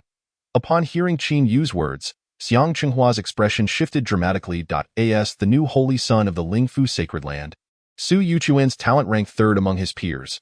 If this expedition resulted in Su Yuchuan's substantial decline in cultivation and damage to his foundation, Xiang Chenghua would undoubtedly bear considerable responsibility. Realizing this, Xiang Chenghua lost all desire to fight, seeking only to swiftly return to the sect with Su Yuchuan, hoping for a chance at redemption. In that fleeting moment of distraction, Elder Wuyo seized the opportunity, landing a powerful punch squarely on Xiang Chenghua. Although Xiang Chenghua had been channeling defensive techniques, he was still severely injured by Elder Wuyo's overwhelming power. Utilizing the momentum from Elder Wuyo's strike, Xiang Chenghua propelled himself towards Su Yuchuan, intent on making a hasty escape with him. Xiang Chenghua, you intend to slay the holy son of Xixi sacred land. I shall not allow you to leave unscathed today. Upon witnessing the scene, Elder Wuyo let out a thunderous roar and relentlessly pursued Xiang Chenghua. Elder Wuyo's words struck Qin Yu like a thunderclap, awakening him to the realization that he had become the holy son of the Xixi sacred land, a position that placed him squarely in the midst of the fierce rivalry between the Xixi and Lingfu sacred lands. Today, both Su Yuchuan and Xiang Chenghua sought to take his life. How could he afford to let them escape so easily? With this thought in mind, Qin Yu grasped the destiny sword and joined the fray alongside Elder Wuyo against Xiang Chenghua. The two combatants, Xiang Chenghua and Elder Wuyo, were evenly matched. Having previously been struck by a punch from Elder Wuyo, Xiang Qinghua found himself at a disadvantage once Qin Yu entered the battle. With their seamless cooperation, Elder Wuyo unleashed a devastating punch that shattered Xiang Qinghua's left hand. A piercing scream echoed through the air, and Xiang Qinghua's momentum dwindled significantly. Wuyo, as an elder of the Xixi sacred land, do you not fear the ridicule of others for ganging up on me? Xiang Qinghua, suppressing his excruciating pain, attempted to provoke Elder Wuyo with words, hoping to secure a glimmer of hope for himself. Xiang Qinghua, how dare you utter such words? Since the fall of our ancestors, your Lingfu sacred land has slaughtered countless powerful figures from Xixi. Our decline from the 2nd to the 9th rank has been entirely at your hands. And now you speak of ridicule? Elder Wuyo replied coldly. Qin Yu had learned some history between the Xixi and Lingfu sacred lands from the mouth of Han Hai. Now that he had the opportunity to eliminate a powerful figure from the Lingfu sacred land, he was resolute in seizing it. Elder Wuyo, do not waste words with him. The enmity between the Xixi and Lingfu sacred lands is irreconcilable. There is no need to spare their lives. With that proclamation, Qin Yu launched himself at Xiang Qinghua. Skyward slash. Armed with the Destiny Sword and empowered by the Scarlet Flame Body and Indestructible Golden Body, Qin Yu's sword radiated a golden glow, exuding the pressure of a supreme artifact. Sensing the overwhelming aura of the supreme artifact within Qin Yu's sword chi, jealousy surged in Xiang Qinghua's eyes. As an elder of the Lingfu sacred land, he wielded only a holy grade sword. In a moment of panic, he chose to retreat, launching a strike at Qin Yu before hastily backing away. Bang! The two sword energies collided, and Xiang Qinghua's attack dissipated into nothingness. Simultaneously, Elder Wuyo's fist struck Xiang Qinghua, forcing him to stagger back several steps. Under the combined assault of Qin Yu and Elder Wuyo, Xiang Qinghua found himself utterly powerless to retaliate. Moments later, seizing an opening, Qin Yu plunged his sword into Xiang Qinghua's heart. The powerful sword energy exploded, turning Xiang Qinghua's body into a mist of blood. Eliminated a reincarnation realm powerhouse. Evolution points 10. As soon as Xiang Qinghua fell, Qin Yu heard the system notify him of the increase in evolution points. With a flick of his consciousness, he located Xiang Qinghua's storage ring and swiftly placed it into the system space. After dispatching Xiang Qinghua, Qin Yu noticed that Su Yuchuan had already fled several hundred meters away. Haha, this fellow is surprisingly quick, but I cannot let you escape with that. Qin Yu casually unleashed a palm strike, a golden imprint blossoming above Su Yuchuan's head. No. As the golden imprint descended rapidly, Su Yuchuan could only utter 2 words before being obliterated into a mist of blood. Eliminated a life and death realm powerhouse. Evolution points 5. Adhering to his principle of waste not, Qin Yu also claimed Su Yuchuan's storage ring for the system space. To his surprise, when he probed into the storage rings of both Xiang Qinghua and Su Yuchuan, he discovered them brimming with resources. Truly, the top sacred land of the Glory Continent possesses a wealth that the Xixi sacred land cannot compare to. Qin Yu marveled inwardly, already devising plans to regard the disciples of the Lingfu sacred land as a resource reservoir in the future. Brother Yu, the matter here is resolved. I shall return to the Yuanyang sacred land. We can contact each other any time in the future. Just as Qin Yu was reveling in his victory, he heard the voice of Wuxin. Wuxin, do not leave yet. You have yet to explain the matter regarding Wujin. Qin Yu grasped Wuxin's hand firmly. Although his gains from the trip to the Nameless Mountain were substantial, he had not forgotten the information about Wujian. Moreover, having observed Wuxin and Gubu's prophetic abilities, Qin Yu believed Wuxin harbored some knowledge about Wujin. Now that matters concerning the Nameless Mountain had reached a conclusion, he was not willing to let Wuxin depart so easily. Brother Yu, if you wait here for a day or two, you will naturally learn about Wujin. After Wuxin spoke, his figure vanished from the spot as if he had never been there. Qin Yu enveloped the entire Nameless Mountain with his consciousness but could not find any trace of Wuxin. Seeing this, Qin Yu could only shake his head helplessly and turn to Elder Wuyo, saying, Elder Wuyo, I have matters that require me to stay here for another day or two. Elder Wuyo chuckled and replied, Holy Son, pursue whatever tasks you wish. There is no need to inform me. My sole responsibility is to ensure your safety. With your cultivation having broken through to the reincarnation realm, upon your return to the sect, you will undoubtedly attain a higher status. At that time, a stronger elder may be required to act as your protector. Upon hearing this, Qin Yu chose not to say more and flew toward the last remaining palace of the Nameless Mountain. As soon as he landed, he felt a jolt of anxiety. Chapter 72. Those who harm my brother shall die. Qin promptly realized that the sound he heard was a notification from the communicator. He quickly retrieved it. Upon opening it, he discovered a message from Rong Hongsheng. The message was a mere few words. Boss, I am at the Tongtian Sect. Hurry and save me. Wu Jin. It was evident that this message was unfinished. But from it, Qin gleaned two crucial pieces of information. Rong Hongsheng was in danger, and he had discovered the whereabouts of Wu Jin. It was likely that he encountered this situation at Tongtian Sect, while attempting to help Qin seek Wu Jin. Stowing away the communicator, Qin immediately boarded the flying vessel of the Xixi sacred land, hastening his journey to Tongtian Sect without concern for the expenditure of spirit stones. After relaying a few instructions to the disciple in charge of the vessel, it surged toward Tongtian Sect at breakneck speed. The discipline hall of Tongtian Sect. 2 life and death realm disciples escorted a plump man into the hall. One of the disciples reported. Reporting to Elder Jingshan, this chubby fellow has been inquiring about the whereabouts of the golden threshold divine light. Just now, when we captured him, he sent a distress signal to his accomplices. The captured plump man was none other than Rong Hongsheng. At that moment, he was surrounded by several life and death realm powerhouses, his spiritual power sealed, his face devoid of hope. Since separating from Qin, he had been tirelessly searching for Wu Jin's whereabouts. His efforts bore fruit one day when he discovered from an ancient text that the Sect's treasure, the golden threshold divine light, was crafted from Wu Jin. Upon learning this, Rong Hongsheng resolved to visit Tongtian Sect to confirm the information before informing Qin. Unfortunately, while he was inquiring, he was discovered by the disciples of Tongtian Sect.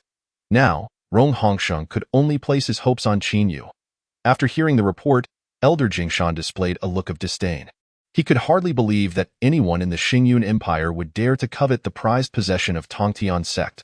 Such confidence stemmed from the formidable strength of Tongtian Sect. Elder Jingshan did not even spare a glance at Rong Hongsheng, casually waving his hand and ordering, since he has accomplices, hang this fatso at the sect's entrance. When his companions arrive, we will capture them. All understood. The 2 disciples complied respectfully and hastily led Rong Hongsheng away. Relieved by Elder Jingshan's words, Rong Hongsheng felt a sense of hope. As long as he was alive, he believed his boss would surely come to rescue him. This confidence stemmed from Rong Hongsheng's unwavering faith in Qin. Although Qin had only possessed the strength of the life and death realm when they last parted, the many miracles Qin had previously achieved filled Rong Hongsheng with conviction that he could create another miracle, even against the backdrop of a reincarnation realm powerhouse stationed at Tongtian Sect. With this thought in mind, after the disciples of Tongtian Sect hung Rong Hongsheng at the entrance, he simply succumbed to slumber. After a day and night of rapid travel, Qin flying vessel finally reached Tongtian Sect. As he approached the sect's entrance, he spotted a plump figure hanging from the gate. Fatty! Qin bellowed. Leaping into the air, startled from his slumber, Rong Hongsheng awoke with a jolt at the familiar voice. Boss, you finally made it. With a swift motion, Qin severed the rope binding Rong Hongsheng, simultaneously feeling the seals on him lift. As they landed smoothly, Rong Hongsheng exclaimed, Boss, I've discovered that the sect's treasure, the golden threshold divine light, is forged from Wu Jin, but I was captured before I could obtain it. Upon hearing this, Qin lips twitched violently. He could hardly fathom that Rong Hongsheng would audaciously intrude into the Tongtian Sect with the intention of seizing their treasured artifact. This was the foremost power within the entire Xingyun Empire, a super sect guarded by formidable beings of the reincarnation realm. Nevertheless, Rong Hongsheng's deep concern for Qin plight moved him profoundly. After all, without Rong Hongsheng's assistance, the whereabouts of the Wu Jin would remain an enigma for an indeterminate time. You are the accomplice of that gluttonous fool, daring to covet the divine light of our Tongtian Sect's golden tower. At that moment, a disciple tasked with overseeing Rong Hongsheng bellowed. Anyone who dares to harm my brother Qin, you will meet their demise. Qin, weary of engaging in further dialogue with these individuals, swiftly unleashed a palm strike, causing several disciples of the Tongtian Sect to disintegrate into a crimson mist beneath the colossal imprint of his hand. Witnessing this, Rong Hongsheng was taken aback. Among those recently eliminated by Qin were 2 formidable beings of the life and death realm, both of whom had achieved the 5th level of that realm. If Qin could annihilate such powerful foes with a mere palm strike, did that not imply he had surpassed the reincarnation realm? Boss, you are incredible. Meanwhile, the higher-ups of the Tongtian sect began to take notice of the commotion. Several peak elders of the life and death realm rushed over. Jing Shan, glancing at Rong Hongsheng and Qin Yu, inquired, "May I ask what brings you both here? Our Tongtian sect bears no grievances against you. Why do you wish to harm our disciples? I am the 13th holy son of the Xixi sacred land, and I have come today specifically to borrow the Golden Tower's divine light." To expedite matters, Qin Yu declared his identity, hoping the Tongtian sect would take into account the Xixi sacred land's renown and willingly surrender the treasured artifact. Upon hearing Qin Yu's response, Jing Shan's brows furrowed deeply. Though the Tongtian sect held the esteemed title of the foremost power in the Xingyun Empire, it paled in comparison to the 9 sacred lands. Even when faced with the least esteemed of these, the Xixi sacred land, the Tongtian sect was hardly significant. Unaware of the Holy Sun's arrival, "I apologize for not extending a proper welcome." Jing Shan clasped his hands in a gesture of respect. "However, the matter concerning the Golden Tower's divine light is of utmost importance, and we cannot make a decision without consulting our sect leader. Please allow us to bring him before you, and we shall provide a response thereafter." Qin Yu waved his hand dismissively. "I shall wait here. You must hasten to summon your sect leader, with Elder Wuyo and a multitude of disciples from the Xixi sacred land as his backing." Qin Yu felt unperturbed by any schemes the Tongtian sect might employ. With 2 beings of the reincarnation realm at his side, he feared no tactics from the Tongtian sect. Before long, Jing Shan returned with an elderly man, his hair and beard entirely white.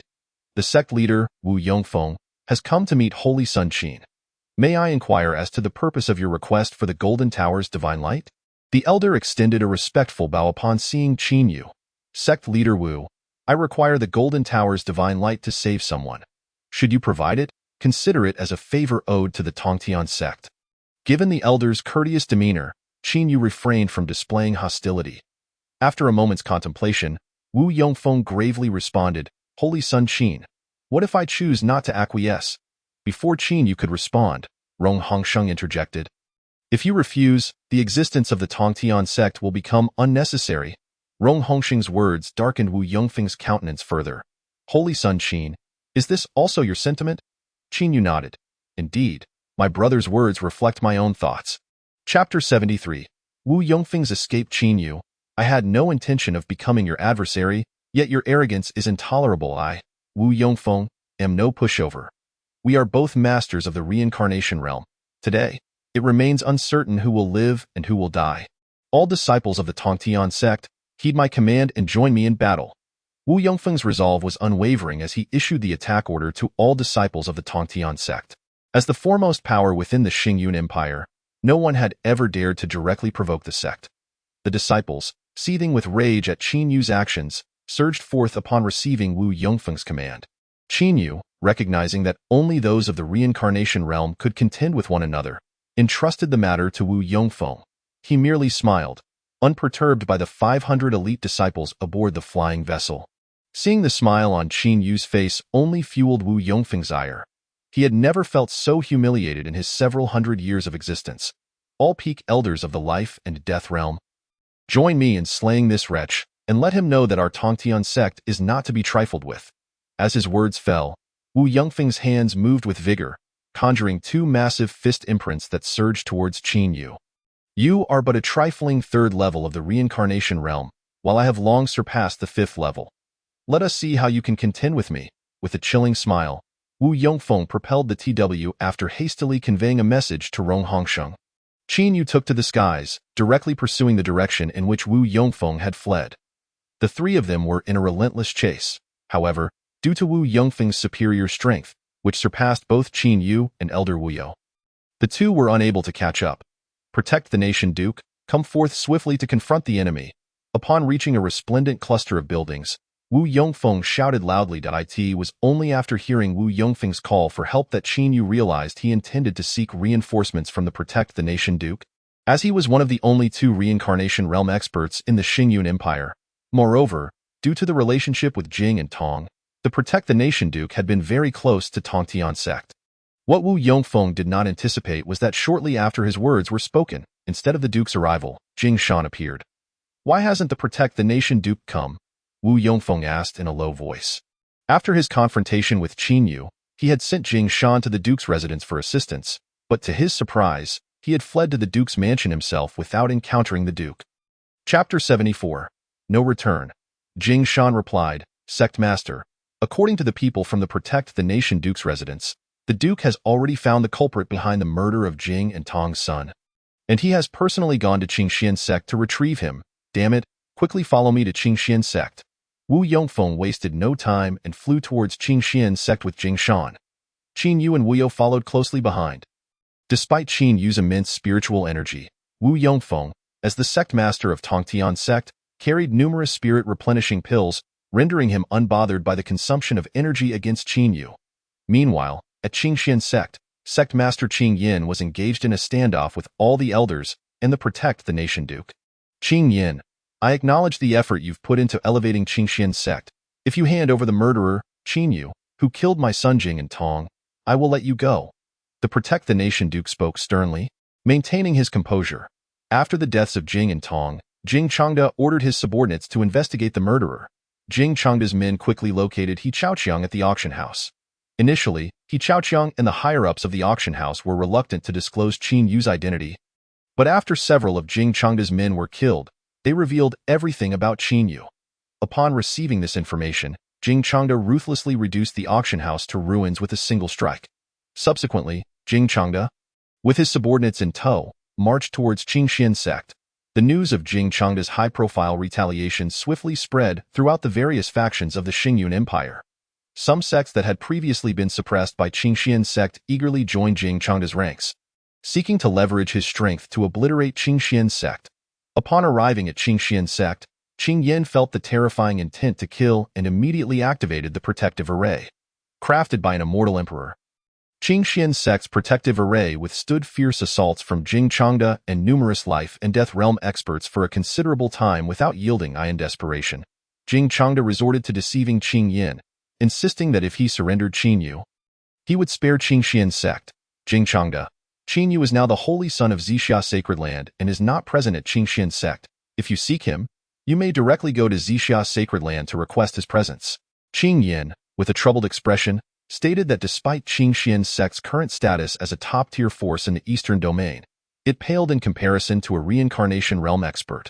Without the protective array crafted by an immortal emperor, Jing Changda could easily flatten Qingxian Sect with a single strike. Haha, Qing Yin, you old fool, don't try to deceive me. How could Xixi Sacred Land possibly take an interest in a disciple from a trivial sect, let alone elevate him to the status of holy son? Jing Changda laughed, as if he had heard the greatest joke in the Xingyun Empire. Every genius aspired to enter the major sacred lands. But over the years, not a single talent had caught the eye of the sacred lands. Jing Changda, if you do not believe me, there is little I can do. If you have the capability, then break through my Qingxian Sect's protective array, and I will allow you to do as you wish with the entire sect. Seeing Jing Changda's disbelief, Qing Yin felt helpless. He dared not contact Qin Yu, as the latter had just returned to Xixi Sacred Land, and Qing Yin feared that approaching might provoke the ire of Xixi Sacred Land's higher-ups. Jing Changda, upon hearing this, was instantly furious, bellowing, "Everyone, attack the protective array with me. I refuse to believe that this formation can remain steadfast forever. Once we breach this protective array, all resources of Qingxian Sect shall belong to each of you, and the Protect the Nation Duke's residence shall take nothing." Upon hearing Jing Changda's words, a multitude of cultivators surged with renewed vigor. Qingxian Sect had become a behemoth in the Eastern Domain, and if they could truly annihilate it, they could easily divide its resources to significantly bolster their own strength. Report to the Protect the Nation Duke. I have just received reliable information that Sect Master Qing Yan's daughter was sent to Hanbing Fortress by Qin Yu. If we can capture Qing Yan's daughter, we need not fear that he will not open this protective array. Just as Jing Changda was about to lead a group of experts to assault the protective array, a cloaked figure rushed over to deliver vital information. Haha, excellent, Jiulong, Jinghu, you brothers take some men to Hanbing Fortress. Ensure you bring back Qing Yan's daughter.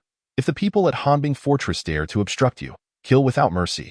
After hearing the cloaked figure's words, Jing Changda's eyes sparkled with excitement.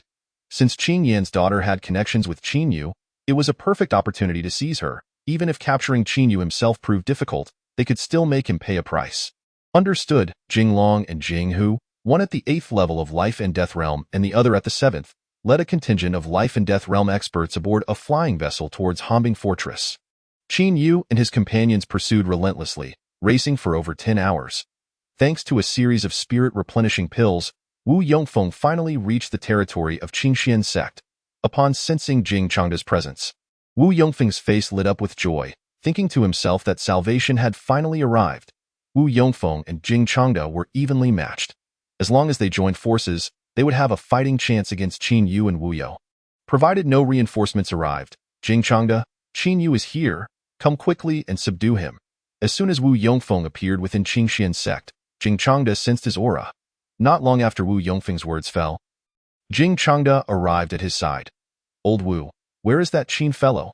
Wu Yongfeng exhaled deeply, saying, I have been chased by this rascal from Tongtian Sect to Qingxian Sect. It shouldn't be long before he arrives. Jing Changda looked puzzled. How could a dignified reincarnation realm expert be pursued by a mere youngling? You are unaware. This Qin fellow is extraordinarily gifted. He recently joined Xixi sacred land and swiftly broke through to the reincarnation realm, now possessing strength comparable to mine. The fact that I managed to escape and rendezvous with you is already quite remarkable. Wu Yongfeng's face was filled with regret. After decades of ascending to the reincarnation realm, it was his first time facing such peril. Upon hearing this, Jing Changda's expression grew complex. He had not expected that the once inconsequential Qingxian Sect harbored such a prodigy. Had Qin Yu not killed Jing and Tong, Jing Changda would never have become an enemy of Qingxian Sect. The enmity of slaying my son is irreconcilable. Today, either you die or I perish, Jing Changda roared, his expression hardening once more, his battle intent soaring. Just then, Qin Yu and Wu Yo had also caught up. Upon seeing both Wu Yongfeng and Jing Changda, two reincarnation realm experts, Wu Yo transmitted a message to Qin Yu. Holy Son, both of them are reincarnation realm experts. Exercise utmost caution during the battle. Do not engage recklessly. Qin Yu nodded slightly, his eyes brimming with fighting spirit. Rest assured, Elder. These two dare to lay hands upon Qingxian Sect, and I shall ensure they have no way back. Chapter 75. Kneeling and Bowing. Qin Yu's expression darkened. He had not anticipated that the earlier slaying of Jing and Tong would lead to such grave consequences for Qingxian Sect. Fortunately, he had repaired the protective array earlier. Otherwise, facing powerful reincarnation realm experts, both Qingxian Sect and his father would have perished at the hands of Jing Changda. This is Qin Yu. We must slay him here today. Otherwise, we will be the ones to perish. Wu Yongfeng's eyes widened in fury, wishing he could devour Qin Yu whole. Humph, old Wu, rest assured, if I can unleash my full power, I have a grand surprise in store for them. Jing Changda felt a twinge of dissatisfaction towards Wu Yongfeng for bringing two reincarnation realm experts to this location. But considering the alliance between the Protect the Nation Duke's residence and Tongtian Sect, he refrained from expressing it. Continuing, Jing Changda stated, You, Qin, killed my son, and today I demand your life in return. Old fool, spare me your grandstanding. Not only did I slay that useless Jing and Tong, but I will also send you to reunite with them. Qin Yu's voice was frigid, his gaze piercing like a blade directed at Jing Changda. The dragon has its reverse scales. To touch them is to die, and Qingxian Sect is Qin Yu's reverse scale. Now that he possessed strength, he would not stand idly by. Haha, such bravado. Let me see if you possess the capability. Jing Changda laughed heartily, his hands gently shaking as a long blade materialized in his grasp. Point one strike. Sever. Jing Changda let out a low growl, and a terrifying blade aura seemed poised to shatter the void. Swiftly appearing before Qin Yu, the violent blade aura surged like a great mountain, barreling towards Qin Yu with overwhelming force. Faced with such a formidable strike, Qin Yu's expression turned grave as he immediately summoned his celestial destiny. After a series of intricate hand seals, he murmured, The azure dragon emerges from the sea. In the next moment, a torrent of golden energy radiated from his celestial destiny, coalescing into a magnificent golden dragon before him. The dragon, nearly tangible, let out a resonant roar and charged towards Jing Changda with the ferocity of an autumn gale. Bang! A series of explosive sounds echoed as the blade aura disintegrated in the air like dust scattering in the wind. Witnessing Qin Yu effortlessly neutralize his formidable strike, Jing Changda's expression shifted to one of seriousness. Old Wu, this child is no ordinary foe. We must unite our strengths to subdue him. Wu Yongfeng, gazing at the watchful Wu Yo, could only respond resignedly, Duke, you must hold your ground and I will deal with this old scoundrel and then assist you. With that, Wu Yongfeng launched an attack towards Wu Yo. Upon hearing this, Jing Changde mentally cursed Wu Yongfeng's ancestors before steeling himself to engage Qin Yu in battle. After several exchanges, Jing Changde realized that Qin Yu's strength was on par with his own, and without external assistance, he had little confidence in subduing Qin Yu. With no allies in sight, Jing Changde turned his hopes toward Jiulong and Jing Hu. Recognizing his disadvantage, he swiftly altered his strategy to focus on defense. As Jing Changde cautiously advanced, Qin Yu seized the opportunity to hone his combat skills. After dozens of exchanges, the mountains surrounding the protective formation of the Qingxian sect were flattened under the impact of their spiritual energies. The space around Qin Yu and Jing Changde was riddled with black holes that formed and were repeatedly breached as the battle raged on. A smile gradually illuminated Qin Yu's face. Jing, it seems you are not as formidable as I presumed. After playing this game of cat and mouse for so long, it is time to conclude this fight. Jing Changde's countenance darkened at Qin Yu's words, becoming more strained than one suffering from constipation. He had remained in a defensive posture, hoping to buy time until Jiulong and Jing Hu arrived with Qin Yan's daughter to deliver a decisive blow to Qin Yu. However, the longer the battle dragged on, the more agitated Jing Changde became.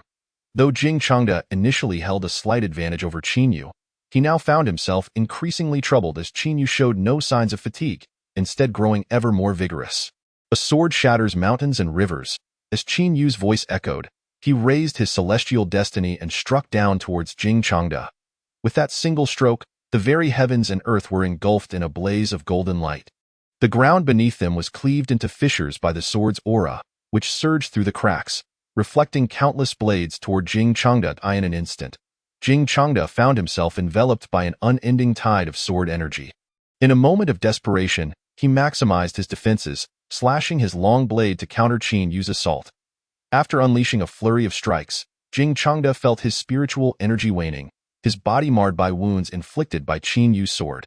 Just as his energy was nearly depleted, Jing Changde managed to dispel Qin Yu's sword energy, yet he was left on the brink of collapse. Am I to fall into the hands of this Qin today?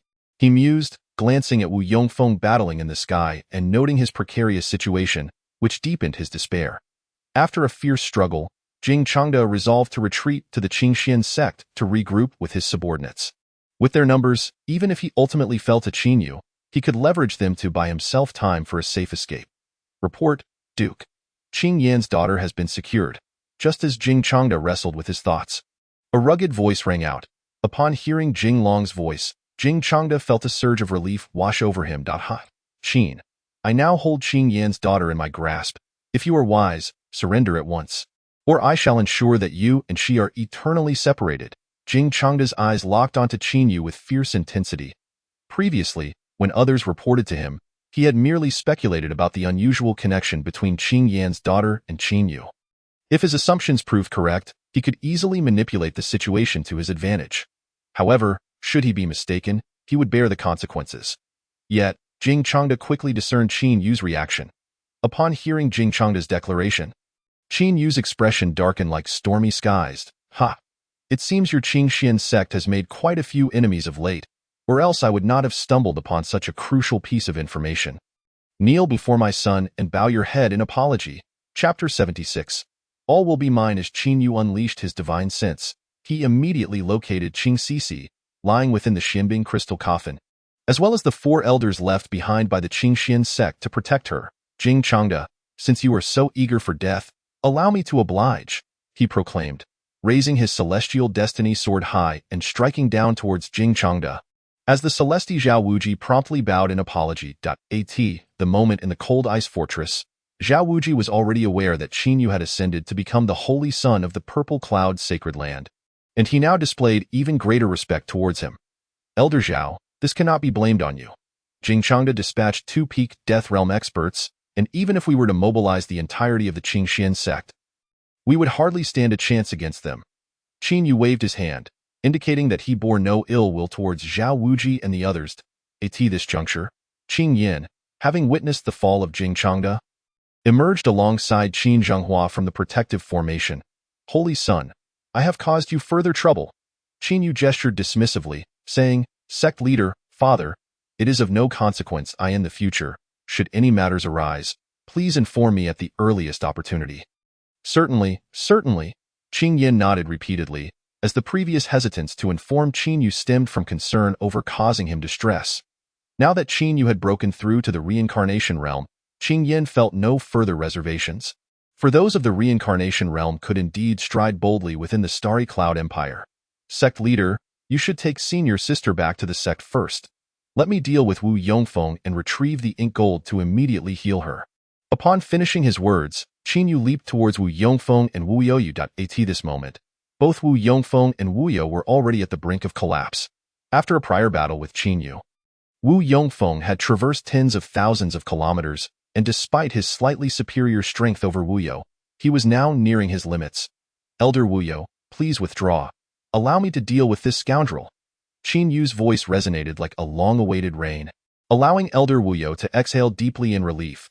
After a feint, Elder Wu You swiftly flew to Qin Yu's side. As Qin Yu's protector, Elder Wu You could hardly fathom how a mere Death Realm cultivator like Qin Yu dared to provoke two Reincarnation Realm experts. Had Qin Yu not broken through to the Reincarnation Realm, Elder Wu You feared he would become a laughingstock of the Purple Cloud Sacred Land. To be born is to die. Qin, shall we have a word? Witnessing Qin Yu slay Jing Changda while remaining unscathed, Wu Yongfeng's thoughts became animated. Oh, and what does Sect Master Wu wish to discuss? Qin Yu replied with a playful expression, unperturbed by any schemes Wu Yongfeng might harbor. With two Death Realm experts at his side, Qin Yu was convinced that Wu Yongfeng could not escape beneath their watchful eyes. You desire the Golden Quill Divine Light, do you not? I can offer it to you free of charge, but you must allow me to depart from here unharmed. After much deliberation, Wu Yongfeng chose to concede to Qin Yu. After all, life itself held value. Should he perish here, not only would the Golden Quill Divine Light fall into Qin Yu's hands, but even the Tongtian sect would also slip from his grasp. Humph, it is too late to speak of such things now. I desire the Golden Quill Divine Light, and I shall take your life as well. Qin Yu snorted coldly, resolute in his determination not to leave a formidable adversary for the Qingxian sect. Chapter 77. Xixi awakens. Are you truly prepared to fight me to the death? Upon hearing this, Wu Yongfeng appeared utterly deranged, having succumbed to madness. The battle between him and Wu You had already shifted in Wu You's favor. If Qin Yu joined forces with Wu You, Wu Yongfeng's demise would be inevitable. Once you harmed my brother, it became a matter of life and death between you and the Tongtian sect. Qin Yu's expression remained impassive as he slowly raised Tianming, preparing to strike at Wu Yongfeng. Demon Slayer, Qin Yu silently declared within, unleashing a terrifying sword aura that cleaved through the void towards Wu Yongfeng. Upon sensing the overwhelming sword intent, Wu Yongfeng's pupils dilated, and he hastily summoned the Golden Quill Divine Light from his storage ring. After casting several incantations, the Golden Quill Divine Light blazed forth, swirling around Wu Yongfeng, and under his continuous urging, it formed a colossal vortex. In the next moment, the sword aura that Qin Yu unleashed reached Wu Yongfeng, only to be entirely absorbed by the vortex formed by the Golden Quill Divine Light. Ha ha, Qin, I wonder what you can do now. Seeing Qin Yu's startled expression, Wu Yongfeng could not help but mock him. Wu Yongfeng, have you forgotten your situation? Avoiding one of my strikes makes you feel invincible? Qin Yu retorted disdainfully. Although the Golden Quill Divine Light's ability to absorb his sword aura intrigued him, its ultimate significance hinged upon Xixi's life. Regardless of its might, Qin Yu would not permit it to remain. As his words fell, Qin Yu unleashed several more sword strikes, all of which were consumed by the Golden Quill Divine Light. After these attacks, the Golden Vortex's brilliance began to wane. Qin Yu realized that the Golden Quill Divine Light could only withstand a limited number of assaults, qualifying it as a defensive artifact. As he had anticipated, upon witnessing the diminishing radiance of the Golden Vortex, Wu Yongfeng's expression shifted to one of panic. After a struggle, he implored, Qin Yu, if you spare my life, not only will I give you the Golden Quill Divine Light, but I will also become your servant, aiding you in protecting the Qingxian sect. With my assistance, the Starry Cloud Empire shall henceforth revere the Qingxian sect. Upon hearing this, Qin Yu, who had intended to slay Wu Yongfeng with a single sword strike, lowered Tianming. After a brief contemplation, he replied, Wu Yongfeng, I can accept your terms, but I have a condition. I must imprint a life and death seal upon your soul to prevent you from playing tricks once I leave the Qingxian sect. Qin Yu's words brought a look of conflict to Wu Yongfeng's face. Should he allow Qin Yu to mark him, it would mean that wherever Qin Yu might be, with a mere thought, Wu Yongfeng would meet his end, regardless of his strength. Yet, to refuse Qin Yu's terms would mean certain death in that very moment. A bad life is better than no life at all. Wu Yongfeng quickly resolved, Holy Son, I accept your terms. Upon hearing this, Qin Yu's face broke into a smile. To subdue a reincarnation realm expert was indeed a considerable opportunity for the Qingxian sect. After all, he could not remain in the Qingxian sect indefinitely, and as his power grew, he would inevitably offend some individuals. If those individuals came to seek revenge upon the Qingxian sect, having a reincarnation realm expert would provide a greater assurance. After Qin Yu performed several hand seals, a silver-white plum blossom imprint embedded itself within Wu Yongfeng's soul palace. Thank you, Holy Son, for your mercy. I shall do my utmost to safeguard the safety of the Qingxian sect, Wu Yongfeng exclaimed as he bowed to Qin Yu, presenting him with the golden quill divine light. Qin Yu nodded and promptly returned to the Qingxian hall. After briefly explaining Wu Yongfeng's allegiance to Qing Yin and the others, he proceeded to the chamber housing the Xian ice crystal coffin. After dismissing the guards, Qin Yu called out, System, evolve the celestial star lamp. Ding!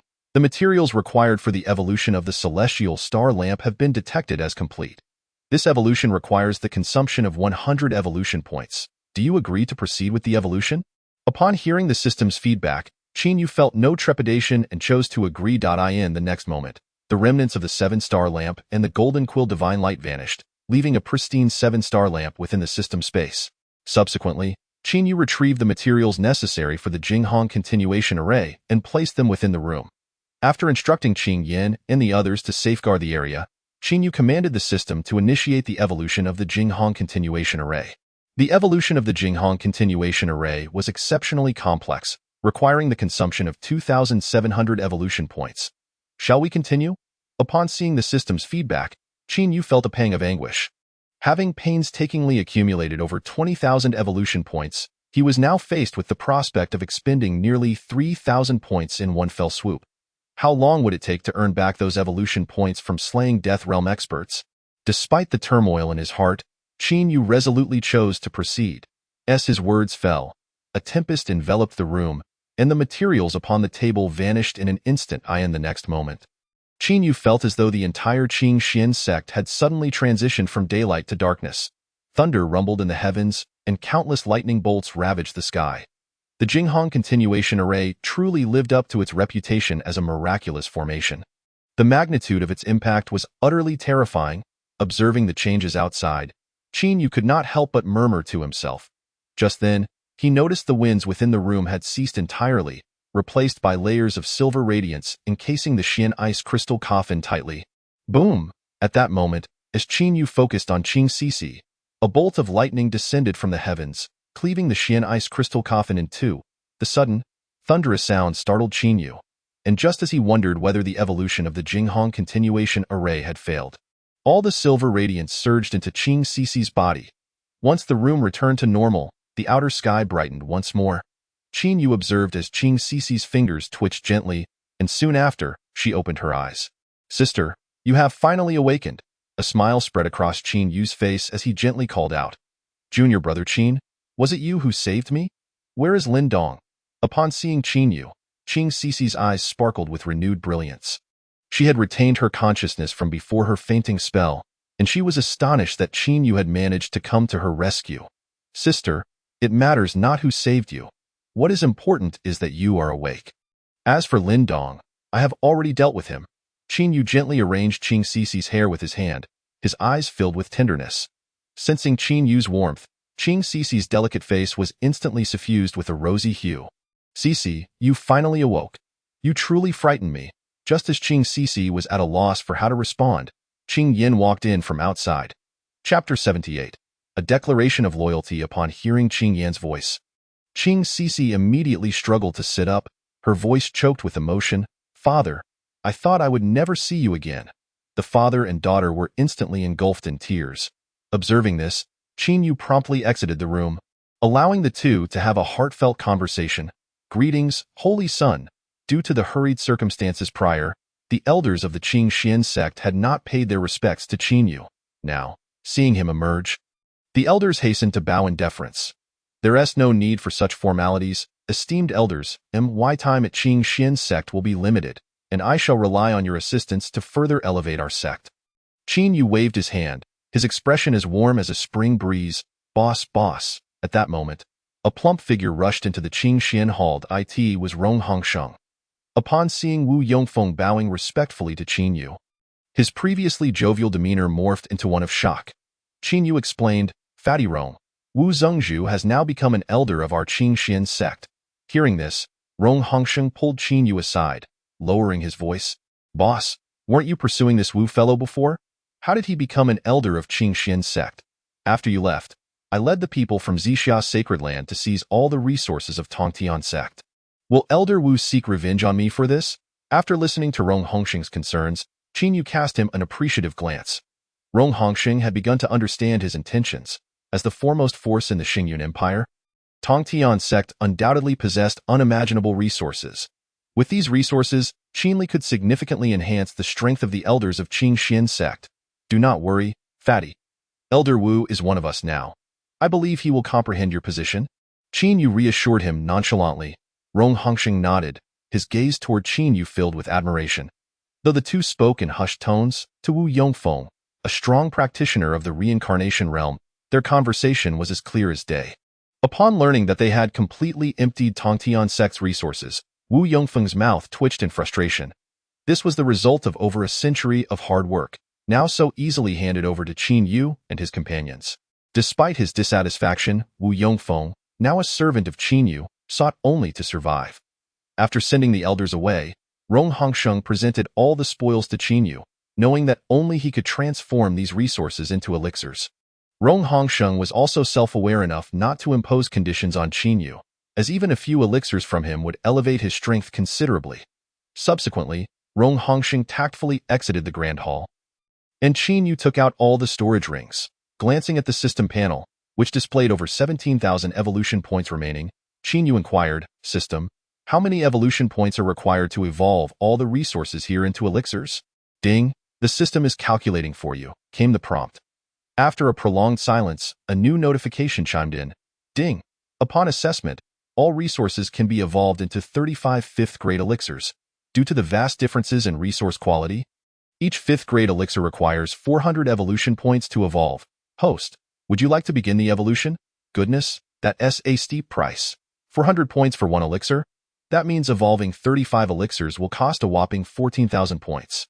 How many experts in the life and death realm must I slay for that?" Qin Yu couldn't help but vent his frustrations upon seeing the system's results. It was indeed exorbitant.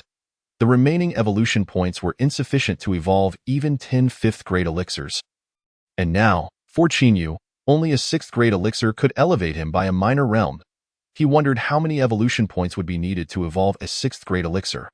Nevertheless, after grumbling, Qin Yu soon issued the command for evolution. After all, he had entered Xixi sacred land, where he would receive ample resources each month, and Qing Xian sect's foundation was too weak. This batch of elixirs was crucial for enhancing the strength of the sect leader and the elders. As Qin Yu gave the order, ripples spread throughout the Qing Xian hall and the surrounding space. A vast amount of spiritual energy surged into the hall. Time flowed by, the sun and moon exchanged places. The evolution process took 2 days and nights in total. When the 35 fifth-grade elixirs appeared before Qin Yu, his expression was one of astonishment. "Ha, these 35 elixirs are enough to elevate 5 elders to the pinnacle of the life and death realm." A pinnacle life and death realm practitioner can easily dominate a sect within the Xingyun Empire. This is the advantage of having an evolution system. Were it not for this, an ordinary person would never achieve such realms. Even at the end of their lives, after calming his excitement, Qin Yu stored the elixirs and summoned everyone to the Qing Xian Hall. Outside, Qing Yan and the others had already caught a whiff of the rich fragrance of the elixirs. Their faces alight with excitement. They all knew that Qin Yu was about to distribute elixirs again. Noticing the changes in the elders' expressions, Qin Yu wasted no time and directly handed the recently evolved 5th-grade elixirs to Qing Yan. "Zhengzhu, there are 32 5th-grade elixirs in total. Please distribute them as you see fit. And don't forget to set aside a share for senior sister, as her cultivation level is too low. Wow! You refined 32 fifth-grade elixirs in one go? Are you really a fifth-grade alchemist? Wu Yongfeng exclaimed in shock as he gasped. Master Wu, it's merely a trivial matter, as long as you are wholeheartedly committed to staying in Qingxian Sect. I will ensure you break through to the Saint Realm in the shortest time possible, Qingyu replied, nodding casually as if he had merely performed a minor task. At that moment, Wu Yongfeng's heart was already tumultuous. A fifth-grade alchemist would receive a status even more revered than that of a holy son in any sacred land. It was no exaggeration to say that if Tongtian Sect possessed a fifth-grade alchemist, Wu Yongfeng would have long since broken through to the Saint Realm, and Tongtian Sect could have become the foremost power beneath the sacred lands. Realizing this, Wu Yongfeng's body trembled with excitement. He felt fortunate to have become Qin Yu's servant, granting him the opportunity to witness a broader world. After steadying himself, Wu Yongfeng knelt on one knee. Holy Son, I, Wu Yongfeng, vow with my heart to treat Qingxian Sect as my home from this day forth. As long as the sect exists, I shall remain here. If the sect perishes, so shall I. Wu Yongfeng's display of loyalty was anticipated by Qingyu. Having revealed such formidable cards, it would be foolish for Wu Yongfeng to remain indecisive. Nodding in response, Qingyu exchanged greetings with Qing Yin before departing with Rong Hongsheng. Chapter 79. A proclamation to the world. As soon as they exited the Grand Hall, Qin Yu tossed 3 fifth-grade elixirs to Rong Hongsheng. Thank you, boss, Rong Hongsheng exclaimed, his chubby face instantly brightening with joy. Fatty, after you refine these elixirs, make sure to pay a visit to the Duke of Guarding State. Qin Yu patted Rong Hongsheng on the shoulder. A knowing smile gracing his lips. Understanding the implication, Rong Hongsheng grinned. Boss, I get it. This is my forte, junior brother Qin. Just then, Qing Xixi's voice called out from behind as Qin Yu and Rong Hongsheng were engrossed in conversation. Turning around, Qin Yu saw that Qing Xixi had changed into a light blue dress, her face beaming with happiness as she gazed at him. Senior sister, why not rest for a few more days? Qin Yu spoke gently. Feeling Qin Yu's concern, Qing Xixi smiled radiantly. Junior brother Qin, my father just gifted me 2 fifth-grade elixirs, and I would like you to protect me during my cultivation. With that, Qing Xixi hastily lowered her head, focusing on her toes. In truth, within the Qingxian Sect, Qing Xixi did not require anyone to protect her during her breakthrough. However, she had deliberately sought out Qin Yu, and her intentions were already clear.